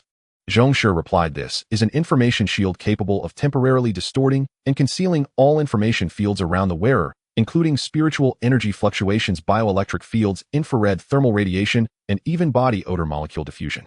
In the presence of most monitoring devices, you will be in an invisible state. Jiang Qi examined the magnetic strip in his hand, his heart trembling slightly. Was Zhong Shi's organization capable of mastering such technology? The bald man and the hooded figure exchanged glances of surprise. Clearly this was the first time they had encountered such a device. Zhong Shi poured cold water on their excitement. Don't celebrate too soon. This is a one-time use with a limited duration. However, it's sufficient to deceive the peripheral monitoring system to get in. Subsequently, the 4 of them donned the magnetic strips. Jiang Qi, the bald man, and the hooded figure fastened the magnetic strips around their necks, while Jiang Qi wrapped his around his wrists several times. Jiang Qi was the first to exit the vehicle, whispering, "Follow me, stay quiet." Jiang Qi, the bald man, and the hooded figure quickly got out, trailing behind Jiang Qi. They moved swiftly, taking cover behind the crumbling walls. Around the fog-enshrouded old shipyard, patrols were conducted by dedicated personnel. Fortunately, Jiang Qi had already gathered this information. She led Jiang Qi and the others through layers of defenses, arriving safely at the edge of the fog. Meanwhile, approximately a kilometer away from the fog's perimeter at a vantage point stood a man dressed in a high-ranking official uniform of the Anomaly Administration with thick eyebrows and large eyes. At that moment, he was gazing in the direction of the old shipyard. Even from over a kilometer away in the extremely low visibility of the deep night, he could clearly see the movements of Jiang Qi and the others. The Anomaly Administration is vast, consisting of a total of 11 departments with a strict internal hierarchy divided into 10 levels from bottom to top. This man was a high-ranking official classified as a level 3 within the Anomaly Administration. Not only was he the director of the Anomaly Administration in Dengzhou City, but he was also the highest authority responsible for guarding the eastern coastal region and directly addressing the Penglai anomaly incidents. His name was Chun Zhong, one of the earliest awakened powerful individuals who obtained the flower and awakened on his own. During the early stages of anomaly awakening, he participated in and led several important pacification operations, successfully suppressing several notorious powerful individual riots, achieving remarkable results. During the period when the Anomaly Administration's influence had not yet fully spread, he led teams deep into multiple anomalous zones for preliminary explorations. It was due to these credentials and achievements that he was entrusted with significant responsibilities and reassigned to Dengzhou City. He was one of the extremely rare A-level powerful individuals within the Anomaly Administration, with one of his signature abilities being full-spectrum vision capable of long-distance reconnaissance and seeing through illusions, rendering most disguises and illusions ineffective against him. Combined with his other light-based abilities, he had almost no weaknesses. Thus, he was able to clearly observe Jiang Qi and the others' actions from such a distance. However, even after discovering their infiltration, he did not order an interception or personally intervene. He merely stood there quietly, like a chess player gazing at the chessboard. The core mission of the Anomaly Administration was to prevent unknowing ordinary civilians from wandering in. This secret place was not for ordinary people to tread.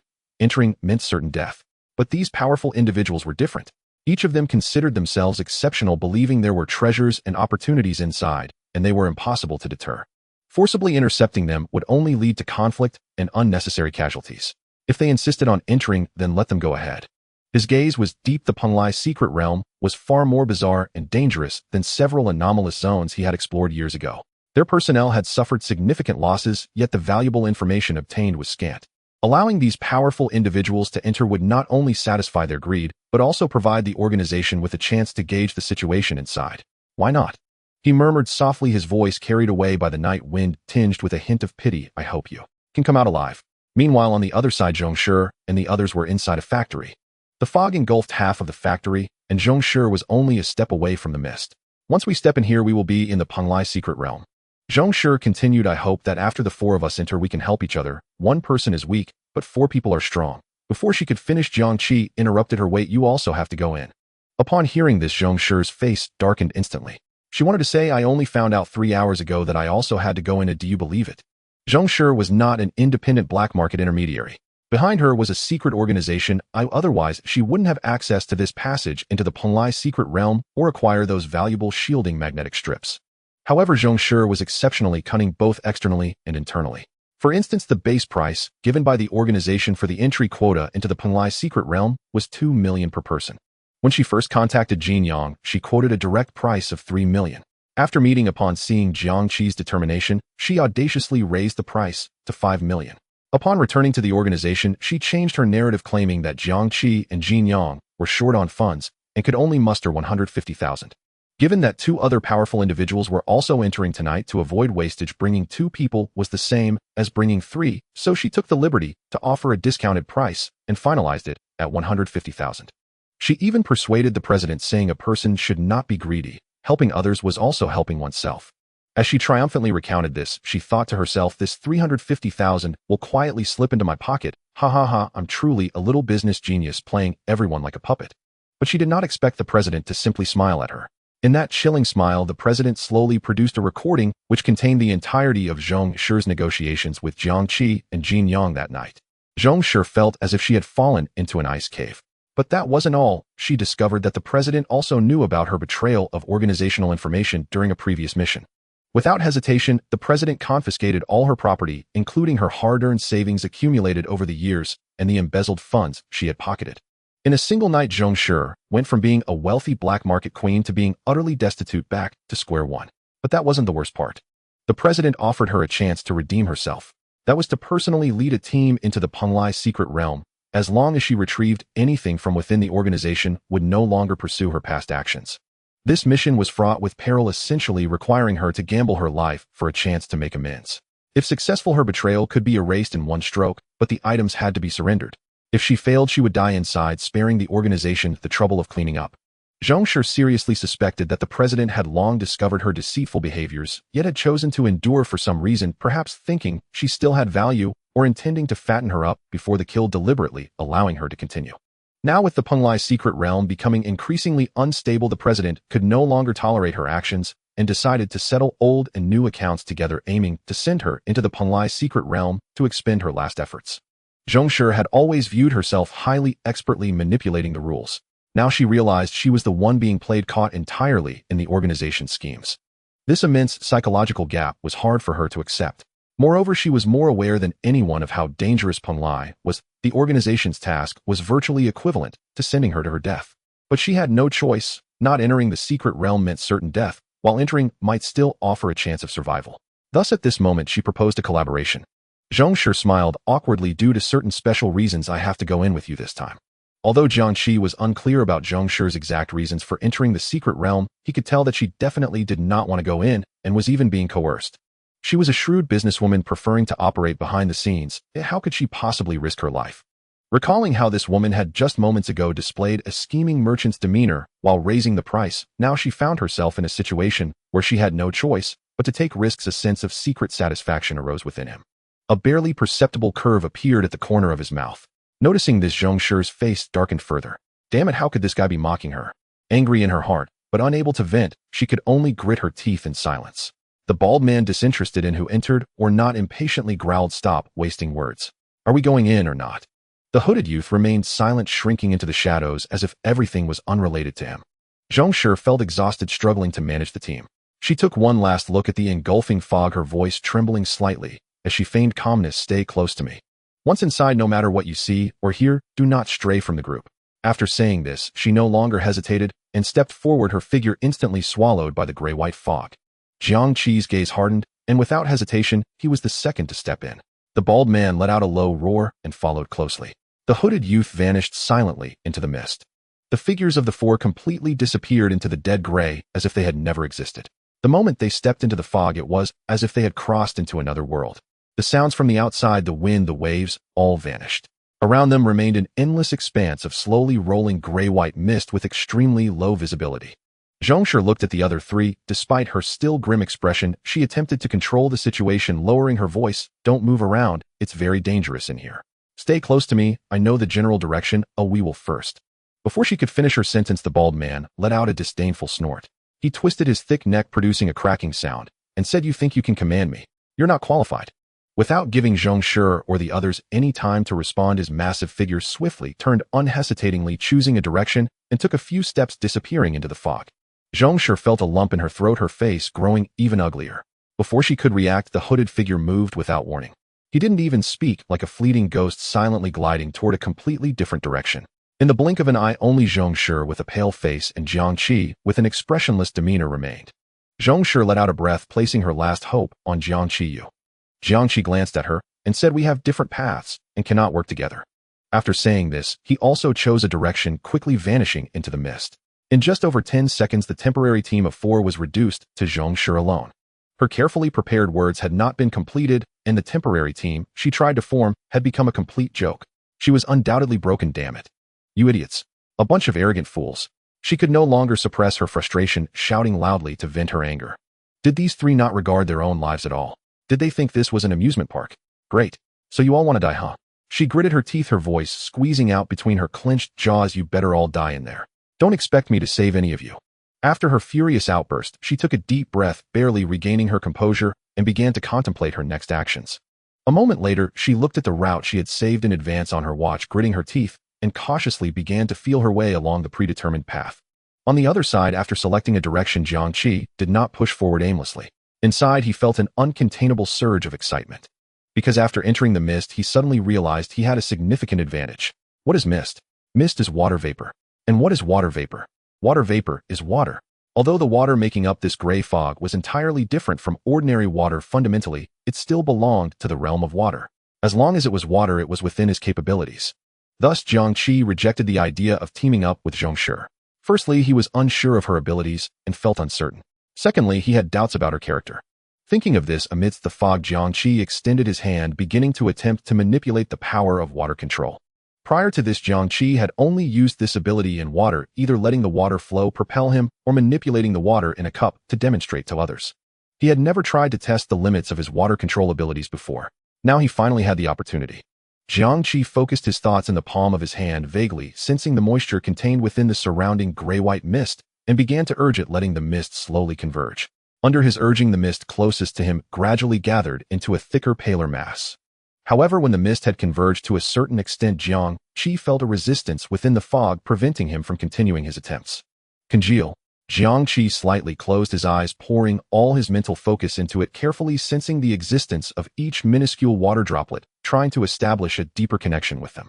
At first, Jiang Qi found it extremely difficult. It seemed his earlier assumptions were wrong. Although this mist was composed of some kind of water vapor, it was beyond his current abilities, and the resistance was far greater than he had imagined. But through his relentless attempts, the mist gathered more, and finally, he broke through a certain threshold, forming the first visible droplet of water. I did it. Jiang Qi's heart trembled slightly as he carefully cradled the strange water droplet, observing it closely. He saw that the droplet was a dead gray-white color, and within it countless fine gray-black threads thinner than a hair slowly swam, as if they were alive. They resembled tiny creatures with life, exuding an ominous and cold aura. Just one glance made Jiang Qi feel a dual discomfort, both mentally and physically. This confirmed his earlier conjecture. This mist was indeed composed of water vapor, but it seemed that this water vapor was not ordinary, it was mixed with something else. Next, Jiang Qi took out an energy stick from his backpack.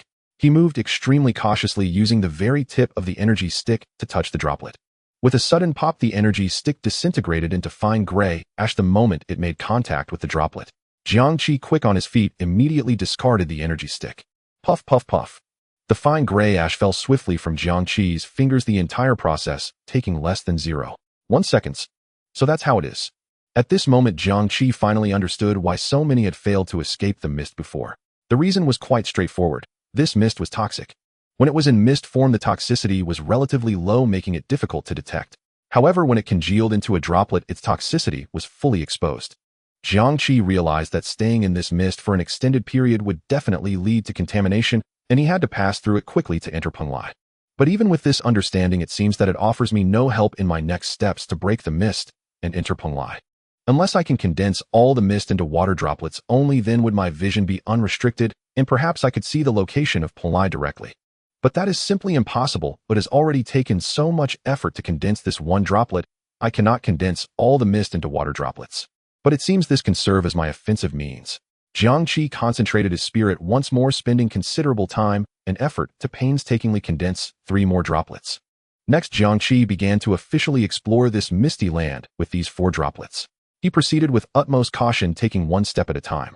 He discovered that within the mist there were also changes in terrain. The ground beneath his feet was sometimes a soft ash-like accumulation, and at other times a hard broken slab structure. If one ignored the presence of the mist, it seemed he was on the outskirts of a certain area. Is this the outskirts of Penglai? Jiang Qi thought, or is this mist itself part of Penglai? As he pondered this, Jiang Qi continued forward. Before entering, Jin Yang had told him that he found someone who had narrowly escaped from the edge. That person said there was something in the mist, and time was lost. At that time, these 2 statements had made Jiang Qi extremely vigilant. And during the journey that followed, he personally experienced the second statement. At times in his perception, only a few minutes had passed, but in reality several hours had gone by. Sometimes he felt hours had passed, but only a second had truly gone by. This contradictory sensation of time distortion drove Jiang Qi's cognition to madness. No wonder those who escaped from the mist ended up mentally shattered. Jiang Qi forced himself to calm down. In a desolate place with a visibility of only a meter, surrounded entirely by mist compounded by the dizziness from the time distortion, no one could bear it.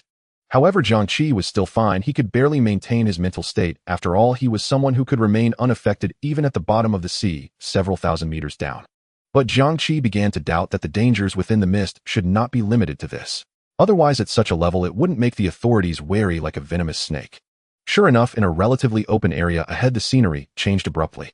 It seemed to be a small, ancient battlefield. He saw a broken weapon slanted and embedded in a cracked black foundation. The tip of the weapon was deeply embedded in the ground, as if it had been driven in by an unimaginable force. From the exposed portion, it appeared to belong to either a spear or a long spear. Having withstood unimaginable ages, the exposed part was covered with mottled corrosion marks, yet its materials still emitted a cold, faint light that was neither metal nor jade. Surrounding it were several pieces of armor fragments deeply embedded in the ground, dark in color and of indeterminate material. Jiang Qi's heart stirred as he cautiously approached, reaching out to grasp the cold spear shaft, exerting over 100 points of strength in an attempt to pull it out. But the result was motionless. Jiang Qi's strength of over 100 points could not budge this ancient relic in the slightest. What happened in Penglai eons ago? No, rather, what on earth happened eons ago? After returning, Jiang Qi had searched extensively for information about places like Kunlun Maoshan, Qingqing Mountain, and Longmu Mountain, as these areas had been explored by the authorities, so a lot of information had been released. However, without exception, the images and data disclosed by the authorities depicted scenes of devastation. Great palaces had collapsed, exquisite carvings shattered, as if they had suffered some unimaginable catastrophe, with hardly any complete buildings remaining. There were even rumors that during the exploration of these places, the authorities had found numerous bodies of immortals, and it was through these bodies that some extraordinary technologies had been researched. Moreover, it's not just domestically temples in Greece, underground tombs in the Vatican, the ruins of temples in Jerusalem, and even the place where Buddha attained enlightenment all exhibited similar scenes of destruction. Logically speaking, it has become a consensus that powerful immortals and gods existed eons ago. On the East continent, there are the 3 purities and 4 emperors, and the Jade Emperor. In Europe, there are the 12 Olympian gods. In the Vedic Republic, there are the creator Brahma, the preserver Vishnu, and the destroyer Shiva. In the Yang Kingdom, there is God and Satan. But why, after the great changes in heaven and earth and the return of extraordinary powers, do they leave no trace? After all, their temples and divine abodes have already appeared. Where did they go? Or are they all dead? Currently, there are 2 mainstream viewpoints in academia. One is the divine war theory, which states that eons ago, during an unknown era, a war broke out that engulfed both the East and West, resulting in the annihilation of all immortals and gods in this conflict. The other is the spiritual energy cycle theory, which posits that the extraordinary beings of the previous cycle have collectively perished due to the decline of energy. However, currently both viewpoints have contradictory aspects. If viewpoint 1 is correct, what was the purpose of this war? If it was a war between one faction and another, it wouldn't be possible for every immortal and god to be wiped outright. There should at least be a victor left. And if viewpoint 2 is correct, then why are there so many traces of battles? In any case, academia has yet to reach a unified conclusion. Jiang Qi pondered for a while, shaking his head, temporarily suppressing these mysteries. This was not something he could figure out through mere speculation. He decided not to try to pull the weapon out and carefully bypassed the ruins, continuing onward. Meanwhile, the other 3 were also struggling through the mist. The bald, muscular man took the most direct approach. He scoffed at Zhong Shi's suggestions and any possible cooperation, firmly believing he could handle everything with his own strength. His entire body became rock-like yellow light radiating from him, forming a rough armor. He charged forward like a bull, determined to break through the mist with sheer force. His reasoning was simple. He did not believe the mist was endless. As long as he chose a direction, he would eventually walk out of the mist and enter true Penglai. Initially, his speed was indeed quite fast, and with the armor on him, he had no fear of any attack, quickly covering a great distance. But soon he realized something was wrong. He felt he was moving straight ahead, yet he had just passed that area with the rubble. How could he be passing it again? Is it a ghost wall? The bald, muscular man stopped, his expression fluctuating. Meanwhile, the hooded man took out a 20-sided die every 3 steps and gently tossed it upwards. When the 20 showed which side, he would walk in that direction. After taking 3 steps, he would stop again, pull out the die, and walk based on the new direction. This continued as he moved forward. This was the hooded man's ability, manipulating probability. One of the rarest ability categories in all existing systems, rule distortion ability. Its very existence challenges the existing laws of physics. By rolling the die, the hooded man could increase his probability of finding the correct direction to 60. Besides this ability, he could also apply another skill. Lucky Star. It increases the probability of favorable events happening to him, while significantly decreasing the probability of unfavorable events. With these 2 skills, the hooded man was confident he could definitely enter Penglai, and this was also the foundation for him leaving the group. Among the 3, Zhong Shi was the most frustrated. She did not want to come in, but was forced to. However, before entering she had indeed made ample preparations. One was a constantly flashing, erratically spinning spiritual energy locator. This locator could identify where spiritual energy was thinnest or densest. But at this moment, looking at the performance of this locator, it was clear that it was malfunctioning in the thick fog. Additionally, Jiang Qi also brought Professor Zhang's star map, but she couldn't understand it at all because it was filled with dots. In hindsight, if one could enter Penglai simply by relying on a star map, the authorities would have long since entered. There would be no opportunity left for them. A bunch of idiots, bastards, and miserly people. Did I not just raise the price and cheat you out of some money? Why are you all running away so quickly? Where is the trust between people? Jiang Qi cursed and grumbled. She wasn't really angry, just at a loss, and venting her frustration this way. Jiang Qi was of course a manifester, but her abilities were related to wood. She had 3 abilities. One was plant manipulation, accelerating plant growth, such as making seeds bloom and bear fruit instantly, or causing vines to entangle targets.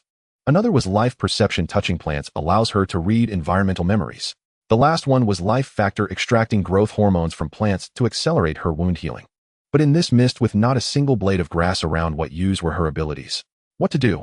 Looking at the endless mist, Jiang Qi fell into fear. Perhaps she could randomly pick something in the mist, falsely claim it was obtained in Penglai, and then report back. It wasn't impossible. Jiang Qi had always valued her life, and the tasks given by the organization didn't equal a mandate for her completion. But the current problem was, how could she get out? The influence of the mist on me is growing stronger. Jiang Qi sensed that his negative emotions were increasing. He had spent too long in the mist, and the substances within it had begun to affect his mind. He sat cross-legged, took out food and water from his backpack, replenishing his strength while forcing himself to think. He had previously overlooked a fundamental question: what exactly was this mist? Until now, he had never thought about this issue, as if treating the mist as a predetermined setting, a naturally existing thing, believing that passing through the mist would lead him to the secret realm of Penglai. He had focused more on the Penglai secret realm behind the mist. Now he finally realized that if he did not understand what the mist was, how could he pass through it? And after staying in the mist for so long, he finally had a conjecture. The so-called mist was the mountain guarding formation of Penglai from eons ago. Once he understood this point, many things became clear. For instance, why Professor Zhang's star map was effective. Because his so-called star map was not a star map at all, but rather a formation diagram of this foggy grand formation. It was precisely through this formation diagram that Professor Jiang and his sister's group were able to enter the true Penglai. Otherwise, if this fog were not a mountain guarding great formation, but rather formed by postnatal means, it would be impossible for any so-called star map to have been left behind.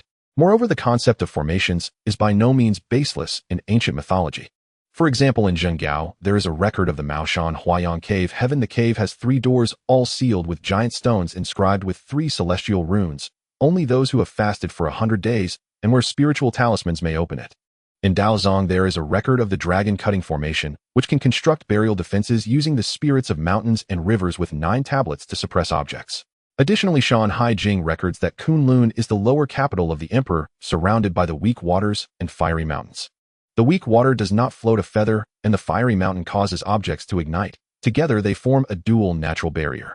The records of formations in ancient novels, such as Fengshen Yini Journey to the West and Jinghua Yuan, are even more abundant, including formations like the Extermination Immortal Formation, 9 Curves Yellow River Formation, and the Xuanji Formation. By this logic, it is entirely reasonable that Penglai, as the foremost immortal mountain upon the sea, possesses an enigmatic mountain guarding grand formation. Jiang Qi even suspected that the Alien Bureau might have already grasped part of the truth about this foggy area, knowing that the fog served as the mountain guarding formation of the Penglai secret realm. However, knowing does not equate to deciphering. For example, a person may know that there is an ancient lock in front of them, but without a key and understanding of the lock mechanism, they can only sigh at the lock. Moreover, the ancient texts contain nearly no records regarding the mountain guarding grand formation of the Penglai secret realm. Thus, although Professor Jiang did not know where he obtained a formation diagram, it was limited to that. He could not decipher the fog through this formation diagram. In fact, after his group entered the formation diagram, became ineffective, and no one could use it to enter Penglai again. It seems that the so-called time-space distortion and mental pollution are merely protective measures of this grand formation. Indeed, it is something set up by the immortal gods eons ago. Even to this day, it is beyond the capabilities of the newly awakened manifestors, whose foundations are still too shallow. But Jiang Qi had already come up with a solution. Since this formation existed long before the ancient times, and had experienced a war that swept through both Eastern and Western pantheons, there must be weak points in the formation. As long as he found a weak point, he could traverse through this fog. Finding that weak point was quite simple. He had already mastered the method, which was condensation water resistance. When he first entered the resistance, felt while condensing water droplets should stem from the formation's own force, it was attempting to maintain the dispersive state of the fog to prevent Jiang Qi from condensing it into a clump. The greater the resistance, the stronger and more complete the formation's power in that area. The lesser the resistance, the more likely there were damages or weak forces. Thinking of this, Jiang Qi quickly finished the remaining food, packed it into his backpack, and stood up. He held his breath and focused, extending his palm to attempt to recondense the foggy water droplets at his current location. This time, he deliberately slowed down the process, carefully sensing the strength of the resistance. Indeed, compared to when he first entered the fog, the resistance he felt at this moment showed a significant difference. This proved that his idea was correct. The resistance was not constant, but changed with the position. What he needed to do next was to act like a minesweeper, repeating this process at different angles and distances, gradually finding the point with the least resistance. Within the fog, the concept of time was chaotic. In Jiang Qi's perception, half an hour had already passed. By this time, he had condensed more than 20 droplets of water, gathering them into a ball that had reached the size of a peanut. At this moment, he felt that along the path he was walking, the resistance felt by the condensed droplets was continually decreasing, indicating that he was on the right path. During this half hour, he also encountered many small battlefields. In addition to the remnants of Eastern-style soldiers, he also saw a golden skeleton and a cross stained with dark blood. The former seemed to belong to the Buddhist sect, as the skeleton remained upright, seated in meditation. The latter appeared to belong to the West, being a Christian artifact.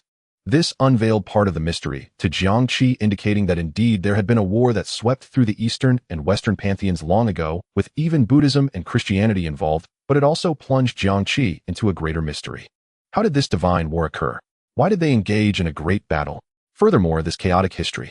If the Eastern mythology is to be believed, then the existence of Penglai can be traced back to tens of thousands of years ago, to the primordial era, while Christianity was only established a little over 2,000 years ago. How did the two become connected? Is human history truly credible? Jiang Qi also attempted to dismantle the monk's skeleton, wondering if it could serve as a weapon, but it was simply immovable. It was too heavy for him to shake, and the cross was similarly vast, too large for him to even lift, so he had to give up. Another half hour passed in Jiang Qi's perception, and he finally discovered a very weak point. The fog before him had grown exceptionally thin, and he could even vaguely see a scene behind the fog that was entirely different from the ruins within the fog. Found it. Jiang Qi's heart trembled, accelerating his pace. With a few steps, it felt as if he penetrated through a layer of cold, viscous water membrane, and the oppressive feeling around him suddenly lightened. Moonlight cast a cold glow upon him. In the distance, he could faintly hear the sound of waves. He stood at the edge of an abandoned shipyard. Beneath his feet were familiar rusted metal and concrete fragments. He had made it out. The joy on Jiang Qi's face quickly faded. His expression darkened, and he found himself back in the thick fog, reassuring himself, "It's all right. At least it proves that this method is feasible. As long as I try more, I will surely be able to enter Penglai." Back in the fog, Jiang Qi once again used the method of condensation water resistance to explore, but the fog's influence on him was deepening. He began to frequently experience hallucinations, always seeing moving shadows within the fog. When he rushed over, he found nothing but emptiness. Besides this, Jiang Qi also heard vague calling sounds emanating from the fog. Was this really a hallucination? Or was there truly something within the fog? If there was indeed something, why hadn't he encountered it after staying for so long, but only now? So this must be a hallucination. But then again, what if there really is something?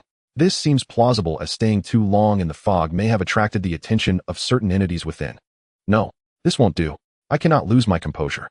Jiang Qi sat cross-legged, closed his eyes, and concentrated, fully attempting to communicate with the Yugu. The moment he established contact with the Yugu, a cool, high, ethereal breath swept through his sea of consciousness, alleviating the chaotic feeling of his left and right brains battling against each other, and his thoughts became somewhat clearer. However, this feeling did not completely disappear. The fog's influence on him persisted, only temporarily suppressed by the power of the Yugu. A glimmer of understanding rose in Jiang Qi's heart, along with a hint of helplessness. It seemed that the Yugu could not completely isolate him from this pollution. Or perhaps the fundamental purpose of the Yugu was not to protect him. He merely borrowed a trace of the Yuga's power in the moment of communication. To fully unleash the Yuga's capabilities, he would likely need to completely master it. Jiang Qi opened his eyes, intending to continue condensation water resistance, and quickly enter Penglai. But the instant he opened his eyes, without any warning, a green, inhuman face silently and infinitely approached and hovered right before his eyes, nearly filling his entire field of vision. It had no hair, its skin was a deathly cold stone blue, and its facial features were extremely disproportionate. Its eye sockets were astonishingly large, nearly occupying half of its face, with pure black voids inside, like two bottomless black holes. Its nose had only 2 small nostrils, and its mouth was a thin horizontal crack across its chin. It had no breath, no warmth, no sign of life whatsoever. It simply stared at Jiang Qi as if it had been gazing at him for a long, long time, waiting for the moment he opened his eyes. At that moment, time stretched infinitely. Every drop of blood in Jiang Qi's body froze instantly. His pupils dilated in terror, yet just as he began to react, that green face silently recoiled, vanishing into the dense fog, in an instant disappearing without a trace, as if it had never appeared. Only Jiang Qi remained frozen in place, his heart pounding like a drum, the thudding sound echoing painfully in his eardrums, cold sweat breaking out on his forehead. He gasped violently. That scene had plunged him into immense fear. This was definitely not a hallucination. There is something in the fog. Jiang Qi recalled the words brought by Jin Yang once again. He couldn't help but wonder what would happen if he had opened his eyes slower. Would it touch him? Would it kill him? Or would he be swallowed whole? Perhaps those manifestors who entered before had been killed by it. Taking advantage of others' moments of rest when they were most relaxed, it silently approached and delivered a fatal blow. Was this its method of killing? Jiang Qi suddenly stood up, disregarding his exhaustion, gathering his spirit, and resumed searching for the path. In Jiang Qi's perception, 5 hours had elapsed before he once again discovered a suspected weak point in the formation. At one point, he nearly touched a stable path, and the surrounding resistance had sharply decreased. Hope was within reach. Sadly, a time-space distortion occurred again within the fog. By the time he regained awareness, he had no idea where he had been transported to, all his efforts wasted, and he could only grit his teeth and start over. At this moment, Jiang Qi was already exhausted, a dull pain radiating in his head.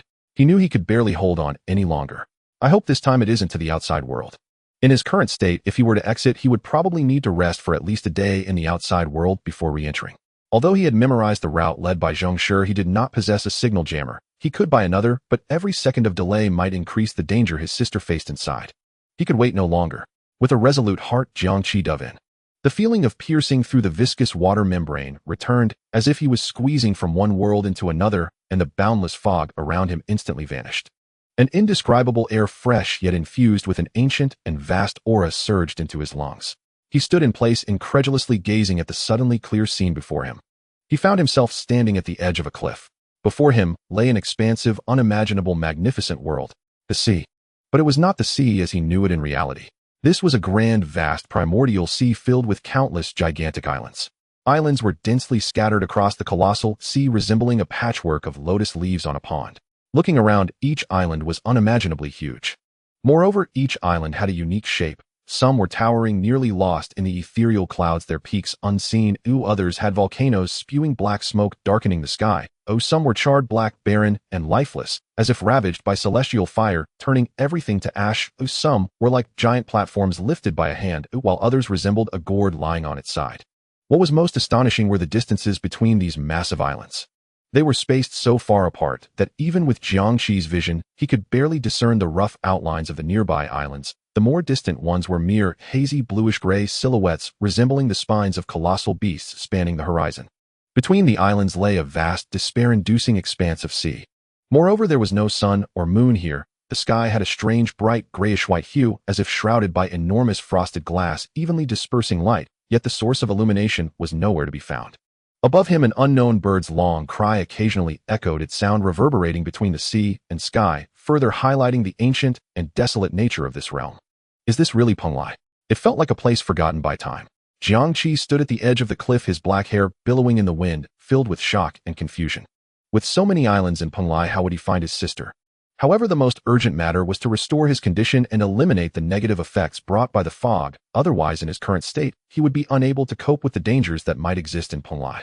He might not be able to save his sister and could end up in trouble himself. With this in mind, Jiang Qi glanced down and then leaped into the sea. As soon as he returned to the water, Jiang Qi immediately felt a sense of familiarity and reassurance, as if he had returned to his natural habitat. He silently murmured, "Yugu, enter slumber." The end of slumber. Duration of slumber, 24 hours. Energy consumed 0. 2. Remaining energy 3. Gain strength 0. 0864 agility 0. 0864 constitution 0. 0864. Next slumber cooldown, 3 days. Jiang Qi slowly opened his eyes. After awakening from slumber, he found that the excruciating headache and the chaotic thoughts that had torn at him had all vanished. In their place was an unprecedented clarity and fullness. His limbs and bones were filled with power, devoid of any fatigue, as if he had just awoken from a deep, undisturbed slumber, with all his conditions restored to their peak. The jade guai actually has the effect of eliminating negative influences, Jiang Qi remarked, raising his evaluation of the jade guai another level. It seems my exploration of the jade guai is far from sufficient. Next, with a slight movement of his thoughts, Jiang Qi was lifted by the surrounding seawater, floating to the surface. Before him lay an indescribably magnificent sight. Countless giant islands stood silently upon the boundless sea, ancient, vast, and unchanging. Jiang Qi floated on the sea. A previous thought that he had not had the leisure to ponder surfaced in his mind. Before entering Penglai, he had reviewed all descriptions regarding Penglai. In the numerous ancient texts, the descriptions of Penglai were actually quite inconsistent. The mainstream view considered Penglai to be a singular island.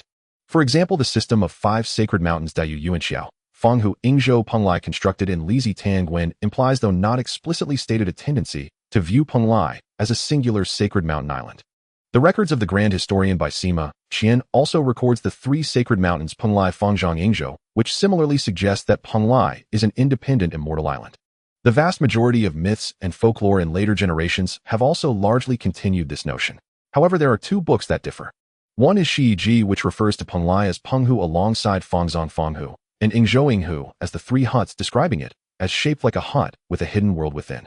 In other words, Penglai is not a singular island, but a celestial realm where the hut's mouth serves as a passage connecting the mortal world to the immortal realm, difficult for mortals to enter, accessible only to immortals. The other book is Investiture of the Gods.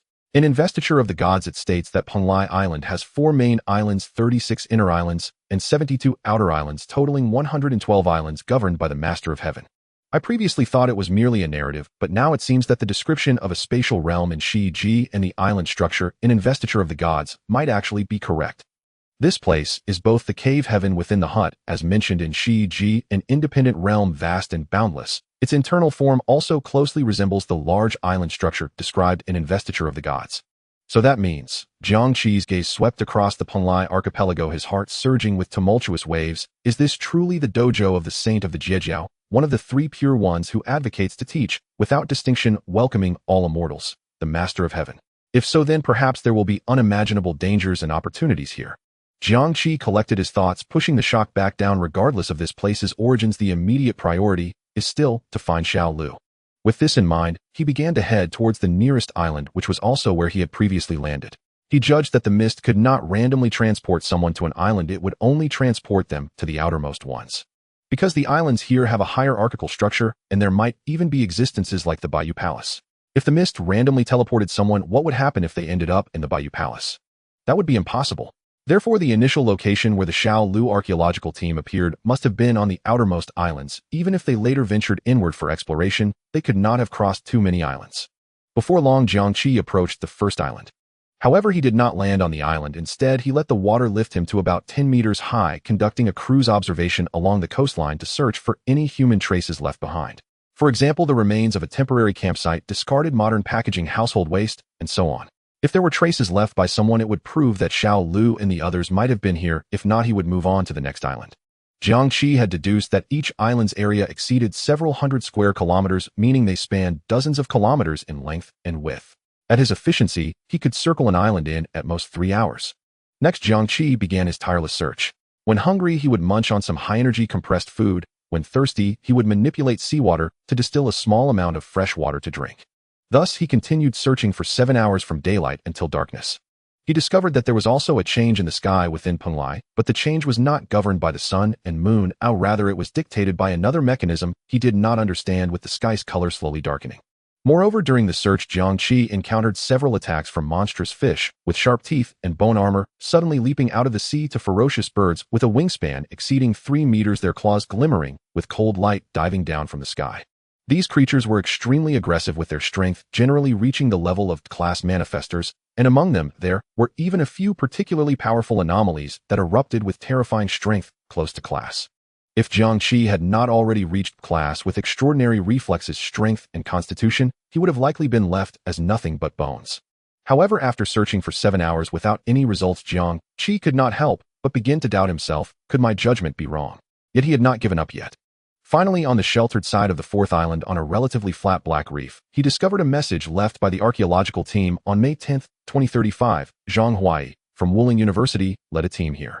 Below that were the names of 7 other individuals neatly listed together: archaeology students Yin Qi and Zhao Weiner, Ihua, Jiang Lu Pan Zhongyi Shuizi Pangyu. Jiang Qi's heart raced. He found it. It seemed that this Professor Zhang was quite clever. He knew that in the event of losing contact, the outside world would likely send someone to search for them, so he intentionally left a message. Moreover, his sister Jiang Lu's name was prominently listed. The date was over half a month ago, indicating that this was likely when they had just arrived in Penglai with all personnel intact. This indicated that his direction was correct, and the archaeological team indeed started their exploration from the outer islands. Jiang Qi did not land immediately, given how long it had been they might have already left. He suppressed his impulse and continued to the next island. At a cliff on the fifth island, Jiang Qi once again discovered a message left by Professor Zhang and the others on May 18, 2035. Zhang Huai from Wuling University led a team here. However, the names below caused Jiang Qi's heart to stop abruptly. Archaeology students Jia Weiner, Yihua Jiang Lu Shuizi. 3 names were missing. Yin Qian Pan Zhongyi Pangyu. These 3 names had vanished. Was it due to casualties? Fortunately, Jiang Lu's name was still there. Jiang Qi sped toward the 6th island with even greater urgency. Soon, on a relatively prominent mountain rock on the 6th island, he found the 3rd marker on May 23, 2035. Zhang Huai from Wuling University led a team here. Archaeology students Yihua Jiang Lu Shuizi. Another name was missing. Jia Weiner's name was gone. Additionally, Jiang Qi discovered a badge nearby engraved with the words Wuling University Archaeological Team. He could imagine that their condition at that time must have been very poor, lacking the time or strength to pick up even the badge. Xiaolu. Jiang Qi was extremely anxious but did not lose his composure. This date was 4 days ago, and there was a high probability that Xiao Lu and the others were on this island. However, out of caution, Jiang Qi still inspected the 7th island with the utmost speed. He circled the entire island, searching carefully, but found no further information left by Professor Zhang. All clues pointed to a singular conclusion. Jiang Qi immediately turned back, but this time he did not search along the coastline. He went directly onto the island. In a hidden small cave, the remaining 4 archaeological team members huddled deep, within, all injured and pale. The original team of 8 was now reduced to 4. Professor Zhang had one hand awkwardly secured with a branch and torn clothing, leaning against the rock wall, while the other intact hand used a wrist device to sketch a map of the 3rd island. Yihua silently prepared food beside him, crumbling a bit of compressed biscuit, mixing it with a small amount of water to create a swallowable paste. Jiang Lu was attending to the critically injured Shuizi. At that moment, Jiang Lu's fair face was smeared with dirt, her lips chapped, and her left arm was wrapped in a bleeding bandage. She was carefully using the little pure water left to clean Shuizi's wounds. Even in a daze, Shuizi still let out groans of pain. They had been in Penglai for 18 days. At first, when they entered Penglai through the star map, they were filled with excitement. For this meant they had discovered the long-hidden Penglai enough to make them famous in the archaeological community and even beyond that, causing a sensation throughout society.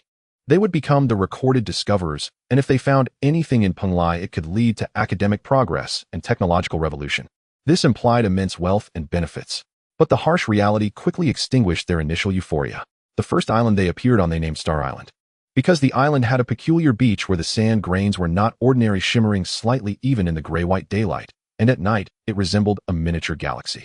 They left a marker here and established their first campsite. However, a tragic event soon occurred.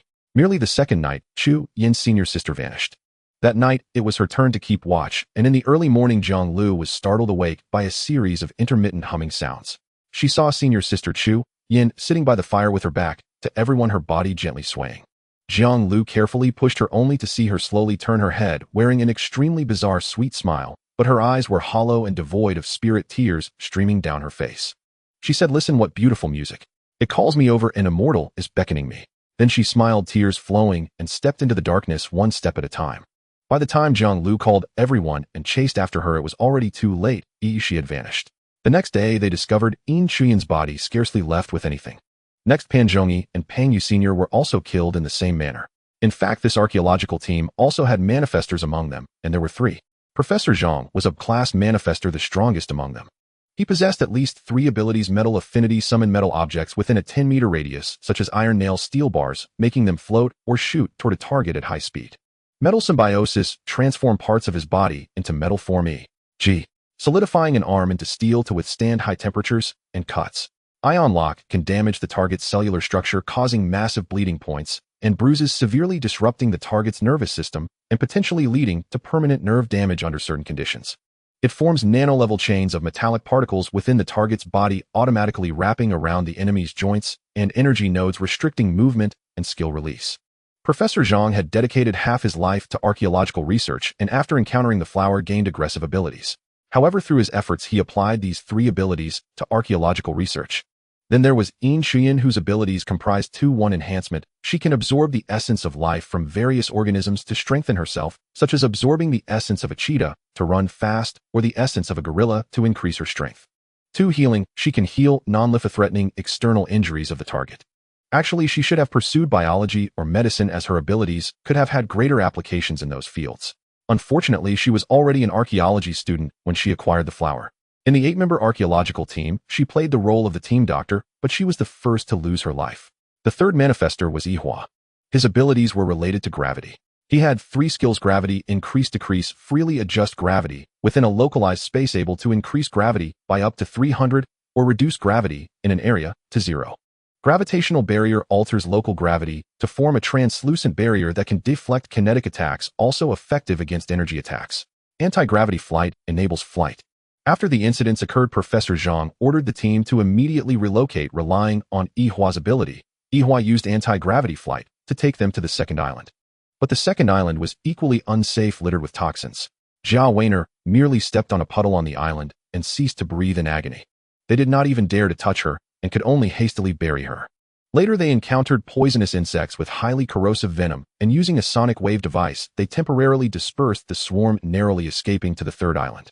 Upon arriving on the 3rd island, the archaeological team found themselves at their wits' end. Injured members needed medication, food, and fresh water were running low, and most importantly, everyone was on the brink of mental collapse. Ihua handed the prepared food to the professor and said, "Professor, have something to eat." "Put it on the ground," Professor Jiang replied without looking back, still busy drawing the electronic map of the 3rd island. Furrowing his brow, his finger hovered over a certain area on the map, seemingly encountering some issue that made it hard for him to continue. Ihua shook his head and sighed helplessly, then scooped another bowl and handed it to Jiang Lu, saying, "Jiang Lu, have some." "Thank you, senior," Jiang Lu said as she took it, but instead of eating it herself, she first fed it to Shuizi. Most of it spilled from the corners of Shuizi's mouth, and Jiang Lu could only wipe it off carefully with a cloth. After arriving at the 3rd island, they were attacked by a giant mantis shrimp whose strikes were as powerful as cannonballs, far exceeding modern firearms. To protect them, Professor Zhang's metallic arm was directly hit and has yet to recover. Shuizi was severely injured by flying debris and was in critical condition. The injury on Jiang Lu's arm was also from that time. Now they could only hide in this cave, struggling to survive. After feeding Shuizi, Jiang Lu finally ate the last bit of mush at the bottom of her bowl.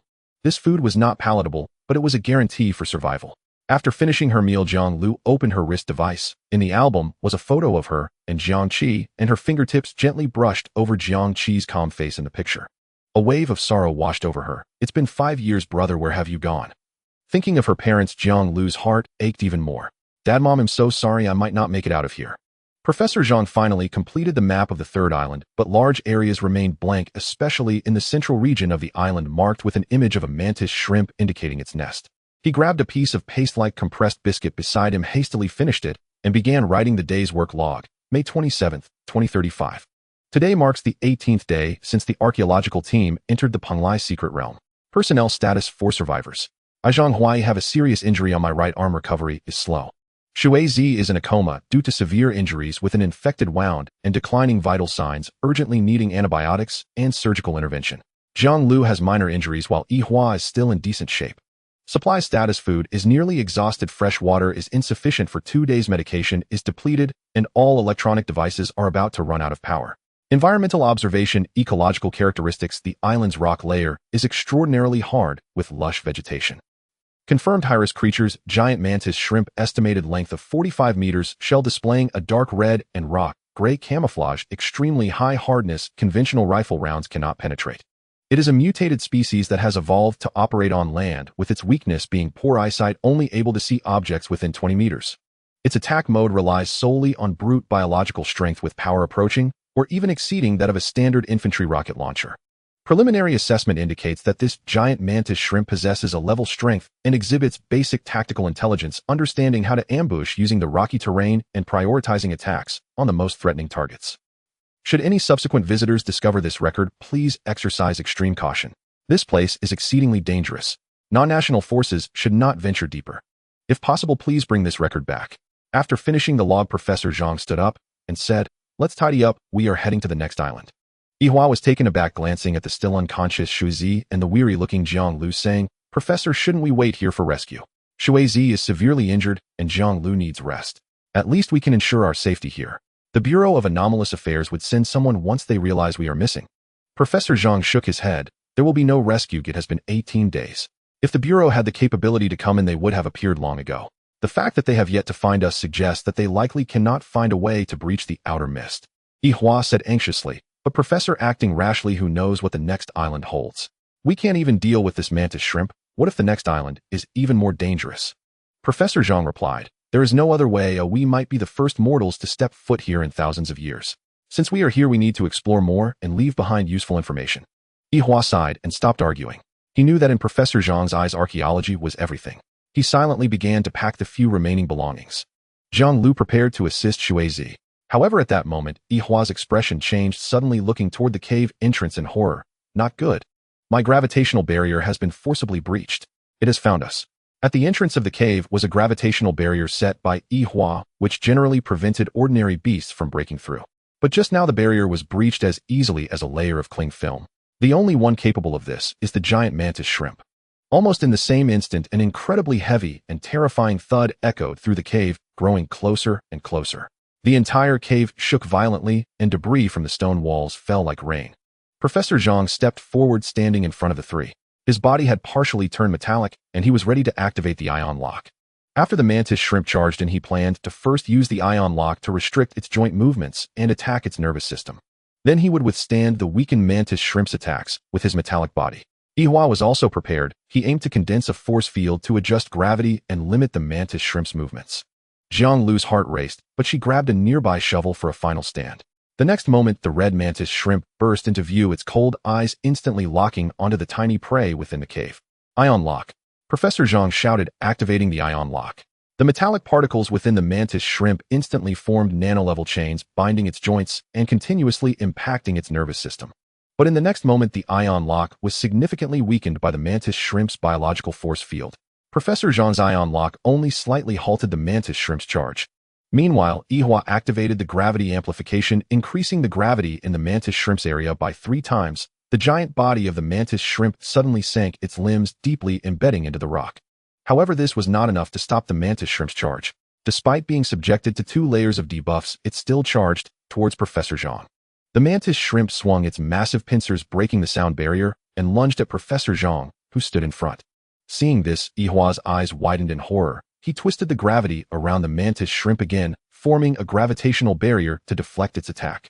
Clang! A deafening sound of metal clashing erupted in the cave.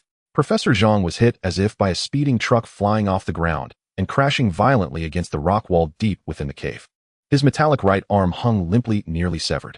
If not for the ion lock and the gravitational field weakening the mantis shrimp's onslaught, along with the gravitational barrier deflecting part of the attack, Professor Zhang would have likely been crushed to a flat disc. "Professor!" Jiang Lu cried out in shock. The mantis shrimp seemed to have identified the most threatening Professor Zhang and charged at him again, raising its massive pincers. Jiang Lu watched as the professor struggled to rise, seeing Yihua barely holding on and Shuizi still unconscious. A wave of despair mixed with fierce courage surged through her. Almost instinctively, she rushed to stand in front of Professor Zhang. He could not die. He was more useful than her. If he died, they would not survive either. The mantis shrimp looked down at this tiny creature, daring to confront it, one of its massive pincers poised to strike. The shadow of death cast down upon her. "No!" Yihua shouted frantically. Professor Zhang, seeing the slender figure blocking him, forced himself to rise, trying to push Jiang Lu aside.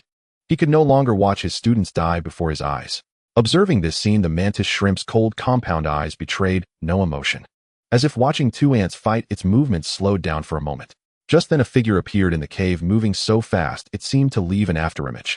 The instant he appeared, he collided with the giant shrimp, smashing it against the side wall. The entire cave trembled as if it would collapse entirely. Everyone was stunned by this sudden turn of events. Once they realized what had happened, Professor Zhang and Yihua were overjoyed. Was a master from the Bureau of Anomalous Affairs finally here? But as the dust settled, they saw only a tall, handsome young man with black hair. He was not wearing the Bureau's attire. Jiang Lu looked at the familiar figure, incredulously squeezing out a word from her throat.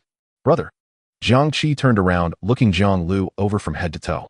After confirming she was not seriously injured, the tension in his heart eased slightly, and he breathed a sigh of relief. "I finally caught up." After arriving on the island, he had been searching for traces left by his sister and her team, finally finding this cave. Upon discovering the danger, he unleashed 20 times the speed of an ordinary person, almost reaching 1/3 of the speed of sound, finally rescuing his sister. But with such momentum colliding with the giant shrimp against the wall, even with his physique, he sustained some injuries. Jiang Qi said, "It's me, this place is dangerous, you all go out first." While speaking, the giant shrimp was already starting to break free from Jiang Qi's grasp. Jiang Qi's strength was 20 times that of a human, but he had no advantage against the giant shrimp. Jiang Lu was emotionally overwhelmed, tears streaming down her face, instinctively wanting to rush forward. But Yihua immediately stopped her. "Don't go." Yihua did not understand the situation, nor did he know where Jiang Lu's brother came from, but he knew they were still in danger. He said, "Listen to him. We need to get out first. Don't let him be distracted." Jiang Lu reluctantly glanced at Jiang Qi, biting her lip to suppress her impulse. "All right." Yihua no longer hesitated, and along with Jiang Lu exerted all his strength to help the unconscious Shuizi and the injured Professor Zhang retreat as quickly as possible toward the cave exit. Almost the moment they rushed out of the cave, boom! Jiang Qi and the giant shrimp erupted into battle once again. Jiang Qi was unaware of the giant shrimp's specifics, but he absolutely knew that its 2 pairs of massive pincers were not to be trifled with, so he kept avoiding them. The giant shrimp's claw launch speed was terrifying. It exploded to over half the speed of sound in an instant, and once locked on evasion, was nearly impossible. However, its ability to turn and maintain tracking could not keep up with Jiang Qi's speed. It frequently attempted to attack, where the giant pincers struck the ground, shattered, and debris flew, yet Jiang Qi evaded each time. But while Jiang Qi could evade, he found it impossible to deliver a fatal blow. His fist struck against the shrimp's shell, causing no substantial damage, but the recoil left his arms numb. It could be said that they were evenly matched, each attacking in a similar manner, relying on speed and strength for physical assaults without any fancy tricks. The giant shrimp had higher defense compared to Jiang Qi's speed and agility. Neither could gain the upper hand. Like tanks and assassins in a game, the assassin couldn't kill the tank, and the tank couldn't catch the assassin. However, Jiang Qi was able to stall the giant shrimp adequately.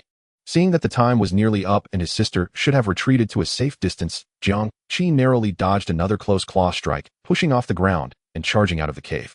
The giant shrimp was unwilling to let Jiang Qi go. Its massive body burst through the cave's rubble, closely pursuing Jiang Qi as he exited the cave. The space outside opened up, but it also meant Jiang Qi had more room to maneuver. At this moment, Yihua had positioned Professor Zhang Shuizi and Jiang Lu more than 200 meters away from the cave exit, a distance deemed sufficiently safe. If the mantis shrimp charged over, he would immediately take the 3 of them into the air. Jiang Lu anxiously gazed toward the cave entrance, praying for Jiang Qi to be safe. Finally, upon seeing Jiang Qi emerge unscathed, she could finally relax her heart. While Jiang Qi was stalling the mantis shrimp, he called out loudly, "Do you have a knife?" "Yes." Yihua immediately pulled out a military knife, using gravity to accurately toss it to Jiang Qi, while he said to Jiang Lu, "Stay here and guard. I will help him." "All right." Jiang Lu was eager for him to assist her brother. Jiang Qi leaped up, catching the knife. This was not an ordinary knife. Judging by its material, it seemed to be a new substance emerging after the appearance of anomalous powers not commonly circulated in the outside world.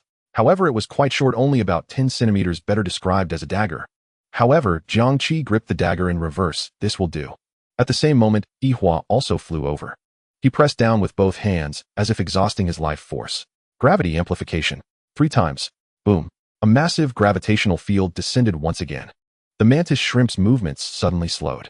Taking advantage of this opportunity, Jiang Qi leapt up, aiming for its eyes. The biological instincts of the giant shrimp are incredibly sharp. Even under the pressure of gravity, it sensed the deadly threat, abruptly tilting its head while raising one of its massive pincers in an attempt to shield its head. However, Jiang Qi's speed and reaction were faster. The moment the giant pincer was lifted, he slipped into the gap like lightning. A sickening thud resonated as Jiang Qi's dagger precisely pierced the giant shrimp's right eye. The giant shrimp let out a heart-wrenching shriek, its entire body thrashing against the ground in agony, while its 2 massive pincers flailed wildly, kicking up clouds of dust and debris. It was a successful strike. Jiang Qi retreated quickly, widening the distance to avoid being accidentally harmed by the frenzied giant shrimp. In intense pain, the giant shrimp thrashed around wildly, instinctively sensing fear and threat. It no longer attempted to attack, but turned to escape back to its lair. Professor Zhang gritted his teeth against the pain and shouted, "Block it. Don't let it escape." Jiang Qi also realized this. Xiao Lu and the others needed to regroup. If this giant shrimp escaped, it could very well return, so it was best to keep it here. With this in mind, he advanced with his dagger in hand. Seeing this, Yihua gritted his teeth, extracting the last bit of his remaining spiritual energy to maintain the gravitational field. The giant shrimp, having lost one eye, had its perception severely diminished, and with its instinct to flee, it had already revealed a flaw. Jiang Qi moved swiftly, agilely circling around to the giant shrimp's side, dodging its madly flailing pincers, and aimed for its other eye. Sensing danger, the giant shrimp struggled fiercely. Professor Jiang mustered his spirit and barked ion lock. Under the interference of the ion lock, the giant shrimp's movements became lethally sluggish. Jiang Qi seized the opportunity, and with a flash of cold light, the giant shrimp's remaining left eye was also blinded. Now completely plunged into darkness, the giant shrimp thrashed about even more frantically. While it struggled violently, a thinner area where its neck connected to its carapace was exposed. Jiang Qi took a deep breath, channeling all his strength into his arm, and stabbing fiercely at the soft tissue gap at the connection point until the dagger was buried to the hilt. Then he made a powerful horizontal slash, and the sound of tough leather being cut echoed. A wound over 30 centimeters long and several centimeters deep opened at the joint of the giant shrimp's neck and carapace. Blue blood surged out like a breached dam. Unfortunately, the dagger was too short to deliver a fatal blow. However, having lost its eyes and suffered serious injury, the giant shrimp no longer posed a threat to Jiang Qi. 10 minutes later, the giant shrimp let out a mournful cry and collapsed to the ground, never to move again. At this point, it had been reduced to a shrimp stick with all its limbs severed by Jiang Qi. With the battle over, Jiang Qi panted lightly, feeling the surging power and heightened concentration within him gradually settling. This was the first time he had fully unleashed his abilities since gaining them.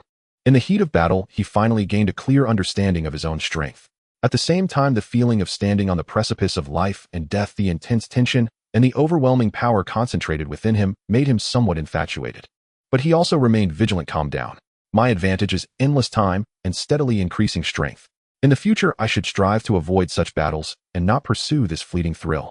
At this moment, Jiang Lu finally rushed over, but a few steps away from Jiang Qi, she involuntarily slowed down and ultimately came to a complete stop.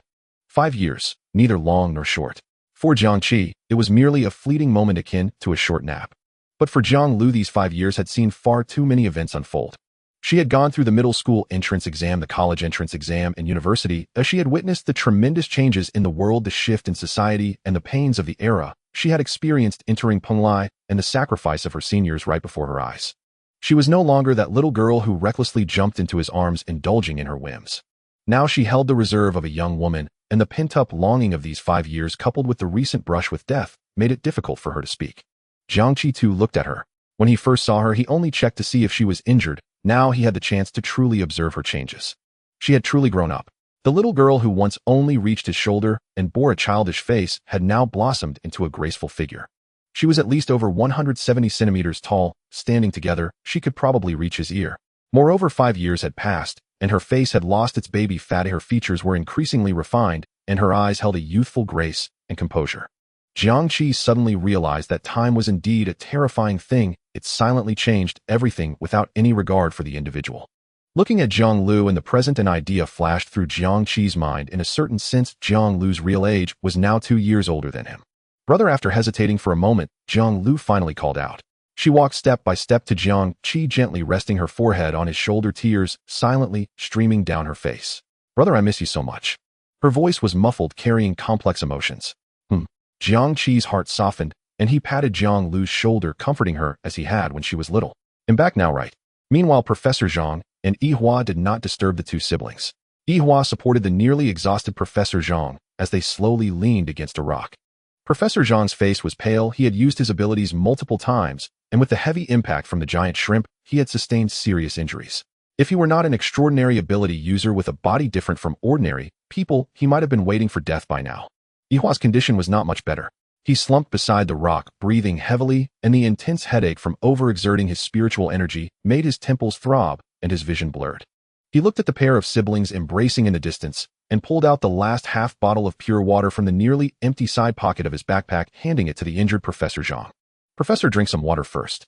Professor Zhang did not decline, accepting the water bottle and carefully taking a small sip to moisten his cracked lips before returning the bottle to Yihua. You should drink some too. The two silently drank the water.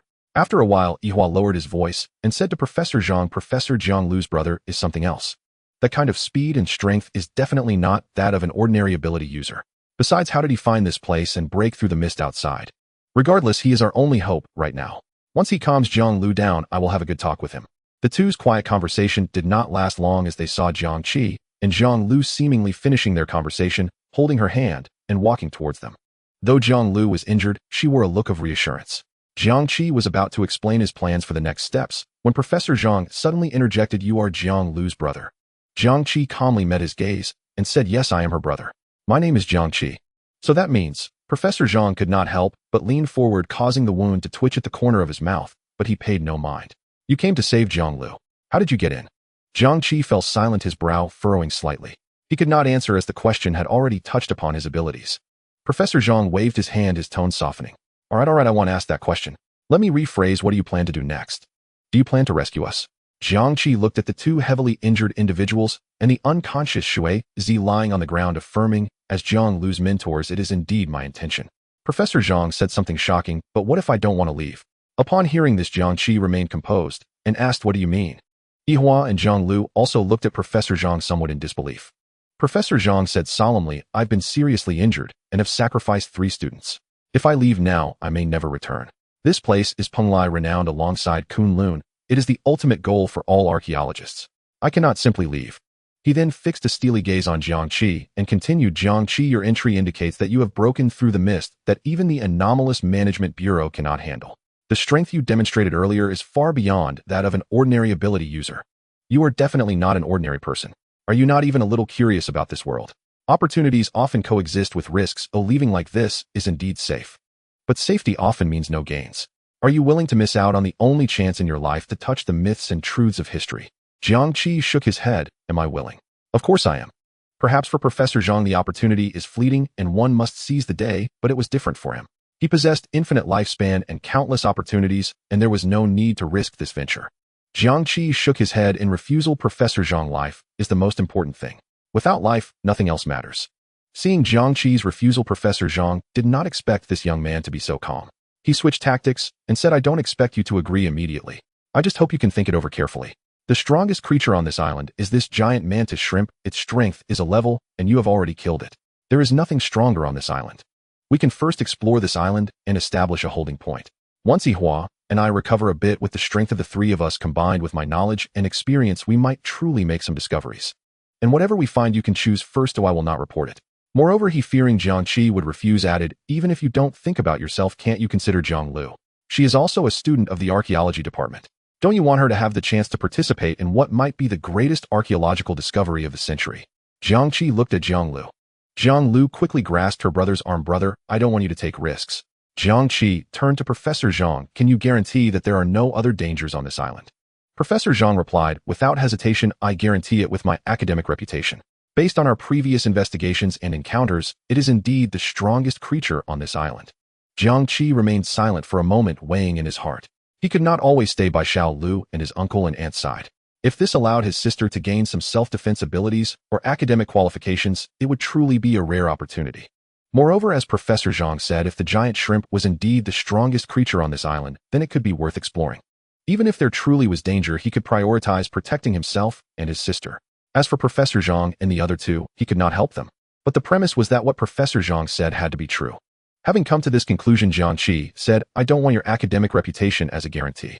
I only want all the information you have gathered in these days, and I need to know the abilities of both of you unconditionally, so I can decide whether to agree." Professor Zhang hesitated for a moment and said, "All right, I can send it all to you." Jiang Qi nodded and added, "Additionally, Professor Zhang, I do not wish for you to use Jiang Lu to negotiate in the future. This is a one-time exception, and it will not happen again." Professor Zhang was momentarily taken aback, then he smiled awkwardly. "All right, understood." For him, as long as he could retain Jiang Qi as a powerful ally to continue exploring the Penglai secret realm, any minor loss of personal face or being directly warned by a junior was inconsequential. He did not care at all. Not at all. Next, Professor Zhang transmitted all the information he had collected after entering Penglai to Jiang Qi. Although there was no internet and Penglai information could be transmitted without a network, Jiang Qi quickly skimmed through it and found that, as Professor Zhang had said, the most powerful creature on this island based on the current information was indeed the giant shrimp. Professor Zhang cautiously asked, "What do you think, Jiang Qi?" Jiang Qi nodded and said, "It's acceptable, but it is limited to this island, and all actions must follow my lead." Professor Zhang replied, "No problem." With their opinions initially aligned, the next step was action.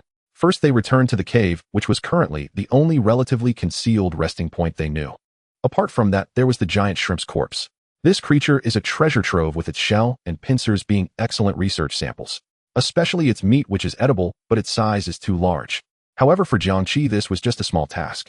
He effortlessly lifted it and moved it to the cave. Once again the others witnessed the enormous strength hidden beneath Jiang Qi's slender frame. After completing all this, beads of sweat began to form on Jiang Qi's forehead, and he said now prioritize treating injuries and restoring stamina. Yihua, you take care of Professor Zhang. Shaoli, you look after Shuizi while I see if I can process this shrimp shell and prepare some food. After several exchanges, Jiang Qi had already become familiar with each surviving member. Yihua nodded all right. Zhang Lu naturally had no objections as she immediately knelt beside Shuizi, carefully checking her pulse and breathing. Shuizi remained unconscious, her breathing weak, but relatively stable. Speaking of which, Shuizi was also fortunate. Having experienced a life-and-death crisis, she remained completely unaware and continued to be unconscious without any issues. Meanwhile, Jiang Qi had begun to process the giant shrimp. He lit a fire, picked up a relatively intact giant shrimp leg that had been severed, cut it into 20-centimeter lengths, peeled away part of the hard shell to reveal the white shrimp meat inside, and placed it over the fire to grill. Before long, the cave was filled with an enticing meaty aroma. Everyone could not help but swallow as they had been eating compressed biscuits for a long time. With Jiang Qi's arrival, their survival situation had improved slightly. Soon the meat was roasted to perfection. Jiang Qi took it down, let it cool for a moment, and first handed it to his sister, saying, "Be careful, it's hot." He then divided the remaining portions among the eager Jiang Hua and Professor Zhang, who were watching him closely. Jiang Lu took a bite, and her eyes immediately sparkled. The shrimp meat was incredibly fresh, springy, and smooth. Although it was unseasoned, it had a faint salty taste, perfectly balanced. Most importantly, as the shrimp meat was consumed, a gentle warmth seemed to flow into her limbs, even alleviating the pain from her wounds. It seemed that the shrimp meat contained energy. This was quite normal, after all it was from an extraordinary creature. In this day and age, the meat of extraordinary creatures had replaced ingredients like Wagyu beef, bird's nest, shark fins, grouper matsutake mushrooms, and caviar gracing the tables of the elite. Especially for a-level extraordinary creatures. In the outside world, such high-grade ingredients were rare delicacies that only those at the pinnacle of the social hierarchy were qualified to enjoy, and they were often available only at exorbitant prices. Professor Zhang and Jiang Hua also noticed the extraordinary nature of the shrimp meat, and without caring for their image, they began to eat heartily, quickly finishing their portions, and then continuing to watch Jiang Qi with longing. Jiang Qi was enjoying his own piece as well, finding the shrimp meat delicious, better than any meat he had ever tasted before, but that was about it. Although the shrimp meat contained energy, its effect on him was minimal. At that moment, with Zhang Professor and Yihua looking at him, he found it hard to eat more, so he had to take another leg to continue roasting. Before long, Jiang Lu finished her piece as well, but she seemed to still be hungry. Thus the group shared 2 shrimp legs in total before everyone finally felt full. Among them, Jiang Qi ate the most, followed by Jiang Hua and Professor Zhang, and then Jiang Lu. In the end, a bit was left over, which Jiang Lu carefully tore into minced meat and cautiously fed to the unconscious Shuizi. After finishing their meal, the color returned to everyone's faces and their spirits were lifted. Professor Zhang began to converse with Jiang Qi. The first question Professor Zhang asked was, "What is the situation outside now?" Jiang Qi replied, "After you lost contact, the Anomaly Management Bureau attempted to organize a rescue, but faced difficulties resulting in many casualties. Currently, the Anomaly Management Bureau has sealed off the old shipyard site, prohibiting anyone from entering. The media has also been silenced with no reports. However, I have heard that they are preparing to dispatch personnel from the capital, and they might launch a new round of operations in a few days." Professor Zhang sighed. The loss of personnel was to be expected. "Oh, without me in that mist, it will be difficult for them to get in." He then looked at Jiang Qi, seemingly testing how much Jiang Qi understood about the situation. "Jiang Qi, what are your thoughts on this place?" Jiang Qi calmly replied, "According to the records in the investiture of the gods and records of lost treasures, this area is surrounded by islands with a cave in the pot resembling the sacred land described in ancient texts, the dojo of the Heavenly Lord. The mist outside should be a defensive formation of punglai, isolating the interior from the outside to prevent mortals from entering." Professor Zhang was surprised that Jiang Qi's judgment aligned with his own. Though archaeology is currently popular and many have read a few ancient texts, such swift and confident judgments, even referencing classical texts, are still rare. He gazed intently at Jiang Qi like an elder observing a talented disciple. He excitedly said, "Exactly. Our research has also pointed to this possibility." Then he asked, "Does Jiang Qi know how he got in?" Jiang Qi lifted his gaze and replied, "I heard you came in using a star map." Professor Zhang had not previously included this information. Professor Zhang said, "Yes, 3 years ago, while organizing a batch of uncatalogued ancient texts, I accidentally discovered a damaged Ming Dynasty manuscript titled Records of the Sea Waves. A torn page was wedged within, made of a unique material, neither paper nor silk, depicting some incomprehensible star patterns accompanied by annotations in a variant of Taoist cloud script. His eyes sparkled as he said, "I spent several years deciphering it, cross-referencing with texts like records of the 10 continents and famous mountains of the Blessed Lands to conclude that this is not a star map, but rather a formation schematic of the Penglai defensive array, illustrating the flow of energy nodes within the array and indicating how to find a safe path to enter at specific times." Jiang Qi nodded, thoughtfully understanding now. No wonder the Anomaly Management Bureau later could not enter with the same map. The key lies in the specific times and changes in the formation. Even if the Anomaly Management Bureau had the star map and knew the specific times without understanding the changes in the formation, they still couldn't get in. Jiang Qi couldn't help but admire Professor Zhang. He was indeed a professional scholar. With this thought, Jiang Qi couldn't help but pose a question that had long been hidden in his heart. "Professor Zhang, as a professional, do you know what happened millennia ago? Why did the deities and immortals of the East and West engage in a cataclysmic war? Their battlefield seems to span various secret realms, and even Penglai was not spared. And why are there no traces of them now?" Upon hearing this question, Professor Zhang bitterly shook his head and said, "To be honest, I don't know. No one knows the truth. However, I do have a hypothesis." Jiang Qi straightened up, adopting an attentive posture. Zhang Hua and Zhang Lu were also drawn into this topic, becoming more alert. Professor Zhang said, "My hypothesis is that the root of that war may not have stemmed from conflicts of faith or territorial disputes, but from a greater crisis." Oh, this was the first time Jiang Qi had heard such a theory. Professor Zhang continued, "Currently, there are two mainstream theories in academia. One is the divine war theory, and the other is the spiritual energy cycle theory. However, both theories are unable to account for themselves and contain contradictions. But what if there was an external cause?" Jiang Qi asked. "An external cause? Are you suggesting an external threat?" Professor Zhang nodded, saying, "Exactly. If there exists an external threat substantial enough to endanger all divine systems, then it would make sense." Jiang Qi frowned. "But if there is an external threat, shouldn't they unite and confront it together?" Professor Zhang looked at Jiang Qi and replied, "That's a naive thought. Let me ask you, if everyone knew that Earth would be invaded by a powerful civilization in 300 years, what would the powers on Earth do?" Jiang Qi replied, "They would unite to face it together." Professor Zhang chuckled lightly. "That would only lead to more severe disputes, stalemates, and resource wastage. A more effective approach would be for one force to eliminate all others in the shortest time possible, unifying the globe, and then exhausting all resources to rapidly develop and confront that powerful invading civilization." Jiang Qi had to admit that Professor Zhang's reasoning might be correct. "So you think the divine war was similar?" Professor Zhang replied, "At least it can be compared, but the levels and nature may differ. The final outcome is evident. The ultimately victorious force also failed, just like what we see now, the disappearance of the gods. Of course, it is also possible that they succeeded and perished together with that external threat." Jiang Qi fell into deep thought. Professor Zhang's answers did not clarify his confusion. Instead, they left him with even more questions. Of course, this was merely Professor Zhang's opinion and not necessarily credible.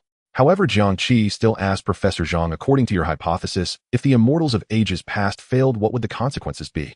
Is it simply that they died? Has this crisis passed?" Professor Zhang shook his head, saying, "That's even more uncertain. Perhaps it was resolved, or maybe the crisis was merely postponed, and it will re-emerge one day. Who knows? Our time of possessing extraordinary abilities is still too short. Right now, we haven't even fully researched the mechanism of extraordinary abilities. So there's no need to worry unnecessarily. Even if that external threat appears again one day, we might no longer be here." Jiang Qi wanted to say, "You may not be here, but I still am." After the conversation ended, Jiang Qi quietly absorbed this information. After a moment, he stood up and said, "I will go fetch some fresh water. We are running low on fresh water, and we must replenish it." Jiang Lu said, "Brother, I want to go with you." Jiang Lu stood up too, but seemingly not wanting Jiang Qi to think she was still that clingy little girl, she added, I also want to wash my face." Jiang Qi replied, "All right, let's go together." As they exited the cave, the cool sea breeze greeted them. Penglai does not have true sun and moon, but at this moment a soft and bright light resembling moonlight was evenly cast across the sky, enveloping the island in a hazy and dreamlike glow. In the distance, the sound of the waves could still be heard. If not for the survival crisis, this would indeed be a paradise. Jiang Qi closed his eyes, sensing the concentration and flow direction of water vapor in the air.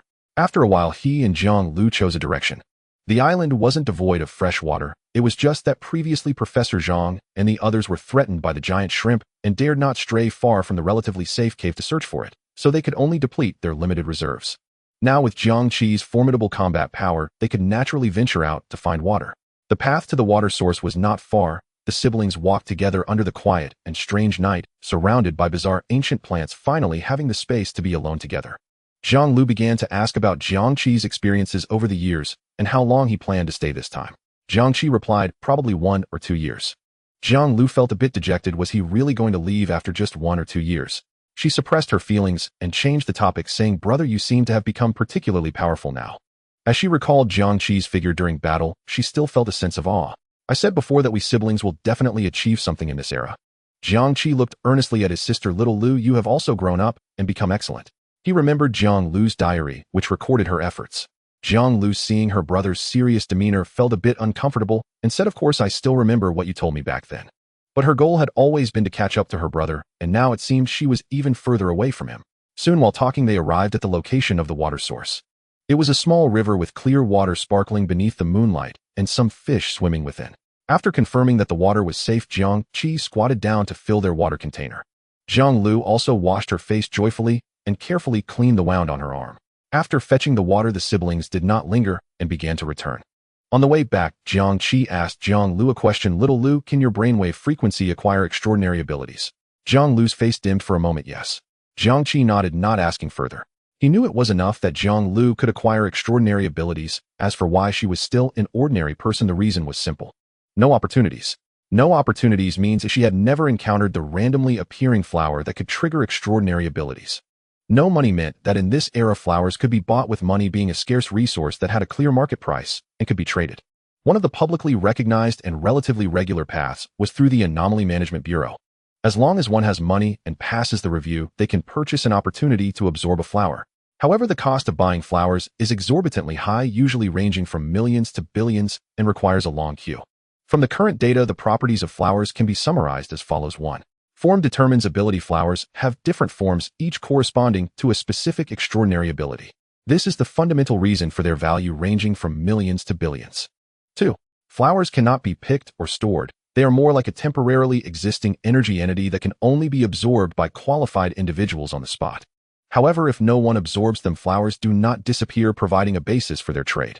Based on these characteristics, the current laws in the Eastland state the ownership of flowers belongs to the first witness. If the first witness brainwave frequency meets the absorption criteria, they can absorb it directly and possess that extraordinary ability. If the first witness does not meet the criteria, the ownership of that flower will automatically transfer to the state, which will handle it, and the state will also provide the first witness with a purchase fee. In the state's disposal process, a portion is handed over to the Anomaly Management Bureau for sale. Additionally, places like Longhu Mountain, Qingqing Mountain, and Taishan also randomly drop flowers with a far higher drop rate than ordinary areas. Naturally, the flowers dropped by these state-controlled sacred sites belong to the state. This is one reason why the state can control such extraordinary powers. It can be said that in terms of flower disposal policies, the Eastland is undoubtedly the most tolerant and reasonable towards ordinary citizens among all countries in the world, at least providing ordinary people with the opportunity to become extraordinary beings. In contrast, some countries have completely deprived ordinary people of the opportunity to absorb. Ordinary people are not allowed to absorb at all, and if discovered, it is a capital offense. Jiang Qi resolved that since his sister could become an extraordinary being, he would help her obtain a flower. Naturally, there was also Jin Yang. Jin Yang's brainwave frequency did not meet the standards, and Jiang Qi considered whether there were other methods to assist him. The next morning dawned. Within the Penglai secret realm, sunlight once again replaced moonlight. One by one, the group awoke, rested and replenished by last night's shrimp meat, their vigor markedly restored. Professor Zhang's injured body had healed considerably. Yihua's spiritual energy was once again full and radiant, and Jiang Lu's wounded arm showed clear signs of recovery. Even Shui Zi, who had lain unconscious, stirred awake. Her eyes fluttered open, instinctively seeking light and movement, and landed directly upon Jiang Qi preparing breakfast. Sunlight bathed his profile. Beneath his tousled black bangs gleamed a pair of round, upward-sweeping almond eyes, focused, gentle, and quietly luminous. His hands moved with unhurried precision as he prepared food, radiating an aura of serene attentiveness, clean, refined, and utterly transparent. Shui Zi watched transfixed, so deeply immersed in this portrait of a handsome youth at dawn, that she forgot entirely she had just awakened, until Jiang Lu's delighted voice rang out beside her. Senior Shui Zi, you're awake. Oh, I'm awake. Shui Zi echoed, dazedly blinking twice before realization dawned. Oh yes, I'm awake. Ignoring her lingering weakness, she gazed toward Jiang Qi and shifted topics with seamless grace. Who is this stunning high schooler? Sensing her gaze, Jiang Qi instantly withdrew the warmth he'd unconsciously let slip, lowering his lashes and emanating an unmistakable aura of aloof reserve. Stunning high schooler. Jiang Lu's face darkened dangerously. She stepped forward, deliberately blocking Shui Zi's line of sight, and said flatly, "That's my brother Jiang Qi, here to rescue us." Her second question was immediate. Is he already in a relationship? And, if so, does he happen to be considering a second girlfriend? Jiang Lu's eyes narrowed, glinting with quiet menace as her voice softened, deceptively calm. "Senior Shui Zi, perhaps you should first attend to your own fragile condition and our dire survival situation." Feeling the chilling weight of imminent peril, Shui Zi finally snapped back to awareness. She laughed awkwardly. "Haha, Junior, you're absolutely right. I knew I'd forgotten something vitally important. Quick, tell me everything about our current predicament." Jiang Lu's private assessment, Senior Shui Zi only behaves when hung on the wall. Not even halfway hanging will do. Jiang Qi, too, found her unconscious state far more endearing.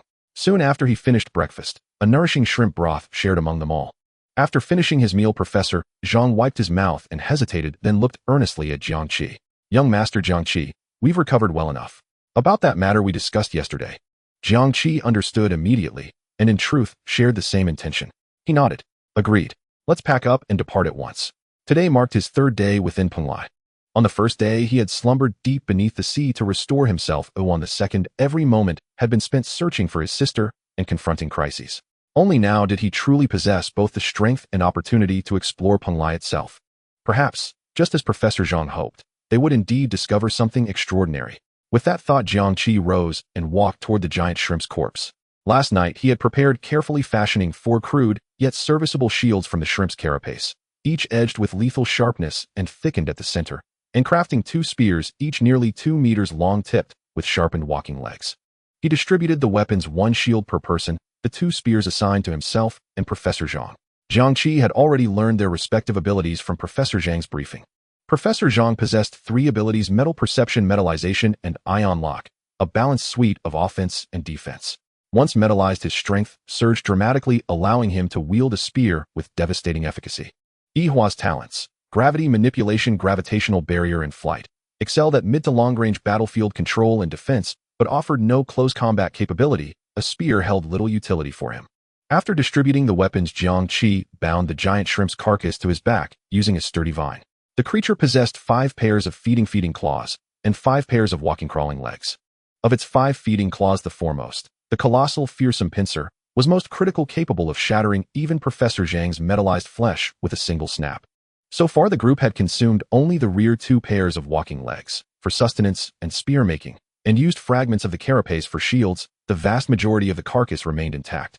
Guided by pragmatism and unwilling to waste such a resource, Jiang Qi resolved to carry it out of the realm. Professor Zhang and Yihua, witnessing his actions, made no claim to ownership of the carcass. First, Jiang Qi had slain the beast. Ownership was indisputable. Second, even if they wished to claim it, neither could possibly transport several tons of biomass across the island. The others quickly packed their most essential supplies. This expedition to the island's center required the entire group's presence, leaving Jiang Qi and Professor Zhang behind. Even with Yihua guarding Jiang Lu and Shui Zi, would have left them dangerously exposed. Once preparations were complete, the party set forth. Jiang Qi, bearing the shrimp's corpse, led the way. Jiang Lu kept pace at his side. Yihua carried the still unsteady Shui Zi in the center, and Professor Zhang's spear and shield in hand brought up the rear. To everyone's surprise, the journey proceeded with remarkable ease. As Professor Zhang had predicted, with the rank giant shrimp dead, nothing else on the island posed a credible threat. Occasional encounters with anomalous creatures were swiftly and effortlessly dispatched by Jiang Qi. The trek increasingly resembled a field excavation. Professor Zhang brimmed with scholarly fervor, directing Yihua and Jiang Lu to meticulously document unusual flora, aberrant geological formations, and scattered artifacts of antiquity half buried in the soil. Jiang Qi too collected several specimens, tucking them into his pack for later appraisal. Even if devoid of supernatural significance, they might yet fetch value as rare antiques. At one cliff face, they discovered engraved ancient characters, Huanbo Island, sending Professor Zhang into rapturous excitement. This was a discovery of genuine historical weight. Professor Zhang exclaimed, "Huanbo Island." According to classical texts, many immortals claimed cultivation at Penglai and Qixing and Xianminci Gao of the pre-Qin era. Lu Dongbin, one of the 8 immortals, and his master Zhongli Quan Adong Wangong, revered as Lord of Penglai, whose dominion over the eastern realm is recorded in the Laojun Zhongjing Dong Wangfu, governs the east, residing upon Mount Penglai, as well as Yu Yuan Yui immortal and Tuchuo Feiji. Yet if Penglai is singular, why did they all declare themselves its natives? Which accounts are credible, and which are not? He posed the question rhetorically, expecting no reply. Jiang Qi, however, answered plainly. All are credible, because though Penglai is one realm, it comprises many islands. Professor Jiang struck his palm triumphantly. Exactly. Penglai consists of 112 islands, each home to one immortal, each bearing a unique epithet. Thus all may truthfully claim origin from Penglai. No contradiction, no conflict. Indeed, this very multiplicity embodies the majestic vision of the Jie sect, 10,000 immortals gathering in homage. This island bears the name Huanbua Island. Its sovereign shall henceforth be known as the Master of Huanbua, though neither his name nor his history remains known to us. Alas, what a pity! Professor Jiang sighed wistfully. Why only a name? Why no further clues? Yet his enthusiasm only intensified. He pressed ahead, leading the exploration with renewed zeal, while Jiang Lu dutifully assumed her role as assistant, snapping photographs incessantly.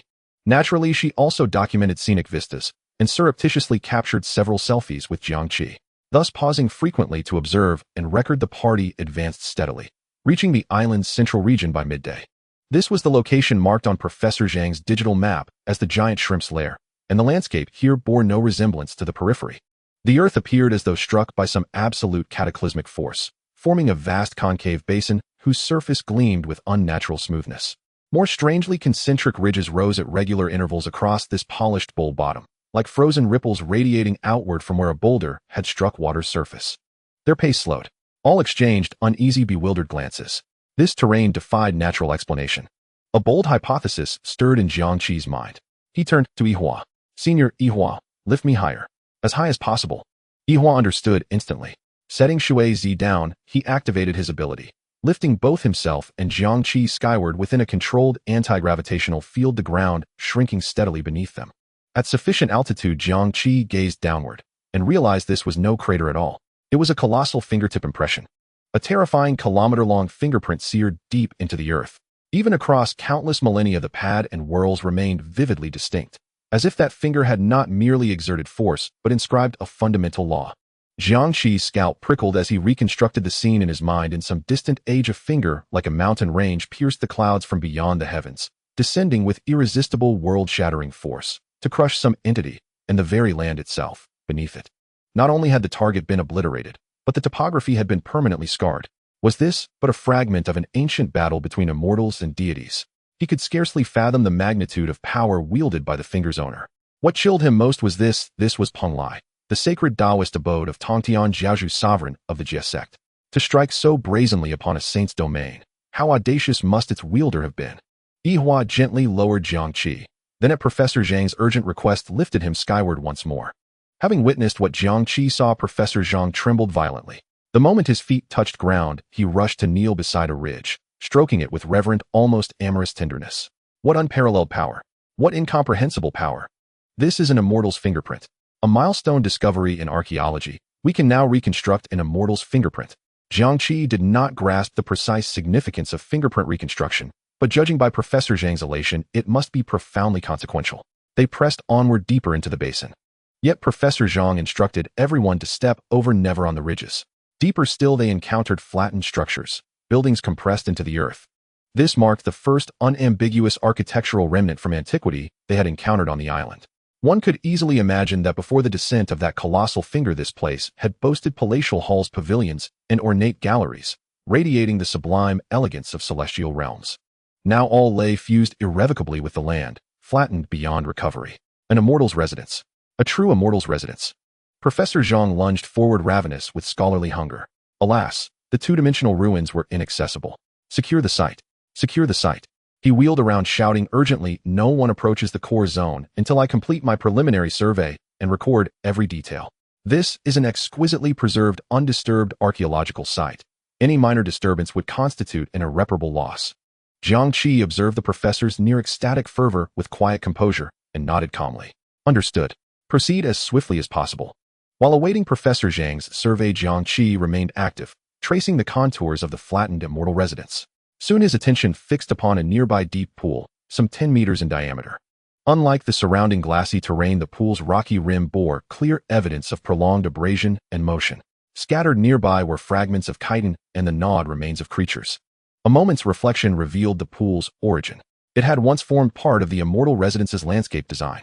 Ancient architects prized harmony between mountains and waters, artificial ponds and rockeries were standard features, celestial abodes naturally elevated this principle to transcendent refinement. When that apocalyptic finger descended, crushing the entire immortal residence into the earth, this pond, too, succumbed, buried under torrents of rubble and soil. Later, the giant shrimp discovered the site and excavated the pond, transforming it into its lair, thereby claiming dominion over the island. Thus, this pool, rather than the flattened ruins, was the true location marked on Professor Jiang's map as the giant shrimp's lair. But with the discovery of the immortal residence, the pool had faded into insignificance. Jiang Qi too judged it an ordinary, unremarkable pool, nothing extraordinary. Just then the jade tablet embedded in his consciousness pulsed faintly, an unmistakable resonance. Something within the pool was calling to it. Something lay beneath the water. Jiang Qi's pulse quickened, ever so slightly. The jade tablet's origins were enigmatic. Anything capable of resonating with it could not be mundane. Could the pool conceal something extraordinary? He approached the edge, unobtrusively knelt, and reached his hand into the water. The water was unnervingly cold, far colder than any natural spring. He strained his vision downward, but the water absorbed light, revealing nothing beyond the surface. This water held secrets. Glancing sideways, he saw Professor Zhang still absorbed in mapping the flattened ruins. Yi Hua stood watch at a distance. His sister assisted the professor as he rested against a boulder. No one watched him. After brief contemplation, Jiang Qi resolved to descend. First, he lowered the shrimp's carcass, then slipped silently into the water, sinking gradually beneath its surface. The chill was negligible, for beneath the water, he reigned supreme. Jiang Qi dove deeper as the light in the water swiftly dimmed. This pool was far deeper than he had imagined. After descending nearly 100 meters, he still had not reached the bottom. There were no signs of large fish or shrimp in the pool, but there were some tiny bioluminescent microorganisms resembling a starry nebula in the water, breathtakingly beautiful. Some natural luminous fluorite was embedded in the pool walls, providing a bit of illumination, preventing the water from being completely dark. Jiang Qi estimated that he had descended over another 100 meters. At this moment, he was already over 200 meters deep underwater.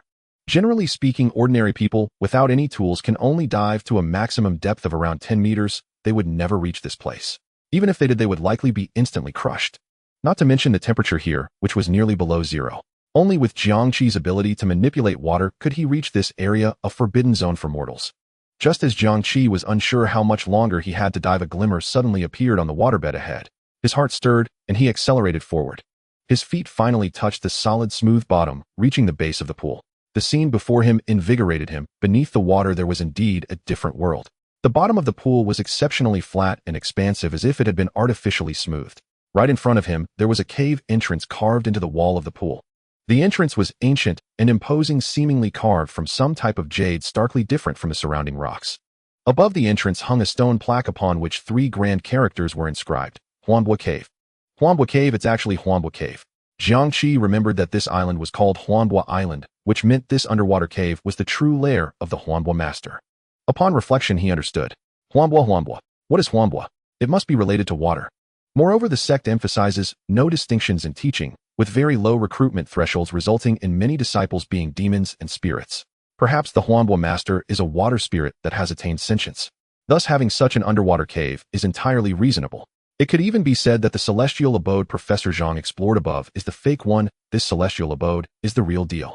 Jiang Qi looked again and saw that on either side of the cave entrance there was a couplet carved. The first line read, "Inhaled and exhaled the clouds and dreams of the marsh, once discussed Tao with the guests of Golden Turtle Island." The second line read, "In the shadow of the clam the myriad realms are born, often listening to the sacred teachings in the Bo Palace." Jiang Qi's heart jolted. What a bold claim. Golden Turtle Island is part of the Taoist Master Tongshan's domain, and Bo Palace is the residence of saints. If the Huanbo master claims to have discussed Tao with guests from the island and often listens to the saints' teachings in Bo Palace, then his identity is already apparent. Just as I suspected, he is indeed a disciple of the Jie sect. And this couplet also reveals the Huanbo master's background. The Book of Rites Mastering the Clam notes the clam is a large clam, so the Huanbo master's abilities likely relate to creating illusions and confusion, especially since he mentioned inhaling and exhaling the dreams of the marsh and the shadows of the clam, giving birth to myriad realms. If he is not boasting, he should be a very strong existence. However, Jiang Qi shook his head again. He might be very strong, but he can't be too strong, because neither legends nor tales have ever mentioned such an existence. Jiang Qi cautiously walked through the open door. The door was ajar, likely because the giant shrimp didn't like to close it. Upon entering the cave, there was no accumulated water inside. A barrier at the entrance kept the water out. Jiang Qi quickly surveyed the room. The cave was not large, about over 100 square meters, divided into a front hall and a back room by an archway. The front hall had been thoroughly disrupted by the giant shrimp. Tables, desks, cushions, and various odds and ends were all pushed into the corners, stacked together. In the center area, it seemed to have been used by the giant shrimp for sleeping. The floor was even covered with the fur of some unknown animal, appearing rather comfortable. This giant shrimp really knew how to enjoy life. Lacking appreciation for value, Jiang Qi shook his head upon seeing that the cushion's surface had a flow of clear energy, definitely not an ordinary item, yet the giant shrimp had carelessly tossed it into the corner. However, thinking about it being a shrimp, he felt relieved. Jiang Qi temporarily ignored the cushion and went to the back room. He sensed that it was the items in the back room that were attracting the jade tablet in his mind. Upon entering the back room and seeing what was in the center, Jiang Qi's pupils suddenly constricted. He saw that on the floor of the back room a flower was growing. It was identical to the flower he absorbed 5 years ago. It had 7 long snake-like leaves, emitting an eerie, overly saturated, brilliant glow. The main stem exhibited a deep and pure liquid sapphire texture with a flowing light of ghostly blue within, while the flower was positioned in a constantly self-weaving and deconstructing miniature nebula. Jiang Qi saw it once again. However, unlike 5 years ago, he now knew what it was. It was the key to unlocking extraordinary abilities, a rare gem that could enlighten mortals, a ladder to the extraordinary. Seeing it, Jiang Qi clearly felt the yearning emanating from the jade tablet deep within his consciousness. He was somewhat torn between satisfying the jade tablet's desire or letting the little deer absorb it, allowing the little deer to become an extraordinary being as well. He could easily swim back to the shore and bring the little deer down. But before Jiang Qi could resolve his internal conflict, the jade tablet seemed to grow impatient. It generated a pulling force, and upon contact with the flower transformed into a blue light and merged into Jiang Qi's brow. Boom! Jiang Qi's mind shook violently. The massive phantom of the jade tablet appeared before him. The front showcased a swirling pattern of the Milky Way, while the body of the tablet depicted a water deity commanding a dragon with lifelike relief details. The water deity standing on a responding dragon sword in left hand, a divination in right, with the dragon's body winding through the 9 curves of the river. The bottom featured the pattern of the return to the abyss. The back was engraved with 4 river deities, each with different forms: dragon head, toad body, snake-necked fishtail, azure phoenix holding a pearl, and black tortoise bearing a monument, all exhibiting diverse shapes and imposing might. The inscription on the tablet read, "Bestow upon you the jade tablet, hold the power of the rivers, who align with the heavens, benefit all living beings." When everything calmed down, an information stream appeared before Jiang Qi. Name: Luo Gui, Master, Jiang Qi. Race: human, lifespan 23, mastery of Luo Gui 0.0002. Master's attributes: strength extraordinary level, status awakening, dormant energy 4.5, status awakening. While the master is in a dormant state, they gain 0.0000015 points in strength, agility, and constitution attributes every second, and an additional 3 free attribute points every 365 natural days. Please find a water source as soon as possible to facilitate dormancy. Dormant state prerequisite: the master's true form must be enveloped in absolute water source. Jiang Qi slightly raised his brow. The mastery of the jade tablet has increased from the original 0.0001 to 0.0002. And the result of this increase is previously every second he gained 0.000001 points in strength, agility, and constitution attributes, but now it has risen to 0.0000015 points, equivalent to a 50% increase. Jiang Qi calculated and realized that this increase, although seemingly small, was actually significant. Previously, during a year of dormancy, he could gain 31.5 points in strength, agility, constitution attributes, but now he could gain 47.25 points, an increase of 15.75 points. This was a visible enhancement. Moreover, the most important detail was the subsequent description: 3 free attribute points every 365 natural days. The focus was not on 3 points per year, but rather on this free aspect. Previously, he could gain points in strength, agility, and constitution through dormancy, but intelligence, spirit, and charm were left unaddressed. Now his strength, agility, and constitution had already reached over 160, but intelligence, spirit, and charm remained at 9. This had always been a shortcoming for him. Once he encountered enemies capable of mental control, he would become extremely passive, even unable to respond. However, with the addition of these 3 free attribute points each year, he now had the opportunity to compensate for his shortcomings and strengthen selectively. Though not much, it was undoubtedly crucial. At the very least, it proves that intelligence, spirit, and charm attributes can be enhanced. Moreover, I should have realized long ago that continuing to absorb the flower would increase the mastery of the jade tablet. However, the jade tablet should only be able to absorb flowers related to water, just like last time and this time. But Jiang Qi frowned slightly. Does one flower only increase the mastery by 0.0001? Does that mean to reach 100 mastery, I would need 1,000,000 water-related flowers? He thought it was impossible.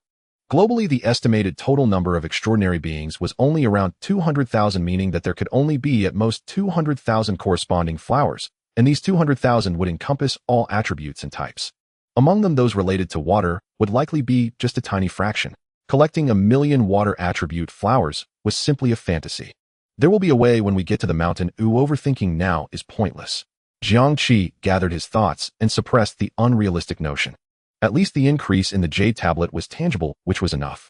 He no longer dwelled on long-term matters and began to carefully explore the back room. Aside from the flower that had already been absorbed, the back room appeared quite empty. Against the wall there were several collapsed wooden racks, and scattered on the ground were fragments of broken jade vases and clay pots. This seemed to have been a pill room or pharmacy. He realized in his heart that the back room might originally have stored the elixirs or spiritual herbs refined by the Huanbo master. Unfortunately, with the passage of time and the invasion of that giant shrimp, it was already a mess. Valuable items had likely long been destroyed or rendered ineffective, and those wooden racks must have been knocked over by the giant shrimp. That damn giant shrimp. As for why a flower appeared here, perhaps there were methods in ancient times to preserve or cultivate flowers, allowing them to remain until now, or perhaps Punlai is inherently strange, and this flower naturally formed here in recent years. What the situation really is remains unknown. He also had some guesses as to why the giant shrimp had not absorbed this flower. Since the emergence of extraordinary abilities 5 years ago, no one, or being worldwide, has successfully absorbed a second flower. Powerful extraordinary beings have previously tried to forcibly absorb a second flower after gaining one ability, but the consequence was being obliterated by the conflicting powers contained within the flower. Perhaps the giant shrimp had already absorbed one and thus was afraid to touch this one. Maybe there were other reasons, but the final outcome was that it benefited Jiang Qi. After exploring the back room, Jiang Qi went to the front hall. He approached the heap of items piled up by the giant shrimp, picked up the cushion with the flow of clear energy. The moment Jiang Qi held it, he felt a surge of clarity in his mind, as if all distractions had vanished. His thoughts were unprecedentedly clear, and his mind was exceptionally agile. Jiang Qi thought, is this used for enlightenment and meditation? It's a good item. He would study it carefully after bringing it out. Next, Jiang Qi began to rummage through other items. There were decorative items made of colorful coral and some ancient-style porcelain bowls and cups. But these items appeared ordinary and had accumulated dust over countless years. The tables and benches were similar aside from their unique wood. They did not exhibit any extraordinary characteristics. Is this all there is? Jiang Qi felt slightly disappointed.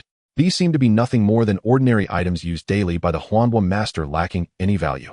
However, at that moment, Jiang Qi spotted a dark-hued blue shell in another corner of the front hall. It appeared extremely ordinary, not mixed with the other clutter, as though carelessly tossed by the giant shrimp rolling into the corner. But Jiang Qi would not overlook it. Firstly, in a celestial cave, anything could potentially be a treasure. Secondly, the Huanbo master was suspected to be a giant clam, so items like shells especially caught his attention. Jiang Qi walked over and picked it up. But the moment he held it, his vision darkened, and he staggered, swaying suddenly. When he opened his eyes again, he found himself confronted by a dark-clad man with black hair, his whole being radiating malevolent energy. He sat high above in the 9 heavens, his face obscured, making it impossible to discern his features, but his eyes were exceedingly sharp. He looked down and bellowed, "Who dares to covet my treasure? Prepare to die." Jiang Qi glanced around and realized he was no longer in the cave. The surroundings were shrouded in mist. He looked again and found that the sinister man was manipulating the mist, transforming it into a gigantic hand that blotted out the sky and was descending upon him. Under this palm, Jiang Qi's spirit trembled, immobilized by the overwhelming pressure. But at that moment, a vast, ancient, seemingly supreme aura that governed all waters surged from Jiang Qi's body. A voice resonated through heaven and earth. "Bestow upon you the jade tablet. Hold the power of the rivers who align with the heavens. Benefit all living beings. All beings. All beings." With a thunderous sound, everything vanished into thin air. Jiang Qi blinked, and upon looking again, he found himself back in the Huanbo cave. The blue shell lay quietly in his hand. So it was an illusion. Jiang Qi shook his head. This was no mere illusion, it possessed real lethality. It must be the divine sense or ward left by the master of the illusory wave to protect the azure shell from thieves. Even after 10,000 years, that divine sense still functions. It surely never expected that the ward it set would be so effortlessly undone by the Yugui. Was this a gap of spiritual rank? Did the water god authority, embodied in the Yugui, stand far above the divine arts of the master of the illusory wave? A chill ran through Jiang Qi's heart. Had it been anyone else in his place, they would likely have been annihilated by the ancient divine sense left behind 10 millennia ago. Jiang Qi then looked again at the azure shell in his hand. With the ward broken by the Yugui, everything opened up before him. A stream of information flowed into his mind. I am Shun Jinren, a registered disciple under the Tongtian Lord. I command the way of illusory dreams, refining Shin Qi to make the unreal manifest. Yet redacted, immortals and gods became food, I could not escape. I scraped out a strand of residual consciousness and bound it to my natal Shun shell, leaving it for the fated. So the master of the illusory wave was called Shun Jinren. But what was the passage marked redacted? A forbidden name? Or did it refer to some unspeakable event or phenomenon? Why would the information stream itself be blocked or erased in places? What did he mean by immortals and gods became food? Even mighty immortals were merely fodder. Jiang Qi looked up involuntarily, seeing only cold rock. He had hoped to glean a sliver of truth from 10,000 years past, but even that was fragmented. Events of the remote antiquity proved far more unfathomable than he had imagined. Even a single shard of it made his flesh crawl. If ancient immortals were all food, what did that make the currently manifest powers? Immortals and gods became food, I could not escape. In just a few words, Jiang Qi felt the desolation and despair that Shun Jinren must have felt when he left that message. He composed himself and read on. I leave 3 items to aid your path. First, a strand of primordial Shin Qi. This is a thread of primal energy from my remnant soul, cleansed of my mark, a pure resource. You may use it to nourish the spirit, greatly fortifying the foundation of mental power and increasing resistance to illusions and mental assaults, to refine the body, shedding mortal flesh, or as a lead to receive the immortal blossom and enter my way of illusory waves. How to decide is left to you. Jiang Qi's heart stirred. A lead to receive the immortal blossom. Could it be that Xiao Lu's path to transcendence finally had a way forward? Second, a fragment of shattered memory imagery. This is a scrap of what I saw in my last moment before my fall concerning a corner of redacted. The image is ragged and contains great horror. Viewing it may bewilder and endanger the mind. Do not gaze upon it unless your will is firm and the time is right. Third, my natal Shin shell. I was born in the primordial wilds. This shell was consecrated for 10,000 years. Though my body perished, its spiritual root remains. I gift it to you. Use it well. This shell has 2 functions. First, ward. The shell can shift between illusory and real. In illusory form, it repels external spiritual intrusion and soul curses. In real form, it blocks weapons firmer than forged metal. Use it to protect yourself. Second, store. The shell holds a tiny pocket heaven space that can house objects, but not living beings. For your travels, it may ease some burdens. This shell is the reliance of my Tao, gifted to the fated. Cherish it. The information stream ended. The azure shell in Jiang Qi's hand warmed, as if to form a subtle bond with him. A touch of emotion rose in Jiang Qi. Earlier in the illusion, Shun Jinren had manifested with malignant aura, striking, without explanation, hardly a kindly figure. Yet after breaking the ward and receiving the true inheritance, he discovered a gentleness. Shun Jinren had solemnly bequeathed his last 3 items to the fated and left careful admonitions for future disciples. One should not judge by appearances. Jiang Qi suppressed his feeling and began testing the shell's functions. He first tried its wardability. He concentrated his mind on the shell, attempting to commune with it. At his thought, the shell rapidly expanded to 2 meters, its 2 valves opened and enclosed him entirely. The interior was exceedingly comfortable, and Jiang Qi found he could still see the outside from within. He then activated the illusory state. A faint, nearly transparent azure halo shimmered over the shell.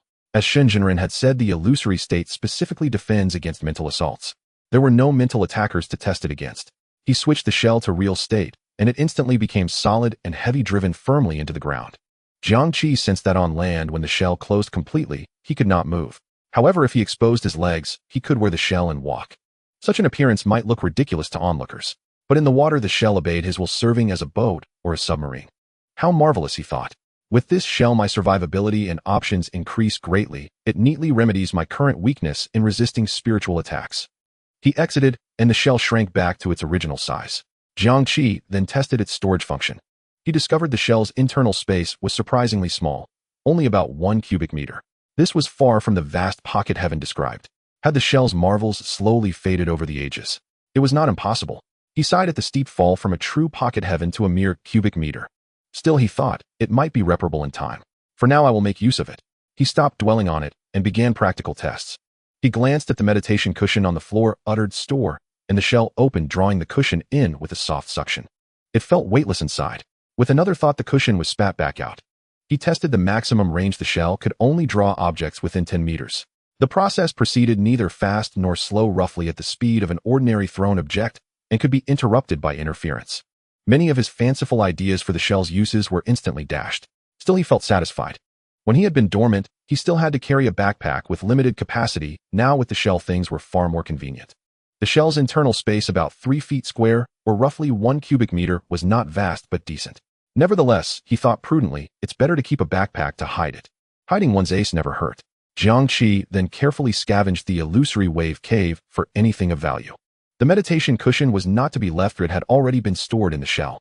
The front hall's colorful coral ornaments, porcelain bowls, and cups were mundane, but had belonged to an immortal and could be sold, so he took them all without hesitation. He gathered the shattered jade bottles and earthen jars from the back room, as well, leaving nothing to chance. The tables and benches were too large for the shell. Jiang Qi was cautious by nature. If he left the furniture, anyone entering later would immediately know the place had been ransacked. Better to make it look tidy. So he dismantled the tables and benches and forced them into the shell. He also pried the luminous pearls from the walls. The luminous pearls were the most valuable. After stripping everything clean, Jiang Qi paused, satisfied, glanced once at the four-walled cave, and turned to leave through the jade door. Outside, before the plaque reading, "Illusory Wave Cave," Jiang Qi bowed 3 times with reverence and said, "Senior Shinjunren, I, Jiang Qi, will remember your gift." After the bows, he could not rise. He had suddenly remembered something. Wait. How had the barrier that kept the water out been formed? It could not have come from nothing. Was it an array or some other device? Even if it were an array, there should be a formation core of some sort. He searched and finally found behind the plaque a grape-sized, perfectly round bead of cyan hue. Inside the bead, a spiritual light seemed to revolve. Holding it, he could clearly feel the surrounding water being pushed aside. He thought, is this the fabled water avoidance pearl? When he removed the pearl, the pool water rushed into the cave, its powerful current making him stagger at the entrance, almost sweeping him away. Jiang Qi fondled the water avoidance pearl a few moments, then slipped it into the shell, thinking at last it was complete. He left without lingering. On his return, he noticed his water control had improved, likely from absorbing another flower. His speed increased by a full third. As the pool's light grew brighter, indistinct voices rose faintly from above. Jiang Qi adjusted his demeanor, smoothed his expression, and broke the surface. Zhang Lu was anxiously searching for him. Professor Zhang furrowed his brow, and together with Yin Hua discussed Jiang Qi's possible whereabouts. It was Shuizi, incapable of independent action, who first spotted him and cried out, "Xiao Lu, look. Your brother, he's come out of the water." Everyone looked and saw Jiang Qi emerge, water spraying. He was soaked through, hair plastered to his forehead and cheeks, droplets trailing from his hair, chin, and the hems of his clothes. He had deliberately made himself wet, choosing not to use his water control to stay dry. Zhang Lu ran over at once, a trace of fright on her face for fear her brother might vanish again. "Brother, where did you go? We turned and you were gone. We were so worried."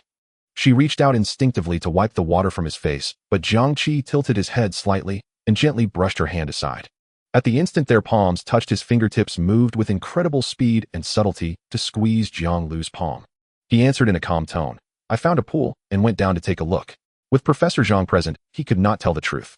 Besides, though so much had occurred underwater, less than 20 minutes had passed. When they noticed his absence, it had been at most 10 minutes. Time was uncertain. Zhang Lu felt the squeeze, and her heart leapt. She knew her brother would not act without cause. With their long sibling understanding, she immediately grasped his intent. She received his signal, kept her expression unchanged, and feigned scolding. "Brother, we searched for 5 or 6 minutes. Next time you act, tell us beforehand, really. Only 5 minutes." His thoughts raced. "Sorry to have worried you," he said. At that moment, Professor Zhang came over, scrutinizing Jiang Qi's expression as he asked, "Jiang Qi, did you discover anything underwater?" Jiang Qi shook his head and put on a measured helplessness. "No. The pool is too deep. I went down over 30 meters, and it was still pitch black. I couldn't find the bottom and felt something was wrong, so I returned." He could not possibly reveal the truth. If the Bureau later took over and investigated the pool, they would find inconsistencies with his account. Over 30 meters and not bottom. Professor Zhang asked, surprised. He regarded the pool thoughtfully and said, "Then this pool is indeed strange. Safety first. Do not dive recklessly for now." Seeing Jiang Qi drenched and empty-handed, Professor Zhang let the matter drop. Jiang Qi timely shifted the topic. "Professor Zhang, have your surveys of the above-ground immortal mansion reached any conclusions?" At the question, Professor Zhang grew excited. "Yes. A major discovery. Jiang Qi, you would never imagine."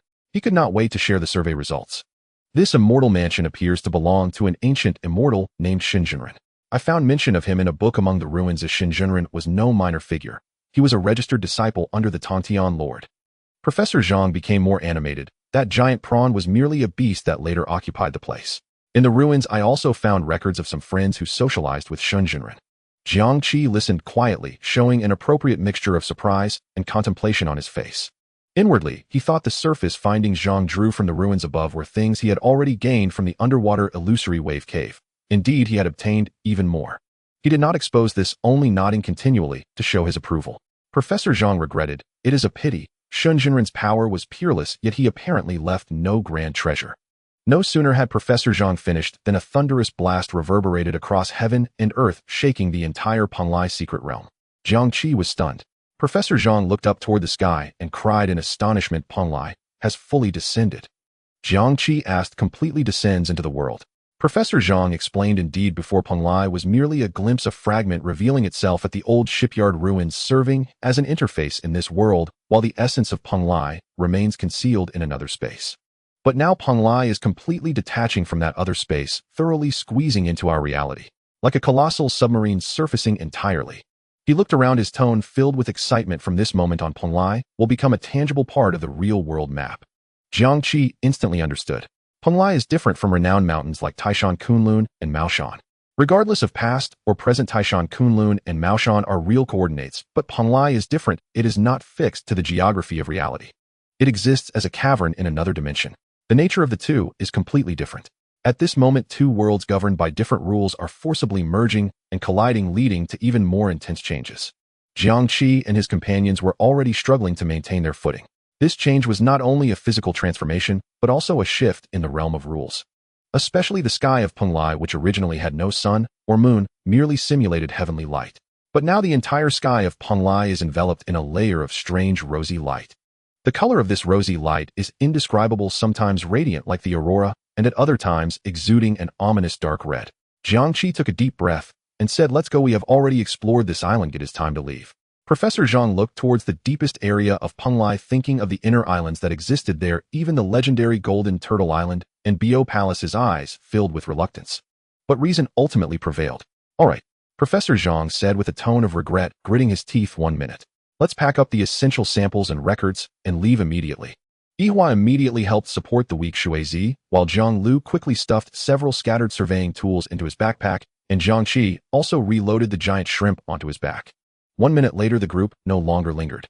Yihua activated her flying skill, and the anti-gravity field enveloped everyone, slowly ascending. At this moment, Yihua, while carrying Shuizi on her back, gritted her teeth and activated her skill. Carrying 4 people had already reached her limit, especially since Jiang Qi was still carrying the corpse of the giant shrimp, making it even more arduous for her. Yet she dared not voice any complaints and dutifully acted as a human flying device. Rising into the sky, the changes in Panglai became clearer. Mountains and rivers shifted, the sea boiled, everything was in flux, everything was being reshaped. What particularly attracted Jiang Qi's attention was the sight of 2 golden divine dragons manifesting above a majestic island in the core area of Panglai. Their scales shimmered with dazzling golden light, their bodies obscuring the sun, letting out 2 deafening roars towards the vast clouds. Then the 2 divine dragons suddenly intertwined, their forms twisting and changing, their roars transforming into the cries of weapons, ultimately morphing into a giant pair of scissors radiating an aura of annihilation. The giant scissors spanned the horizon, and as they opened and closed, it seemed as though even space itself was being severed. Jiang Qi and Professor Zhang shouted its name in unison, their voices filled with incredulous horror. Golden Jiao scissors. Professor Zhang's eyes revealed a greedy glint. This is the legendary treasure of the 3 celestial maidens of the Jie sect, an incomparably powerful weapon capable of cleaving even a great Luo immortal in 2.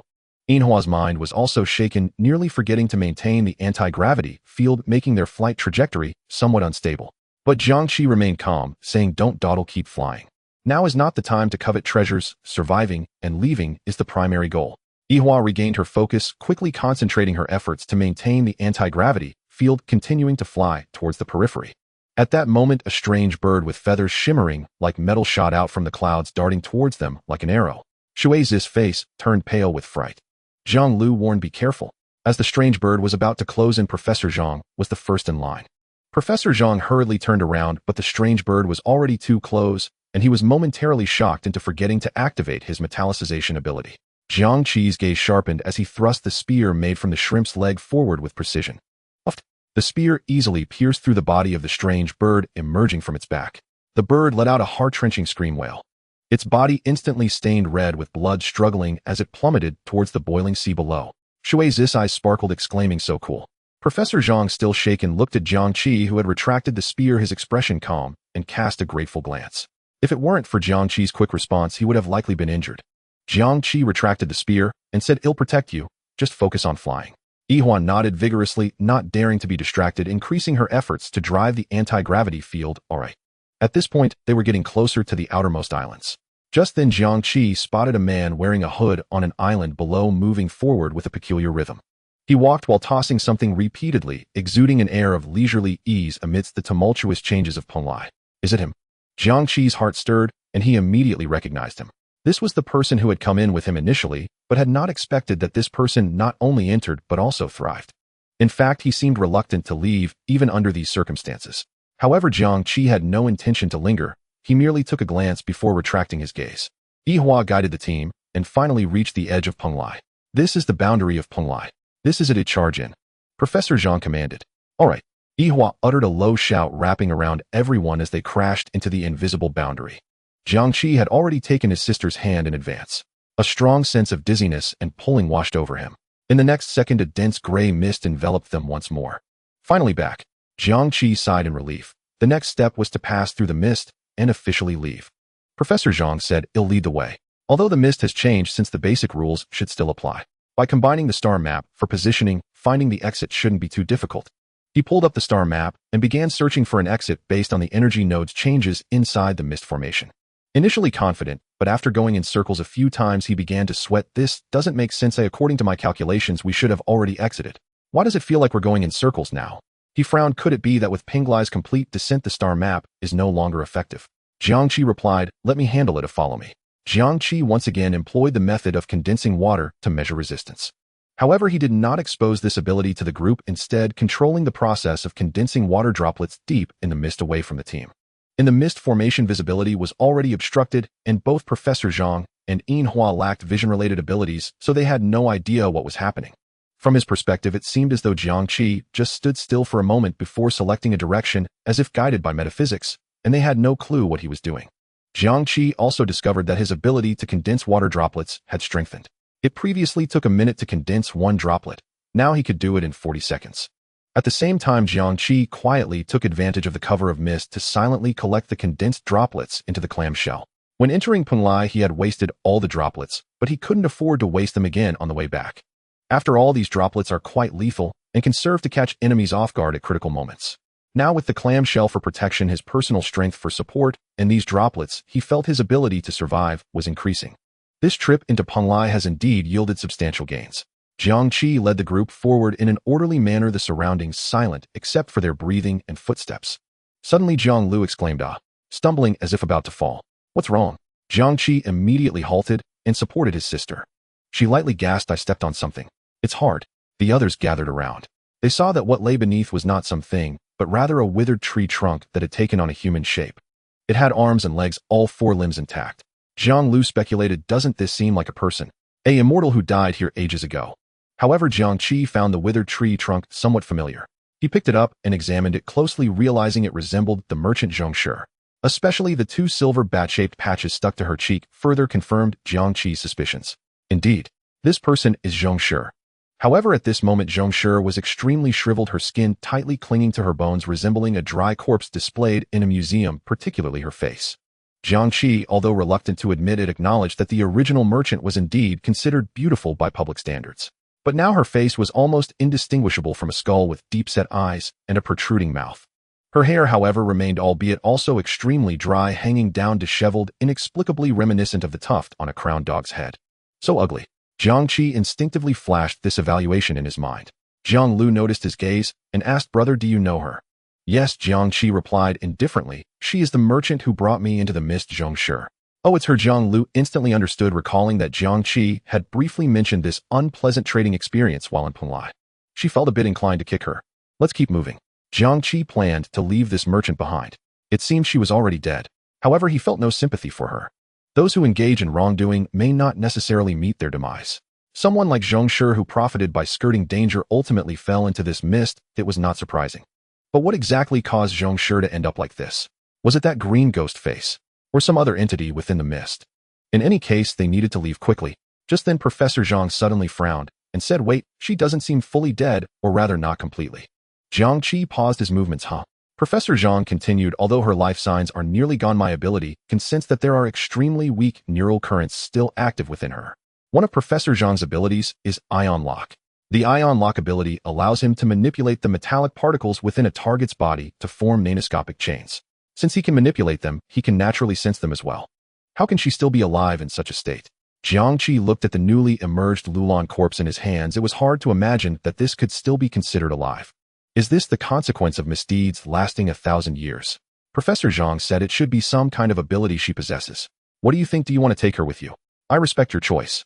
Jiang Qi frowned in contemplation and ultimately decided to take this merchant along. This merchant had been struggling in the world of manifestors for several years and should possess some value. Perhaps something could be uncovered from her. Moreover, taking her along would only mean carrying an additional dry wood of several dozen pounds, a manageable burden. Even though they were still in the mist, Jiang Qi had the method of condensing water to measure resistance. Barring any unforeseen circumstances, they would surely be able to exit. Taking her along would not significantly increase the danger. If she remains unconscious or proves to be of no value upon waking, they could address it then. However, when Jiang Qi's gaze fell upon Zhong Shi's dried face, once more he inexplicably detected a hint of cunning and treachery within her features, causing him to feel a surge of disdain. Nonetheless, he tied her to his back, securing her alongside the giant shrimp's corpse. Jiang Qi said, "Let's go." The group continued moving through the thick fog, and after several minutes, Jiang Qi finally located a weak point in the mist formation. Fortunately, they had not encountered any dangers along the way. The previously vigilant green ghost face had not appeared. "This is it." Jiang Qi held Zhang Lu's hand and stepped forward first. Professor Zhang and the others followed closely behind. In the next moment, warm afternoon sunlight poured down upon them, and the long-lost scent of the real world filled their nostrils. Before them lay the familiar sight of a dilapidated factory area, and in the distance the silhouettes of modern skyscrapers could still be seen. "We finally made it out." Shuizi was nearly overwhelmed with joy. Jiang Qi also silently breathed a sigh of relief, finally out, not in. Professor Zhang escaped the clutches of danger, and immense joy surged within him. However, this joy lasted only a moment before being overtaken by heavy sorrow. He suddenly recalled that there had been 8 people when they entered, but now only 4 had emerged. His 4 students remained forever within. In truth, he could not entirely blame himself. They had been among the first to enter Penglai. At that time, the authorities had not yet classified this area, nor had they deemed it Penglai. They had not detected any dangers, and he had simply reported back briefly before leading 7 students into Penglai. He had even taken the precaution of bringing 2 additional manifestors along. One was Yin Hua, and the other was Yin Shuyan. Professor Zhang thought that even if danger arose with 3 manifestors present, they could cope. Moreover, Yin Shuyan was a healer, Yin Hua was mobile, and he was attack, and the 3 could effectively handle general hazards. But who could have anticipated that the dangers of Penglai far exceeded his expectations? Now, as Penglai completely descends, it would likely soon attract global attention and be trampled by various forces. While Professor Zhang was pondering this, they suddenly heard a series of footsteps approaching. The person leading the way was none other than Chun Zhong, the head of the Iguan Bureau of Dengzhou City. He hurried over. "Professor Zhang, you made it out." And with Chun Zhong's approach, a pressure as tangible as substance bore down on them. Jiang Qi instinctively sensed that the man before him was incredibly strong, much stronger than the giant shrimp. At the same time, he realized that the most difficult challenge after exiting Penglai was upon them. Ultimately, Jiang Qi's intrusion into Penglai this time was a violation. In the modern governance system, no country or regime would allow private individuals to enter and explore areas of significant strategic value without permission. It is akin to discovering an oil field, scarce mineral deposits, or a burial site on national territory. The state would never permit individuals or companies to conduct unauthorized exploration or excavation. Especially since Penglai is not a land without an owner, it is located in the Penglai district of Dengzhou City, naturally falling within the sovereignty and jurisdiction of the Eastern continent. Jiang Qi's actions, while recklessly minor, can also be seen as a provocation against official authority and a disruption of management order. How to handle this rests entirely on the will of the Bureau of Alien Affairs. Jiang Qi stood calmly in place, unruffled, observing the unfolding events. Chun Zhong, on the other hand, had a sharp gaze, quickly scanning the 5-person group. At this moment, Jiang Qi was carrying a dry corpse and a giant shrimp carcass, while Yi Hua was assisting the incapacitated Shuizi, and Zhang Lu had sustained an injury. Professor Zhang also bore some wounds. Clearly, they had encountered extremely perilous situations inside. However, when he looked at Jiang Qi, a flicker of surprise crossed his eyes, quickly replaced by an expressionless facade. He recognized that this youth was one of those who had intruded that night. Professor Zhang spoke with sorrow, saying, Director Qin, we have come out, but Xiao Lu, Xiao Wang, Xiao Li, and Chu Yin have all perished inside. Yihua, Shuizi, and Zhang Lu's faces also turned somber. Shuizi could not help but sob softly. She and Yin Chu Yin were very good friends who often discussed their futures together. Yin Chu Yin had said her dream was to pursue graduate studies and establish her own archaeological team to unearth the magnificent history of antiquity. But now all of this could no longer be realized. Upon hearing this, Chun Zhong's expression grew grave, and he spoke slowly. Professor Zhang, my condolences. We are all very regretful about what has happened. I will contact your school immediately to assist in handling the follow-up matters, providing a proper explanation for the deceased and comfort for the living. He then turned to Jiang Qi and the others, saying, You all have worked hard. Let me introduce myself. I am the director of the Bureau of Alien Affairs in Dengzhou City, Qinzhou. His gaze lingered on Jiang Qi for a moment before continuing. The changes here are not over yet. Please follow us to our command center where it is safer. At the same time, the Bureau of Alien Affairs will immediately provide you with the most professional medical support. The dense fog which had originally shrouded the old shipyard area suddenly began to rapidly recede, heading out to sea. Simultaneously, the sea seemed to expand, as if a new area had appeared out of thin air. The entire coastline and the depths of the sea were rumbling. Meanwhile, within the mist, the outlines of some immortal islands and the exquisite architectures of jade towers and flying eaves began to materialize, resembling a mirage. Jiang Qi understood that this was the process of Panlai squeezing into the real world. The entire world was expanding to accommodate this mythical sea area. Professor Zhang, suppressing his grief, said, Thank you, Director Qin, for making arrangements. We indeed need medical assistance. Following the Bureau of Alien Affairs arrangements, the group began to head towards the command center set up at a safe distance. Upon arriving at the command center, Professor Zhang and the others were taken for treatment. Before leaving, Zhang Lu glanced back at Jiang Qi with concern. Jiang Qi gave her a slight nod, offering a reassuring look to indicate that he would handle matters on this side. Jiang Qi was placed in a separate reception room. Please rest here for a moment. Director Qin will meet with you as soon as he finishes with urgent matters. The staff said before gently closing the door. Jiang Qi nodded. Okay. He first set down the shrimp carcass, shrimp spear, and shrimp shield, then surveyed the room's layout. The room was small and simply furnished. The walls were entirely silver, resembling a metallic material, seemingly soundproof and capable of energy isolation. There were no windows in the room. Ventilation relied on a concealed air exchange system. Four black hemispherical cameras were positioned in the corners of the ceiling, indicating that the room was under tight surveillance. As expected, Jiang Qi thought, feeling no surprise. He walked to a chair and sat down, appearing to rest while his mind raced with calculations. He sank his consciousness into the conch shell and could clearly see the items stored inside: a mat exuding clear energy, a water-repellent bead of bluish-green, some fragments of shattered jade bottles and pottery, a droplet the size of a ping-pong ball, and the original conch gas sealed within the conch shell. These were all things he could not expose. On the surface, he only possessed the A-class giant shrimp's corpse, shrimp spear, and shrimp shield. The key to his upcoming game of wits with Chun Zhong would be how to utilize the visible leverage while concealing the hidden secrets and minimizing the negative impact of his illegal intrusion. Although Chun Zhong was discreet, Jiang Qi could sense his scrutiny. He closed his eyes, repeatedly sorting through his experiences within Palai in his mind, weighing which information could be fully disclosed, which needed to be vague, and which must be kept confidential. After doing all this, Jiang Qi began dialing a phone to report his safety. First, he called his uncle and aunt, reassuring them not to worry as he would return soon. Then he called Jin Yang. The call was almost instantly answered, as if Jin Yang had been waiting by the phone, and he asked anxiously, Jiang Qi, is it you? How are you? It's me, Jiang Qi replied calmly, soothingly. I made it out. Jin Yang nervously asked, What about Xiao Lu? How is Xiao Lu? Jiang Qi replied, She is also safe, just sustained minor injuries, and is receiving treatment. Jin Yang immediately breathed a sigh of relief, saying, That's good, that's good. Damn, I've been worried sick these past few days. Where are you now? I will come to pick you up immediately. I've been waiting for you at the hotel for 4 days, holding my phone every day, waiting for your news. Jiang Qi replied, I am at the Bureau of Alien Affairs, just calling you to put your mind at ease. Jin Yang instantly understood, saying, Qi, do I need to come? No need, Jiang Qi interrupted. You don't have to come, or I will contact you once things settle down here. Jin Yang said, Okay, if anything comes up, call me anytime. I am available 24 hours a day. I know, Jiang Qi replied. Let's leave it at that for now. After hanging up, Jiang Qi opened WeLink. After being cut off from the world upon entering Penglai, he could finally go online. As soon as he opened WeLink, Jiang Qi found that his high school homeroom teacher Wang Weihua had replied to him. Wang Weihua, senior year homeroom teacher, Jiang Qi. Is it really you, Jiang Qi? That's great, as long as you're safe. Where on earth have you been these past 5 years?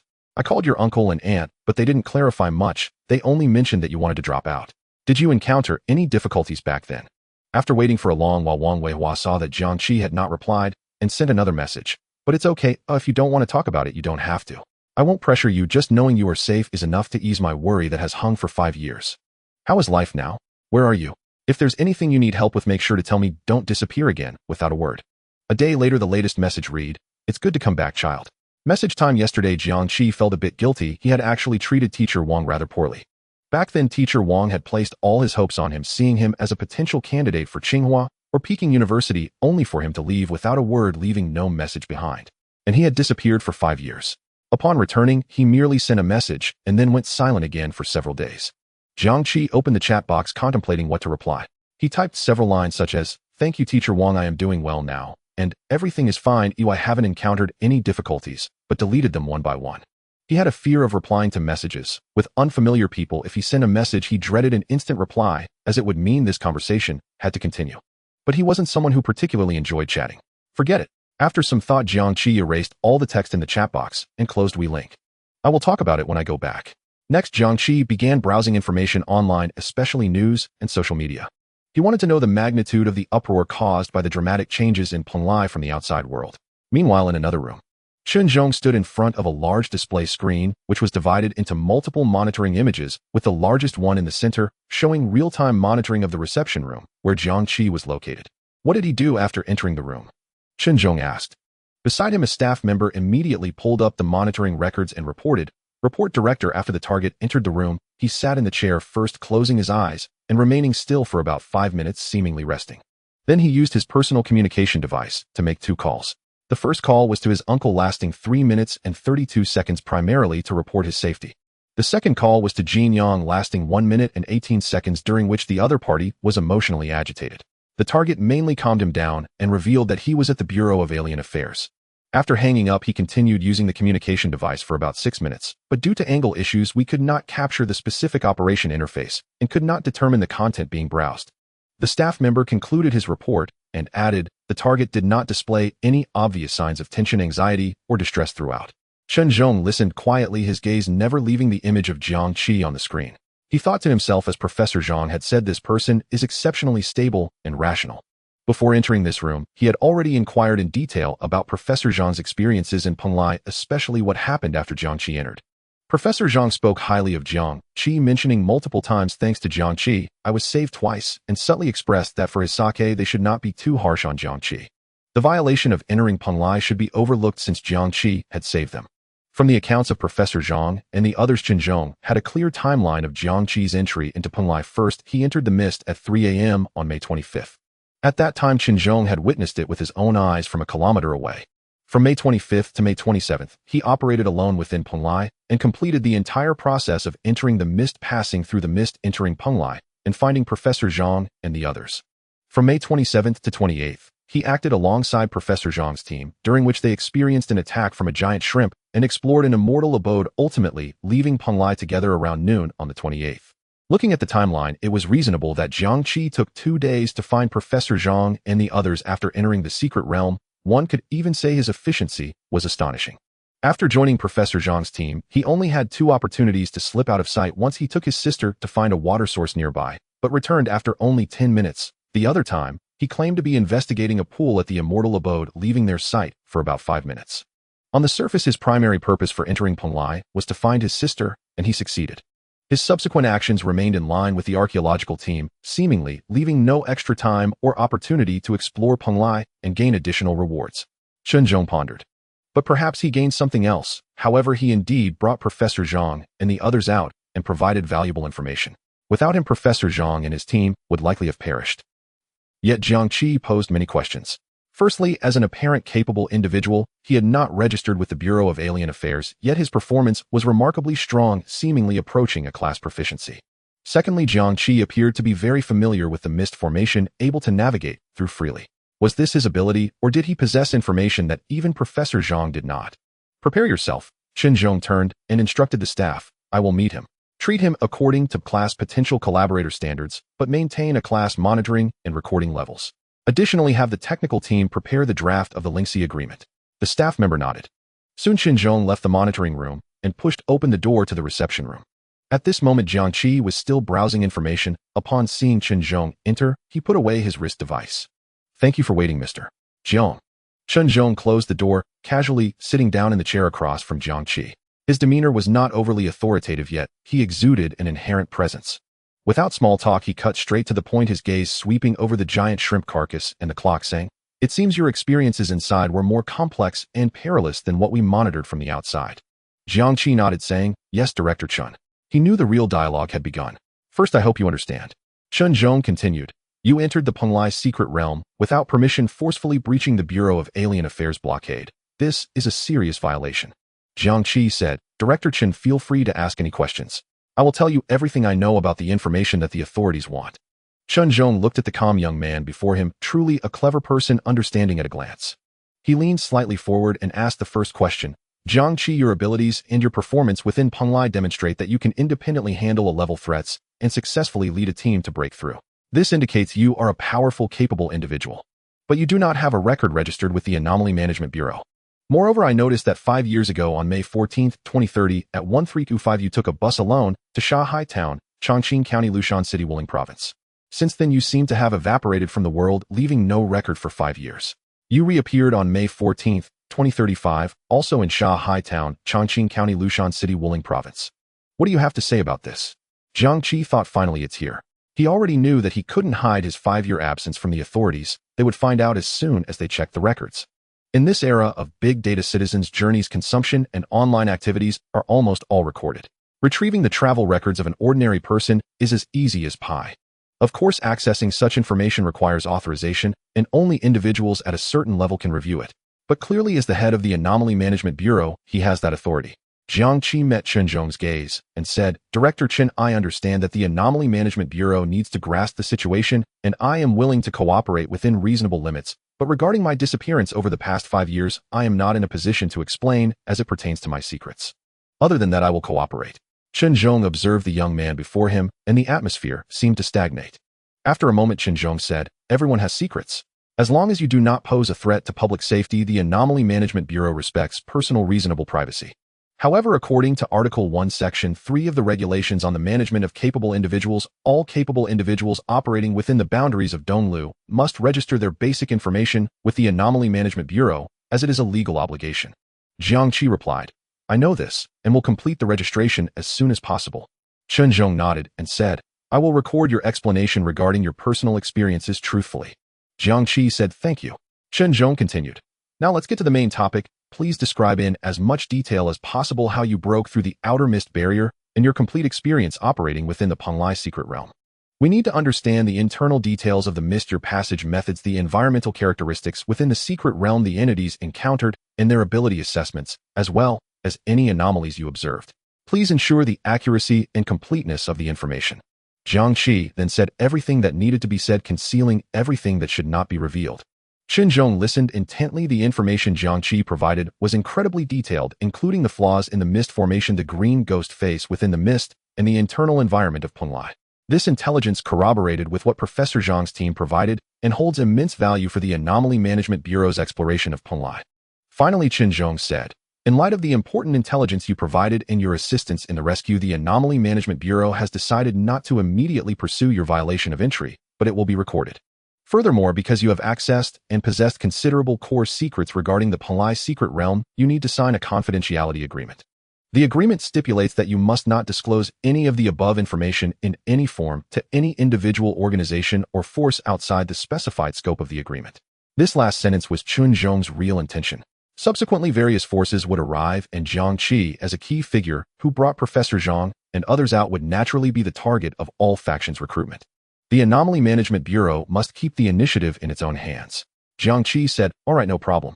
Chen Zhong leaned slightly forward and said, "With your abilities and understanding of Penglai, if you are willing to formally join the Anomaly Management Bureau, your identity, resources, and future development platform will all be guaranteed the best support." Jiang Qi shook his head and said, "Sorry, Director Chen, I am accustomed to freedom and do not plan to join any organization for the time being. Moreover, I just returned and want to spend more time with my family."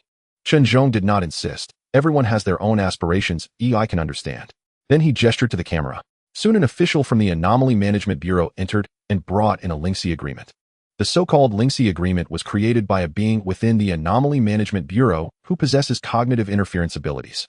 After signing, the terms of the agreement will not just remain on paper, but will form a special cognitive anchor point. If the signer develops an intention to actively disclose information and attempts to act on it, such as speaking, writing, or using special abilities to transmit, they will be directly interfered with by the power of the agreement. This manifests as an inability to speak or write key information. If one forces a disclosure, it will result in cognitive confusion and, in severe cases, loss of self. Of course, the Lingxi Agreement is not without limits. It can restrict level and below capable individuals. The being creating it can only produce 10 per day. For level capable individuals, that being can only produce 1 per day. For a level capable individuals, it takes that being 10 days to produce 1. As for this level Lingxi Agreement, that being has only created 1 so far. The level Lingxi Agreement is the only one in the Dongzhou Anomaly Management Bureau. Jiang Qi took the agreement and quickly browsed through its terms. His gaze lingered on the clause regarding cognitive anchor points, feeling a chill in his heart. The methods of the Anomaly Management Bureau were indeed extraordinary. However, he also noticed that the agreement mainly restricts active and intentional disclosure behavior, leaving some leeway for passive situations like forced disclosure or memory reading. After a moment of reflection, Jiang Qi said, "I have no objections." "Very well," Chen Zhong nodded. "Please confirm that everything is correct and sign your name below." Jiang Qi complied and signed the agreement. The moment he signed the agreement, he felt an indescribable sense of constraint integrate into his cognitive level. This feeling was elusive, yet undeniably real. Finally, Chen Zhong looked at the corpse of the level giant shrimp in the corner and said, "According to regulations, personal illegal harvests within the secret realm belong to state property and should be confiscated." Jiang Qi listened quietly, his expression calm, not rushing to argue. He knew the key point was yet to come. As expected, Chen Zhong continued, "However, considering that your intrusion was for a reason and that you provided highly valuable intelligence, I can handle this matter specially. We can refrain from completely confiscating this giant shrimp corpse. However, the Anomaly Management Bureau needs to take a portion of key organizational samples, including some shells, muscle tissue, and internal organs for scientific research, composition analysis, and database improvement. The majority of the remaining corpse can belong to you personally. You can choose how to handle it. Alternatively, if you need assistance, the Anomaly Management Bureau can help you with preliminary material processing and valuation and facilitate internal exchange or directed sale through our channels. We will ensure you are treated fairly." Jiang Qi pondered for a moment and replied, "Thank you, Director Chen, for your leniency. I prefer to handle the remaining portion myself." He did not want to process the shrimp corpse entirely through the Anomaly Management Bureau for the time being. First, he wanted to see the value of this shrimp corpse for himself. Perhaps he could sell it for a higher price. Secondly, the shrimp meat was quite beneficial, and he wanted to leave some for his uncle and aunt. "No problem," Chen Zhong said, looking at Zhong Shi's corpse. "As for this individual, we will verify her identity and condition. If confirmed deceased, we will process it according to protocol. If she still has life, the Anomaly Management Bureau will be responsible for subsequent treatment with related costs borne by her once she awakens." Jiang Qi nodded again and said, "All right. Shortly, someone will coordinate with you to handle these specific matters." Chen Zhong stood up, concluding the discussion. "After the coordination is complete, you can visit your sister. Before receiving the next notification, please do not leave the command center." With that, Chen Zhong turned and left the room. Jiang Qi remained seated in the chair. Although he had bled a bit, relayed much information about Peng Lai, and signed the confidentiality agreement, he understood the Anomaly Management Bureau's handling approach. You cannot demand fairness when others are making sacrifices. If every capable individual is selfish, who will safeguard the interests of ordinary people? In this perilous era, official agencies must prioritize control. The Anomaly Management Bureau is not a charitable organization. Retaining most of the spoils is already quite flexible. Furthermore, Jiang Qi's core secrets were not leaked, and his core gains remained intact, which was enough. Everything else was secondary. Less than 2 minutes after Chen Zhong left, the door was knocked again. Jiang Qi returned his thoughts and said, "Come in." A woman dressed in the logistics department uniform of the Anomaly Management Bureau, wearing frameless glasses and appearing to be around 30, pushed the door open. She held an electronic notepad and said, "Mr. Jiang Qi, hello. My surname is Li, and I am a level 3 official in the logistics department responsible for coordinating with you on subsequent matters." Behind her were 3 males dressed in the same uniform. Jiang Qi stood up and said, "Hello, Officer Li." Officer Li said, "According to the results of Director Chen's communication with you earlier, we need to sample the corpse of this giant shrimp, and we also need to transfer your friend to the medical center." Jiang Qi did not correct her. Zhong Shi was not his friend. "All right, Officer Li, thank you for your trouble." Soon, Officer Li directed the 3 companions behind her to carry away the shrimp corpse, and Zhong Shi one by one. "All coordination matters have been completed," Officer Li said finally. "Please sign here." Jiang Qi took the electronic terminal and signed his name on it. Officer Li continued, now I can take you to see your sister. Jiang Qi said thank you. Soon under Officer Li's lead, Jiang Qi met Xiao Lu. At this point, the wounds on Xiao Lu's arms had been treated quite well. Although capable individuals specializing in professional treatment are relatively scarce, even within the Anomaly Management Bureau, not all branches are equipped. The Bureau does possess extremely rare healing items developed by capable individuals which are not available outside. Only Professor Zhang and his team, being somewhat of an official team, could use such items. Xiao Lu had been somewhat anxious, worried about her brother's situation. Upon seeing Jiang Qi enter, her expression immediately turned to one of relief. Brother, are you all right? Jiang Qi patted Xiao Lu's shoulder and said, I'm fine now, we can leave soon. Xiao Lu said dejectedly, brother, the people from my school are arriving soon. I might have to go back to school with Professor Zhang and can't stay with you. Jiang Qi said, it's okay. I can have Jinyang book a ticket back for you. By the way, did you call uncle and aunt? I did. Xiao Lu stuck out her tongue and said, my mom scolded me so much on the phone. She said, thank goodness you came back, and said I almost harmed you. When I go back, she will surely give me a good beating. Brother, you have to help me out then. Jiang Qi smiled slightly and said, don't worry, aunt just has a sharp tongue, but a soft heart. Then Jiang Qi and Xiao Lu continued to wait in the temporary command center of the Anomaly Management Bureau. By 3 o'clock in the afternoon, the changes in Penglai had completely ended. The expansion of Bohai was also fully completed. At this time, if viewed from the air, the Bohai Sea area of Dengzhou had an additional misty region of nearly 100 square kilometers, located more than 20 kilometers from the coastline. Its area is equivalent to 1/3 of Yingzhou. The entire world was shaken. Countries responded quickly, sending out invitations for joint exploration. Of course, this was just on the surface. Behind the scenes, even more eyes were watching. Even within Yingzhou and Sun country, domestic emotions surged, and voices declaring Penglai has always belonged to Yingzhou Sun country began to emerge. The wind in Dengzhou was completely chaotic. Meanwhile, Wuling University also sent people. Professor Zhang and Xiao Lu were taken away by them. On one hand, they needed to respond to social opinions and comfort the families of the sacrificed students. On the other hand, they had to organize the gains in Penglai and prepare for the next entry. Jiang Qi was also notified by the Anomaly Management Bureau that he could leave an hour after Xiao Lu was taken away by Wuling University. The remaining shrimp corpse was packed into an opaque bag and resecured to his shoulder. Zhong Shi was also returned to Jiang Qi in the same condition. After analysis by professionals from the Anomaly Management Bureau, Zhong Shi was currently in a state of suspended animation. As for how to break this state, they did not know for the time being, as it related to Zhong Shi's abilities. Additionally, since Zhong Shi had not entered Penglai, the confidentiality level was not as high, so she was handed back to Jiang Qi. However, although the Anomaly Management Bureau had not cured Zhong Shi, they also provided Jiang Qi with some suggestions. After Jiang Qi was informed that he could leave, he sent a message to Jin Yang. In less than half an hour, Jin Yang arrived driving a somewhat old delivery truck. He jumped down from the driver's seat looking like he hadn't slept well for several days. There were large dark circles under his eyes, and his chestnut short hair was messy. After circling around Jiang Qi and seeing that he hadn't tidied up but seemed to be in good spirits, he let out a sigh of relief. However, upon seeing Jiang Qi carrying a huge bag and a corpse, he widened his eyes and asked, what the hell? Cheesy, did you go on a supply run? And this corpse looks pretty unique. Whose dead body did you bring out? Jiang Qi's expression darkened slightly as he responded, this isn't just anyone's dead body. This is Zhong Shi. Is it that shady merchant? Jin Yang leaned in to take a closer look and could indeed see the outline of Zhong Shi upon closer inspection. He gritted his teeth in anger. So it's her. How did she end up like this? Did she get her comeuppance and die? While saying this, Jin Yang even flipped Zhong Shi's eyelids, but found they wouldn't budge and gave up. Jiang Qi looked at his corpse torturing behavior and said helplessly, she's in a death-like state, not really dead. Jin Yang spat, what a disaster that lasts 1,000 years, but why are you carrying her? They'll extort her when she wakes up. Jiang Qi opened the cargo compartment and placed the shrimp corpse and Zhong Shi inside, securing them so they wouldn't be jostled during the drive. Jin Yang was about to ask more when Jiang Qi said, let's get in the car first. Jin Yang replied, oh okay. After getting in, Jiang Qi fastened his seatbelt and asked, did you bring everything I asked you to prepare? Yes, I brought everything, food and drinks included. Jin Yang nodded. Jiang Qi said, that's good, let's drive back to Lushan.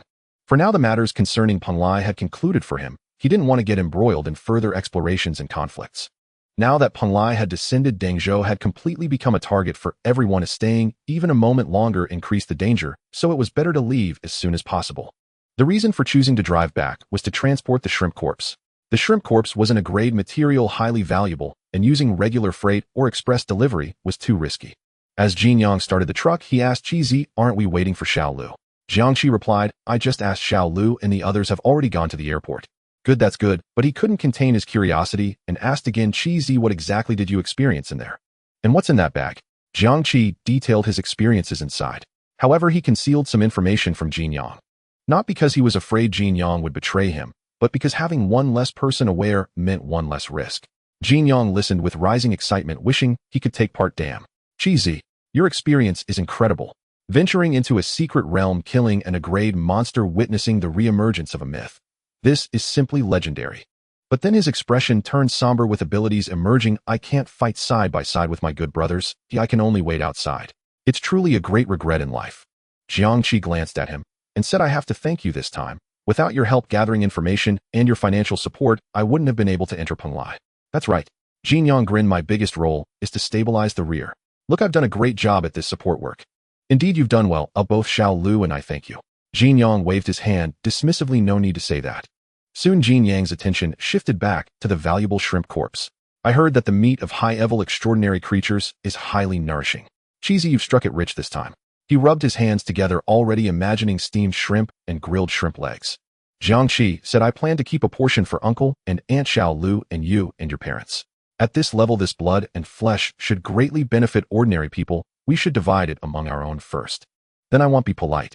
Please thank Shigo for me. This will definitely boost my parents' health. For the remaining portion, Jiang Qi continued, whether to sell it or trade it for the resources we urgently need. It all works. This is something your family has experience in. Keep an eye on it for me.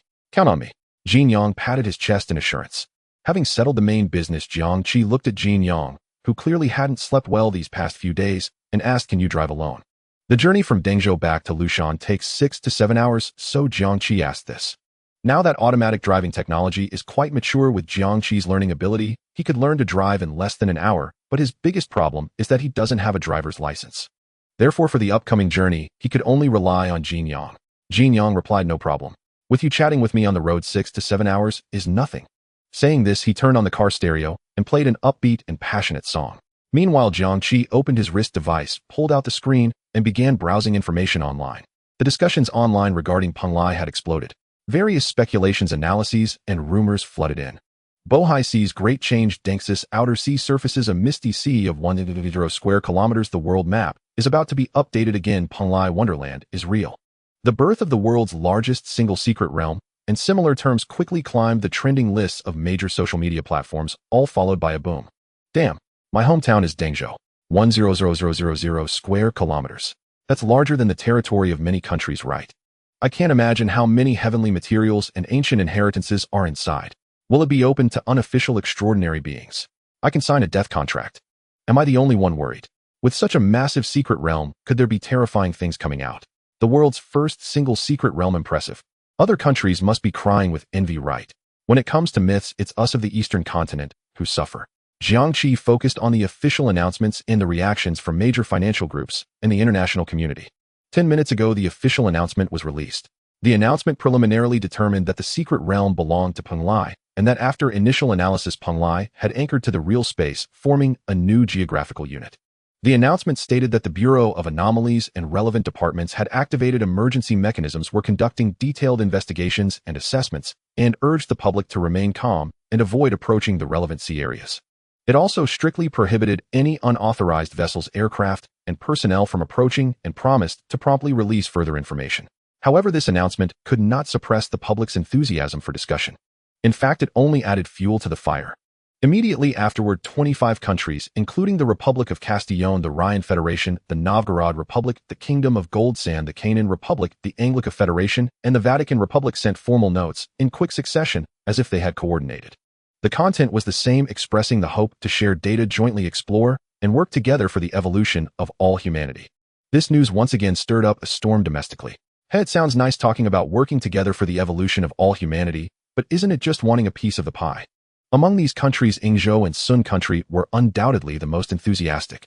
The online discourse in both countries had already begun to stir. According to our ancient texts, the Fusang Chronicles, Penglai Island is a sacred place where the sun rises in our mythological era, deeply connected to our heritage.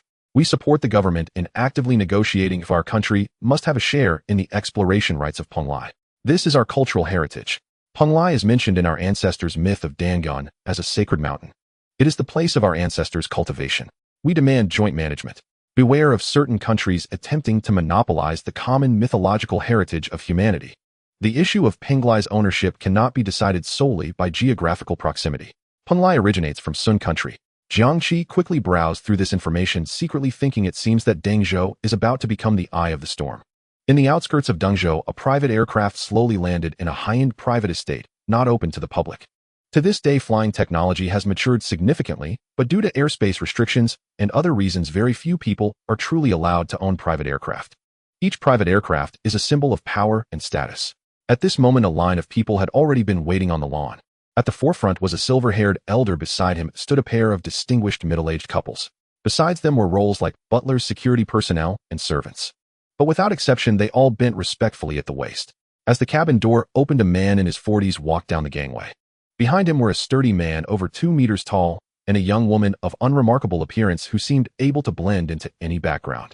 After exiting the cabin, the man did not immediately walk towards the awaiting crowd, but smiled as he looked in the direction of Penglai. From here, he could just see the sky-blocking gray mist. There was a hint of uncontainable eagerness and greed in the man's gaze. Penglai, if he could gain enough from Penglai this time, his status in the family would rise further. Young Master shunned the silver-haired elder. Upon seeing the man come down, hurriedly approached with just the right amount of warmth and respect, slightly bowing and saying, "Your visit to the Han family truly brings glory to us." Shen Xinchang replied, "Han Lao is being too polite. Thank you for waiting so long." He then scanned the middle-aged couple behind Han Lao, who were also influential figures in Dengzhou. However, at this moment they appeared very humble, even showing a flattering smile when Shen Xinchang looked at them. Shen Xinchang merely nodded slightly in acknowledgement. Then he turned his gaze back to Han Lao and said, "Han Lao, let's skip the formalities. I am here solely for Penglai."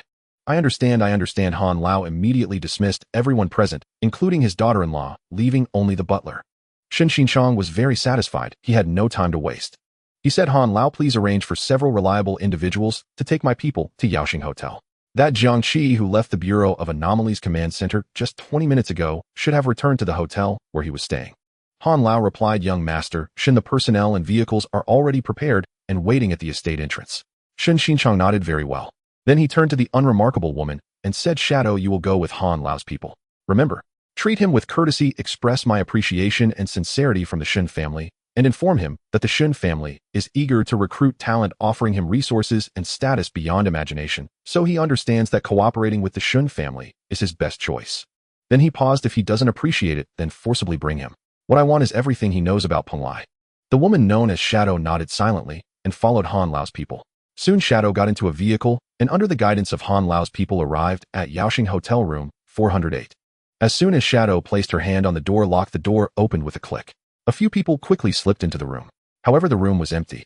The bed was made. There were no personal items on the table, and the toiletries in the bathroom were all standard hotel supplies, as if no one had ever stayed in this room. The group with gloomy expressions went to the hotel front desk, and upon inquiry they found out that Jiang Qi had never returned.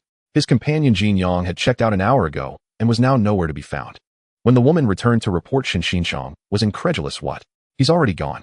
Han Lao immediately said, "Young Master, Shen, don't worry, I will use all connections to investigate." The Han family's influence in Dengzhou shouldn't be underestimated. In less than a quarter of an hour, the latest intelligence was reported to Shen Xinchang. When he heard the report for the first time, the usually impassive Shen Xinchang showed a look of astonishment. He actually left directly. Shen Xinchang's voice carried a hint of disbelief. This Jiang Qi, after leaving the Bureau of Anomalies, didn't even return to the hotel and left Dengzhou at the first opportunity. This completely disrupted his expectations. He had thought that Jiang Qi would at least return to the hotel to rest or meet up with his companion, which would have given him enough time to prepare, but unexpectedly the other party was so decisive, as if sensing danger, rapidly retreating without hesitation. A surge of anger, feeling toyed with by the prey, rose in his heart. He turned to Shadow and the burly man and said, "Shadow Kuei, you two immediately set off, drive my black kite to pursue. Make sure to intercept him before he completely leaves Dengzhou. Remember, I must see him, understand?" Almost simultaneously, Dengzhou City welcomed several extraordinary guests. Some arrived with great pomp, while others were exceptionally low-key with information strictly controlled. But without exception, their statuses were extremely high, exuding an aura of superiority in their every move. Moreover, their goals were clear and consistent, Penglai, and they all had their sights set on Jiang Qi, who had brought Professor Zhang and the others out. Find him. At any cost, make contact with him. Obtain the secrets of his entry and exit in Penglai. Similar orders were issued casually in several places. Meanwhile, at the Dengzhou Highway toll station, Jin Yang was waiting for the vehicles in front to pass. While waiting, he sang loudly with a duck-like voice, "This road has no and only the horizon. Every intersection is a new starting point. Crush all worries behind the tires. I want to chase the sunset to the edge of the world. Jiang Qi found it somewhat unbearable, and as Jin Yang reached the chorus, he decisively switched to the next song, interrupting Jin Yang's noise attack. This immediately drew Jin Yang's protests, but Jiang Qi simply closed his eyes, pretending to rest.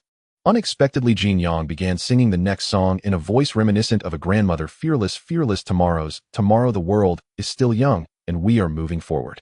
He felt pleased, thinking, didn't expect right. I can sing this song too. At that moment, the vehicles ahead finally passed the toll station. The barriers lifted, and Jin Yang drove the truck onto the highway entrance, stabilizing the speed around 110. Jiang Qi opened his eyes and said, drive faster.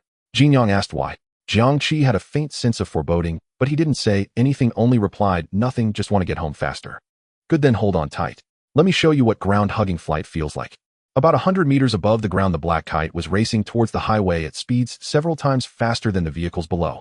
Inside the cabin, Ing coldly observed the vehicles below, which looked like toy models with no hint of emotion. At this moment, the trajectory of the truck, driven by Jin Yang, was already synchronized with the display screen of the black kite. Speed and direction were precisely captured, and an automatic tracking program was set. Beside her, Qi, resembling an iron tower, was resting with his eyes closed. A cold electronic voice sounded, target locked, relative speed difference stable, estimated interception time 5 minutes. On the display screen, a virtual line indicated that the distance between them was rapidly closing. 5 minutes passed in the blink of an eye. The cold electronic voice sounded again, entered optimal interception distance. At this moment, Ing had already seen the truck driven by Jin Yang with the naked eye. On the black kite display screen, the image was magnified to reveal every detail. Even the two human-shaped heat source signals inside the cabin could be seen. Target confirmed, vehicle information matched, heat signal confirms 2 members. At this moment, Qi opened his eyes, rolling up his sleeves and sparking blue high-energy arcs between his fingers. Ing said, no rush, there is a Songtao service area 23 kilometers ahead. Let's act once they enter the service area. This time it was no longer the chaotic situation of the early days of supernatural powers. The Supernatural Affairs Bureau was no mere decoration. Even if they were from the Shun family, they couldn't use their abilities on the highway in a large-scale manner. Otherwise, if they caused friendly fire and serious accidents, the Shun family would face significant trouble. Besides, they should first offer courtesy before resorting to force. Next, the black kite maintained its distance, quietly waiting for the prey to enter the ambush zone. Soon on the display screen, the target vehicle was about to pass the entrance of the Songtao service area. However, there was no sign of the target reducing speed to enter. Everything was within Ying's expectations. Under her control, the black kite suddenly lowered its height, and when it was about 20 meters above the target, she activated her ability, circuit interference. Circuit interference, it causes some electronic devices to malfunction or takes control of electronic devices to a certain extent. Currently, this era has completely abandoned fuel vehicles. Now oil is mainly used in industrial and construction fields, and the truck driven by Jin Yang was also electric, well within Ying's control. Inside the cockpit, Jin Yang suddenly exclaimed, hey, what's going on? He discovered that the steering wheel was unresponsive and the data on the dashboard was jumping wildly. He turned to Jiang Qi and said, Qi, look quickly. The car is out of control. Jiang Qi also reacted immediately. However, the truck did not crash into the guardrail or other vehicles, but smoothly left the main road and turned into the entrance of the Songtao service area. It drove itself in. Jin Yang watched as the vehicle autonomously performed a series of maneuvers comparable to an experienced driver and came to a steady stop in an empty parking space, stunned. Wow, is the intelligent machine going haywire? The car has become sentient. We are being watched. Jiang Qi quickly concluded, his voice serious, the other party has the ability to remotely control our vehicle. This is not a malfunction, someone is inviting us in. Jiang Qi sighed inwardly. He had already left Dangzhou at the fastest speed, yet was still caught up. As expected. He shook his head. Some force's abilities were indeed beyond his comprehension. Being able to lock onto him and catch up so quickly certainly meant that the information source must come from within the Supernatural Affairs Bureau. It might not be Director Chen Zhong himself, but more likely from lower-level personnel. After all, in a large department, it is quite normal for information to leak out. However, the ability to reach into the Supernatural Affairs Bureau was still quite astonishing. It seemed that even in the era of supernatural abilities, the past tycoons and families had not declined, but had instead grown even stronger. Those with power and influence still have power and influence. Ordinary people remain ordinary. Jiang Qi felt a surge of emotion and said to Jin Yang, stay in the car, lock the doors, they are looking for me. Although I know the vehicles are under their control, locking the doors is basically meaningless. If they want to open it, it wouldn't be much harder than tearing open a package. But at least it could provide some psychological comfort. Jin Yang wanted to argue but swallowed the words when he saw Jiang Qi's serious profile. He only said, Qi, you must be careful. Jiang Qi nodded, then opened the car door and jumped out of the cockpit. At this moment, the black kite also just landed. The hatch slid open, and Ying and Kuai walked out one after the other. Jiang Qi looked at them, muscles tensed, already prepared to enter a combat state at any moment. Mr. Jiang Qi. Ying looked at the young man before her and said, "Don't be nervous. My young master greatly appreciates your abilities. Now that Penglai has descended, you are the only one capable of entering and exiting Penglai. My young master eagerly seeks talent and warmly welcomes your joining to explore Penglai together." Jiang Qi asked, "Who is your young master?" Ying shook her head, her tone flat. "I cannot say." Jiang Qi asked again, "What is your young master's surname?" Ying shook her head, keeping her lips sealed. "I cannot say that either. Can't say anything." Jiang Qi refused. "Sorry, I have no plans to join any forces for now." Ying insisted, "I hope Mr. Jiang Qi will reconsider." Jiang Qi replied, "There's no need. I'm not interested in calling anyone young master, and to disappoint you, I have signed the Lingxi agreement, and I cannot disclose any information about Penglai." The Lingxi agreement. Ying shook her head again, saying, "It's fine. The Lingxi agreement restricts information, not people. You can choose not to disclose information, you just need to lead the way into Penglai." Jiang Qi said, "But my decision will not change." "Think about it," Ying continued to insist. Kuai also stepped forward. Jiang Qi calmly said, "Thank you, but I really won't consider it." Ying silently looked at Jiang Qi for a few seconds, a hint of regret in her eyes. The two sides could have had a friendly exchange, and they might even become colleagues in the future. Then she couldn't watch over a super strong Kuai all day. But now it seemed she could only take drastic measures. Using the miniature communicator under her collar, she reported to Shen Xinchan, who was far away at the estate. "Young master, the recruitment has failed. The other side has refused."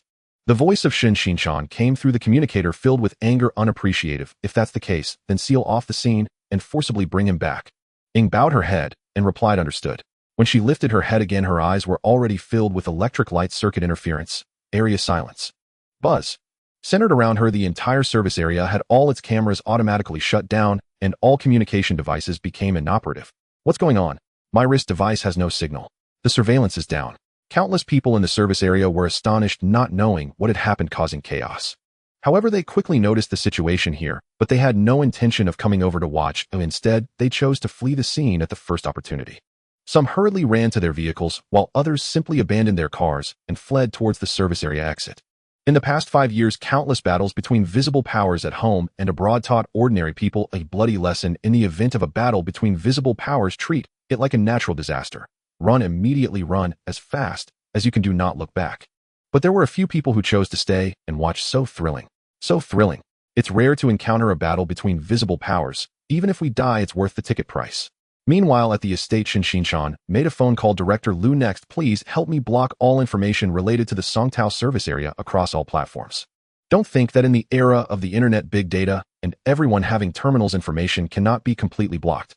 In fact, it is quite the opposite.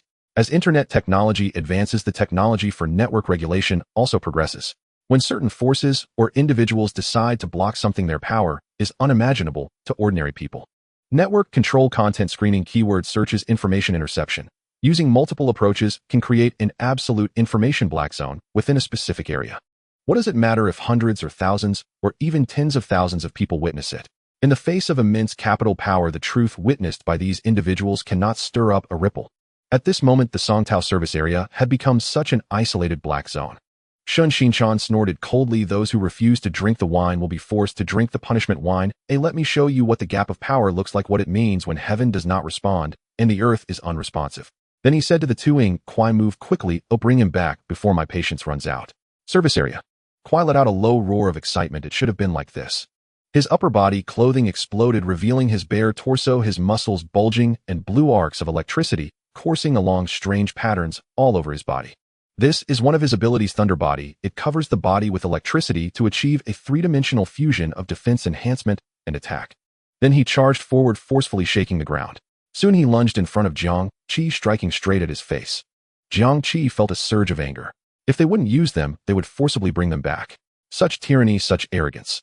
What's the difference from the aristocratic families of ancient times? Yes, it was indeed the age of supernatural abilities where the weak were preyed upon by the strong. He understood that this world had its dark side. But knowing it is one thing, truly facing it was somewhat unacceptable to him, leading to a sense of defiance. There are still rules in this world. Jiang Qi's gaze turned cold. Facing this electrified fist, he did not meet it heat. He sidestepped his body, moving in a manner that almost defied the laws of physics, narrowly avoiding the punch. At the same time, he struck out, landing a blow on Kuai's ribs. Kuai was fast, but Jiang Qi was even faster. The impact made Kuai's eyes almost bulge out. So fast. So strong. He hadn't expected Jiang Qi, who seemed so slender, to deliver such a powerful punch. Even after activating Thunder Body for boosted defense, he could not fully dissipate the force of Jiang Qi's punch. He yelled angrily, "You should die." And Jiang Qi, with a punch to Kuai's side, felt a slight frown of pain. At that moment, his fist had already turned charred. Kuai was like someone wearing a reverse armor covered in electricity. Hitting him would also inflict damage on oneself. If Jiang Qi's physique attribute hadn't reached 160, with skin as tough as leather, his fist would likely have been carbonized. Next, Kuai swung his fists in succession, unleashing blue electric punches like a storm towards Jiang Qi. But in terms of speed and reaction, Jiang Qi was far superior to Kuai. He countered quickly, and Kuai's punches couldn't hit him at all. Yet he often seized Kuai's weaknesses and delivered fatal strikes. Unfortunately, Kuai's Thunder Body was no joke. It provided not just simple physical enhancement, but the current moved freely, quickly circulating around him, forming a small thunder shield that defended against Jiang Qi's attacks.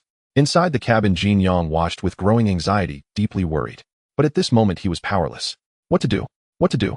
He rapidly thought of a way. Kuai laughed heartily, looking at Jiang Qi's bloodied fist, and said, "How about it? My lightning power is quite useful, right?" At this moment, Jiang Qi and Kuai had already formed a preliminary assessment of each other's strengths. In Kuai's view, Jiang Qi was fast, reactive, and powerful, definitely one of the top-level visible power users. He couldn't take him down alone. In Jiang Qi's view, Kuai's Thunder Body could provide defense enhancement and lethality. To some extent, he was a weaker version of him. But the most troublesome part was Kuai's application of electricity. With this electricity, Kuai was invincible. No, I can't keep going like this. Jiang Qi's mind raced. The opponent's hard power absolutely cannot match mine, because their strength and speed come from skill enhancement, while my three-dimensional attributes are eternally present. In a unknown, I can definitely outlast them until their skills fade, but unfortunately, this isn't unknown. There are two of them. I must find a way. Kuai's attack struck again. This time he gathered the current at his elbow and charged forward. Jiang Qi effortlessly dodged, seizing the opportunity, and as Kuai's elbow came in, he swiftly crouched down, sweeping out a leg like in a TV show. The electricity on Kuai's body quickly gathered toward his legs, forming a thunder shield. But regrettably, Jiang Qi's kick wasn't meant to injure him, but to knock him down. With a loud bang, Jiang Qi paid the price of his pants being scorched and his leg being electrocuted, knocking Kuai down to the ground. Kuai's eyes widened in disbelief. Just moments ago, he was still mocking Jiang Qi, thinking his attacks were useless. But in an instant, he was knocked down, finding himself in such a pitiful state. He tried to stand up, only to be kicked in the forehead by Jiang Qi, once again falling to the ground. Oh, Kuai was completely furious. He glared at Ing beside him and shouted, "How long are you going to just watch the show?" Although the battle between Jiang Qi and Kuai seemed long, only a minute had actually passed. Ing had been observing their fight, and now that she believed she had grasped Jiang Qi's attack patterns, she finally took action. She raised her hands to the sky, and suddenly numerous arms-thick electrical currents crackled in the air. Then she swung her hands down, and a storm of electricity composed of currents descended upon the area of Jiang Qi and Kuai. Thunderstorm Barrage. Thunderstorm Barrage releases ionized charges into the sky, triggering localized thunderstorms, dropping dense lightning range 10 meters to inflict area damage on enemies. Kuai paid no heed to being within the attack's radius. He possessed the Thunder Body, rendering him immune to the lightning damage inflicted by Ing. Kuai and Ing fought as a seamless pair, one engaged at close range, the other struck from afar. In the past, their flawless synergy had felled countless formidable foes, and this battle would be no exception. Dense bolts of lightning cascaded like a torrential downpour upon the area where Jiang Qi and Kuai stood. Kuai remained rooted in place, arms spread wide in arrogant defiance, basking unflinchingly in the storm's radiant fury, as if soaking in a scalding bath of pure lightning. Yet the lightning's effect upon Jiang Qi was utterly different. Violent energy danced across every inch of his skin, leapt through every pore, and seared deep into each bone. Boom! A blinding cobalt-white serpentine bolt swallowed Jiang Qi whole. He endured pain unlike anything he had ever known, an overwhelming, inescapable agony that ravaged not only his flesh, but his very consciousness. He strained desperately toward the periphery, refusing to remain at the storm's lethal epicenter. At last the lightning dissipated. Jiang Qi stood, battered, broken, barely human. His clothing had nearly carbonized, vast swathes of his skin were charred black. His back and arms bore gaping wounds, flesh torn open, revealing glistening blackened muscle and crimson tissue beneath. Cheesy. Jin Yang's eyes flooded with blood-red fury from inside the cargo compartment. Ing watched coldly, still standing. Though faintly surprised that Jiang Qi had withstood the blow without collapsing, she was certain he now teetered on the edge of annihilation. Her hands rose once more. The air crackled anew as lightning coalesced. She would grant him no respite. If one strike fails, then two. Jiang Qi's breath scorched his throat, his fingertips trembled uncontrollably. His body held firm only by virtue of his extraordinary constitution, 160. He sensed with chilling certainty one more blow and he would shatter. Yet during the lightning barrage he had deliberately closed the distance to the freight truck's cabin. It had been intentional. With a thunderous punch he shattered the cabin door, lunged inside, seized the shrimp spear and shrimp shield stowed within, then burst back out, spear in one hand, shield in the other, and charged straight toward Ing. But before him a shadow flickered. Kuei strode forward with a cruel grin. Your target is me. His intent was absolute. He knew full well his raw strength alone could not subdue Jiang Qi. His role was to bind him, to buy Ing the space and time she needed to unleash her full power. Still thrashing in your death throes. Ing sneered, her gathered lightning flaring brighter, her second lightning barrage already descending. She had held back earlier, not because she lacked the will to kill, but because her mission demanded capture. Now, having witnessed Jiang Qi's terrifying resilience, she had amplified the lightning barrage without hesitation. Jiang Qi swiftly raised the shrimp shield overhead. The giant shrimp, a class Amethyst creature, had yielded a shield of exceptional fortitude. The lightning blackened its surface but failed to breach it or inflict meaningful harm. Yet Kuei seized the moment. As Jiang Qi blocked Ying's assault, Kuei channeled immense current into his fist and delivered a savage thundercharged blow directly to Jiang Qi's abdomen. Die! Pooh! Jiang Qi staggered backward 4 or 5 steps, and a torrent of blood erupted from his mouth. Having endured Ying's lightning barrage and absorbed Kuei's thunderfist, Jiang Qi felt his knees buckle. Darkness swam at the edges of his vision. His body screamed for oblivion. Ying's expression shifted. Astonishment flickered in her gaze as she fixed upon the shield in Jiang Qi's hands. Avarice gleamed in her eyes. So this is what he retrieved from Peng Lai. Even as raw, minimally refined material, it possessed astonishing defensive power. Peng Lai truly defied imagination, and her resolve to seize Jiang Qi hardened into ironclad certainty. Yet Jiang Qi rallied once more. Muscles coiled, feet drove into the earth, and he surged forward toward Ing. She had just expended her ability. He refused to believe her third activation could come so swiftly. He aimed for her skill cooldown window. Kuei instantly perceived his intent and lunged again. But this time he shifted from fist to palm, from thrust to pull, seeking to restrain Jiang Qi's advance. Remarkable resilience. In all prior engagements, enemies had fallen long before enduring both his and Ying's relentless assault. Yet Jiang Qi had not only withstood her lightning barrage, but also absorbed his thunderfist, unbroken, unbowed. He regretted his earlier arrogance. Standing idly while Ing unleashed her first lightning barrage, convinced Jiang Qi would crumble instantly. He had been grievously mistaken. No matter. It was not too late to correct his error. Lightning surged beneath his soles as he activated Thunder Step, closing the gap in an instant. Ying's composure fractured. Seeing Jiang Qi target her ignited a sudden white-hot fury. Her usual calm detached scrutiny igniting into raw, incandescent rage. Why persist in meaningless struggle? Why waste this precious time? Would it not be simpler, easier, to simply fall? Her palm snapped open, lightning blade. A cerulean arc sliced through the air toward Jiang Qi. Lightning blade severance, a focused current condensed into a visible razor-sharp blade of blue lightning. As the lightning blade flew forth, Ing observed Jiang Qi with icy detachment. Your physical fortitude is indeed extraordinary, but it merely prolongs your suffering. That you forced me to unveil this technique is in itself a testament to your worth. Die! Before him Ying's lightning blade. Behind him Kuei surging forward with thunderstep. Trapped between them, Jiang Qi stood at the precipice of utter ruin. At that moment Jiang Qi slipped into a state of unprecedented clarity, utterly empty, utterly still. He did not dwell on why Ing possessed yet another ability, or how many more she might conceal. He did not question how Kuei's speed had suddenly intensified, nor did he measure the severity of his own wounds, or how long he could endure. His mind held only one imperative: respond to the present. Every detail of the battlefield crystallized before him, and he acted without hesitation. The lightning blade hurtled toward him with lethal velocity and devastating force. He faced two choices: block with the shrimp shield. Yet doing so would leave him vulnerable to Kuei's imminent charge, stripping the spear and shield of all strategic value. He would become Ying's living target. Or he could ignore the blade entirely and absorb the blow. But his body was already shattered. The consequences were unthinkable. In that flash of decision, the lightning blade was inches from his face. Jiang Qi whirled, raised the shield, and slammed it squarely into the onrushing Kuei. The impact, magnified by Kuei's own momentum, hurled him backward 2 or 3 meters.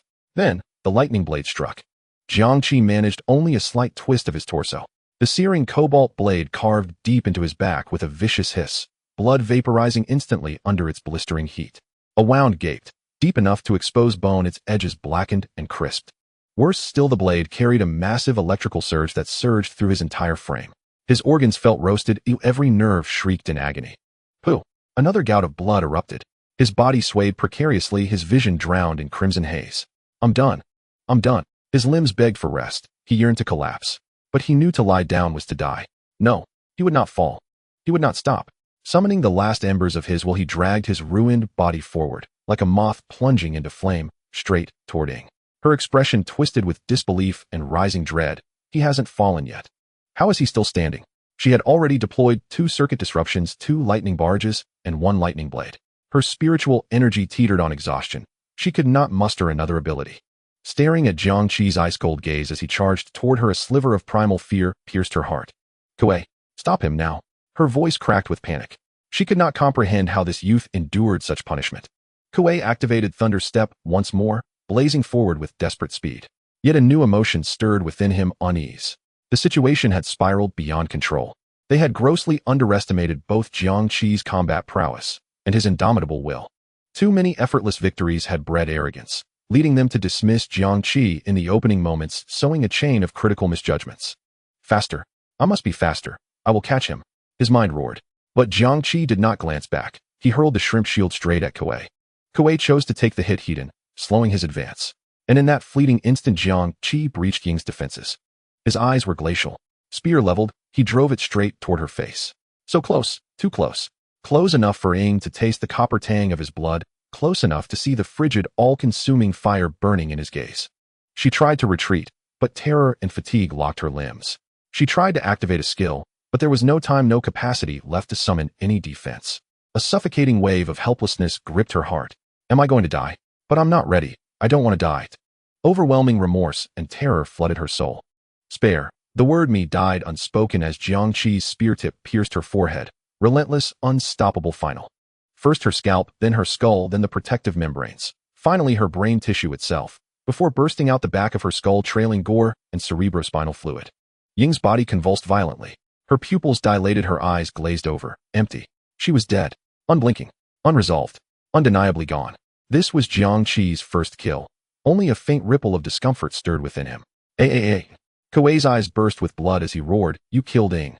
You deserve death. You deserve death. I will kill you." He and Ying had awakened their abilities simultaneously, discovering a twin thunder lotus, each absorbing 1 blossom and gaining distinct powers. Kuei gained the thunder body, a balanced defensive-offensive trait that fortified his own form. Ying mastered external lightning arts. Later they joined the Shun family, forging a legendary partnership across countless missions. Kuei had long harbored affection for Ying, but she never returned it. First, he was not her type. Second, she believed he had stolen her destiny. If not for him, she might have absorbed both blossoms. Though Kuei cherished her, his devotion was neither exclusive nor unwavering. He had never been celibate and currently maintained 3 lovers outside their partnership. His love may not have been pure, but in the face of irrevocable loss it cut deeper than any blade. You will join her in death. He was consumed, his mission forgotten, his self-preservation discarded. He pushed the thunder body to its absolute limit, transforming into a thunder-red beast charging straight at Jiang Qi. Jiang Qi was spent. Facing Kuei's wrathful onslaught, he lacked even the strength to evade. He could only watch helpless as Kuei bore down upon him. Boom. At that very instant, Jin Yang rammed the freight truck sideways into Kuei, sending him flying. While Jiang Qi fought alone, Jin Yang had quietly started the truck and struck at the perfect decisive moment. The colossal impact launched Kuei into the air, lightning flaring erratically as he crashed hard onto the ground, twitching, struggling, unable to rise. His thunder body had expired. The truck screeched to a halt before Jiang Qi. Jin Yang leapt out trembling as he asked, "Qi Zi, are you all right?" A trickle of blood stained Jiang Qi's lips. "I'm fine," Jin Yang said. "Let me help you into the truck. We must go now." The words had barely left his mouth when another aerial craft descended from the sky. "Don't rush off just yet." A girl with twin braids stepped from the cabin, her eyes bright with admiration as she clapped, "Brilliant. Absolutely brilliant. To stand alone against the Shun family's Thunder Shadow duo and slay one outright. Wow, you're even more formidable than your dossier suggested." She extended a delicate porcelain hand. "Hello, I'm Hong Yiya, from the Hong family. You may call me Yiya. How about coming with me?" Jin Yang instantly stepped in front of Jiang Qi, though his knees still quivered. "What do you want?" "We're going nowhere. Little miss, don't get starstruck the moment you spot a handsome face." A husky female voice cut in sharply. Another craft landed. A fiery-haired woman in sleek black tactical gear emerged, her figure striking her demeanor commanding. A slender, unlit cigarette rested between her lips. She glanced first at the wary Kuei in the distance, then at Hong Yiya, and finally fixed her gaze on Jiang Qi. Handsome boy, come with big sis. I'll take care of you. Wen Hong, is the Wen family joining this circus too? Hong Yiya shot her a glare. Wen Hong smirked. Who wouldn't want a piece of Peng Lai's secrets? Within moments, several more factions arrived, timed with uncanny precision, as if they had observed the entire battle from above, waiting for Jiang Qi's confrontation with the Thunder Shadow duo to conclude. Among them were the 4 uniformed men, a middle-aged Taoist priest in flowing robes, and a charismatic young man whose presence Jiang Qi did not recognize, but Jin Yang did. That youth was a blazing star among manifestors, one of the current top-tier celebrities. In an instant, this modest service plaza had become a nexus for multiple powerful factions. Jin Yang clutched Jiang Qi, shaking violently. Cheesy, what do we do now? Surrounded by converging forces, Jiang Qi stood cornered, like a caged beast. Hearing Jin Yang's plea, he lifted his gaze, not toward his adversaries, but toward the horizon, awaiting another craft's arrival. He thought, has it not arrived yet? Jiang Qi gritted his teeth against the excruciating pain and said in a low voice, don't talk about what to do yet, just give me some clothes. Oh, Jin Yang hurriedly took off his coat and draped it over Jiang Qi, noticing his vulnerable state. However, when his gaze fell upon the wounds on Jiang Qi's body, his hands couldn't help but tremble. At this moment, a tall and handsome young celebrity stepped forward with a smile, saying, Brother Jiang Qi, with your looks and strength, as long as you join our Starshine Media, I guarantee to make you a superstar of the new era, placing you in the spotlight, adored by thousands, with wealth, fame, and influence all within reach. Isn't this much better than fighting and killing? His words were filled with temptation, attempting to paint a glamorous future. The leader of the 4 men dressed in uniform sneered, saying, an actor is just an actor. True powerhouses pursue the ultimate strength, seek to explore the truths of the world, not rely on pleasing the masses for pitiful vanity and resources. Join our JoJo group, and we can provide you with a professional growth path and top-tier resources. The moment you join, you will gain a ministerial position. Wen Hong coldly snorted, Minister, sounds nice, but aren't you just a high-level worker? At a critical moment, you'd be the one pushed out to take the blame. The man looked down on Wen Hong even more, saying, when did it become your turn to criticize JoJo? JoJo is still a company. The promotion path is clear, unlike your families, which should have long been swept into the dust as feudal parasites. Wen Hong sternly replied, how dare you? The heritage and cohesion of family traditions are something that your cold-blooded company, which only sees profit, can understand. Hong Yiya added, exactly. With a brother like Jiang, who is both handsome and powerful, who says he must be a vassal, that would be a waste of talent. Our Hong family has always valued talent. Brother Jiang could definitely consider marrying in. This is what it means to be truly one of us. At this moment, a middle-aged man dressed in a Taoist robe stepped forward. He bowed respectfully, exuding an air of immortality, and said, Infinite heavenly respect, young friend, you are destined to be with our Taoist sect. The matters of Peng Lai concern ancient secrets. Oh, why not return with this humble Taoist to explore the profound laws, lest the pearl be dusted? As soon as he finished speaking, the previously quarreling factions all turned their attention towards him. Return to the mountain. Explore the profound laws. Taoist, what era do you think this is? Without top-tier laboratories, without vast resource pools, and without the latest gene technology, building something in isolation will only lead to being ruthlessly eliminated by the times. Joining the Tao sect means renouncing this, and that maintaining a pure heart. How is that any different from being imprisoned? For a young talent like Brother Jiang to spend his best years in the mountains with your dim lanterns and ancient Buddhas, isn't that a waste of resources? Besides, do you even have a proper medical pod in your mountains? Do you expect to treat him with talisman water and herbs? Finally, all eyes turned to Jiang Qi. Ultimately, their bickering and mutual accusations were still directed at Jiang Qi, hoping he would make the correct choice.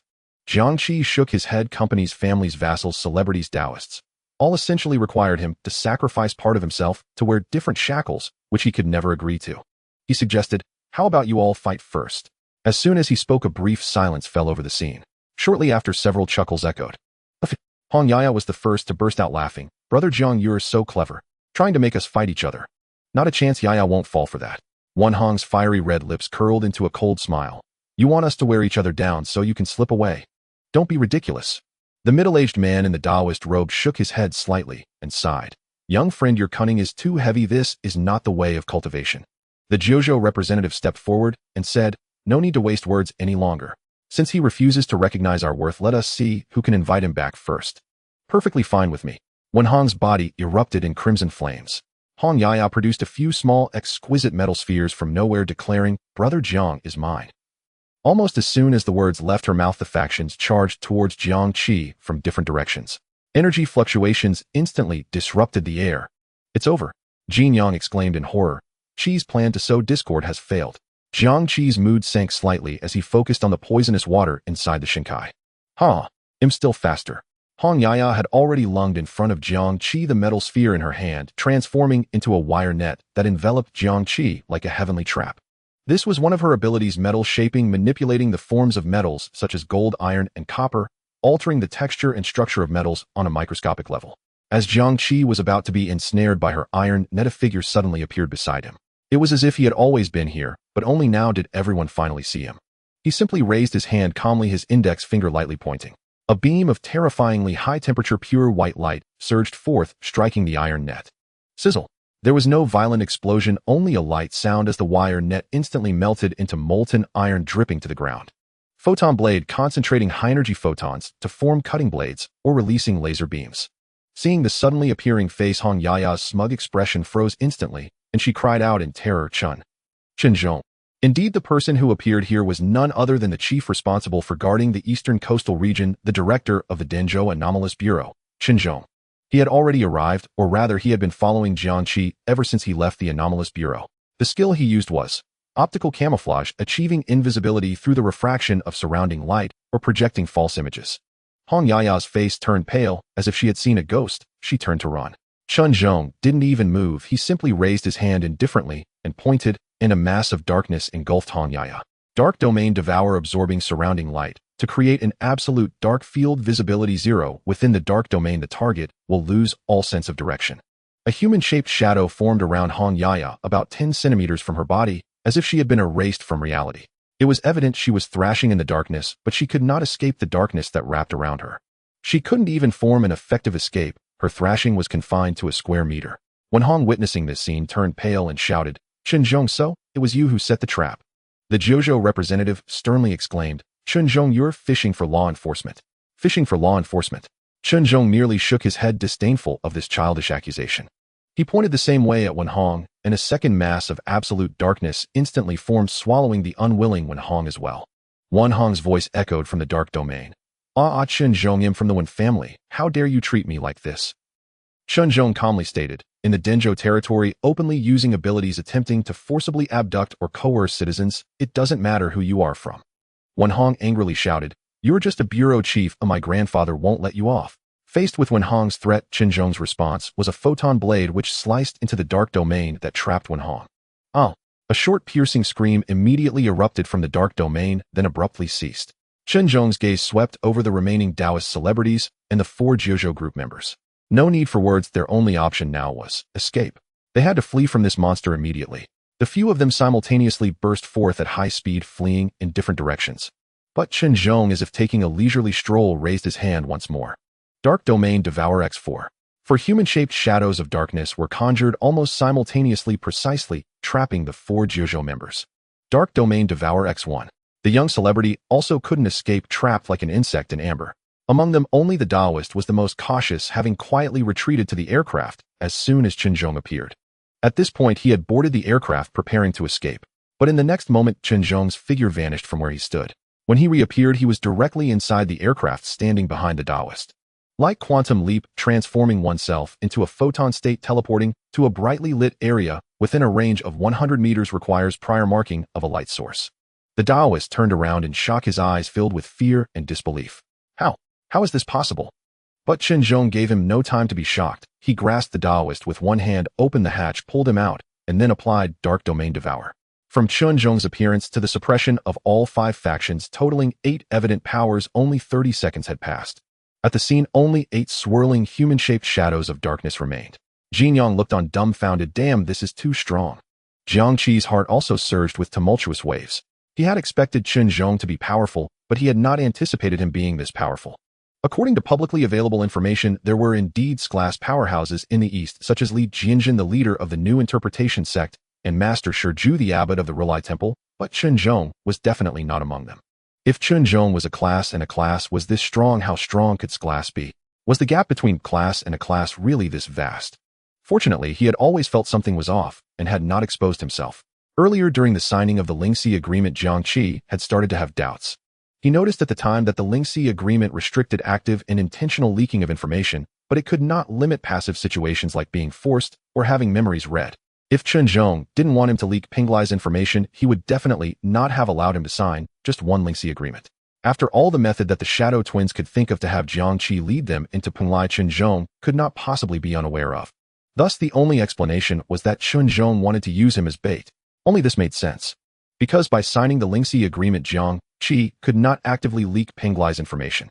Therefore, if other factions wanted to obtain information about Penglai, whether through forcibly reading Jiang Qi's memories or persuading him to lead them into Penglai, there was only one route. They had to approach Jiang Qi directly. This gave Chen Zhong the maneuvering space to bait him. It was because he guessed this possibility that Jiang Qi had as soon as he left the anomalous bureau asked Jin Yang to drive him back to Lushan away from Denzhou, this place of trouble.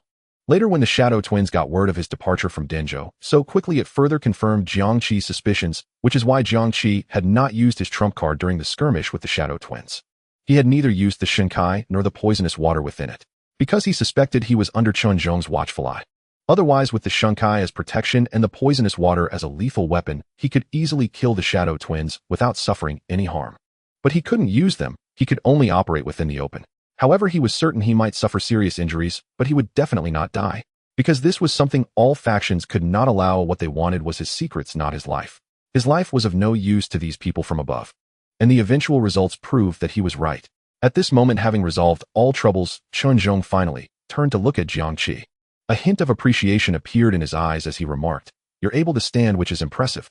Your physique is stronger than I anticipated." Indeed, Chen Zhong had used Jiang Qi, just as the Jiuzhou representative said. He was indeed fishing for enforcement, but so what?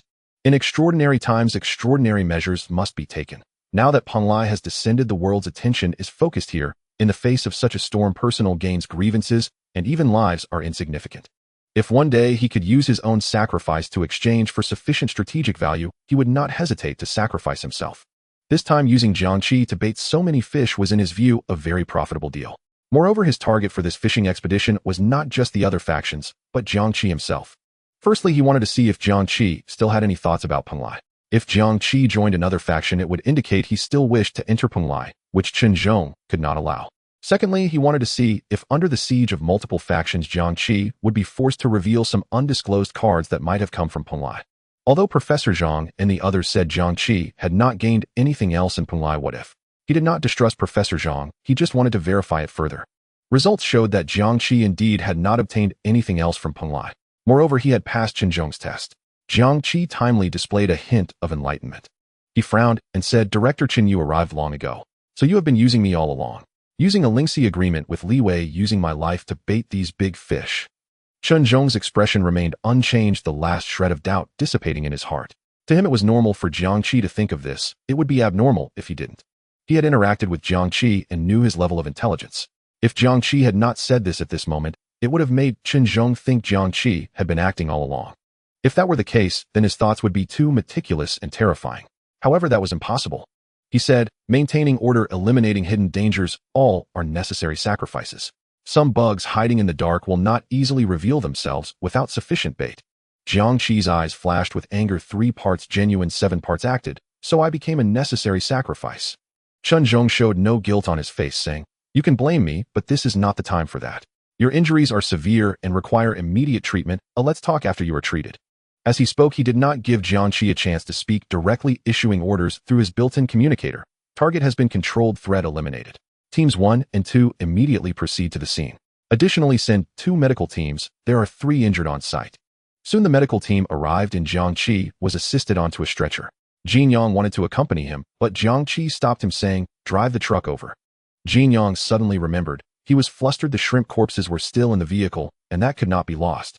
After Jiang Qi was placed onto a stretcher, the agents of the Paranormal Administration began securing the scene.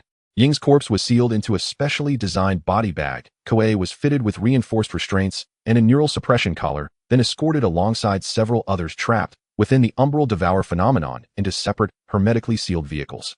Before boarding, Kuei's bloodshot eyes locked onto Jiang Qi, lying motionless on the stretcher, burning with searing, unrelenting hatred. Jiang Qi, reclining calmly, paid no heed to such impotent fury. Jin Yang, standing nearby, bristled with indignation and raised his middle finger at Kuei, unleashing a torrent of scathing invective. Kuei's rage surged. Crackling arcs of electricity flared across his body as he strained violently against his bonds, desperate to break free and slay them both. The supervising agent overseeing Kuei merely pressed a button on his belt-mounted control unit. The neural collar activated, instantly triggering an agonizing migraine. Kuei screamed, convulsed, and the lightning around him dissipated entirely. Chen Zhong did not linger. After briefing his deputy on follow-up procedures, he led his team into waiting vehicles and departed for the Han family estate. On the outskirts of Dengzhou City, the Han family estate, Shen Xinshan had long abandoned his earlier composure and arrogance. His face was storm-dark, twisted with simmering dread. He had already learned of the incident at Songtao service area through the portable comlink embedded in Ying's gear, heard of Ying's death, heard the emergence of rival factions, and, most chillingly, heard Chen Zhong's arrival. And then came Chen Zhong himself. Jiang Qi, Chen Zhong. Shen Xinshan spat the names like venom, his eyes blazing with fury as his fist slammed down upon the rosewood desk, splintering the lacquer. He knew his ruin was absolute. His only truly capable enforcers were the Thunderous Shadow twin fiends. Now one lay dead, the other captured. His inner circle, painstakingly cultivated over years, shattered in an instant. Even returning to Xinyang would likely cost him immense standing within the family. Wretched whelp. Lowborn scum. Beast, he raged, first cursing Jiang Qi, then turning his venom upon Chen Zhong. Watchdog. Hound. Do you even know whose leash you wear? Yet he was no fool, not wholly. Beneath the volcanic outburst, cold terror finally rose, swallowing fury whole. If Chen Zhong had orchestrated this trap, he would never stop at capturing Ying and Kuei alone. He would trace the chain backward, straight to Shen Xinshan. To remain in Dengzhou now was to await entrapment in a gilded cage. He must flee, immediately. He summoned Elder Han. The elder entered, bowing deeply, still unaware of the calamity unfolding. Young Master Shen, how may I serve? Shen Xinshan forced calm into his voice. Elder Han, prepare a gravitic craft. Immediately. I must depart Dengzhou now. This very moment. Elder Han stiffened. He was no simpleton. Shen Xinshan had just dispatched his men on a mission, yet now demanded flight in sheer panic. Something catastrophic had occurred. Cautiously he ventured. Young Master Shen, what has transpired? Might I offer counsel? Perhaps there remains room for negotiation. Silence. Shen Xinshan snarled, eyes glinting with lethal menace. I said, prepare the craft. Now, do you require translation? I leave, this instant. A bitter hollow laugh rose within him. Negotiate? What in heaven's name are you proposing? With what leverage? Elder Han, meeting that murderous gaze, dared utter no more. He bowed low, voice trembling. Yes, yes, immediately I shall see to it at once. In that moment Elder Han regretted his gamble bitterly, yet dared not falter. He knew precisely who Shen Xinshan was, and what dynasty stood behind him. Such figures, even when embroiled in cataclysmic scandals, always possessed patrons powerful enough to erase consequences. After Elder Han departed, Shen Xinshan remained unnerved, his pulse hammering, his breath shallow. Each passing second stretched like torture, immersion in boiling oil. At last, after 10 long minutes, the gravitic craft was readied. But just then, chaos erupted at the estate gates. A procession of vehicles bearing the insignia of the Paranormal Administration rolled in unimpeded line upon line. From them disembarked elite agents, swift, disciplined, converging with surgical precision to secure every access point. From the lead vehicle, Chen Zhong stepped down. He halted before Shen Xinshan and asked, voice level and unwavering. Young Master Shen, you intended to depart without farewell. Shen Xinshan paled, his bravado brittle. Chen Zhong, what is the meaning of this? What do you think you're doing? Chen Zhong replied, tone formal and incisive. Shen Xinshan, you directed your subordinates, Ying and Kuei, to deploy high-threat anomalous abilities in public space, attempting abduction and coercion of civilian citizens, resulting in grievous injury and severe damage to critical infrastructure. You will accompany us to the Paranormal Administration for full investigation. Shen Xinshan feigned ignorance. Director Chen, you speak of evidence. Who are Ying and Kuei? I've never heard of them. And even if some misunderstanding occurred, does it truly warrant your personal intervention? Chen Zhong shook his head slightly and gestured to an agent beside him. The agent immediately raised his wrist. A holographic display shimmered into existence, replaying irrefutable footage, multiple encounters between Shen Xinshan, Ying, and Kuei, recorded across time, location, and context. Shen Xinshan scoffed. What does this prove? Merely that I met them. The law presumes innocence until guilt is proven beyond doubt. You hold no direct evidence linking me to their actions. Chen Zhong responded coolly. Whether you issued those orders is not for you to declare. It will be determined through due process. At that, 2 agents moved silently behind Shen Xinshan, locking him in their crosshairs. Shen Xinshan exploded. Chen Zhong, do you have no regard for the Shun family's dignity? Chen Zhong's reply was unflinching. Here there is only law and regulation, not dignity. Your father, your grandfather, your uncles, none of them bear relevance to this case. Now, will you walk willingly, or must we escort you? Shen Xinchan drew a sharp breath, then forced a grotesque smile, shifting instantly into sycophantic groveling. Uncle Chen, must we make this so final? I know, Dengzhou's paranormal administration faces budgetary constraints. Grant me passage home, and the Shen family will provide generous support, funding resources influence. Surely you aspire higher. A gesture of goodwill benefits us both, don't you agree? Chen Zhong watched his degradation impassively, then simply waved his hand. Take him. Two agents advanced swiftly, seizing Shen Xinchan. When bribery failed, his mask collapsed, face contorting into raw, venomous fury. Chen Zhong, you dare insult me. Don't mistake your position as district director for true authority. Know this, I will not forget today. You strike not just at me, but at the entire Shen family. You strike at my grandfather, at my uncles in Xinyang. Chen Zhong remained serene. My duty is to safeguard this jurisdiction. Should your father, grandfather, or uncles find fault with my methods, they are welcome to come to Dengzhou and debate the matter with me, personally. With that he turned away. Shen Xinchan was marched toward the vehicle. At the final moment, just before the door closed, he roared, Chen Zhong, remember these words. You will pay dearly for this day. You will kneel, begging me to release you. A heavy thud, the door slammed shut, sealing his fury inside. Chen Zhong's gaze shifted, settling on Elder Han. The elder trembled violently, pleading, Director Chen, I did nothing. All of this was forced upon me by young Master Shan. Chen Zhong looked down, unmoved, implacable. Han Jingshan, you provided the venue, aided in planning, and withheld vital knowledge. You will accompany us as well. Two agents seized him without hesitation. Simultaneously, his son and daughter-in-law were dragged from various rooms of the villa, bound and loaded into the same vehicle. Chen Zhong's judgment upon the Han family was swift, absolute, and delivered in 4 words. Confiscate, eradicate, annihilate, obliterate.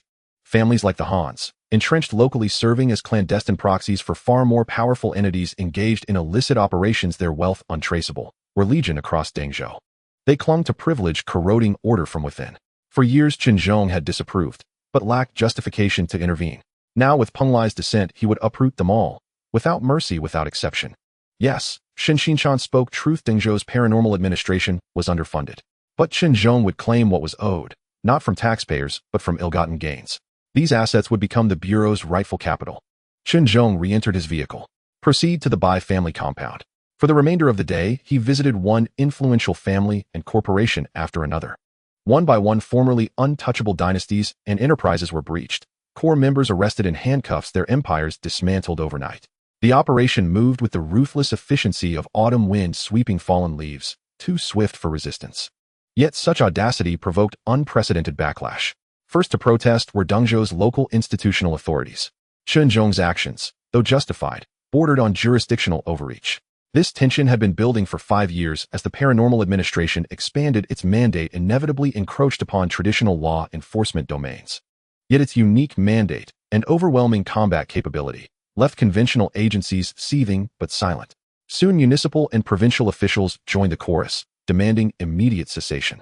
Multiple calls flooded Chen Zhong's private terminal, urgent, authoritative, commanding him to halt all operations. Others, originating from Xinyang, spoke more delicately, urging unity, advising rehabilitation over punishment for youthful indiscretions, subtly pressuring him to release Shen Xinchan, Wen Hong, and others. Chen Zhong remained unmoved. There was no retreat, only forward momentum. With Peng Lai's arrival, order had to be restored, clearing the path for its future development.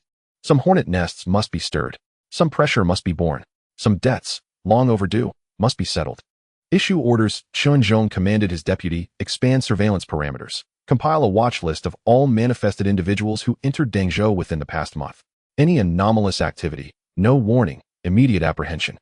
If resistance occurs, lethal force is authorized. Understood, Director. The deputy saluted sharply and departed. When Chen Zhong returned to the temporary command center, it was well past midnight. The office stood empty, silent except for him. Moments later, the crimson encrypted communicator on his desk, its line certified unhackable, began to ring. Chen Zhong sat upright, instantly lifting the receiver. This is Chen Zhong. A warm, measured voice answered, tinged with quiet amusement. Xiao Chen, you've made quite the stir. Even Xinyang is abuzz. Several elders called me, circuitously pleading your leniency. Though separated by distance, Chen Zhong instinctively inclined his posture. Director Zhou, circumstances left no alternative. Peng Lai's descent has drawn forth demons and devils alike. Dengzhou's entrenched corruption could no longer wait. I regret the disturbance caused. Peng Lai has descended. Phantoms and parasites have surfaced. The rot in Dengzhou had festered too long. My methods were perhaps excessive, but necessary. Only one man earned such deference from Chunzhong Zhou Jinyu, the Director General of the National Paranormal Administration. Zhou Jinyu replied, to purge corruption and uphold order. Is that truly a disturbance? Xiao Chun, you acted rightly. Those elders, merely termites gnawing at the foundation. I've never considered them worthy of notice. Act boldly, without restraint. We founded the Paranormal Administration not to breed timidity, but to wield decisive authority.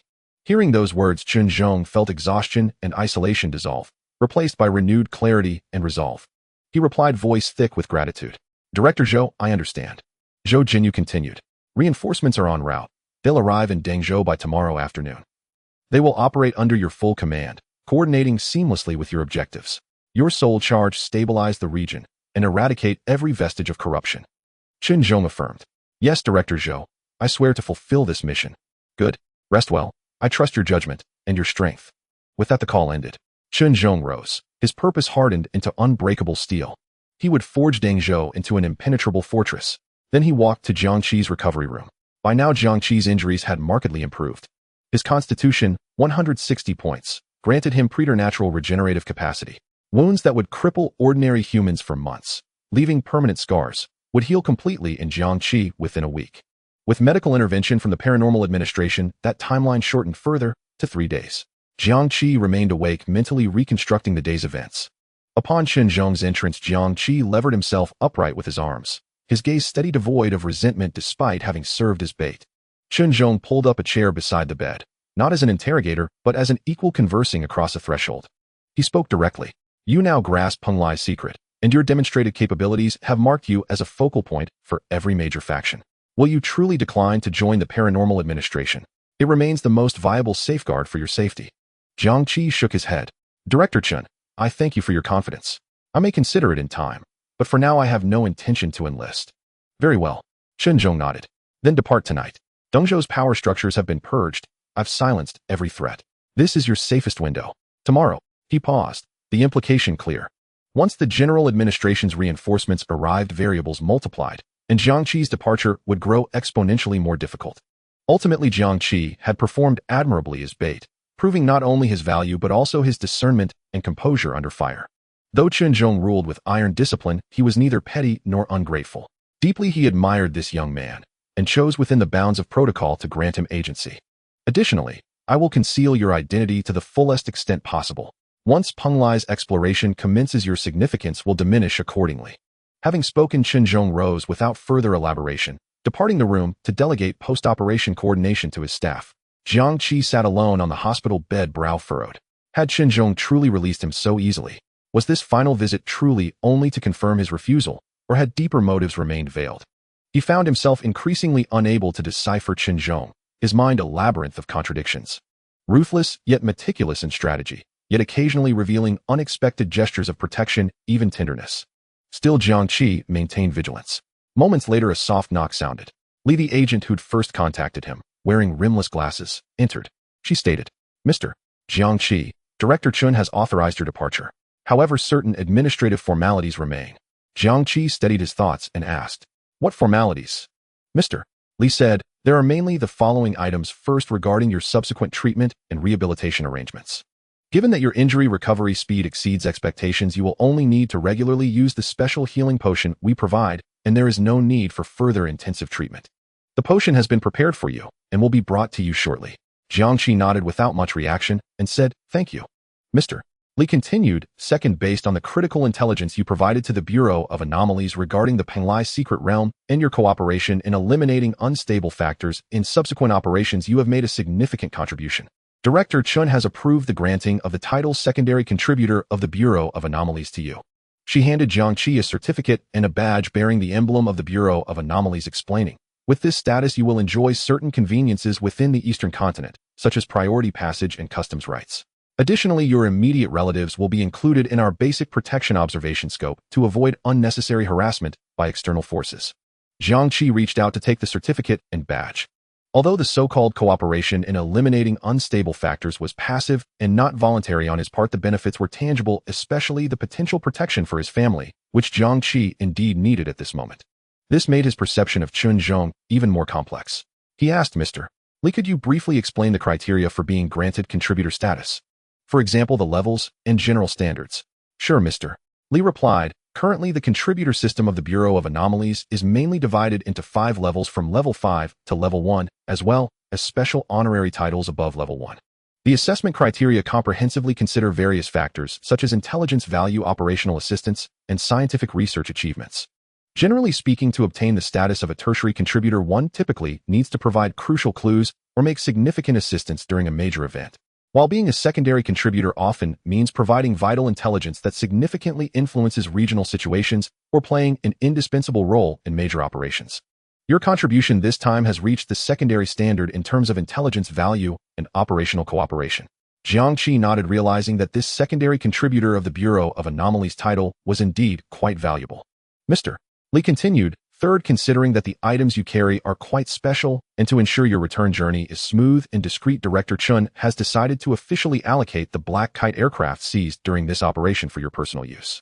She displayed a property transfer document to Jiang Qi. The aircraft has been inspected and processed by our technical department, its location tracking has been completely removed, and all other modules have been replaced with secure versions. The relevant ownership documents have been completed, you only need to sign. Hearing this, Jiang Qi's heart stirred. Director Chin actually gave him an aircraft directly. He took the property document handed to him by Mr. Li and examined it carefully, finding the terms clear and without any hidden traps. He cautiously asked, "Why is Director Chin doing this?" Mr. Li smiled and replied, "Just consider this a special reward for outstanding contributors." Jiang Qi asked again, "Is this in accordance with the procedure?" Mr. Li said matter-of-factly, "Of course this falls within Director Chin's authority." Really? Jiang Qi did not think so. Although he was not part of the system, he was well aware that any official institution has extremely strict regulations regarding asset disposal. To so easily allocate a seized aircraft to another person absolutely does not comply with standard procedures. Not to mention that this aircraft was seized from the young master of the Thunder Shadow twins, and Chen Zhong had no right to dispose of it. This gave Jiang Qi a clearer understanding of Chen Zhong. Chen Zhong followed a personal set of operating principles, and within this framework, he could pursue his goals by any means necessary, treating anyone as a pawn, ruthless and unyielding. Likewise, within this framework, he dared to break rules. For instance, right now, he directly utilized his authority to give away the Black Kite that should have been temporarily detained. Powerful, iron-faced, yet also unrestrained in certain aspects. Okay, I understand. Jiang Qi no longer dwelled on procedural issues. The reality is he indeed needed a safe, efficient, and discreet means of transportation to leave Dangzhou. This thoroughly clean Black Kite was undoubtedly a timely aid. He took the electronic pen and signed his name on the property document, saying, "Please thank Director Chin for me. Rest assured I will convey that." Mr. Li said, "Now Mr. Jiang Qi, please follow me. The aircraft is already parked at the designated takeoff and landing area." Jiang Qi nodded. "All right, thank you." Soon he and Mr. Li arrived outside. Jin Yang was already waiting outside, clearly having received notice. At this moment, he looked at the Black Kite in front of him excitedly, rubbing his hands, looking quite foolish. Besides Jin Yang, there was another person next to the takeoff and landing area, Hong Yaya. At this time, she appeared like a prisoner, being escorted by 2 officers from the Bureau of Anomalies, one on each side, wearing specially designed handcuffs and shackles, her face filled with frustration and embarrassment. Jiang Qi was puzzled. What was she doing here? Mr. Li explained, "One of her abilities is metal shaping. According to Director Chen's instructions, she can modify the aircraft's appearance and paint according to your wishes to ensure its appearance is significantly different and unrecognizable." Jiang Qi understood, realizing that Hong Yaya was brought in to work. The Bureau of Anomalies was indeed meticulous in their planning. Moreover, they made good use of resources. Mr. Li turned to Hong Yaya. "Hong Yaya, I hope you recognize the situation and cooperate to complete this modification. Do not be passive in your work." Hong Yaya felt extremely aggrieved. After all, she was the eldest daughter of the Hong family, and she had fallen to a point where she had to do this kind of dirty and tiring work. If this got back to Xinyang, she would probably lose all her face. But thinking about how the situation was stronger than her, and that Chen Zhong showed no mercy to anyone, even wanting to take their lives to fill the Penglai, she became extremely obedient. A good woman does not suffer losses in front of her. She forced a very sweet smile on her face and hurriedly nodded. "I will cooperate. I am more than willing to cooperate. Mr. Li, you can rest assured, Jiang guest business is my business, and I promise to complete the task." As she spoke, she looked at Jiang Qi with starry eyes. Jiang Ge, feel free to say how you want to change it. Yaya can do it all. Jiang Qi looked at Hong Yaya's current demeanor. During the day, she had been aloof, determined to reclaim herself, but now she was submissive and flattering. The contrast was amusing. Jiang Qi ignored her performance and unceremoniously put forward his requests. Soon under Hong Yaya's manipulation, the aircraft began to flow, deform, and reshape precisely like a piece of dough. The entire process lasted less than 10 minutes, and a completely different aircraft appeared before everyone. If the previous black kite looked like a fierce and swift bird of prey, it now resembled a dark dragon about to soar into the sky. Hong Yaya wiped the sweat from her forehead and said flatteringly, "It's done, it's done. Jiang Ge, do you think it's satisfactory?" Clearly modifying such a large aircraft was not an easy task for her. Mr. Li carefully checked everything, confirming that there were no hazards left, nodded at Jiang Qi, indicating that there were no issues. Jin Yang looked at the newly transformed aircraft excitedly, saying, "Qi Zi, it's so cool. Let's give this new ride a new name." Jiang Qi had no particular obsession with naming, saying, "You can name it." As soon as Jin Yang heard this, he immediately perked up. He stroked his chin, pretended to think for a few seconds, and said, "How about Jiang Yang? Sounds impressive, right?" Jiang Qi nodded. "Okay, let's call it Jiang Yang." Then Hong Yaya was once again asked by Jin Yang to add the words Jiang Yang to the tail wing of the aircraft. Hong Yaya felt another wave of speechlessness. Did she really have to be responsible for engraving? Did they really think this young lady was free labor? Yet she still forced a smile and used her ability to leave the words Jiang Yang on the tail wing in strong, somewhat designed characters. After completing all of this, Hong Yaya was escorted back, and the shrimp corpses and Zhongshi on the truck were also transferred to the Jiang Yang. Finally, Mr. Li said, "Mr. Jiang, all matters have been handled. I wish you a smooth journey." Jiang Qi said solemnly, "Thank you." Then he boarded the aircraft with Jin Yang, and the cabin door slowly closed behind them, isolating everything from Deng Zhou. Upon entering the cabin, Jin Yang felt as if he had stepped into a grand garden, overwhelmed by the sights before him. Wow, this chandelier. Wow, this cockpit. Wow, this observation platform. This is just too cool. Jin Yang had always considered himself a prodigal spender, indulging in caviar and throwing away luxury items like CK underwear. However, upon witnessing the scene before him, he admitted that he had been too naive and had been merely a bumpkin. One could only say, between the rich there are indeed disparities. A flash of surprise crossed Jiang Qi's eyes as he surveyed the spacious cabin. Inside the cabin, several gigantic curved screens occupied the main view. These were not ordinary screens, but ones capable of projecting holographic content extremely expensive to produce. The walls were made of a seamless silver-gray material. The space inside was vast, divided into several functional areas. The front part was the main driving and command area, offering a broad view. Adjacent was the working area, equipped with a scenic bar that featured a smart observation window about 1.5 meters wide. Next to the scenic bar, there was also a small refrigerator and a temperature-controlled wine cabinet. The middle section was the living and resting area, furnished with a bed, sofa, and an extraordinarily expensive custom aviation massage chair. The rear part served as both cargo and equipment area, where the shrimp corpse and Zhongshi were placed. To the side, there was a public bathroom and a separate lounge. Jin Yang was in awe, looking left and right. Whose flying machine is this? The cost and the decor must be at least in the hundreds of millions, right? The wine inside is all romanticani, how extravagant. Jiang Qi also agreed. My ex-husband is clearly a lavish spender, at least more extravagant than Jin Yang. At that moment, a slightly electronic-sounding female voice rang out. "Hello, I am the Navigation Intelligent Assistance System of the Jiang Yang, codenamed Xiaoxing. Welcome aboard. I have detected new passengers. Would you like to proceed with identity binding and permission confirmation?" Jin Yang asked, "Is this AI?" Xiaoxing replied, "Yes, I am the onboard AI system. You can call me Xiaoxing." Seeing this, Jiang Qi stepped forward, saying, "Proceed with the binding." Xiaoxing replied, "Please present the ownership documents." Jiang Qi showed the ownership documents he had signed previously. A gentle blue light swept across, and Xiaoxing said, "Document verification passed, meeting the conditions for the highest permission binding. Please proceed to the main control seat. Place your palm on the sensing area and look directly at the iris scanner to complete the final identity binding and system activation." Jiang Qi walked to the main control seat, where a palm-shaped groove lit up with a soft glow. A small hole in front also emitted a red scanning beam. Without hesitation, Jiang Qi placed his right hand on the sensing area while looking up at the scanning hole. Biometric binding in progress. Palm print, vein information, and iris characteristics have been recorded. A DNA sample collection and analysis are underway. After a while, Xiaoxing's voice came again. "Congratulations, you have completed the binding. You are now the highest authority owner of the Jiang Yang, and all system functions are open to you. You can issue commands to Xiaoxing at any time through voice or gestures. How should I address you, Xiaoxing? You can set a simple title like Master Commander Chief or customize it." Hearing this, Jin Yang immediately made a face and was eager to try. He began to come up with embarrassing titles in his mind, like Supreme Emperor of the Universe, the most handsome man in history, my lord, the most handsome in the world, the last hope of humanity, your excellency, the noble one, etc. Jiang Qi directly ignored Jin Yang's antics and said, "Just call me captain." Shaoxing replied promptly, "Command confirmed, title set, captain." Shaoxing responded obediently, "Captain, what orders do you have now?" Jiang Qi said, "List all your functions, bring up the detailed structural model of this ship, its performance parameters, and all equipment usage instructions and precautions." In an instant, a massive display screen almost covering the entire front wall unfolded before Jiang Qi, clearly presenting function, list, navigation system, stealth system, detection system, defense system, assistance system, living system. Beside it was a 3D structural model of the Zhongyang along with various data.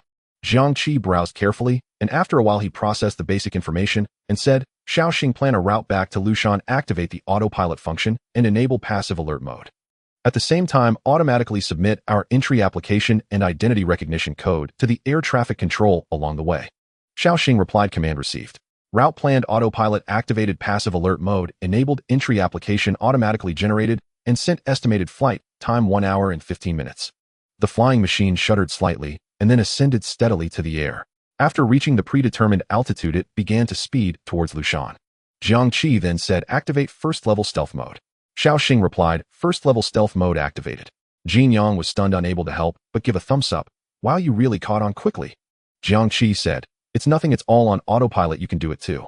Jiang Qi then had the Zhongyang activate the environmental simulation function, Sunny Beach. Soon simulated sunshine poured down, and the surrounding walls and ceiling transformed into scenes of the ocean and beach with the sound of waves and the scent of sea breeze. The smart sofa also automatically adjusted its form to become a more relaxed beach chair mode. Jiang Qi poured 2 glasses of iced cola from the bar, keeping one for himself and handing one to Jin Yang. Jin Yang exclaimed, "This is amazing." He lay back on the beach chair, took a sip of the refreshing drink, and comfortably said, "This is what life is all about." Jiang Qi replied, "There are many functions on the ship. I will grant you advanced permissions so you can explore them at your leisure while I take a break." Jin Yang just remembered that Jiang Qi was still injured and quickly said, "Okay, Qi, you rest. I will call you when we arrive." Jiang Qi nodded and closed his eyes. However, he did not rest, but rather reviewed the journey to Penglai. This trip to Penglai brought gains, but also numerous hidden dangers. The gain was obviously an enhanced mastery over Yugu, which also underwent a small upgrade along with the shrimp corpse clamshell and the items within the clamshell. Of course, it also included this Zhongyang. As for the hidden dangers, he feared that he had already entered the sights of many forces.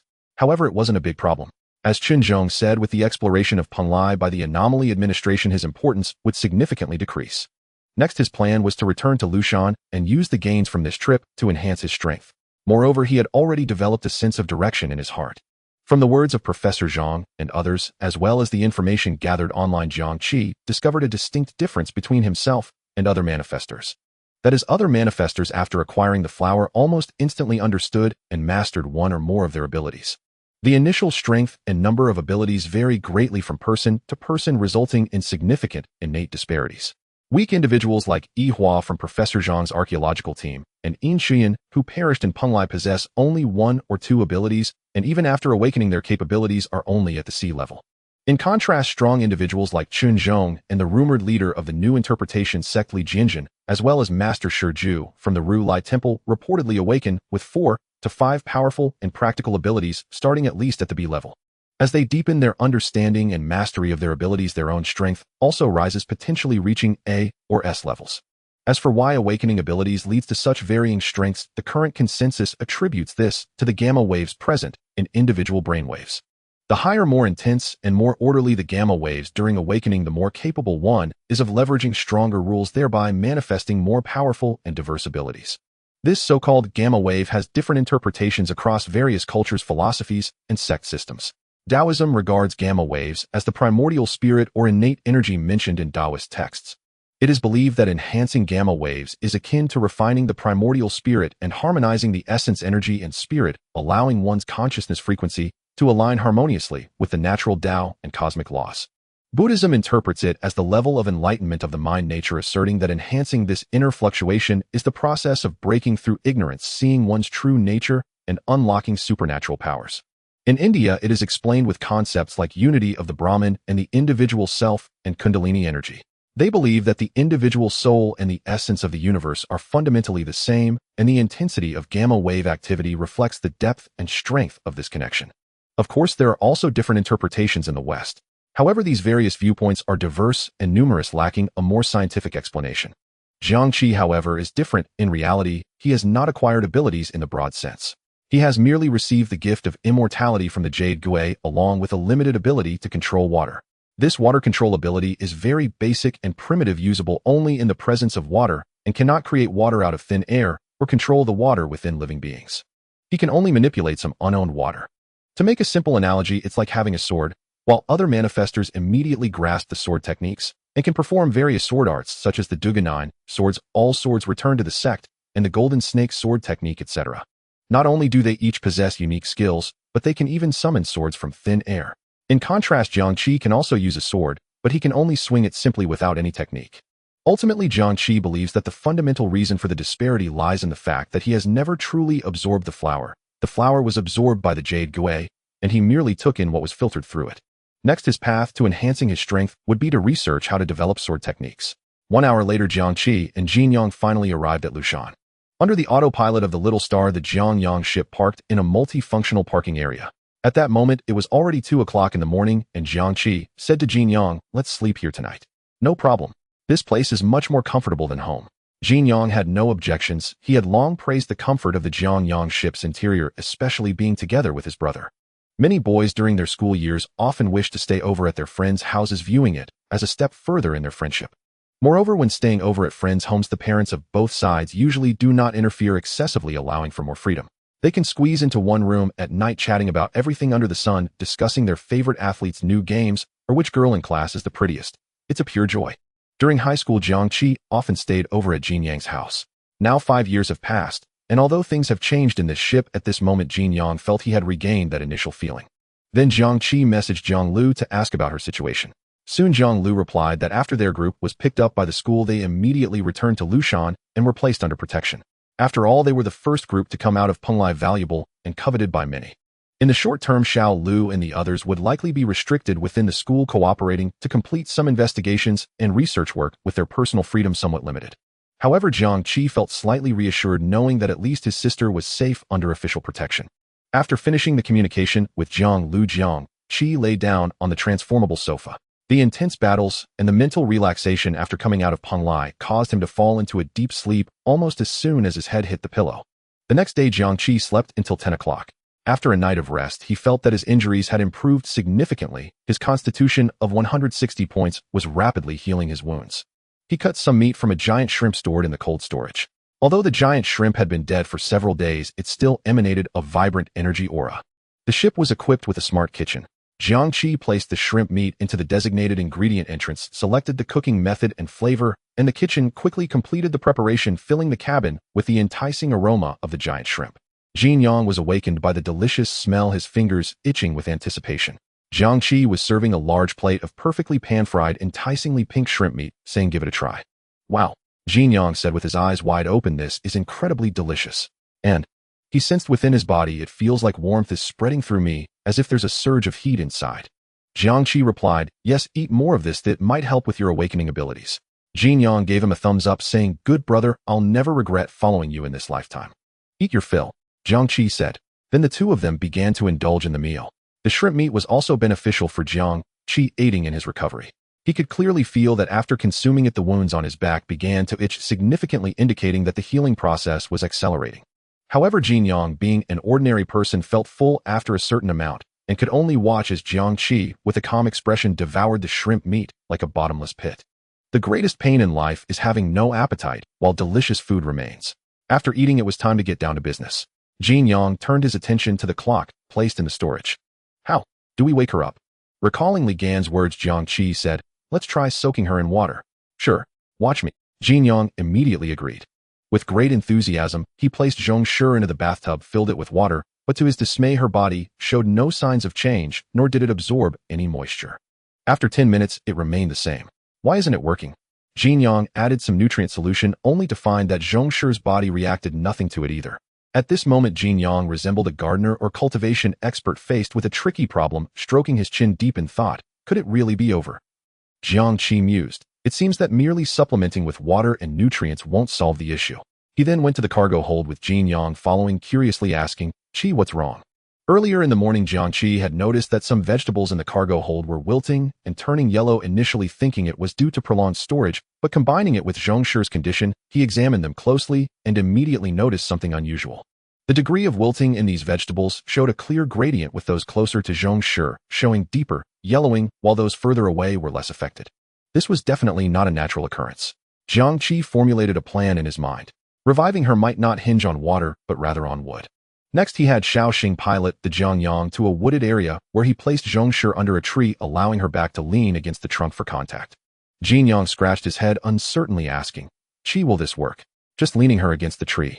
Jiang Qi replied, let's give it a try. No sooner had he spoken than a sudden change occurred. The lush tree behind Zhong Shi seemed to be drained of its vitality by an invisible force. The trunk began to wither at a visible pace, the vibrant green leaves swiftly turning yellow, and wilting, falling in a flurry until the ground was littered with dry yellow leaves. In contrast, Zhong Shi's condition changed. Her dry, cracked skin, resembling old tree bark, rapidly became plump, smooth, and fair. Her dry hair, starting from the roots, turned dark and thick, quickly reflecting a strange, yet beautiful sheen in the sunlight. In the blink of an eye, she transformed from an ugly corpse into a young woman, bursting with vitality and elasticity, as if a withered flower had bloomed anew. Jianyang stared in astonishment, mouth agape. Wow, this effect is immediate. A glimmer of surprise flashed in Jiang Qi's eyes as well. Then Zhong Shi's eyelashes fluttered slightly. Slowly, she opened her eyes and looked towards Jiang Qi and Jianyang, who were crouched in front of her. At this moment, her tattered clothes revealed glimpses of her fair and smooth skin, as well as her alluring curves, exuding a sensual and beautiful aura, as if she were a newly formed spirit charm from the forest. Jiang Qi gestured to Jianyang, who quickly tossed a prepared, oversized coat to Zhong Shi. Zhong Shi took the coat, putting it on slowly, seemingly intentionally showcasing her beautiful figure to entice Jiang Qi and Jianyang. This was a little trick she employed to seize control in an unfamiliar environment. Jiang Qi remained unfazed, while Jianyang, feeling a bit shy, turned his gaze away with a hint of redness in his ears. Zhong Shi observed their reactions closely, then donned the coat, quickly scanned her surroundings, gathered her hair, and looked at Jiang Qi, asking, Did you save me? You brought me out of the fog. Where's this place? She vividly recalled how she nearly lost her sanity while trapped in the fog for too long without finding an exit. Moreover, her abilities were useless in the fog. Initially, she intended to leverage Jiang Qi and the others, but once inside, they all unexpectedly chose to abandon her, leaving her isolated and helpless, ultimately forcing her to resort to her last survival skill, wood transformation. Wood transformation, when facing a life-threatening situation such as extreme poison, severe radiation, or near-fatal injuries, one's cells rapidly transform into dense woody fibers, entering a state of suspended animation with a metabolic rate reduced to one of normal. In this state, woody fibers can isolate external harm and lock in toxins radiation, preventing further deterioration of injuries. Upon revival, it requires energy equivalent to that of a mature tree to revert, and afterwards one enters a 30-day period of weakness during which the skill cannot be activated again. Although she used wood transformation, it was not infallible. If she couldn't break the state within 10 days, she would completely perish. Moreover, this skill was quite cumbersome. Unless she had teammates nearby, using wood transformation was akin to a slow death, and even if someone found her, they would have no idea how to revive her. Had it not been for her dire situation, Zhong Shi would never have resorted to this skill. Now, having survived, she felt a mix of lingering fear and a heartbeat of gratitude, thinking my life was not meant to end here. Jiang Qi said, I brought you out of the fog. We are currently in Lushan City, Wuling Province. Zhong Shi blinked, a glimmer of brilliance in her eyes. So we have escaped danger. Jiang Qi nodded. That's right. Great. Zhong Shi's face immediately broke into a bright smile. She stood up, briskly brushed off the dust from her coat, and cheerfully said, This life-saving grace, I will remember it deep within. Such great kindness goes unthanked. If there's a chance in the future, I will definitely repay you. I have things to attend to, so I'll take my leave now. With that, she strode away. Simultaneously, she calculated in her mind, I absolutely cannot return to Dangzhou. The organization won't let me go. However, every cloud has a silver lining. This time, pretending to be dead is my chance to escape. I can't stay in Shanghai province either. Hey, Lushan sounds nicer. I heard there's something going on at Maoshan that I can check out.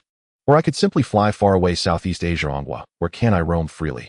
Am now debt-free, having faked my death, and the sky is high for birds to fly, the sea is vast for fish to leap. My good days are finally coming. Jianyang, hearing Zhong Shi's dismissive words, shouted angrily, Hey, after we went through so much trouble to save you, this is your attitude. Don't you have any sense of gratitude? You unscrupulous merchant. Oh, come on, don't be mad. Zhongshi kept walking without stopping, not even looking back, casually waving her hand. I already said I would repay you. I just remember my WeChat ID. I'll add you later 176 XXXXXXXX. Once I'm free, we can talk details. But at that moment, a dark, murky droplet of water silently skimmed past her earlobe, precisely landing on the ground a short distance ahead. Sizzle. A faint sound of corrosion was heard. Immediately after, a horrifying scene unfolded. Centered around where the droplet landed, the ground within a few meters rapidly turned gray. Not only did all the plants lose their vitality, but even the soil and stones seemed to lose their life, ultimately transforming into a dreadful ash. Zhongshi's expression quickly stiffened, her feet seemingly nailed to the spot, unable to move an inch. Jiang Qi teleported in front of Zhongshi. He had long anticipated that this unscrupulous merchant would have such a trick up his sleeve. Looking at Zhongshi's pale face, he calmly spoke, "Let's talk." Zhongshi quickly plastered a smile on her face, her attitude becoming exceedingly compliant as she said, "Let's talk. I will listen to whatever you say." With that, she adopted a posture of eager attentiveness. Jiang Qi stated, "First, back in Dengzhou, you hiked the price on us, costing us 5 million. Second, I brought you out of the mist in Penglai and saved your life. You can't just walk away like this, can you?" Zhongshi said awkwardly, "Well, that 5 million isn't really a scam, is it?" At that time, the Penglai secret realm had just appeared, and the Bureau of Anomalies surrounded it like a tight iron drum. I provided an exclusive channel. Plus, there was a one-time shielding magnetic strip. My initial quote of 5 million was a bit high, but it can't be considered a scam, right? The more she spoke, the more she felt justified, muttering, "Besides, didn't we eventually make it in?" Jin Yang couldn't help but interject, "Humph, don't give me that. At first you clearly told me it was 3 million. It was only after we met that it changed to 5 million. Zhongshi's gaze flickered. "I didn't say anything at the time. It's normal for the price to fluctuate daily," and before she could finish, another drop of toxic liquid floated ominously at her brow. The destructive energy contained within made her hair stand on end. She immediately closed her mouth obediently and raised her hand, saying, "Let's talk this out calmly, let's talk this out." Jiang Qi manipulated the misty water, uninterested in engaging in pointless debate, saying, "Originally we agreed on 3 million. You hiked it to 5 million, so you owe me the extra 2 million. Furthermore, I brought you out of the mist and saved your life, which counts as 8 million. In total, that makes 1 million. If you return the money, you can go." Zhongshi's eyes nearly bulged out. 1 million. She shook her head vigorously. "No way. No way. Not even if I die." Jiang Qi's gaze turned cold, and the misty water advanced slightly. "You've been a scheming businessman for so many years, deceiving and tricking. How could you not have any savings?" Zhongshi was scared and retreated several steps, saying, "I really don't have any. All my money is gone. Just before entering Penglai, I was raided by that old bastard leader of ours. All my hard-earned savings over the years were confiscated by him. I truly have not a single penny left. Otherwise, why do you think I had to go into that cursed place?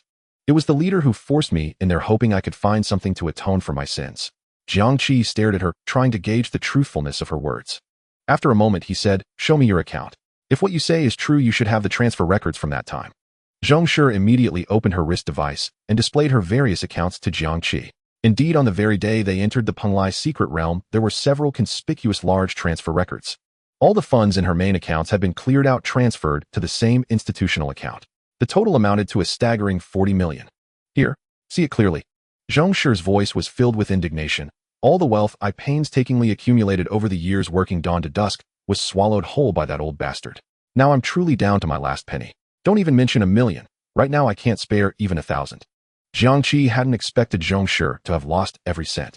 However, considering her previous account balance of 40 million, it was evident she had engaged in plenty of deceit over the years. What a pity, Jiang Qi thought to himself. He continued to inquire, "What was the reason? Your boss wouldn't just do this for no reason."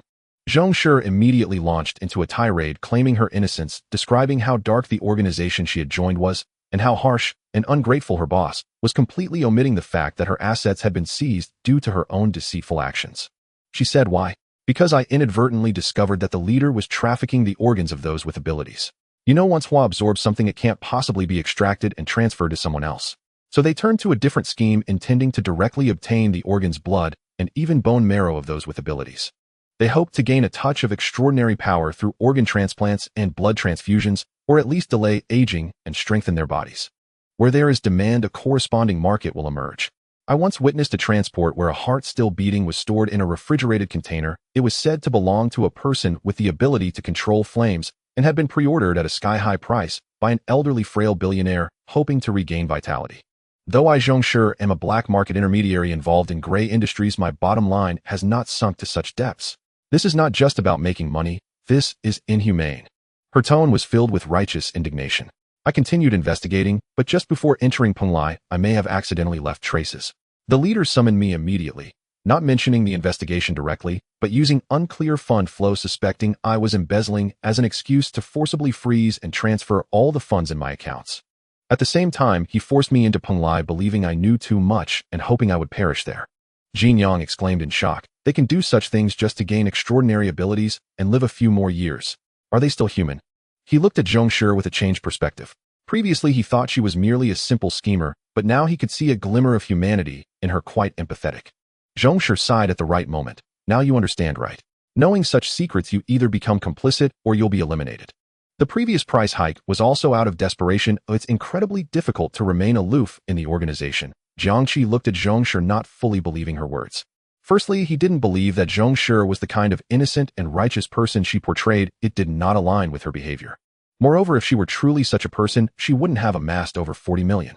Good-hearted, upright individuals don't make large sums of money, especially not in gray markets. Secondly, if that organization was genuinely aware of her covert investigation, eliminating her would be the most prudent choice. How could they leave her alive and let her enter Penglai? Were they not afraid she would be caught by the Bureau of Anomalies on her way to Penglai and report them in return? There were logical inconsistencies. Lastly, Jiang Qi simply had an instinctual disbelief. People like Jiang Qi speak one way to people and another to ghosts. Her words must retain at least some skepticism. However, the matter of organ trafficking she mentioned likely wasn't entirely false. He asked, is this organ transplant really effective? Can the recipients truly gain extraordinary abilities, or delay aging and enhance their physical condition? Jiang Qi replied, of course it works, otherwise how could those in power be so eager to pursue it? In the circles, the organs of those with abilities that manifest powers are referred to as source organs, such as eyeballs that grant X-ray vision or hands that unleash mental shock. These are truly priceless treasures. After transplantation, the inheritors indeed have a chance to gain a portion of the ability. As for other parts of the bodies of those with abilities such as blood, bone marrow, or even some enhanced muscle tissue, while they may not be organs that manifest abilities, they still contain vitality beyond the norm and are termed active organs. Transplanting or transfusing these is nearly impossible to gain abilities, but they do indeed help delay aging and enhance physical condition. Many elderly folks have rejuvenated because of this. Additionally, apart from direct transplantation, my previous organization also graded and packaged these, smuggling them abroad to be sold to institutions for taboo research. Jiang Qi asked, are there many organizations like yours? Jiang Qi replied, not too many, not too few. Jiang Qi chose not to pursue this topic further. While it darkened his mood, he also understood it was not something he could touch at this stage. The profit chain behind this was likely vast beyond his imagination. Jiang continued to lament, looking shocked. It's so dark, treating people as materials. Jiang Qi observed Jiang Qi's reaction, forcing a light and harmless smile. She tentatively said, so I've explained everything, can I leave now? As she spoke, one of her feet had already started to move back. Jiang Qi shook his head, his expression unchanged. Wait, you have no money, so you can stay and work until you've paid off 1 million. Ah. Jiang Qi was taken aback. Work? She never expected there was this option. Was she about to lose the freedom she was about to gain? She attempted to negotiate. Jiang, little brother, you're not joking, are you? Do I look like someone who would be a reliable worker? How about you let me go and I promise that once I rise again, I will definitely repay you with interest. Jiang Qi replied, you don't have the right to bargain. If you don't agree, then you can stay here, or as you said, those with abilities are treasures and can be divided into source organs and active organs. I believe someone will be willing to pay for those. Jiang Qi extended her palm. Stop. Enough. She hadn't expected that after just explaining to Jiang Qi, he would use her own words against her, and this karmic retribution came too quickly. She said, don't say that, it's too terrifying. I agree, okay. Looking at Jiang Qi's handsome face, she felt a wave of despair. This kid looked harmless and easy to tease, yet his thoughts were so sinister. Jiang Qi nodded and said, in that case, introduce your abilities without reservation. Show me your identity proof as an extraordinary person. I need to verify it. Jiang Qi inwardly cursed this kid for being as cunning as a ghost, while reluctantly starting to introduce her abilities. She had a total of 4 abilities: plant manipulation, accelerating the growth of plants, such as making seeds bloom and bear fruit instantly, or causing vines to entangle a target. Life perception, touching plants allows one to read environmental memories. Life factor, extracting growth hormone from plants to accelerate her own wound healing. And the ability she had just demonstrated, wood transformation. Here, that's it. As for the identity proof of extraordinary people, she operated her wrist device a few times, bringing up an electronic identity interface with anti-counterfeiting markings clearly displaying her basic information and ability records. However, on her ability record, only plant manipulation, life perception, and life factor were listed. She had evidently hidden the wood transformation ability as her trump card. If it weren't for Jiang Qi and Jiang witnessing it with their own eyes, she probably wouldn't have voluntarily revealed her wood transformation. As for plant manipulation, life perception, and life factor, these three skills had earned Jiang Qi a rating of C. You know, people usually adjust the information on these things, she chuckled. Jiang Qi regarded Jiang Shi's extraordinary abilities. He felt neither disappointment nor surprise. Jiang Shi's 4 skills with life factor and wood transformation being useful to her, while life perception leaned towards auxiliary reconnaissance. All in all, only plant manipulation held certain value. Overall, her combat ability was limited, more of a functional role. Limited combat power, but not entirely useless, Jiang Qi thought. Moreover, she has been mingling in the black market and the circle of extraordinary people for many years. Her experience and insights are evidently more valuable. Next, Jiang Qi asked, will your organization come looking for you next? Do they have means to track your location? Hearing this, Jiang Shi's casual demeanor faded as she said, under normal circumstances they should think I'm already dead. In a place like Pengline, 9 out of 10 who enter won't come out, which is their expectation. Moreover, my wrist device is personal. I discarded the other electronic devices in the mist long ago. They haven't left any electronic traces on me, and as long as I don't actively reveal myself, they have no need to expend great efforts searching for a corpse. Additionally, Dangzhou has now become the focus of national attention due to the appearance of Peng Lai. They're too overwhelmed to even consider me.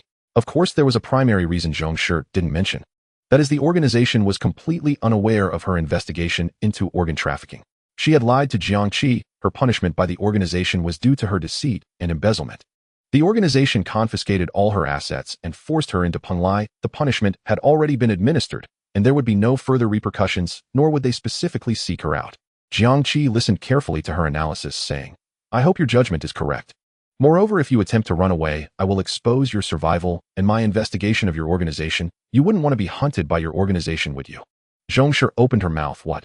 This? His words made it seem like he had accurately deduced that the organization was unaware of her investigation. Where did I slip up? She felt a chill run down her spine, chuckling awkwardly.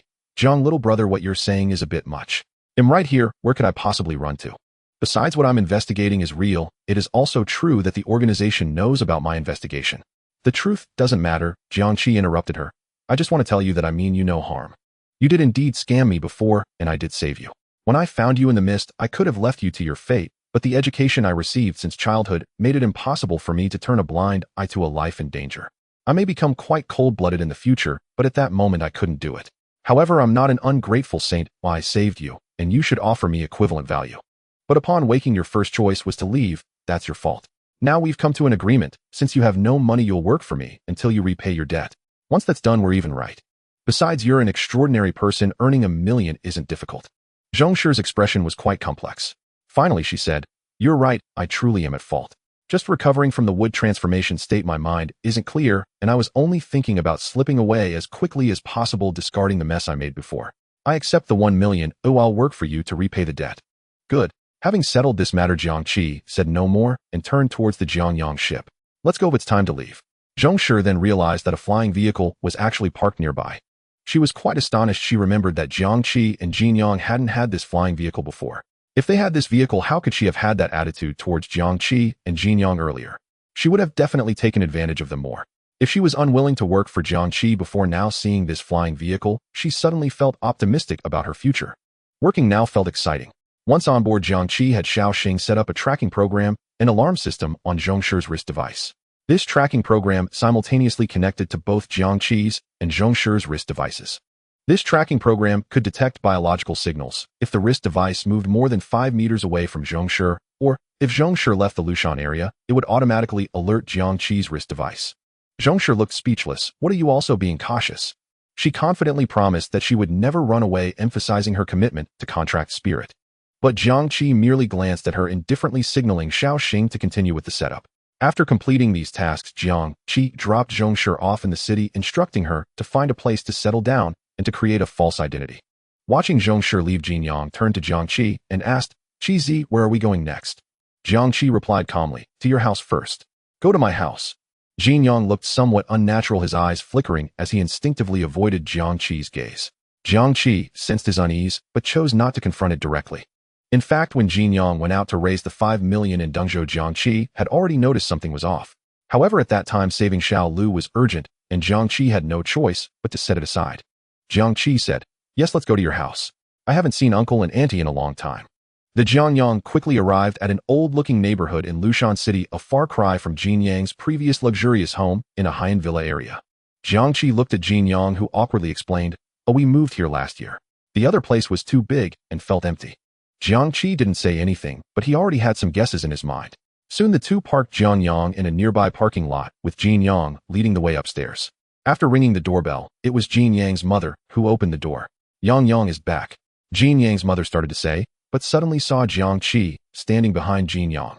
She froze for a moment, then her face broke into an incredulous smile. "Xiao Qi, you're back, auntie." Looking at Jin Yang's mother, a wave of bitterness rose in Jiang Qi's heart. In the past, Jin Yang's mother was extremely meticulous about her appearance, dressing fashionably and elegantly.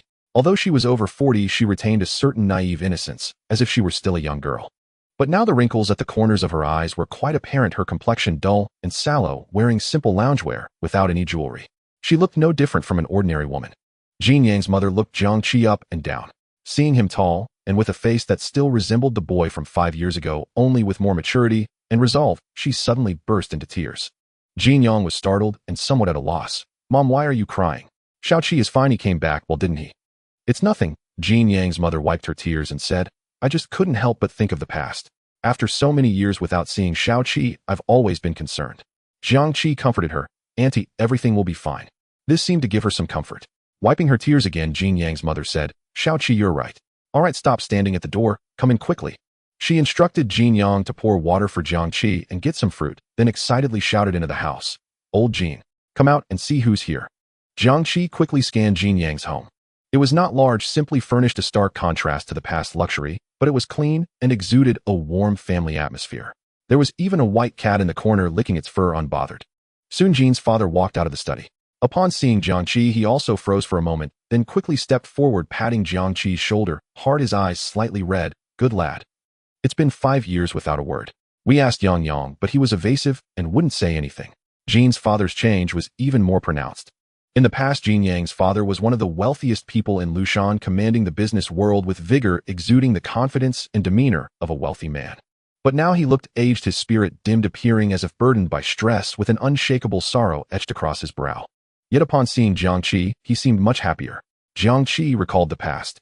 In the past, Jin Yang's mother would always buy him a piece of clothing. Whenever she bought Jin Yang's clothes, frequently inviting him over for meals, checking in on him, Jin Yang's father would often give him sincere advice from an elder's perspective. "Uncle, I'm sorry for leaving without a word 5 years ago," Jiang Qi said. Jin's father replied, "It's okay, what's important is that you're back. You young people have your own paths to tread."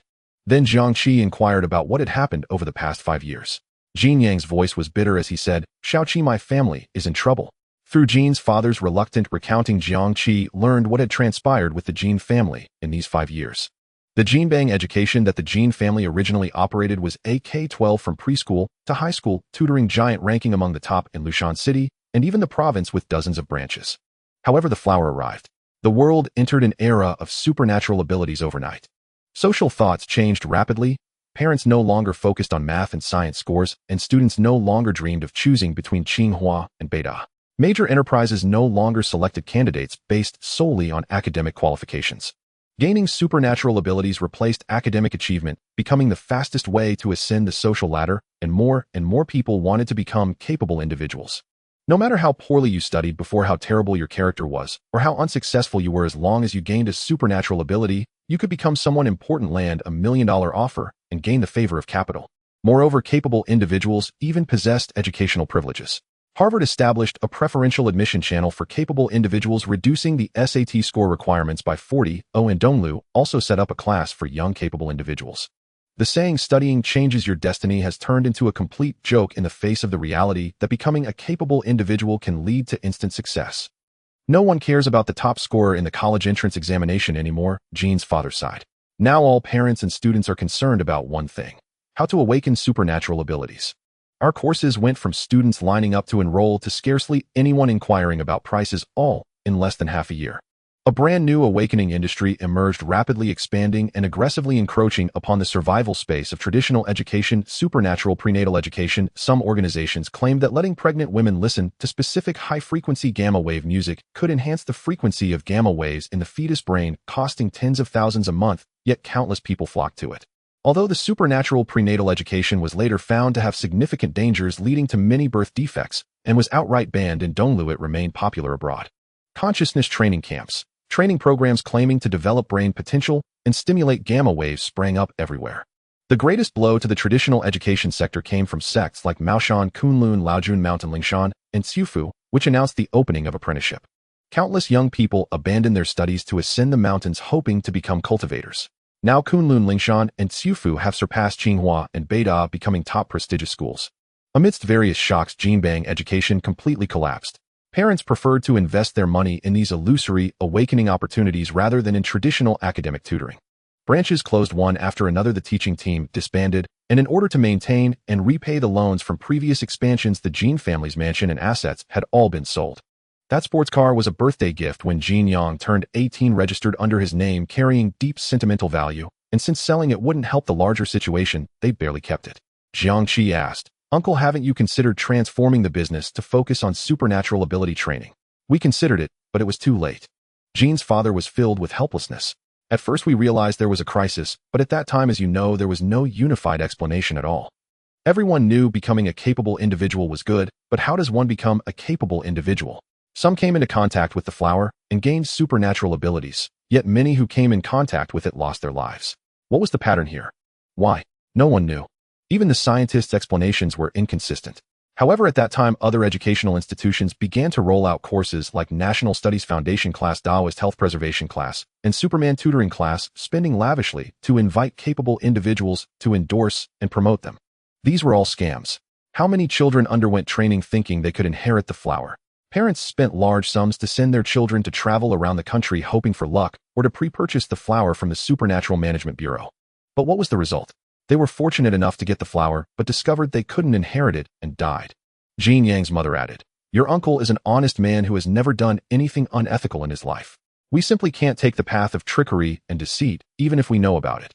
Jin's father continued, "It wasn't until 2 years ago that Professor Aiden Wu proposed that the ability to accept the flower was related to the gamma waves in an individual's brain that these institutions faced reckoning and began closing down."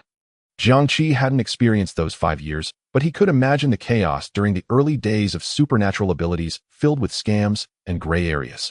Ultimately, it was the 18-year-old genius Aiden Wu who brought everything to an end. Jin's father smiled bitterly, but by then the Jinbang funding chain was already on the brink of collapse.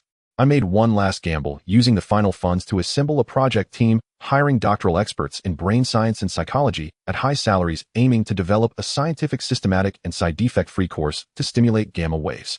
His tone was filled with sarcasm. "We conducted our research according to the strictest standards, only to find a conclusion: gamma waves are essentially fixed after a child becomes self-aware and exist within a limit, making it extremely difficult to enhance through external training, let alone meet the standards to inherit the flower.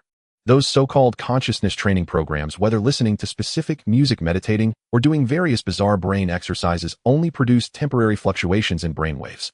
They could not break the limit and form stable and powerful gamma waves." Jiang Qi asked, "Uncle, are you saying that today's consciousness training is also a scam?" Jin's father replied, "Exactly. The current consciousness training industry is essentially an IQ tax, just a safer version of it.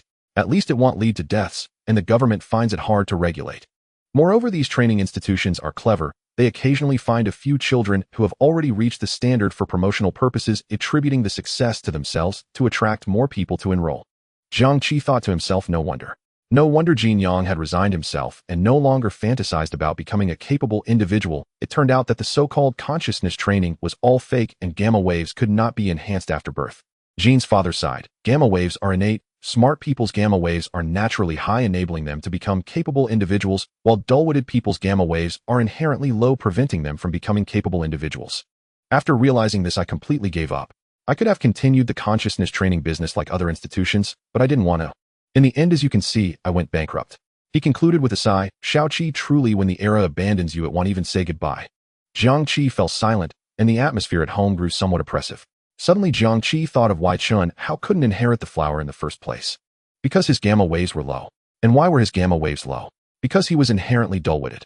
Because he was inherently dull-witted, he jumped into Ming Lake to touch the flower during the early days of supernatural abilities when all theories were incomplete and information unclear.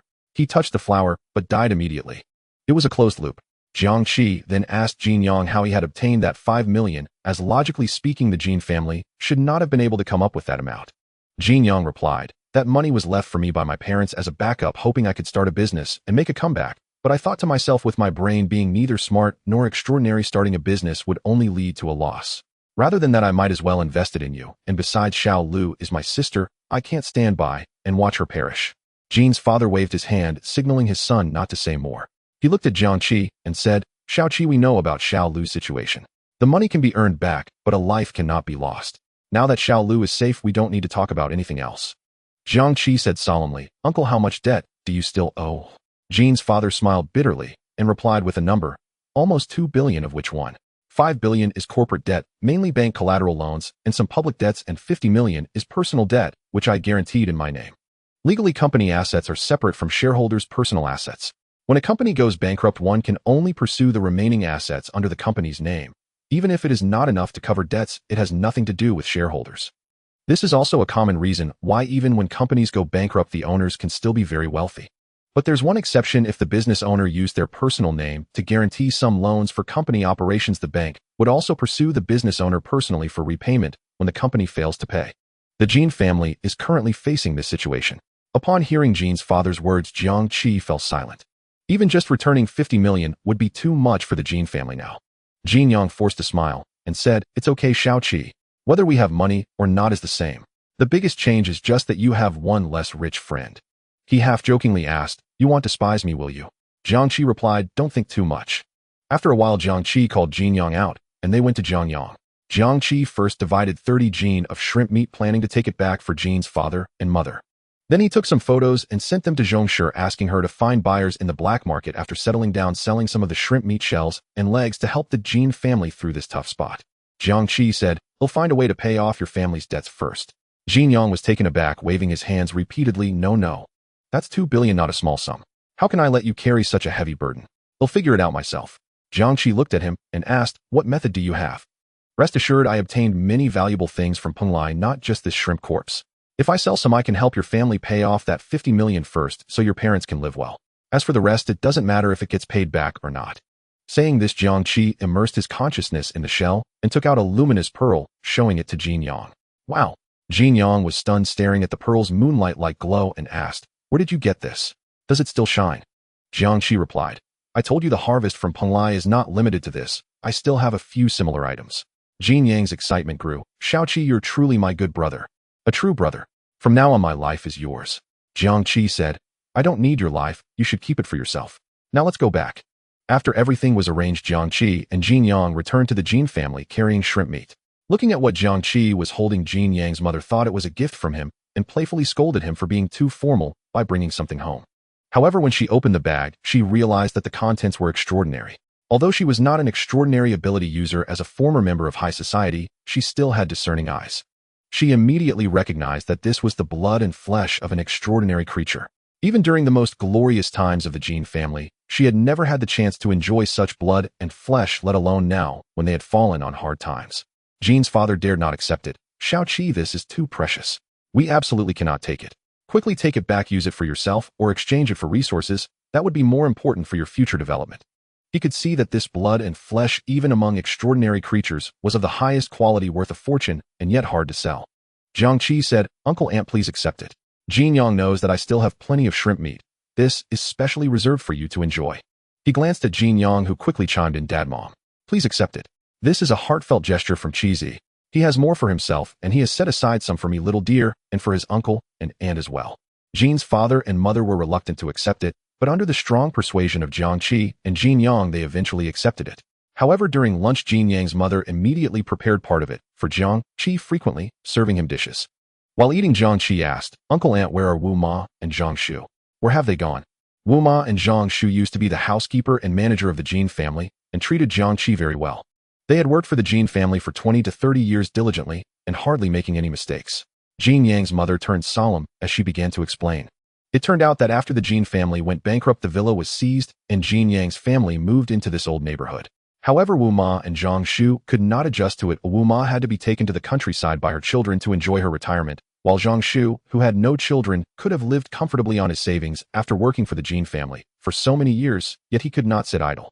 In the end, he took a job as a security guard in this neighborhood where the Jin family currently resided. He wanted to do his part to protect the Jin family from debt collectors. However, last year an incident occurred where extraordinary ability users attacked ordinary people.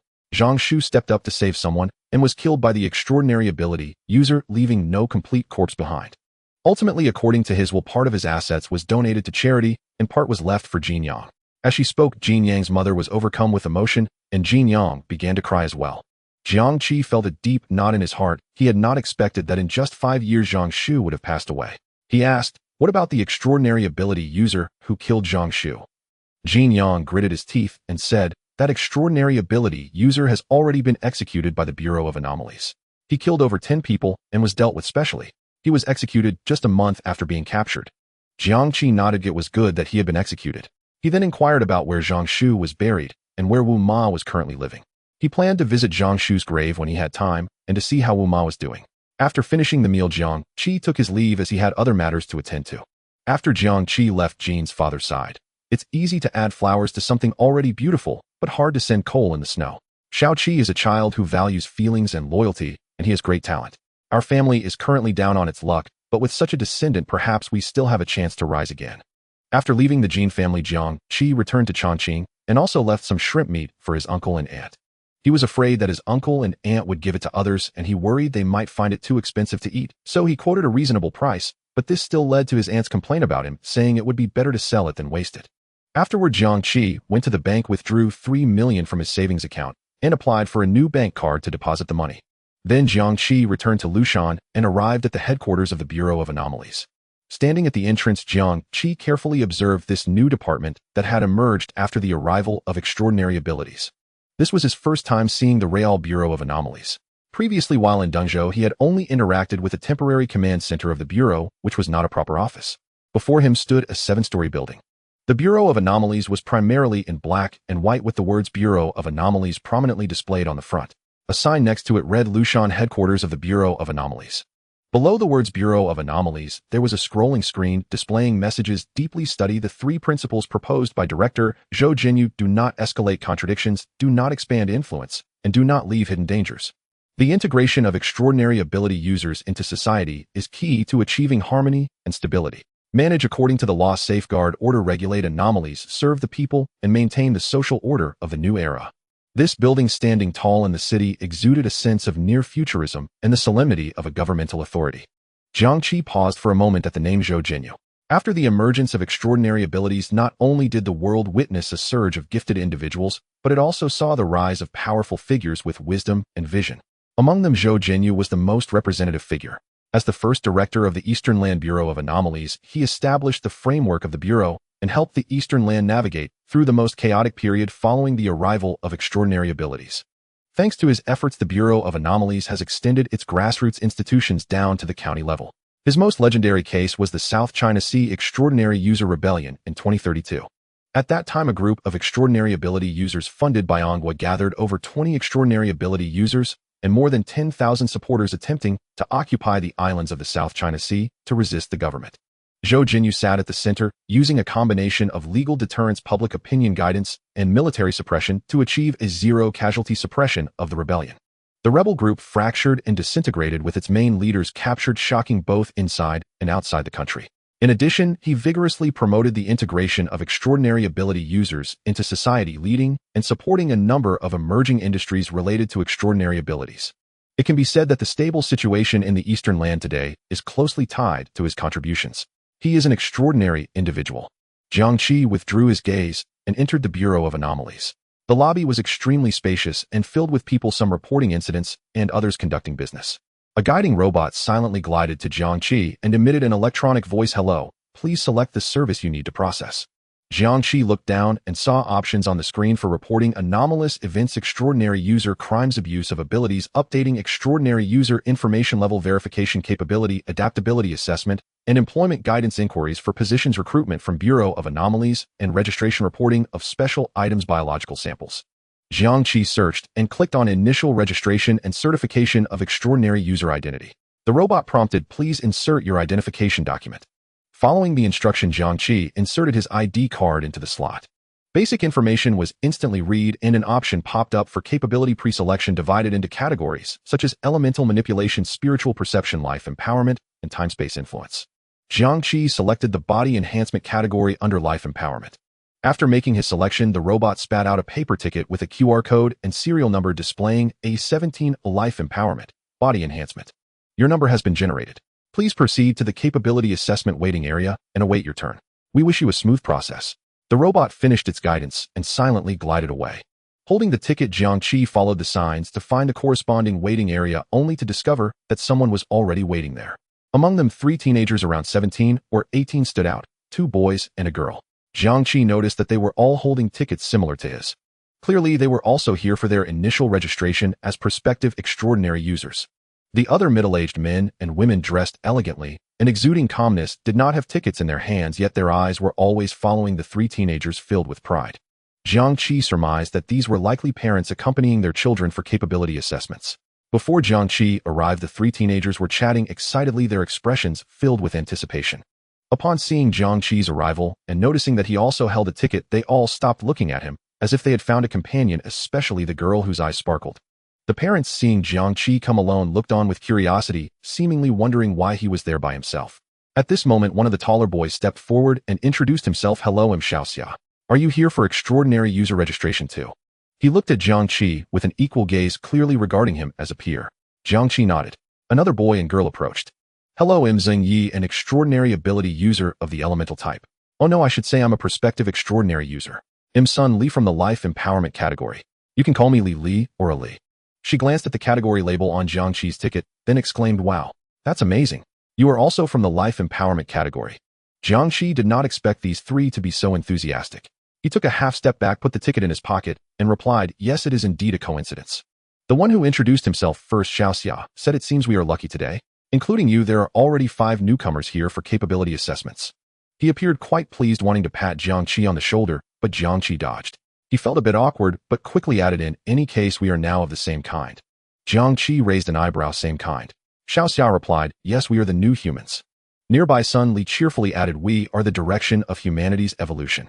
Look at those rich people and officials. They have wealth and power, but so what? They will never understand the world we experience, just like ants cannot comprehend how humans build skyscrapers. Extraordinary abilities are the future."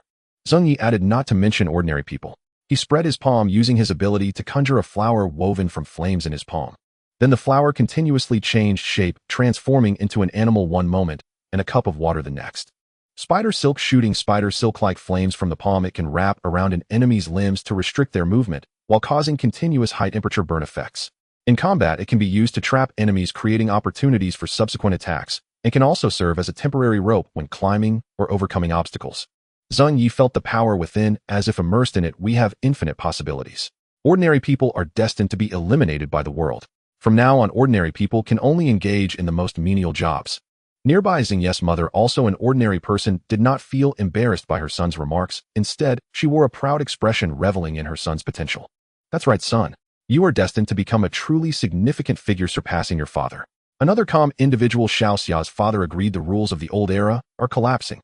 In the past, we pursued wealth accumulation and power status, but those have become secondary. The true core of the future is individuals like Xiaoxia, who possess the power to change reality." Xiaoxia, hearing his father's words, lifted his chin slightly and said to Jiang Qi, "See, even they understand this principle." Jiang Qi listened silently to their conversation. He clearly sensed that a class ideology based solely on being an extraordinary user was deeply ingrained and had even become a kind of consensus. Once this consensus takes root, it would spell disaster for ordinary people. This couldn't help but remind him of various protests and movements, both domestically and internationally. No wonder so many extreme movements have emerged in recent years, opposing extraordinary users and abilities, demanding the preservation of human purity by eliminating all extraordinary users. From a glimpse, one can see the whole picture. The contradictions between extraordinary users and ordinary people are becoming increasingly serious. Especially these three teenagers before him who were only 12 or 13 when extraordinary abilities emerged. They could be said to have grown up in the age of extraordinary abilities, and their thinking patterns and values were already different from those of previous generations. Even though Jiang Qi was only 5 or 6 years older than them, he was already from a different era. Moreover, in 10 or 20 years, a generation born with extraordinary abilities might come to see having such abilities as normal. By then, the conflict between extraordinary users and ordinary people could reach its peak. "Hey, why aren't you saying anything?" Sun Li asked when she noticed Jiang Qi had been silent. In her view, becoming part of the new humanity was a tremendous joy, and he should be just as excited. Jiang Qi shook his head and replied, "It's nothing. I'm naturally not talkative. You all continue, I'll rest over there." Thinking of Zhang Shu, who had been innocently killed by an extraordinary user, Jiang Qi felt a bit uncomfortable. He walked straight to an empty spot in the corner and slightly closed his eyes, no longer engaging with others and quietly awaiting the start of the assessment. Xiao Xia and the others were somewhat puzzled, not knowing what had upset him. Xiao Xia said, "Forget him, maybe he's just a bit introverted." "What a strange person." Zheng Yi adjusted his glasses and whispered in agreement, "Even if he has good abilities, if he's like this, his path will be harder." Sun Li felt a bit reluctant, thinking it was a pity, but seeing that her two companions had already changed the topic, she also withdrew her gaze. This small episode dampened their mood somewhat, but the three quickly resumed their enthusiastic conversation. The parents did not interfere with the exchanges among the young people. "Please call number A14, Zheng Yi, to testing room 2 for ability assessment." The announcement echoed as a man in his 30s with long hair and a weary expression walked out of testing room 2. Clearly, he had just completed his assessment. He glanced at the people waiting outside with a distant gaze, remaining silent as he headed straight for the exit. However, as he passed by Jiang Qi, he paused slightly, his gaze lingering on Jiang Qi for a moment, but quickly withdrew, continuing on his way, disappearing from everyone's sight. Jiang Qi looked in the direction where the man had vanished, his thoughts stirring. Why did he take an extra glance at me? Is it a mental perception ability? He temporarily suppressed this doubt. Meanwhile, Zheng Yi took a deep breath and, encouraged by his companion, strode inside. About 15 minutes later, Zheng Yi emerged, his face brimming with uncontrollable excitement. "How is it?" Xiao Xia and Sun Li immediately surrounded him. "Clever. Flame manipulation." Zheng Yi exclaimed, clearly thrilled. "The evaluator said my control precision is good and I have potential for development. If I master it well, I could reach sea level." "That's great." Xiao Xia patted his shoulder enthusiastically. "I knew you'd be fine." Sun Li genuinely rejoiced for him. "Sea level. That's already impressive. Even within the Bureau of Anomalies, he could be assigned to a county-level position as a small director. If he joined those large corporations for research, an annual salary in the tens of millions is possible." Soon after, Xiao Xia and Sun Li were sequentially called in, with Xiao Xia entering testing room 2 and Sun Li entering testing room 1. When Xiao Xia came out, he was brimming with confidence, having received a clever mid-tier evaluation. However, the level isn't the focus, or what matters is his ability. Emotion transmission actively release a single emotion such as calmness or ecstasy to influence a single target or a crowd within a 30-meter radius. When affecting a single target, the duration is long, and when affecting a group, the duration is short. Emotion warning passive effect: when there are intense emotional fluctuations such as murderous intent or despair within a 10-meter radius, a sharp pain will be felt at the temples, revealing the corresponding emotional color, allowing for early crisis detection. The latter, as a life-saving skill, goes without saying. The main focus is on the former, emotion transmission. The evaluator believes that compared to combat skills like flame manipulation, emotion transmission, which can have practical applications in daily life, holds greater value and is often sought after by various institutions and enterprises. For instance, emotion transmission can resolve interpersonal conflicts by releasing a calm emotion to help everyone cool down, or it can quickly establish interpersonal relationship efficiency by releasing a positive emotion to make others fond of oneself, or it can provide emergency psychological comfort by releasing a calming emotion to frighten crowds in sudden scenarios like accidents or disasters. At the same time, emotion transmission can be applied in the production sector to enhance employees' willingness to work, reduce negative labor, or release trust emotions to clients to facilitate transactions, and so forth. Of course, if misused, emotion transmission can incite crowds and create panic. It can be said that Xiao Xia's future is bright. Xiao Xia was also quite satisfied with his ability. It aligns more with his vision of being a superior person than mere physical enhancement or elemental attacks, possessing the power to influence and even control others' hearts. Sun Li, on the other hand, appeared slightly disappointed. Her abilities were rapid healing and microbial balance. Due to their limited effects, and since modern medicine can achieve similar results, she could only be rated as D level. Perhaps in the future she might reach D level, but breaking into C is out of the question. She looked at Xiao Xia and Zheng Yi, won a clever mid-tier and the other a clever with promising potential, realizing that just moments ago they were together envisioning a future as new humans, but now the hierarchy was clearly defined. She forced a smile, but didn't know what to say. Finally, as Sun Li exited, it was Jiang Qi's turn. Like Sun Li, he headed to Testing Room 1. Testing Room 1 resembled a small gymnasium filled with various devices. The evaluator was a fit male staff member with the nameplate on his chest reading Chen Feng. Jiang Qi noticed that besides this Chen Feng, there were several staff members in white coats sitting in the observation corridor. Chen Feng looked at Jiang Qi and said, "Jiang Qi, according to your declaration, your ability is body enhancement. We will now begin the specialized test. The test data will serve as the basis for your ability rating and record, so please give it your all." Jiang Qi nodded, understood. Chen Feng briefly introduced the 5 testing items: basic strength test, punch strength test, maximum speed test, impact resistance test, agility balance test. The first test involved a pillar with a massive metal push plate and a complex hydraulic sensing system with scales measuring up to several tons. As the test began, Jiang Qi took a deep breath, placed his hands on the push plate, slightly bent his legs, and began to activate all the muscle groups in his body. He also wanted to test his maximum strength. With Jiang Qi's push, the plate slowly moved the hydraulic rod, making a dull sound. The instrument's reading quickly climbed, soon surpassing 3 tons, then reaching 3, 2 tons, 3, 4 tons, 3, 5 tons. Finally, it began to slide back, stabilizing at 3, 4 tons. Chen Feng looked at the not so brawny, even slightly thin young man before him, a flicker of surprise crossing his face. Peak push force of 3, 5 tons, average push force of 3, 2 tons. According to standards, a level strength is 0, 40.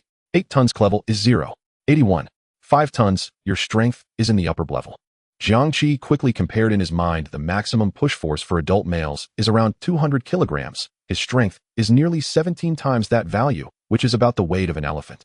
Chen Feng followed the procedure and asked, "Do you need a break?" Jiang Qi replied, "No need, let's continue." Chen Feng nodded and led Jiang Qi to the next area. The second test involved a heavy-duty punch testing device, a vertical stand with a target center made of special composite materials that can withstand dozens of tons.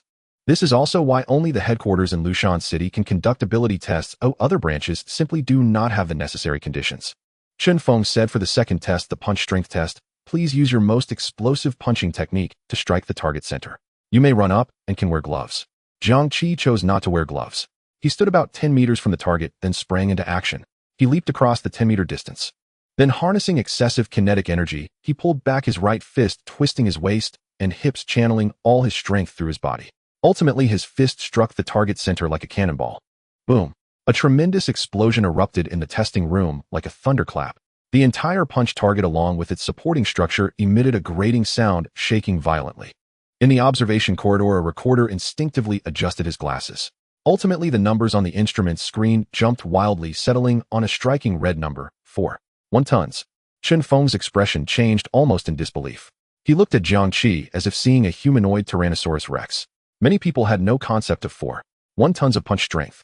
To put it plainly, this strength completely exceeds the conventional destructive power within the realms of nature and human technology. With 4, 1 tons of force concentrated in his fist and a contact area of about 0.01 square meters, the generated pressure is approximately 500 megapascals, more than 120 times the compressive strength of a brick wall. It is 8 times the impact limit of civil reinforced concrete slabs. It is 1 times the shear strength of ordinary Q235 steel plates.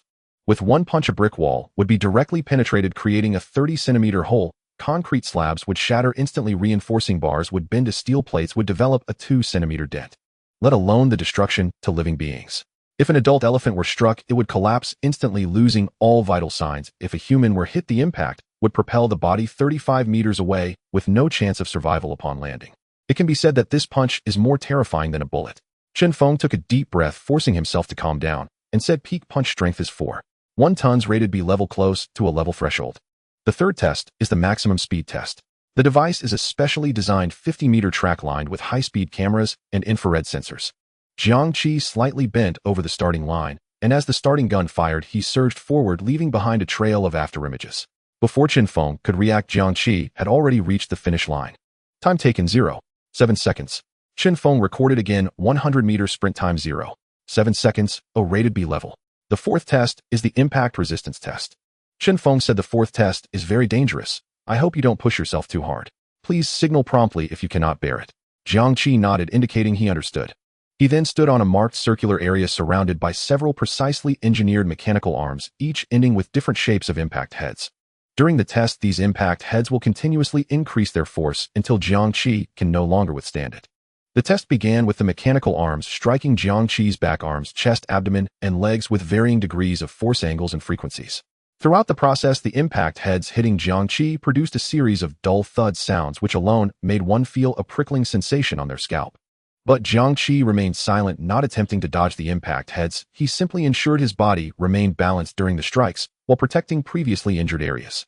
As Jiang Qi persevered longer, the impact heads continuously increased their force. Chen Feng and the observers were once again moved.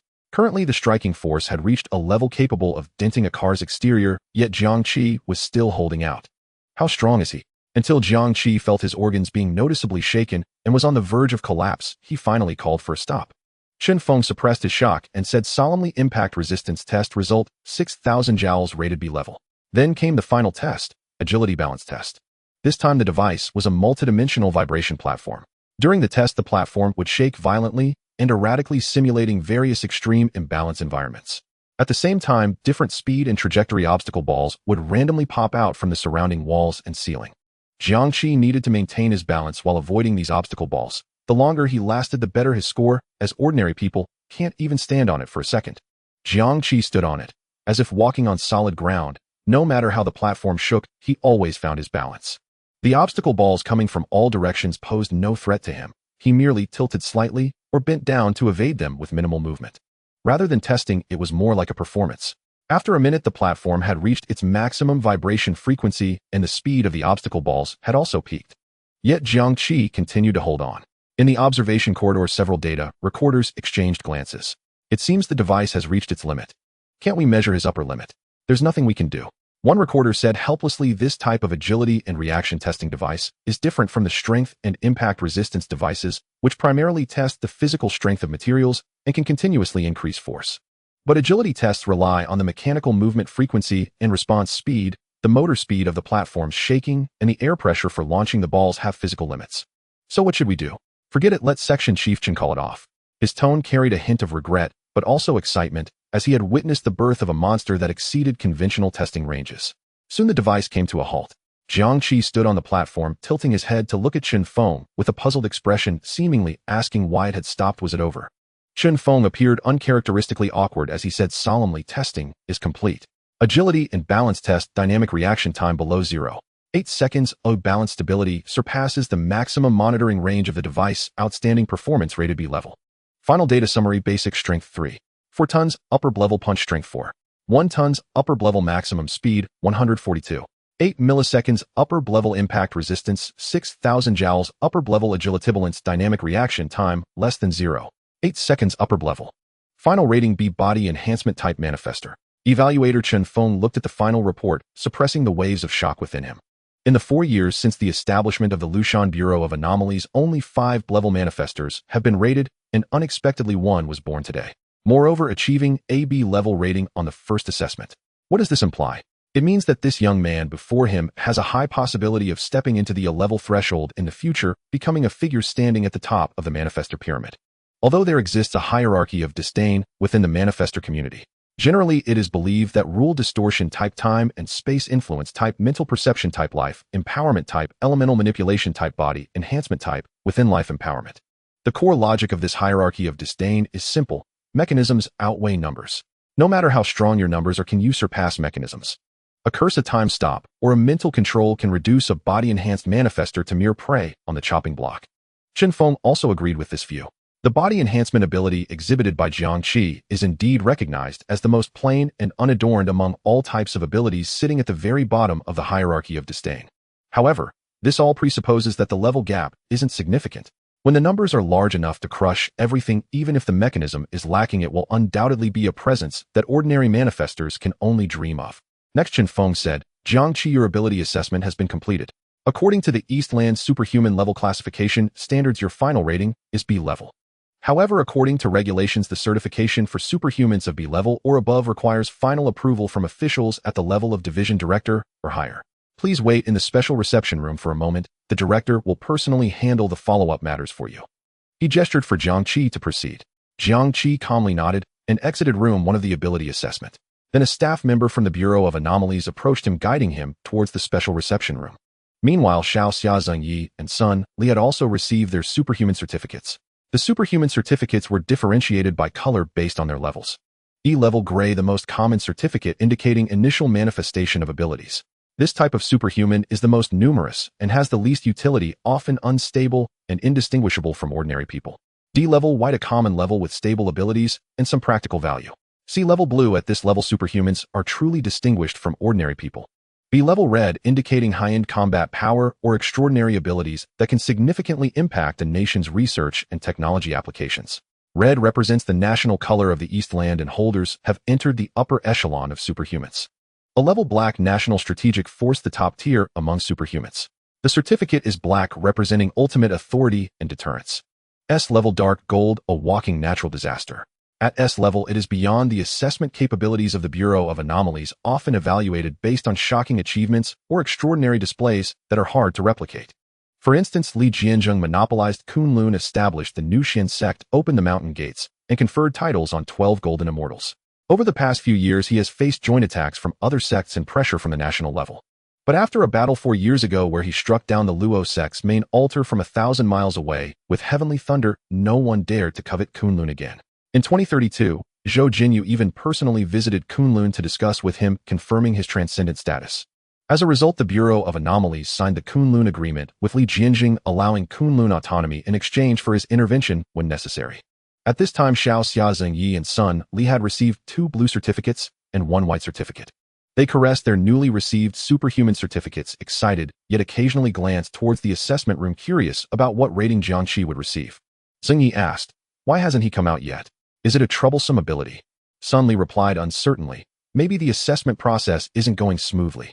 Xiao Xia analyzed, "That's a possibility. Generally speaking, a level superhuman struggle to stabilize their abilities, and the assessment might take a long time as they try to find their state, even requiring psychological counseling or medication to assist. They can't just unleash it well. A level superhumans are truly pitiful." Zhang Yi shook his head, expressing a sense of superiority. Indeed, Sun Li nodded in agreement. A level superhumans are like that. Their parents reacted similarly. Xiao Xia's father patted his son's shoulder and said, "Superhumans who can't even stabilize their abilities at a level will no longer be in the same world as you. I don't pay too much attention to them." Zhang Yi's mother added, "Xiao Yi, social circles are important. Your future acquaintances should at least start at D level." Though Sun Li's mother did not express superiority as strongly as the first 2 families, her attitude was quite consistent. She leaned closer to her daughter, saying, "Li, even though you're D level, at least you're stable. Once you master your abilities, you'll surely reach C level sooner or later." Sun Li's expression soured, thinking it was annoying that they always brought up her not reaching C level. However, she didn't express it as her companions were still present. This wasn't a moment for educating her mother. Just as they were talking, Jiang Qi's figure finally appeared at the hallway entrance. However, he was not alone. A staff member from the Bureau of Anomalies accompanied him. The Bureau staff member guided him respectfully, clearly displaying both reverence and awe, while Jiang Qi maintained a detached expression, just as he had before entering. Then they saw Jiang Qi follow the staff member into a special corridor marked authorized access that they were not allowed to approach. Xiao Xia, Zheng Yi, and Sun Li, along with their parents behind them, watched Jiang Qi walk inside. Throughout the process, Jiang Qi glanced back once. The air fell silent for a moment. Then Sun Li turned back to her 2 companions, her face full of confusion. What's going on? What is he doing there?" Xiao Xia also looked puzzled. "Has he completed his ability assessment? But why is the process different from ours?" Zhang Yi's voice trembled as he said, "I saw online that this corridor is specifically for high-tier superhumans. Only superhumans rated B level or above are allowed to enter there for certificate issuance." "B level?" Xiao Xia exclaimed in shock. Could it be that he received a B level rating? How is that possible? Sun Li also couldn't believe it. It shouldn't be right. Could it be a mistake? In the entire Lushan city, with a population of hundreds of thousands, only 6 B-level superhumans had been born in over 5 years. How could this seemingly weak and taciturn guy possibly be B-level? Zhang Yi weakly suggested, "Should we wait a bit? Wait for him to come out?" In the special reception room, Jiang Qi waited for about 10 minutes. The room was soundproofed very well with no outside noise, and the security level was high. Once inside, Jiang Qi found that his wrist device had no signal, and its photography, recording, and audio functions were all disabled. He didn't know what technology was used. After a while, the door opened, and a refined-looking middle-aged man with an imposing presence entered. The shoulder insignia showed that he was the director of the Bureau of Anomalies in Lushan City, Wu Guodong. "Sorry to keep you waiting, Comrade Jiang Qi." Jiang Qi stood up and shook his hand. "Hello, Director Wu. Please sit. Wu Guodong did not engage in small talk, but directly sat opposite Jiang Qi. He held a file containing encrypted information about Jiang Qi. The file detailed all of Jiang Qi's information from birth to the present. Jiang Qi, male, 23 years old. Born on April 14, 2012, at the First People's Hospital of Lushan City at exactly 3:30 p.m. His father's name was Jiang Sheng and his mother's name was Yulan. His mother passed away from illness when he was 9, and his father died in a gas leak accident at 12.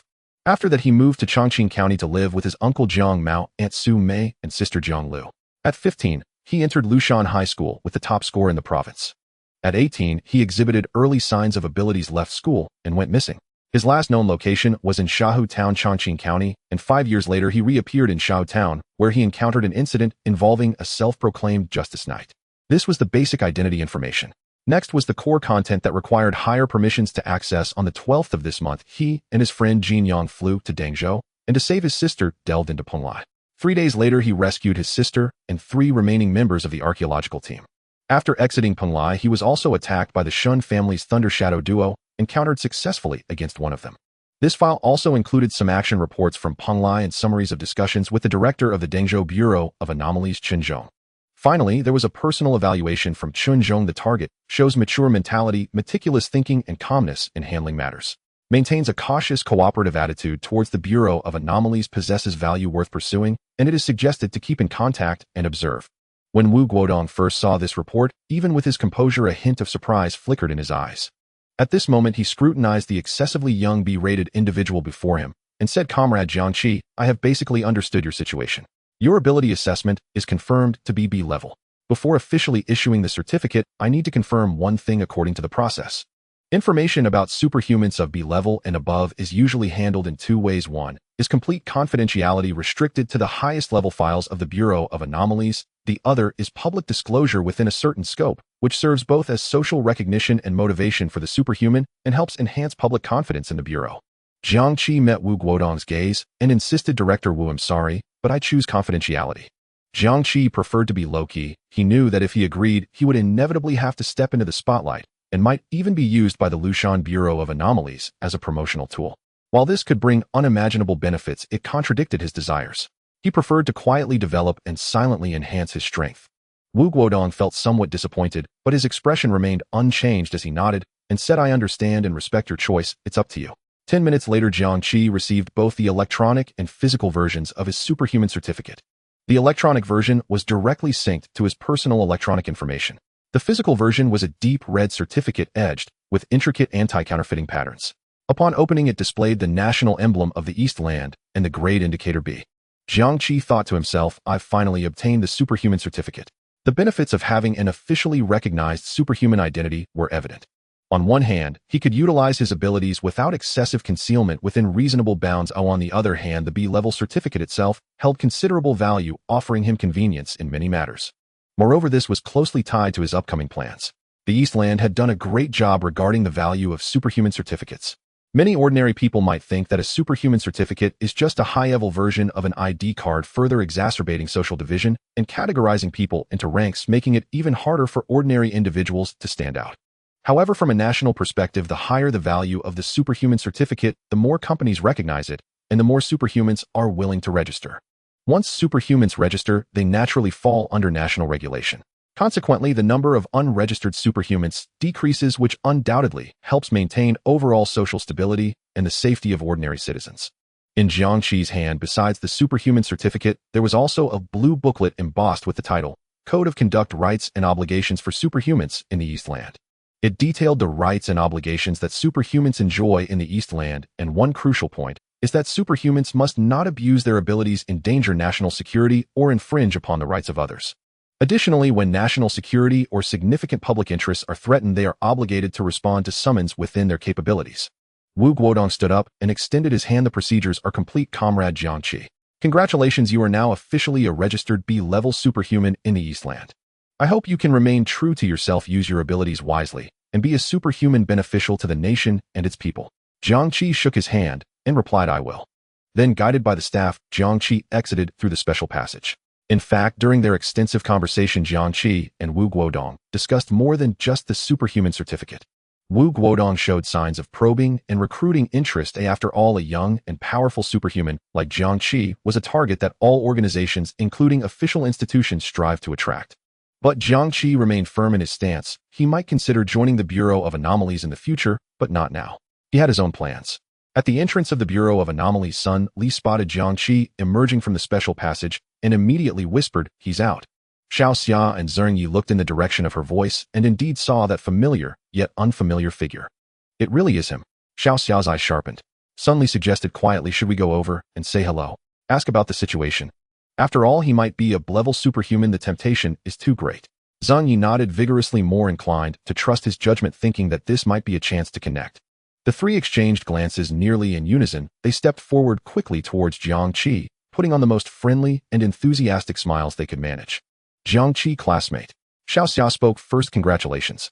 Did your assessment finish? What was the result?" Zheng Yi quickly followed up, adjusting his glasses. "Yeah, I saw you went into the special passage. Does that mean your rating is high?" Sun Li added with a hint of flattery, "We waited for you for a while. Shall we chat together?"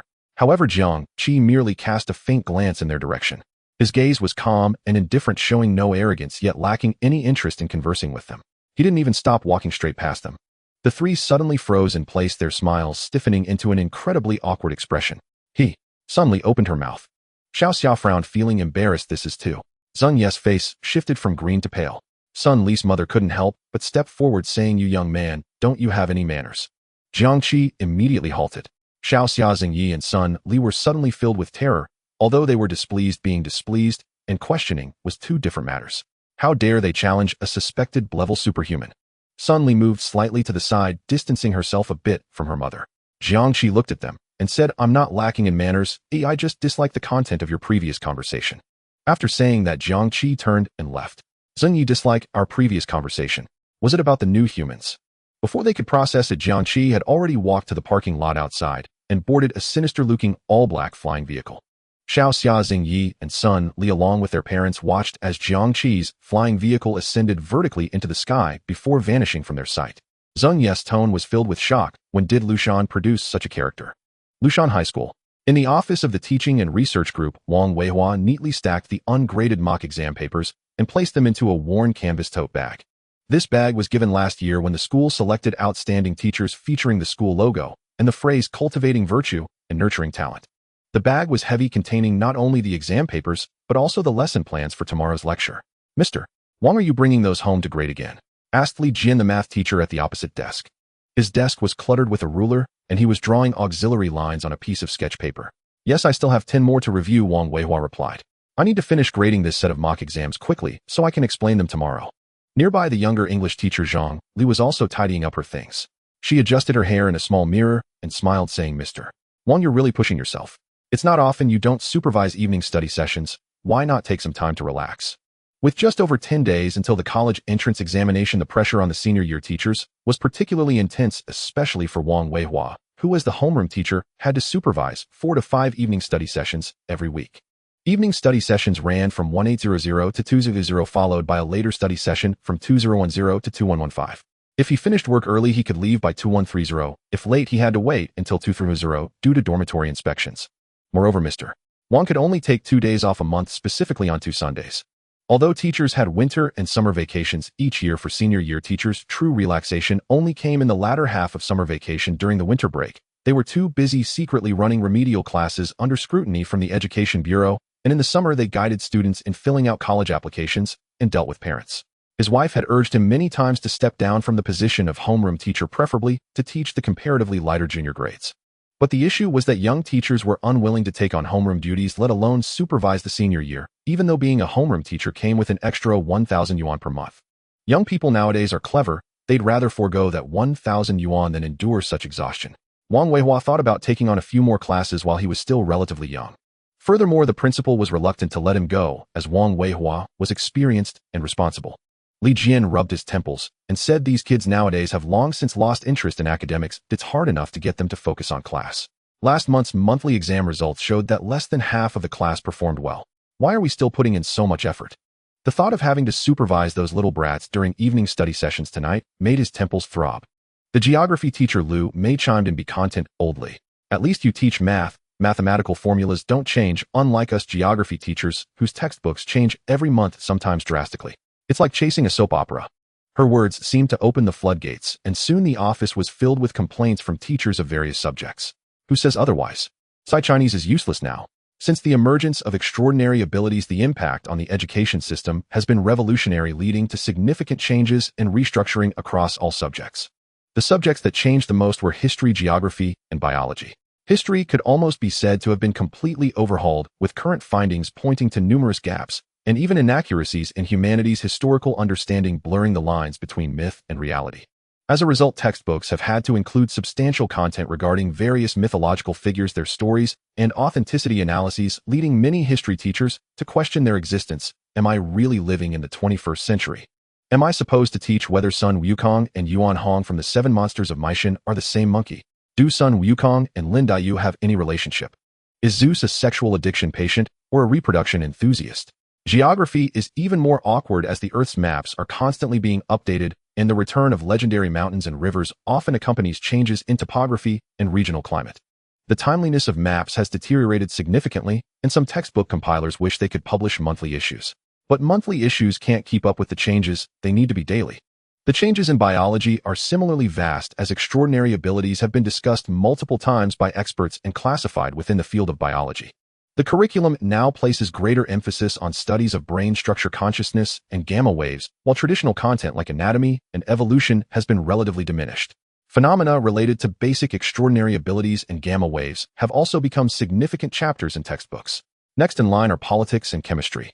Politics has incorporated content regarding domestic extraordinary management agencies, as well as major foreign extraordinary institutions, especially the speech of the Grand Chancellor 5 years ago, which has become a key exam point, with each new exam posing different questions and perspectives. Chemistry has also undergone a wave of changes, as the emergence of extraordinary abilities has spawned numerous new materials that did not exist before, necessitating continual updates to textbooks to include this cutting-edge knowledge. Relatively speaking, the importance of English, Chinese, and math has diminished. Meanwhile, the status of physics has become the most awkward, as current extraordinary abilities cannot be explained by physical theories, leading many to ponder whether this world is scientific or metaphysical, idealistic or materialistic. Physics. Are you seriously talking about physics now that the myth has revived? Newton's coffin lid has long since spiraled into the sky. Even if Newton were to be resurrected, he'd only be able to watch as the laws he proposed were manipulated by extraordinary beings with various abilities. Many teachers, half-jokingly and half-seriously, began to speculate that in a few years the subjects they teach might be directly cancelled in favor of new disciplines like fundamentals of extraordinary abilities, supernatural applications, and artificial intelligence. Amidst this atmosphere of finding humor in hardship, Wang Weihua did not participate in the discussion, instead quietly pouring the cold tea from his thermos into a potted green plant on his desk. In the depths of the night, did he also recall the great discussions about extraordinary abilities he had with those students who felt similarly lost, yet still eager to think 5 years ago.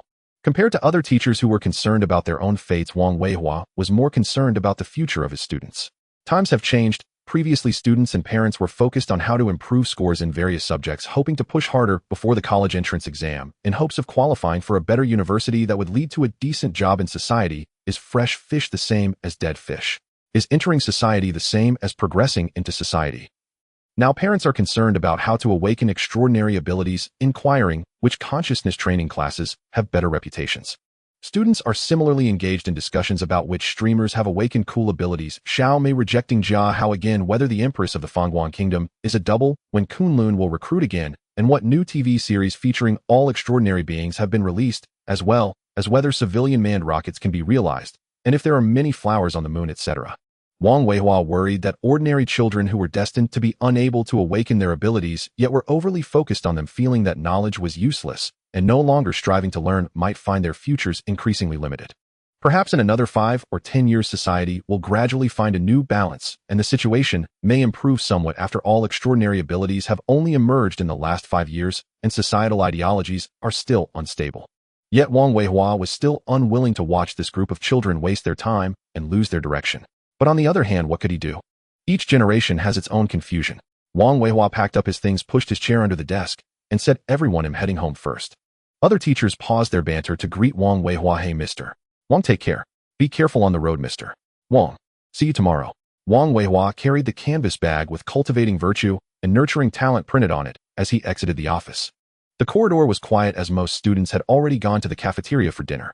Only a few remained in the classrooms, either engrossed in solving problems or chatting in small groups with some eating in the classroom. As he descended the stairs, Wang Weihua made a point to pass by the 2 classes he taught. He saw his students hurriedly put away their wrist devices and perception glasses. Through the window, Wang Weihua saw the countdown to the college entrance examination on the classroom wall indicating 13 days remaining, and he let out a sigh. Arriving at the bike shed behind the teaching building, he found his electric bike. Now that technology has advanced, his electric bike was hydrogen-powered and had a distinctly futuristic appearance. Wang Weihua placed the canvas bag into the trunk behind the seat, sat on the bike, unlocked it with his fingerprint, and smoothly rode out of the school gate. On the road, some students from his class would greet him when they saw him. He wasn't riding fast, and about 10 minutes later he arrived at the teacher's new village community. He slowed down, preparing to turn into the community entrance, when he suddenly spotted a tall, slender figure standing beside the gate. The person was holding a bag and appeared quite tall, but it was getting late, and in the dim light Wang Weihua couldn't see their face clearly. It was just that silhouette that felt very familiar. His heart skipped a beat, and he instinctively squeezed the brake, then slowly approached to get a better look at the person's face. At the same time, an unbelievable guess began to deepen in his heart. His heart raced uncontrollably, and his hands trembled. Just then the figure seemed to sense his gaze and turned around. A clear face, bright eyes. Still young, still calm, still tall and straight like a pine tree, still full of vigor, still youthful, still handsome. It was his white moonlight student, Jiang Qi. Jiang Qi, is it you? Wang Weihua couldn't believe it. Jiang Qi nodded and said, "Sorry, Mr. Wang, it's me. You rascal. Why didn't you reply to my messages?" 1,000 words stuck in his throat, and Wang Weihua didn't know where to start. He asked the most pressing question at that moment, "Did you come to see me?" Jiang Qi nodded and said, "Yes, I asked Jin Yang and found out that you live in this community. I was just thinking of messaging you to ask what time you finish work." Jin Yang. Who is that? Wang Weihua looked puzzled, not recalling this name at all, even doubting whether he had taught this student. "Is he from our class?" Jiang Qi replied, "No, he's from the same grade, but a different class." "Oh, I remember now. He's the one who often comes to find you in our class." Wang Weihua suddenly realized he was quite concerned about Jiang Qi's life, and suddenly remembered Jiang Qi's only friend in high school. He then asked, "Do you still keep in touch with him?" Jiang Qi nodded. "I only contacted him after coming back. Today I came to see you, Mr. Wang, and also to discuss something." "Mr. Wang chided, "Why didn't you say so earlier? If I had known, I would have asked your teacher's wife to buy some groceries in advance. Luckily, I don't have to supervise evening study today. Otherwise you wouldn't know how long you'd have to wait." Jiang Qi replied, "I just got here too." Wang Weihua glanced towards the shops at the community entrance where there were vendors selling vegetables, buns, roast duck, and several restaurants. He mentally calculated there were a few potatoes left in the fridge at home, and they didn't seem to have sprouted yet. He needed to buy a fresh fish, preferably for steaming, and stir-fry some greens. Right, that roast duck is also delicious. Since Jiang Qi is here, he should try it. Also, this kid might drink now, so I should buy a nice bottle of liquor. Jiang Qi noticed his gaze and said, "Mr. Wang, there's no need to buy groceries specifically." He lifted the bag he was holding and said, "I brought some." Wang Weihua reprimanded, "Why are you bringing things when you come to your teacher's house?" Jiang Qi explained, "Mr. Wang, it's nothing, just some ingredients I brought from home. It didn't cost me anything. Even if it didn't cost you anything, it's still not acceptable." Hearing it was from home comforted Wang Weihua a bit, and he softened his tone, but still insisted on his principle. "Next time you come, you can't bring anything, not even ingredients." Jiang Qi nodded obediently, his demeanor very serious. "Okay, Mr. Wang, I will listen to you." Only then did Wang Weihua feel satisfied. However, he ultimately didn't heed Jiang Qi's advice. He stopped the bike and let Jiang Qi watch as he picked out a lively carp from the fish stall and ordered a well-balanced duck from the roast duck shop. After finishing the shopping, he asked Jiang Qi, "Can you drink a bit? Join your teacher for a couple of drinks." "I can have a little with you," Jiang Qi replied. Wang Weihua smiled and then went to the liquor store to buy a bottle of brandy he usually couldn't bring himself to buy. After finishing up, he hung the items on the handlebars, unwilling to let Jiang Qi carry them, and patted the back seat of the electric bike. "Come on, hop on. We live in that building over there not far." Jiang Qi swiftly sat on the back seat, feeling a little curious. He had never ridden such a modern electric bike before. Meanwhile, Wang Weihua thought to himself, would it be too shabby to let Jiang Qi ride the electric bike? Lost in thought, the electric bike carried the teacher and student into the community. Upon arrival, Jiang Qi eagerly grabbed some bags, and Wang Weihua also took one, then parked the bike and led Jiang Qi upstairs. The old elevator emitted faint creaking noises as it operated. Wang Weihua looked at Jiang Qi beside him and suddenly recalled his earlier words, so he asked, "By the way, Jiang Qi, you said you wanted to talk about something. What is it?" Jiang Qi's voice was particularly serious. "Mr. Wang, I want to retake the college entrance examination." Wang Weihua was stunned. "You want to retake the college entrance examination?" Jiang Qi observed Wang Weihua's hesitant expression and said, "Teacher Wang, I know you have many questions for me. Perhaps we can talk over dinner." Wang Weihua nodded in agreement. Indeed, the questions were too numerous and scattered. The elevator lobby was hardly the place for such a conversation. You're absolutely right, Jiang Qi. Let's wait until we're home. As the front door opened, a warm, lived-in atmosphere washed over them. Li Jing, Wang Weihua's wife, was in the kitchen picking vegetables and stepped out upon hearing the commotion. She worked at the sub-district office, a public sector position responsible for community cultural promotion and resident affairs coordination. The job offered relative stability. She usually left work on time, though occasional overtime was required during civil inspections emergencies, such as heavy rainstorms, pandemics, supernatural incidents, or crimes committed by manifestors. Yet such instances remained infrequent, making it a notably low-stress post. You're back? And this is... Li Jing glanced curiously at the unfamiliar young man behind her husband. Wang Weihua's voice trembled with barely concealed excitement. My former student. I've told you about him before. Jiang Qi. Li Jing strained her memory and recalled he had been her husband's student 5 years earlier, the one whom every teacher at the school had once hoped would become the province's top-scoring Gaokao candidate. Yet he vanished without explanation just before the national college entrance examination. Her husband had grieved deeply over his disappearance. Last week, Li Jing noticed her husband acting strangely, constantly checking his wrist computer, his expression flickering between anticipation and anxiety, his mind often elsewhere, punctuated by frequent sighs, precisely matching the behavioral pattern described online as married for years suddenly reconnecting with a first love. Her heart lurched. She feared their marriage might be in crisis, only to discover it was merely the unexpected return of a student who had disappeared 5 years ago. So this was him. Understanding dawned within her, yet she revealed nothing outwardly. Only studied Jiang Qi more closely, noting his refined bearing, serene composure, and exceptional presence. Still beneath her calm facade stirred the same unspoken question that troubled Wang Weihua, and an added layer of wariness he lacked. Where had he been all these years? How had he reappeared so suddenly? A subtle unease settled over her. Jiang Qi bowed slightly and greeted her politely. Respected teacher's wife. Hello. Please come in and sit down. I remember hearing old Wang speak of you. Li Jing smiled warmly, then turned to her husband. Old Wang, why don't you take Jiang Qi to the living room and catch up? I'll prepare dinner. Wang Weihua handed her the freshly bought fish and roasted duck. Here, add a dish. Jiang Qi likewise offered his bag. Teacher's wife, I brought some shrimp meat. Li Jing accepted it. The weight surprised her. It felt like 3 or 4 Jin. She opened it to reveal a tightly sealed chilled bag inside, which lay pale pink, unusually large meat chunks. She exclaimed in astonishment, what kind of shrimp is this? The flesh is enormous. Their size far exceeded any she'd ever purchased. Jiang Qi explained, a friend brought them from out of town, a rare variety. The flavor should be quite pleasant. I thought I'd share them with teacher and teacher's wife as a delicacy. Shall I assist in the kitchen? No need, Li Jing replied, her impression of Jiang Qi warming further. I can manage alone. Please go ahead and relax. Jiang Qi complied gracefully and entered the living room. Wang Weihua knocked lightly on a closed door. Yichen, come out. There's a guest in the house. After a moment, the door creaked open reluctantly. A teenage boy emerged wearing perception glasses, his hair slightly disheveled. Wang Weihua's son, Wang Yichen. Though Wang Weihua was 43, his son was only 14, a not uncommon situation as both he and Li Jing belonged to the typical post-90s generation. Having received higher education, they faced intense academic and professional pressures.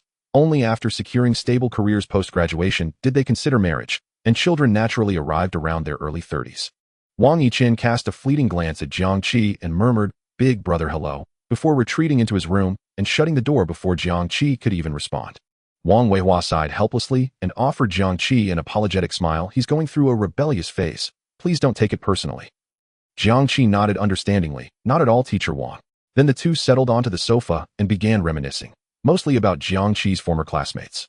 Wang Weihua asked, do you still keep in touch with anyone from your class? Jiang Qi shook his head. No. His teacher pressed further, at least via contact information. Jiang Qi replied, only the class monitor Kong man. Wang Weihua exhaled softly. Gazing out the window at the dim afternoon light, he seemed to pierce through time itself, to the vivid faces of 5 years past. How things change. Jiang Qi asked, Teacher Wang, what exactly happened back then? Though Jiang Qi knew the broad trajectory of global development over the past 5 years, and recognized several landmark events, he knew little about the fates of ordinary people, especially those close to him. Wang Weihua asked, you truly remember nothing? Jiang Qi shook his head again.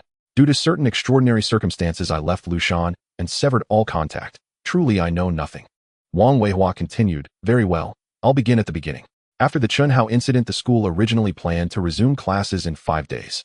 But no one anticipated that on May 13th, the state would publicly disclose the existence of manifest abilities overnight, prompting nationwide school closures and an abrupt shift to remote learning. Yet scarcely 1 in 10 students could focus properly on their studies. Soon matters worsened. Dramatically supernatural phenomena erupted across the country, severing communications entirely in many remote regions. More terrifying still was the vacuum between the collapse of the old order and the establishment of the new, during which countless manifestors ran rampant, committing senseless murders and robberies. The Gaokao was postponed to July 7th and 8th. Each examination site was guarded by fully armed special operations personnel. Upon completion, candidates were required to depart immediately along pre-designated routes, minimizing exposure time outdoors. Jiang Qi could easily envision the immense societal pressure gripping the nation at that time. Wang Weihua added, even so, numerous antisocial manifestors stormed testing centers using their abilities, and others, having secretly awakened, exploited theirs midexum, either for personal gain or to sow chaos and disrupt order. Of our class of 37, 33 sat for the exam, but only 25 surpassed the first-tier university admission threshold, and just 14 gained entry to elite institutions. Jiang Qi was startled by the figure. After all, Lushan High School ranked first in the city. In Class 23, its most elite cohort consistently averaged over 630 points, with elite institution admission rates exceeding 95% and first-tier rates nearing 100%. Yet that year, only 25 cleared the first-tier threshold, and just 14 secured elite placements. Logically, that made no sense. Even if students' performance suffered due to the turbulent times, university admissions weren't based solely on raw scores, but on percentile rankings. Did it mean only his classmates underperformed, while others excelled? No, they must have performed even worse. Wang Weihua explained, first, the knowledgeism ideology spread virulently, causing national test scores to plummet catastrophically. Many universities either lowered admission thresholds only marginally, or refused to lower them at all, preferring selectivity over compromise. Second, educational resource allocation underwent major restructuring, though I won't elaborate further. Jiang Qi nodded, choosing not to pursue the topic, and instead asked, only 33 classmates took the exam that year. Besides me, there were 3 others. Wang Weihua's face contorted with pain. They died. They never reached the exam. Jiang Qi's brow furrowed. How did they die? Wang Weihua sighed deeply. They died while online. Jiang Qi felt a surreal dissonance. Online. Wang Weihua continued. There was a notorious manifestation user. You can search for him now.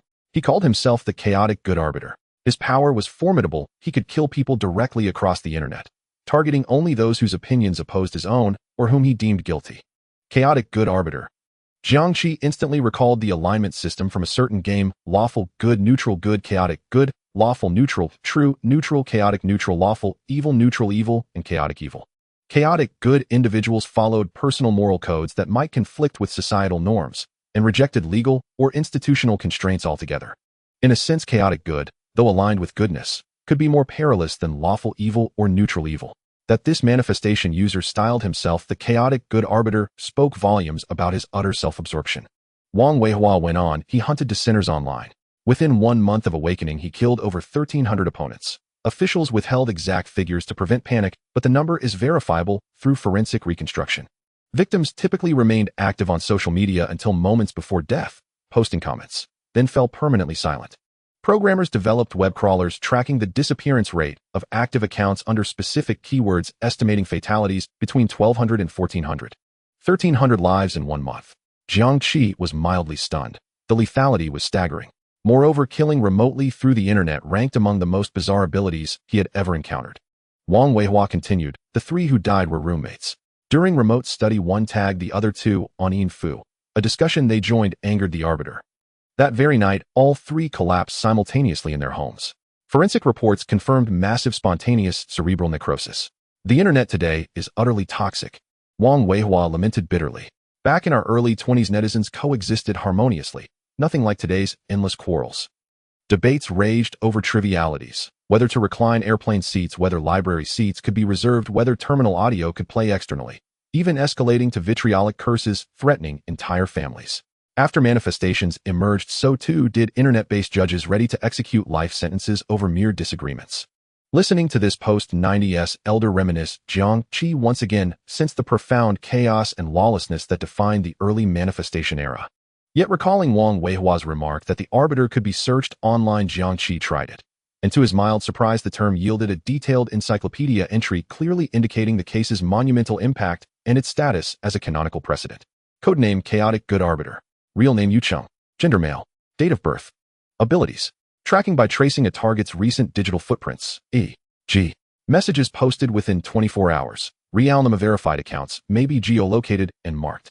Data stream biological assault. Flooding neural pathways with chaotic data simultaneous shrieks, in 10 languages torrents of advertisements, or meaningless information inducing instantaneous cerebral death.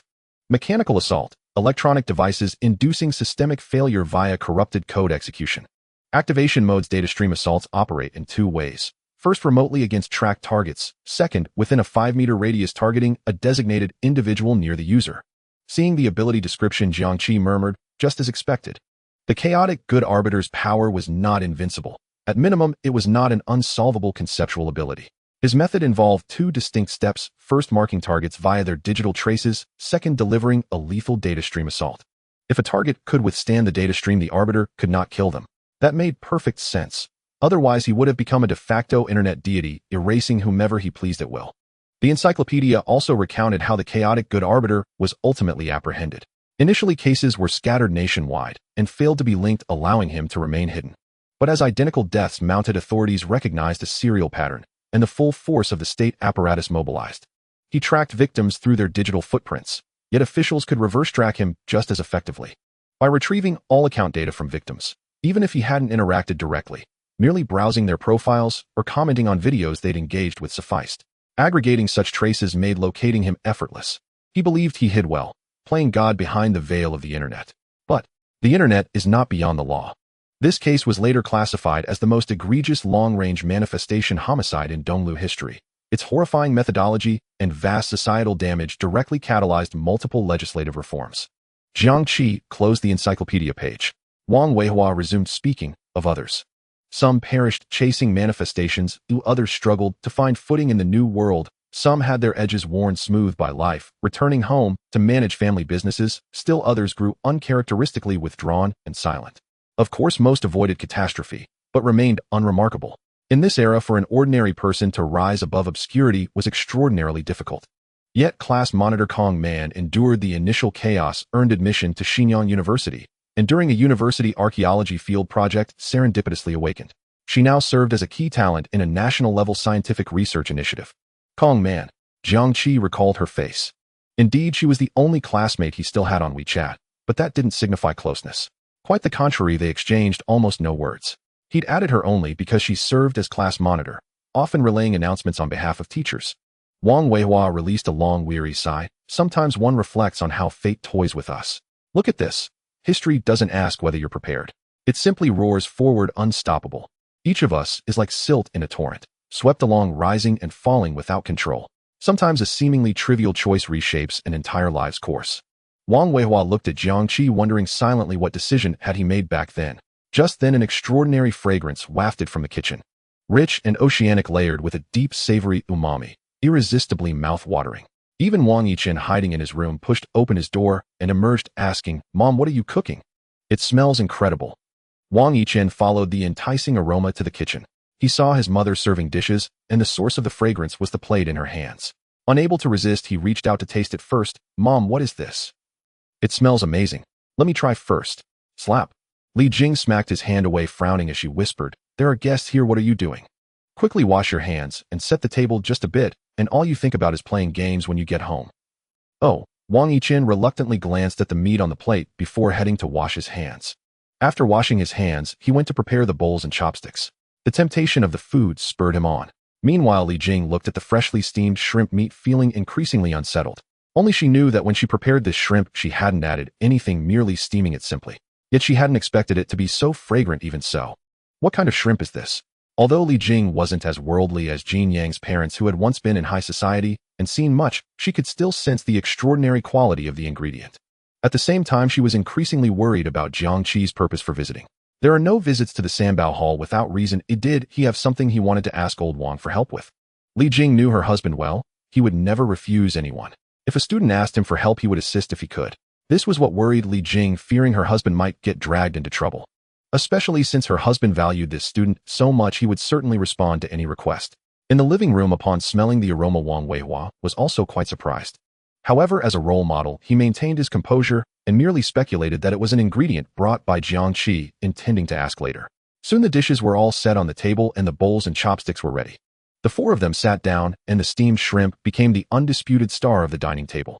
The meat displayed a translucent pinkish-white color, firm and plump, exuding an increasingly rich fragrance. Jiang Qi poured wine into the glasses of himself and Wang Weihua.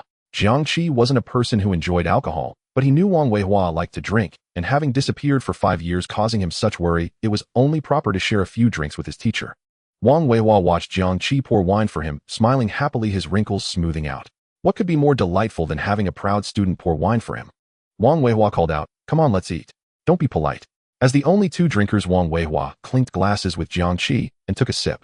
After taking a sip, Wang Weihua savored the rich flavor of the sauce while observing Jiang Qi's expression. Seeing Jiang Qi frown slightly, seemingly struggling to swallow, he chuckled, feeling that today was truly the happiest day he had experienced in years. He asked with concern, "Is it okay? This wine is a bit strong. If you don't want to drink it, you don't have to." Jiang Qi felt a burning sensation in his mouth and throat, somewhat unaccustomed to it, but he suppressed it and replied, "It's fine, no problem." Wang Weihua observed Jiang Qi's slightly strained but determined expression, and his smile deepened. "Take your time with the wine, it will go down easier." Meanwhile, Wang Yichen ignored the two drinking and with a clear goal in mind directly picked up a piece of shrimp meat and stuffed it into his mouth. After just 2 chews, his eyes widened in disbelief. "Oh my, this meat is incredibly delicious." Wang Yichen felt that this shrimp meat far surpassed any seafood or meat he had ever tasted. Furthermore, once swallowed, a warm current spread from his stomach to his limbs, enveloping him in comfort. "Mom, you should try this," he said, offering a piece to his mother. Li Jing took a bite, and her face gradually revealed a look of surprise as she exclaimed, "This meat is exceptionally extraordinary." "Is it, eh?" Wang Weihua, noting the strong reaction from his wife and son, curiously tried a piece. The meat was firm and springy, and the extreme freshness flooded his mouth. After swallowing, he felt the exhaustion of recent days vanish.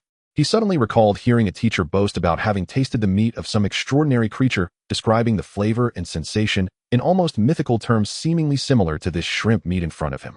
His heart skipped a beat as he looked sternly at Jiang Qi. "Jiang Qi, you need to tell the truth to your teacher. Where did this meat come from? How much did it cost?" Li Jing chimed in. "Yes, Xiao Zhang, what you brought is too precious. Your teacher never accepts such expensive things. Tell us how much it cost, and before you leave we will settle it for you." On one hand, she didn't want Jiang Qi to incur expenses. On the other hand, she didn't want to feel indebted, fearing Jiang Qi might later ask for something they couldn't manage. It was better not to take advantage. Jiang Qi remained calm and replied, "Teacher Wang, Auntie, I still have more than half of this shrimp left. Most of it is for sale, a small portion is for gifting. You and Auntie can enjoy it without worry. The source is very safe."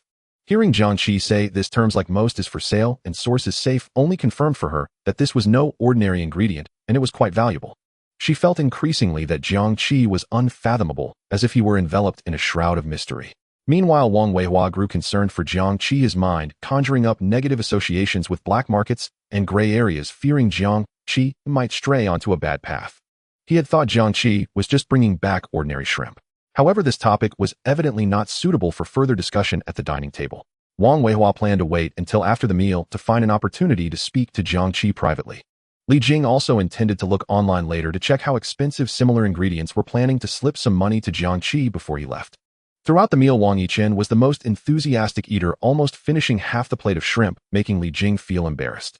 Li Jing and Wang Weihua also ate a bit, spurred on by Jiang Qi's serving, and their spirits lifted considerably. Jiang Qi, however, hardly touched the plate of shrimp, only having some fish and roast duck, focusing primarily on drinking with Wang Weihua. During the meal, Wang Weihua asked Jiang Qi about his whereabouts over the years, to which Jiang Qi casually fabricated a reason to brush it off. By the time the meal ended, a bottle of liquor was nearly empty. Wang Weihua was already slightly tipsy, the effects of the alcohol rising. Although Jiang Qi found the drink spicy and hard to swallow at first, he appeared unaffected afterward, his complexion normal and his eyes clear.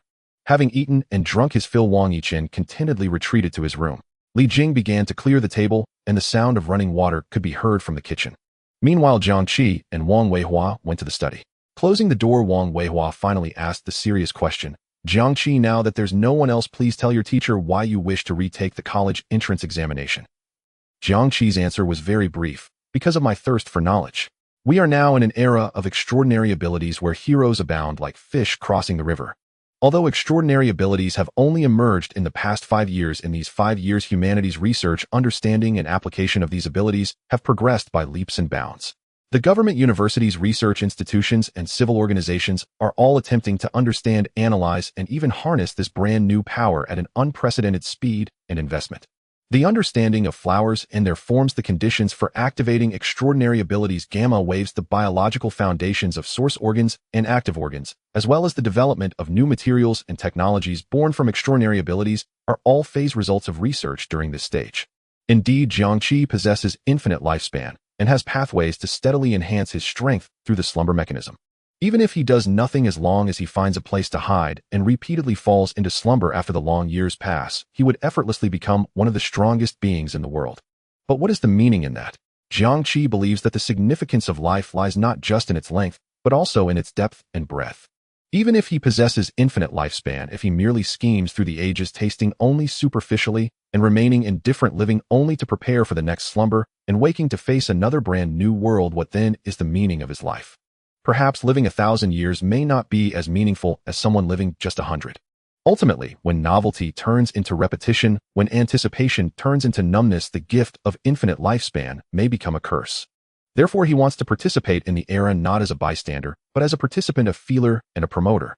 He cannot remain a spectator on the banks of the river of time. He must jump into the river, feel its flow, its temperature, and even try to influence its direction. He wants to maintain a vigorous curiosity and a thirst for knowledge. And the university is a suitable place for him at this stage. Moreover, he aims to explore the boundaries of extraordinary abilities, investigate their origins, deeply understand his own capacities, study the jade ruler, and research slumber. He can't just use the hammer someone handed him without questioning why, right? Maybe at first that could work, but if it continues long-term, that would make him a fool. What if one day that hammer suddenly swung back at him? And universities, especially those leading institutions, are the sources and gathering places of these new knowledge, new theories, and new technologies. They have the most outstanding scholars, the most advanced equipment, and the most cutting-edge topics, which Jiang Qi urgently needs.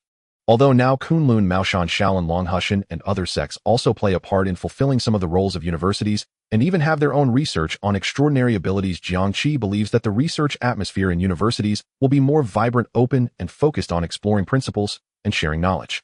From the information available online, entering those traditional sects, basically, means being deeply bound for life, following their specific rules and regulations. Jiang Qi does not want to be constrained by this too early. He needs a more free exploration space. Moreover, Jiang Qi is a top student selected under the current examination-oriented education system. Between sects and universities, he instinctively leans towards the latter, which is entirely reasonable.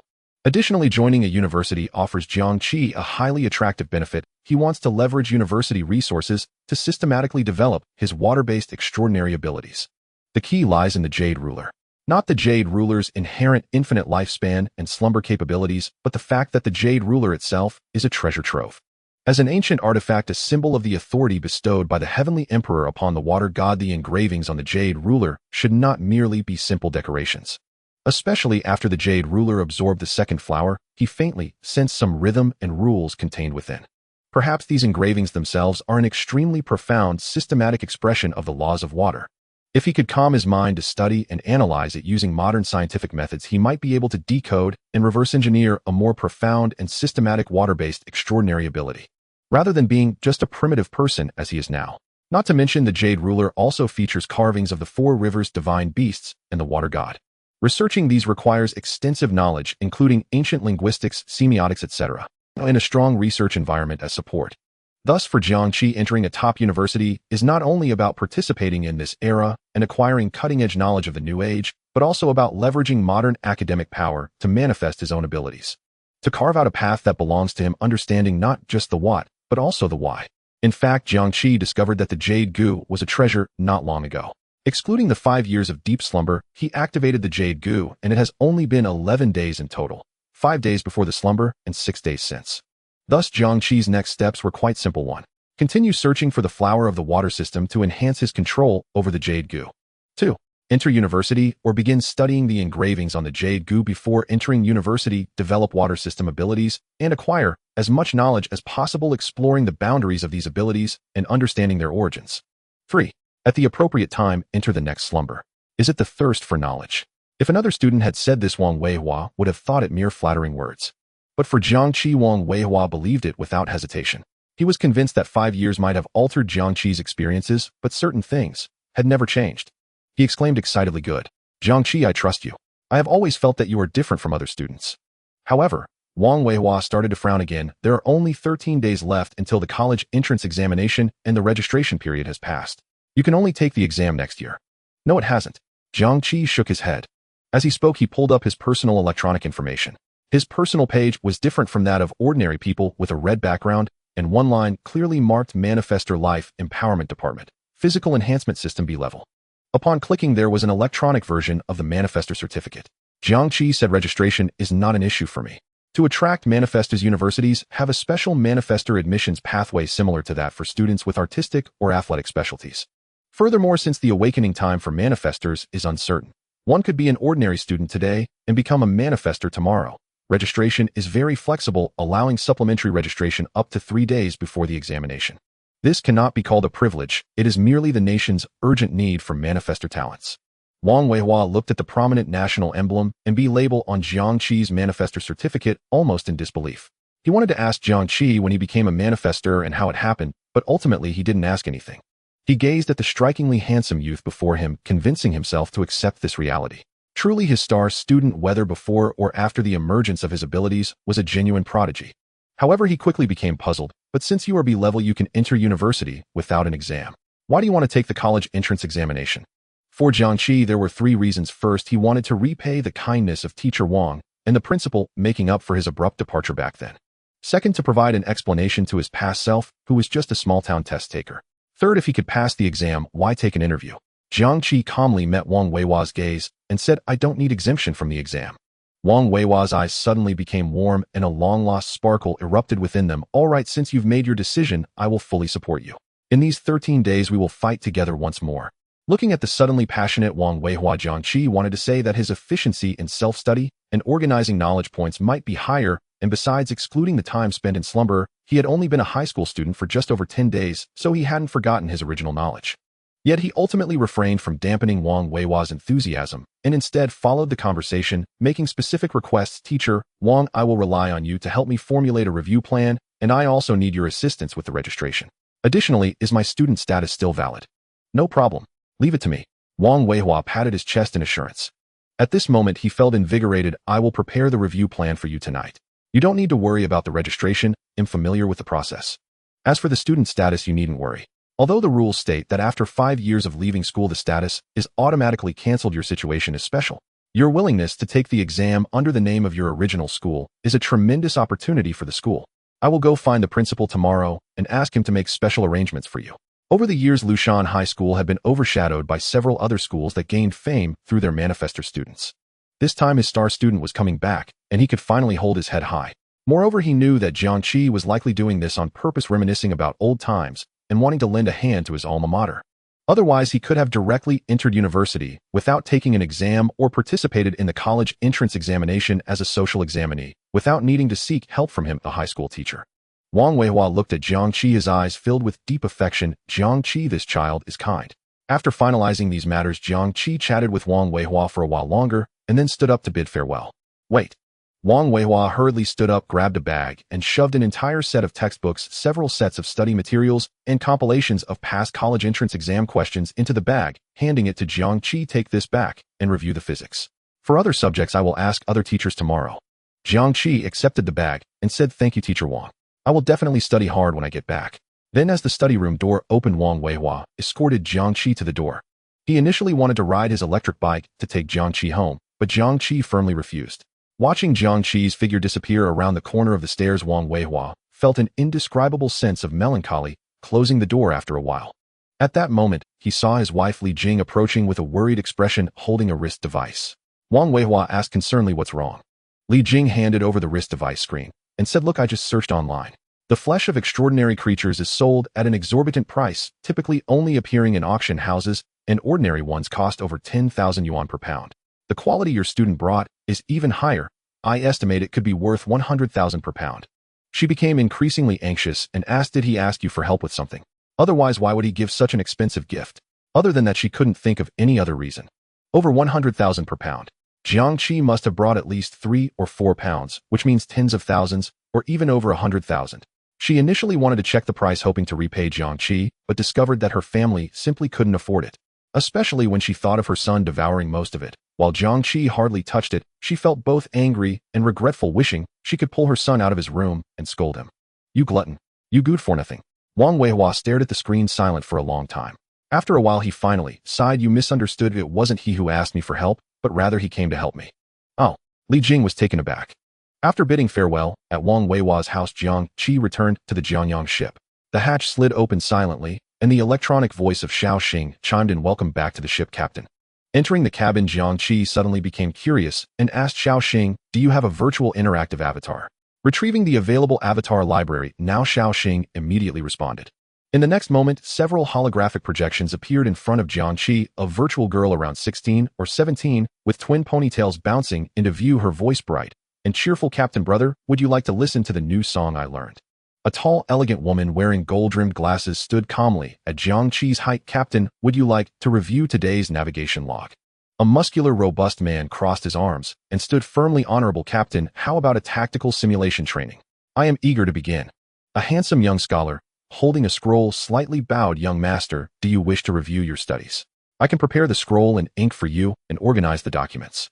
A vibrant young man in a sports hoodie grinned widely, his voice full of energy. "Captain, how about an exhilarating virtual sports match?" An elderly man dressed in classical butler attire slightly bowed. "Young master, welcome back to the residence." A cartoon cat rolled into view, meowing playfully, waving its paw at Jiang Qi. "Master, would you like some cat therapy?" Jiang Qi took great interest in each virtual avatar, each equipped with unique voice tones and interactive styles, making them feel very lifelike. Additionally, Xiao Xing added that one could also select popular characters from movies and TV shows, various games, and virtual images from artworks, even real celebrity avatars, etc. Among them were many film and television characters and stars that Jiang Qi had seen before. Of course, these avatars all required payment. The real celebrity avatars were the most expensive, with monthly fees ranging from tens of thousands to over 100,000, and the price for a single experience also reached into the thousands. Jiang Qi wondered who would actually buy them. Xiao Xing, if you have special needs, you can also activate the custom design module, where you can freely set the appearance, voice, personality, micro-expression habits, and catchphrases of the avatar, creating your own exclusive virtual interactive partner. Jiang Qi shook his head. "No, let's switch back to the default voice mode." All projections instantly vanished, and Xiao Xing said, "Switch to basic voice interaction mode." Afterward, Jiang Qi entered a private lounge. The lounge was extravagantly decorated with an absurdly large round bed occupying the center, surrounded by aromatic scents released on command. The walls were adorned with gold leaf and diamonds, and there were some oddly shaped self-explanatory devices placed on the bedside table. Everything displayed the excess and debauchery of the previous owner. Jiang Qi paid little attention to all this. He issued a command: environment simulation deep sea. With the command given, the room instantly transformed into an endless, tranquil underwater scene, serene and oppressive, with the occasional glowing jellyfish drifting by adding a touch of life. Jiang Qi continued to disable all internal monitoring and recording devices in this room, entering absolute privacy mode.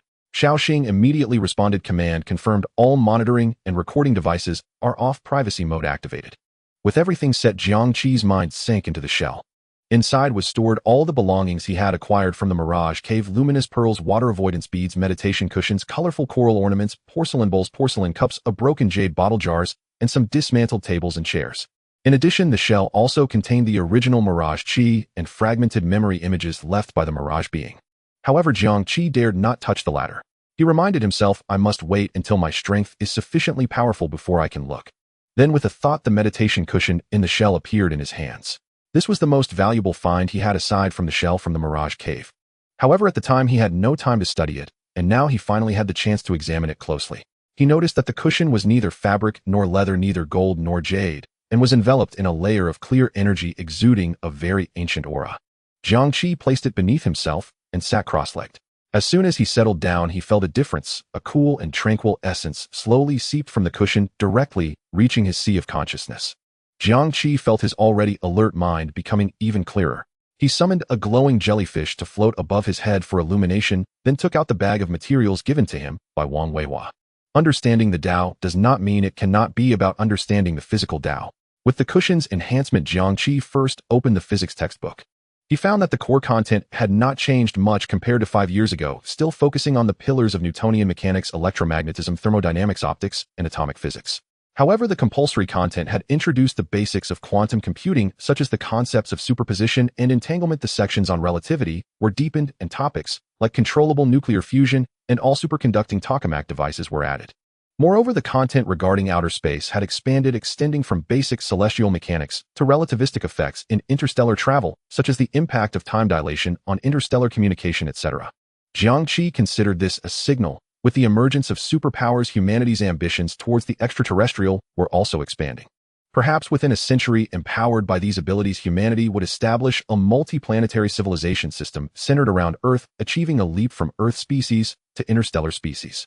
Additionally, the physics textbook included some content adapted for the times. In the classical mechanics section, there was a preliminary analysis of extraordinary forces, though still quite superficial. Even physics problems began using superpowered individuals as examples. For instance, example 1, a superpowered individual controlling electric current releases 5A of current at a voltage of 220 V. How much work is done in 1 minute in joules? What is the equivalent power in watts? Example 2, assuming a body enhancement superpowered individual can accelerate a 1.5-ton car from rest to 30 milliseconds in 3 seconds. What is the average thrust of that superpowered individual, and what is their approximate level? Combining physics with the abilities of superpowered individuals is quite innovative. Next, Jiang Qi quickly reviewed the revision outline. Afterward, he pulled out last year's physics college entrance examination paper and last month's third mock physics paper and began answering. During the process of solving the problems, he hardly paused at all. Complex force analyses, electromagnetic field calculations, particle motion trajectories. Each question took no more than 5 minutes.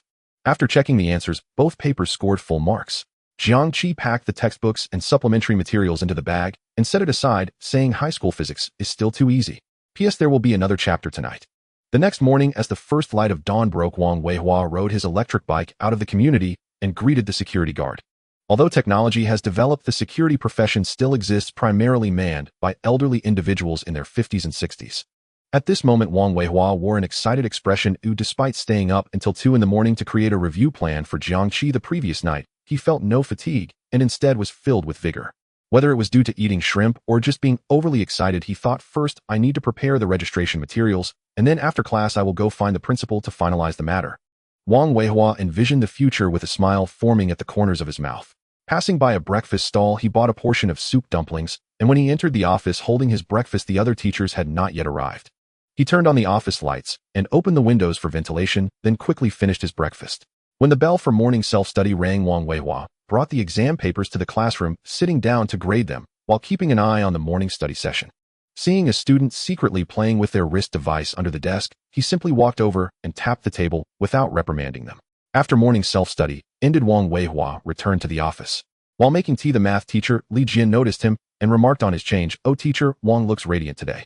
He adjusted his glasses, his gaze falling on the exam paper in Wang Weihua's hands. "Oh, you haven't finished grading this paper?" Wang Weihua smiled and replied, "I was delayed by other matters." Li Jian looked at him and said, "Something's off, something's really off. A responsible teacher, Wang, like you, has papers that aren't graded." The English teacher Zhang Li joked, "Teacher Wang, could it be that you have some good news? You seem very happy. Did you win the lottery?" To their surprise, Wang Weihua smiled mysteriously and admitted, "Indeed, there is good news, something even more exciting than winning the lottery." This left Li Jian and Zhang Li stunned, not expecting that Wang Weihua would confirm a joke. Is it that his wife is pregnant again, or that his son has become a remarkable talent? At this time, the geography teacher Lu Mei also walked into the office and, seeing the lively atmosphere, asked, "What happened that's so lively?" Li Jian and Zhang Li pointed simultaneously at Wang Weihua. "You should ask Teacher Wang.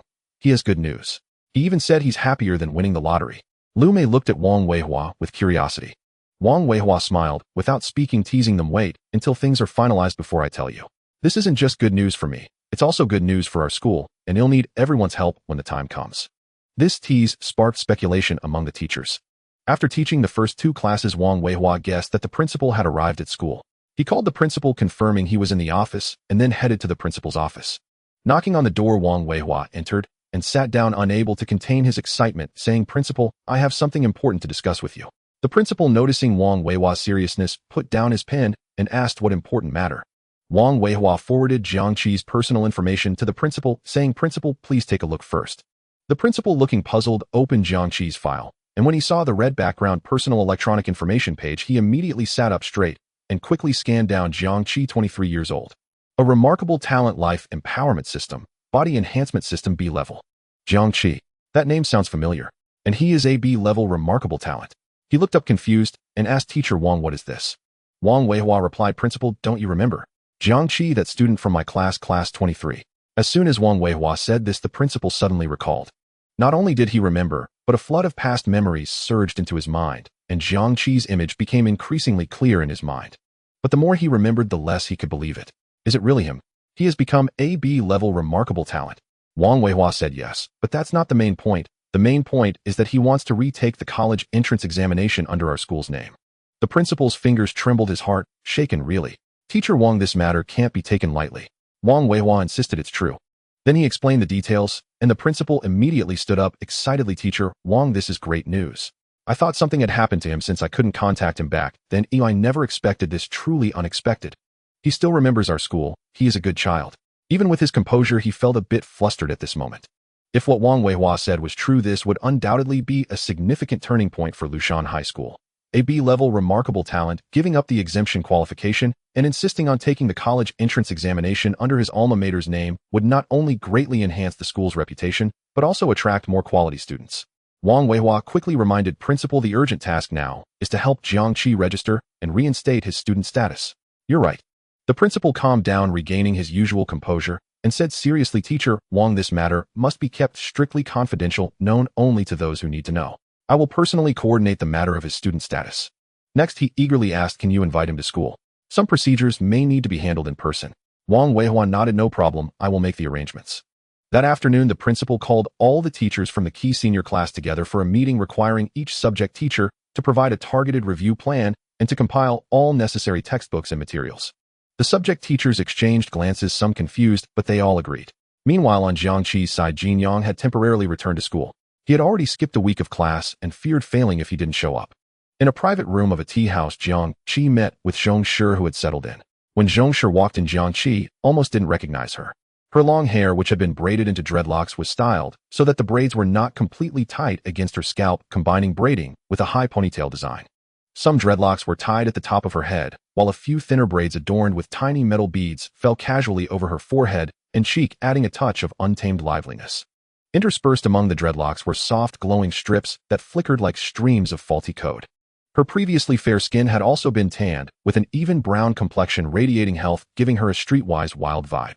Her clothing had also changed from the previous style, adorned with guiding light strips and various hip-hop and punk slogans and patterns. A row of silver ear studs adorned her ear cartilage, and she had a brow piercing above her brow bone. Yo boss, Zhong Shi nodded slightly as a greeting, then unceremoniously sat down opposite Jiang Qi, crossing her legs and saying, look at this. How's the new look? Jiang Qi assessed her and coldly replied, flashy. Zhong Shi, far from being offended, snapped her fingers with pride. This is exactly the effect I wanted. Oh, changing my appearance is basic operation. As long as others don't recognize me, that's all that matters. Then she pulled out the flexible screen from her wrist device and slid it in front of Jiang Qi. Check it out. The buyers have been found. Hey, raise their offer. Jiang Qi picked up the display, which clearly listed various offers: a level giant shrimp, meat, 2 Donglu coins per pound, a shrimp eye crystals, 1 Donglu coins for each. Shrimp shells offered at 350 Donglu coins per square. Legs, 4 Donglu coins, each. No distinction between pincer legs and walking legs. Giant pincers, 1 Donglu coins each. A shrimp heads, 1 Donglu coins. The other parts, 5 per pound. Jiang Qi quickly scanned through, and these prices aligned with what he had previously found online regarding the sale and auction prices of extraordinary biological flesh and blood above B-level. In fact, for special parts like legs and giant pincers, the offers were even higher than the market price. What do you think?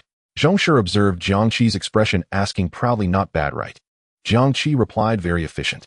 He had to admit that although Zhong Shi's character was questionable, her ability to get things done was indeed top-notch. Especially within just one day, she not only settled herself and transformed her appearance, but also found buyers. This was enough to prove that after so many years in the black market, she certainly had some skills. You're overpraising me. Zhong Shi waved her hand, and although she said it modestly, the upward curve of her lips betrayed her satisfaction. Once the deal is done, I will naturally do my best to repay your debt early, and I'll gain my freedom sooner. Then she rolled her eyes, and with a flattering smile leaned in a bit to ask, so boss, considering I've been busy and put in both effort and toil, how much commission can I get once this is successful? Jiang Qi, expressionless, asked, what commission? The commission for being an intermediary. According to the industry rules, I should get a cut, right? Zhong Shi said confidently, although I'm working for you, I still have some performance in this deal, right? Simultaneously, she adjusted her dreadlocks, saying, and my outfit here counts as essential business expenses, so that needs reimbursement too, right? We'll talk about the commission after the transaction is completed. Jiang Qi completely ignored her remarks. Previously, Jin Yang had already transferred 2 to her, and he directly got to the point. I need to know when the goods will be delivered and where the handover will take place. Jiang Qi knew that unless the transaction was completed, this cunning little boss probably wouldn't promise her anything. She said, if it's convenient, we can arrange it for tonight, but the other party requires on-site inspection.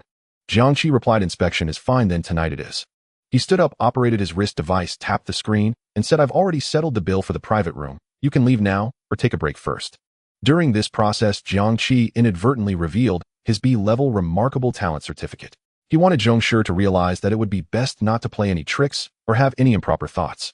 After saying that, Jiang Qi left the private room, while Jiang Qi trembled as she picked up the already cold tea on the table, shaking as she brought it to her lips, trembling as she poured it into her mouth, trying to calm her surprise. He is actually a B-level. Back on the ship, Jiang Qi carefully calculated. The giant shrimp weighed approximately 4 tons. Based on this weight, without considering the limbs, the total meat yield was between 6 and 8, which amounted to 480 to 640 jin. After deducting the amount for personal consumption and for his uncle Aunt Jin Yang's parents and teacher, Wang, totaling 70 jin, he was left with approximately 390 to 430 jin. Half of the remaining portion would be kept for himself, so the sellable amount would be 195 to 215 jin. Calculating at 2.0 per jin, that would yield 39 million to 43 million. This is for the shrimp meat. As for the shell, the giant shrimp stood 3 to 4 meters tall, with a total shell area of about 10 square meters. However, Jiang Qi had previously made 3 shields, 2 of which were still with Professor Zhang and Yinhua. Additionally, the usable part of the giant shrimp is primarily the back, leaving about 3 square meters of remaining shell. Calculating at 3.5 million per square meter, it could be sold for about 10 million. Next are the limbs. Originally, there were 8 limbs, 2 were used to make shrimp spears, and 1 was taken by the Dongzhou Anomaly Bureau, leaving 5 limbs. At 4 million each, that totals 20 million. Furthermore, selling 1 giant claw fetches 10 million. The shrimp heads combined would also yield 10 million. 1 shrimp eye was taken by the Dongzhou Anomaly Bureau, leaving 1 to sell for 2 million. Excluding the main parts mentioned above, the remaining internal organs, soft tissues, and some shell fragments are estimated to weigh 5 of the total, which is 8,000 jin, 400 jin. At 5,000 per jin, that could sell for 20 million. In total, when everything is added up, the shrimp meat amounts to 39 million to 43 million, plus approximately 10 million for the shell, 20 million for the limbs, 10 million for the giant claw, 10 million for the shrimp head, 2 million for the shrimp eye, and 20 million for other parts, totaling 111 million to 121 million. If everything goes smoothly, Jiang Qi could end up with about 110 to 120 million, while keeping a portion for himself. That's definitely a substantial sum.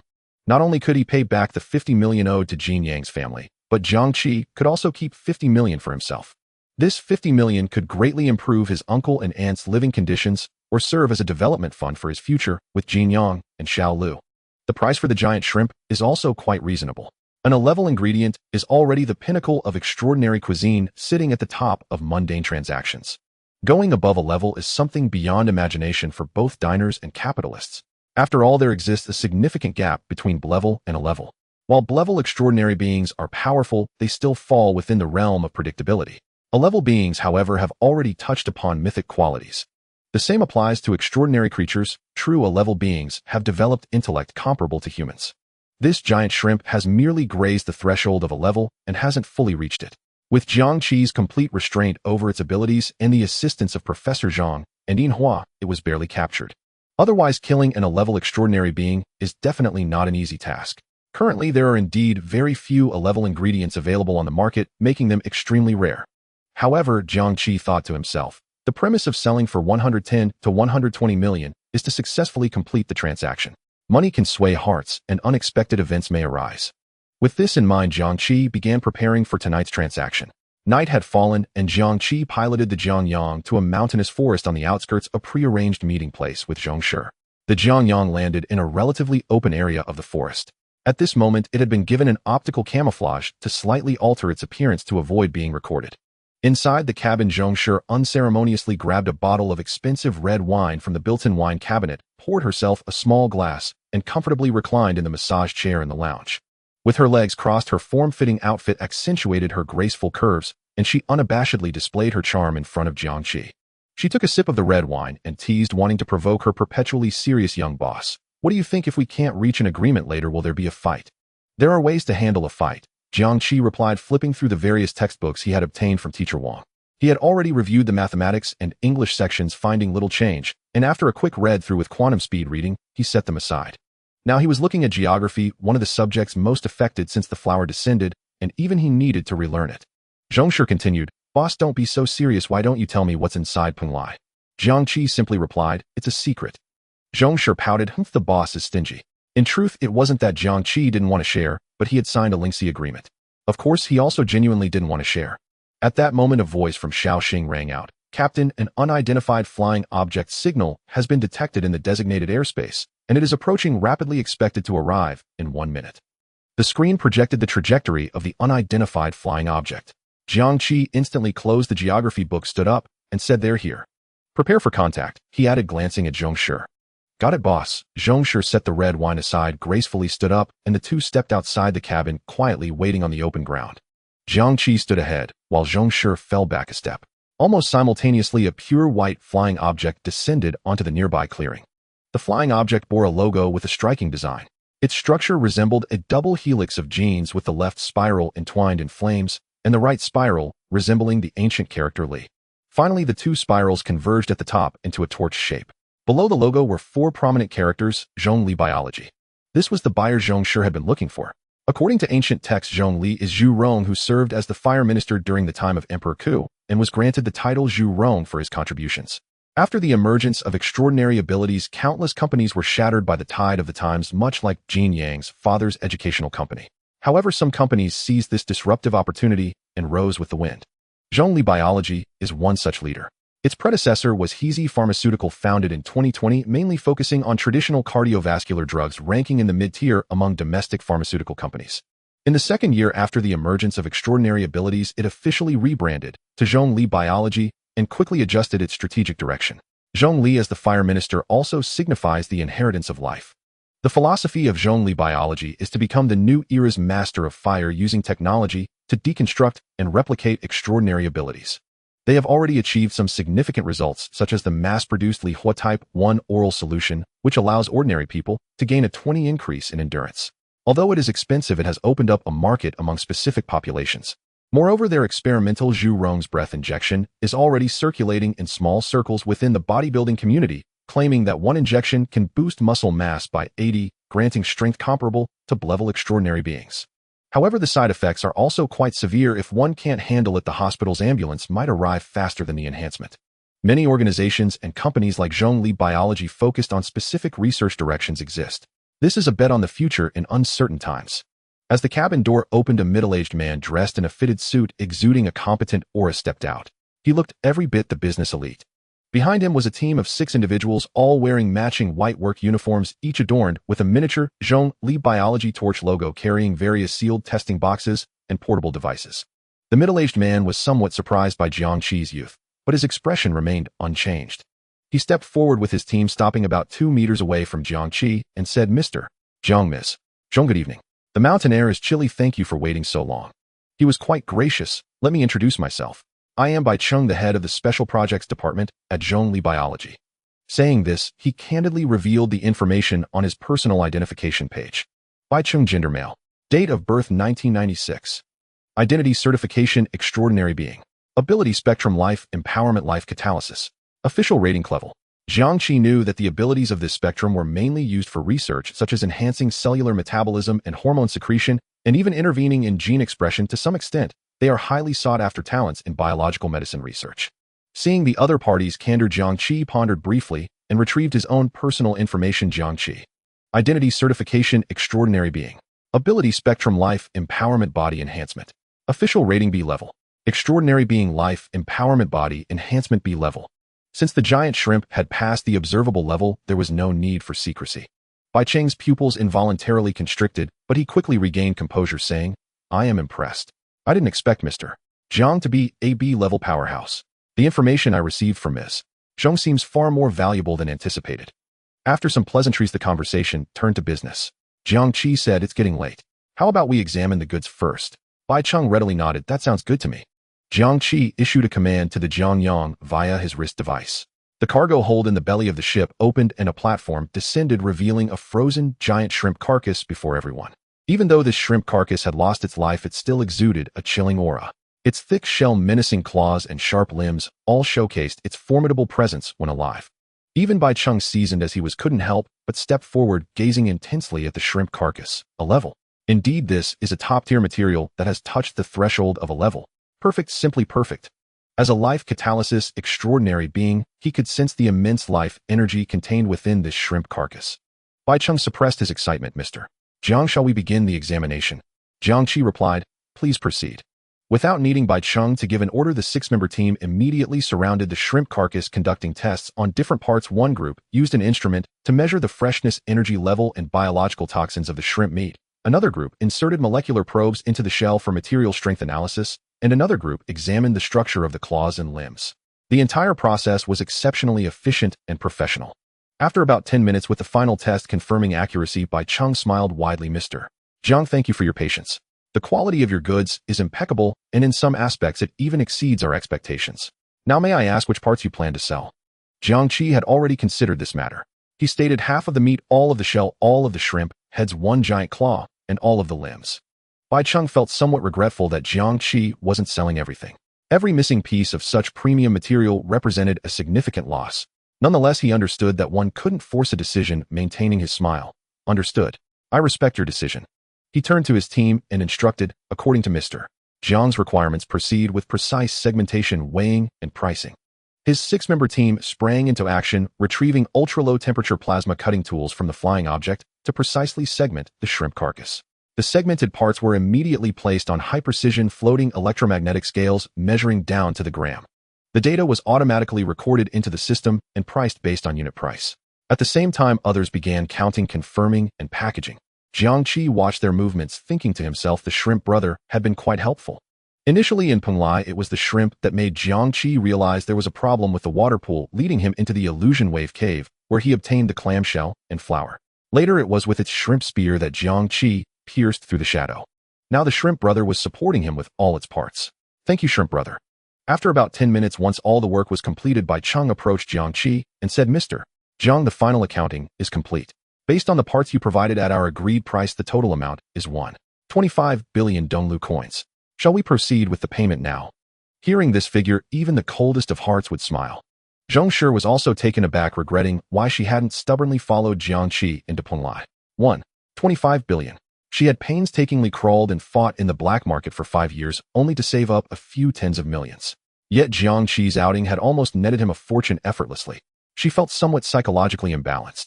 Jiang Qi nodded and said, proceed with the payment. All right, please wait a moment. Bai Chung stepped aside and contacted the chairman of Zhongli Biology directly through an encrypted call. This transaction involved direct intervention from the chairman of Zhongli Biology, with payments made from his personal assets rather than the company account, one of the purposes being to maintain maximum confidentiality. After a brief confirmation, Bai Chung returned, and shortly after, Jiang Qi's wrist device received a notification of the funds being deposited. He glanced at the screen, which displayed the updated balance, showing that 1.25 billion had been transferred without a hitch. Bai Chung smiled and extended his hand to Jiang Qi. Pleasure doing business with you, Mr. Jiang. Jiang Qi shook his hand in return. Pleasure doing business with you. Bai Chung then suggested, Mr. Jiang, would you mind adding a WeChat contact? Perhaps we might have the opportunity to collaborate again. He was very optimistic about Jiang Qi's future. Both his strength and his ability to procure a-level materials made him a worthwhile investment for maintaining a relationship. Jiang Qi pondered briefly, but did not refuse. A channel as powerful as Zhongli Biology might prove useful in the future. No problem. With the transaction complete, the team from Zhongli Biology quickly boarded the white flying object with the packaged shrimp carcass and vanished into the night sky. Jiang Qi and Zhong Shi returned to the Jiangyang, looking at the long string of numbers in their account. The tension in Jiang Qi's heart finally relaxed. The transaction had been successfully completed without any unexpected incidents. Boss, how did it go? Wasn't my work this time exceptionally smooth and well executed? Let me tell you, every client I selected was rigorously vetted, with all potential risks thoroughly screened. Once aboard the vessel, Zhong Shi hovered attentively around Jiang Qi, her smile unwavering. Her fingers twitched incessantly, a subtle, unmistakable signal of her unspoken expectations. Jiang Qi glanced at her sidelong, well aware that to urge a horse to run, one must first feed it. And for someone like Zhong Shi, strategic incentive proved far more effective than mere intimidation. Without hesitation, he tapped his wrist terminal and transferred 3 million Donglu credits into her account. A notification flashed: Donglu Central Bank alert, CNY 30000 credited to account ending 7788. Balance At the sight, Jiang Qi burst into delighted laughter. Generous boss. Brilliant, peerless boss. Jiang Qi dropped her off in the city center and said, "Keep a low profile. I'll contact you if needed." "Understood. I'll be there the moment you call." She thumped her chest in solemn assurance. Though 3 million wasn't extraordinary, she sensed a radiant future dawning. With a vigorous wave, she melted swiftly into the city's deepening shadows. 10 minutes later, having left Jiang Qi behind, Jiang Qi arrived at Lushan Normal University, the very institution where Jinyang was now enrolled. Jinyang had originally secured admission to Lushan Sports College through the National College entrance exam. With exceptional physical aptitude, he'd aspired to become a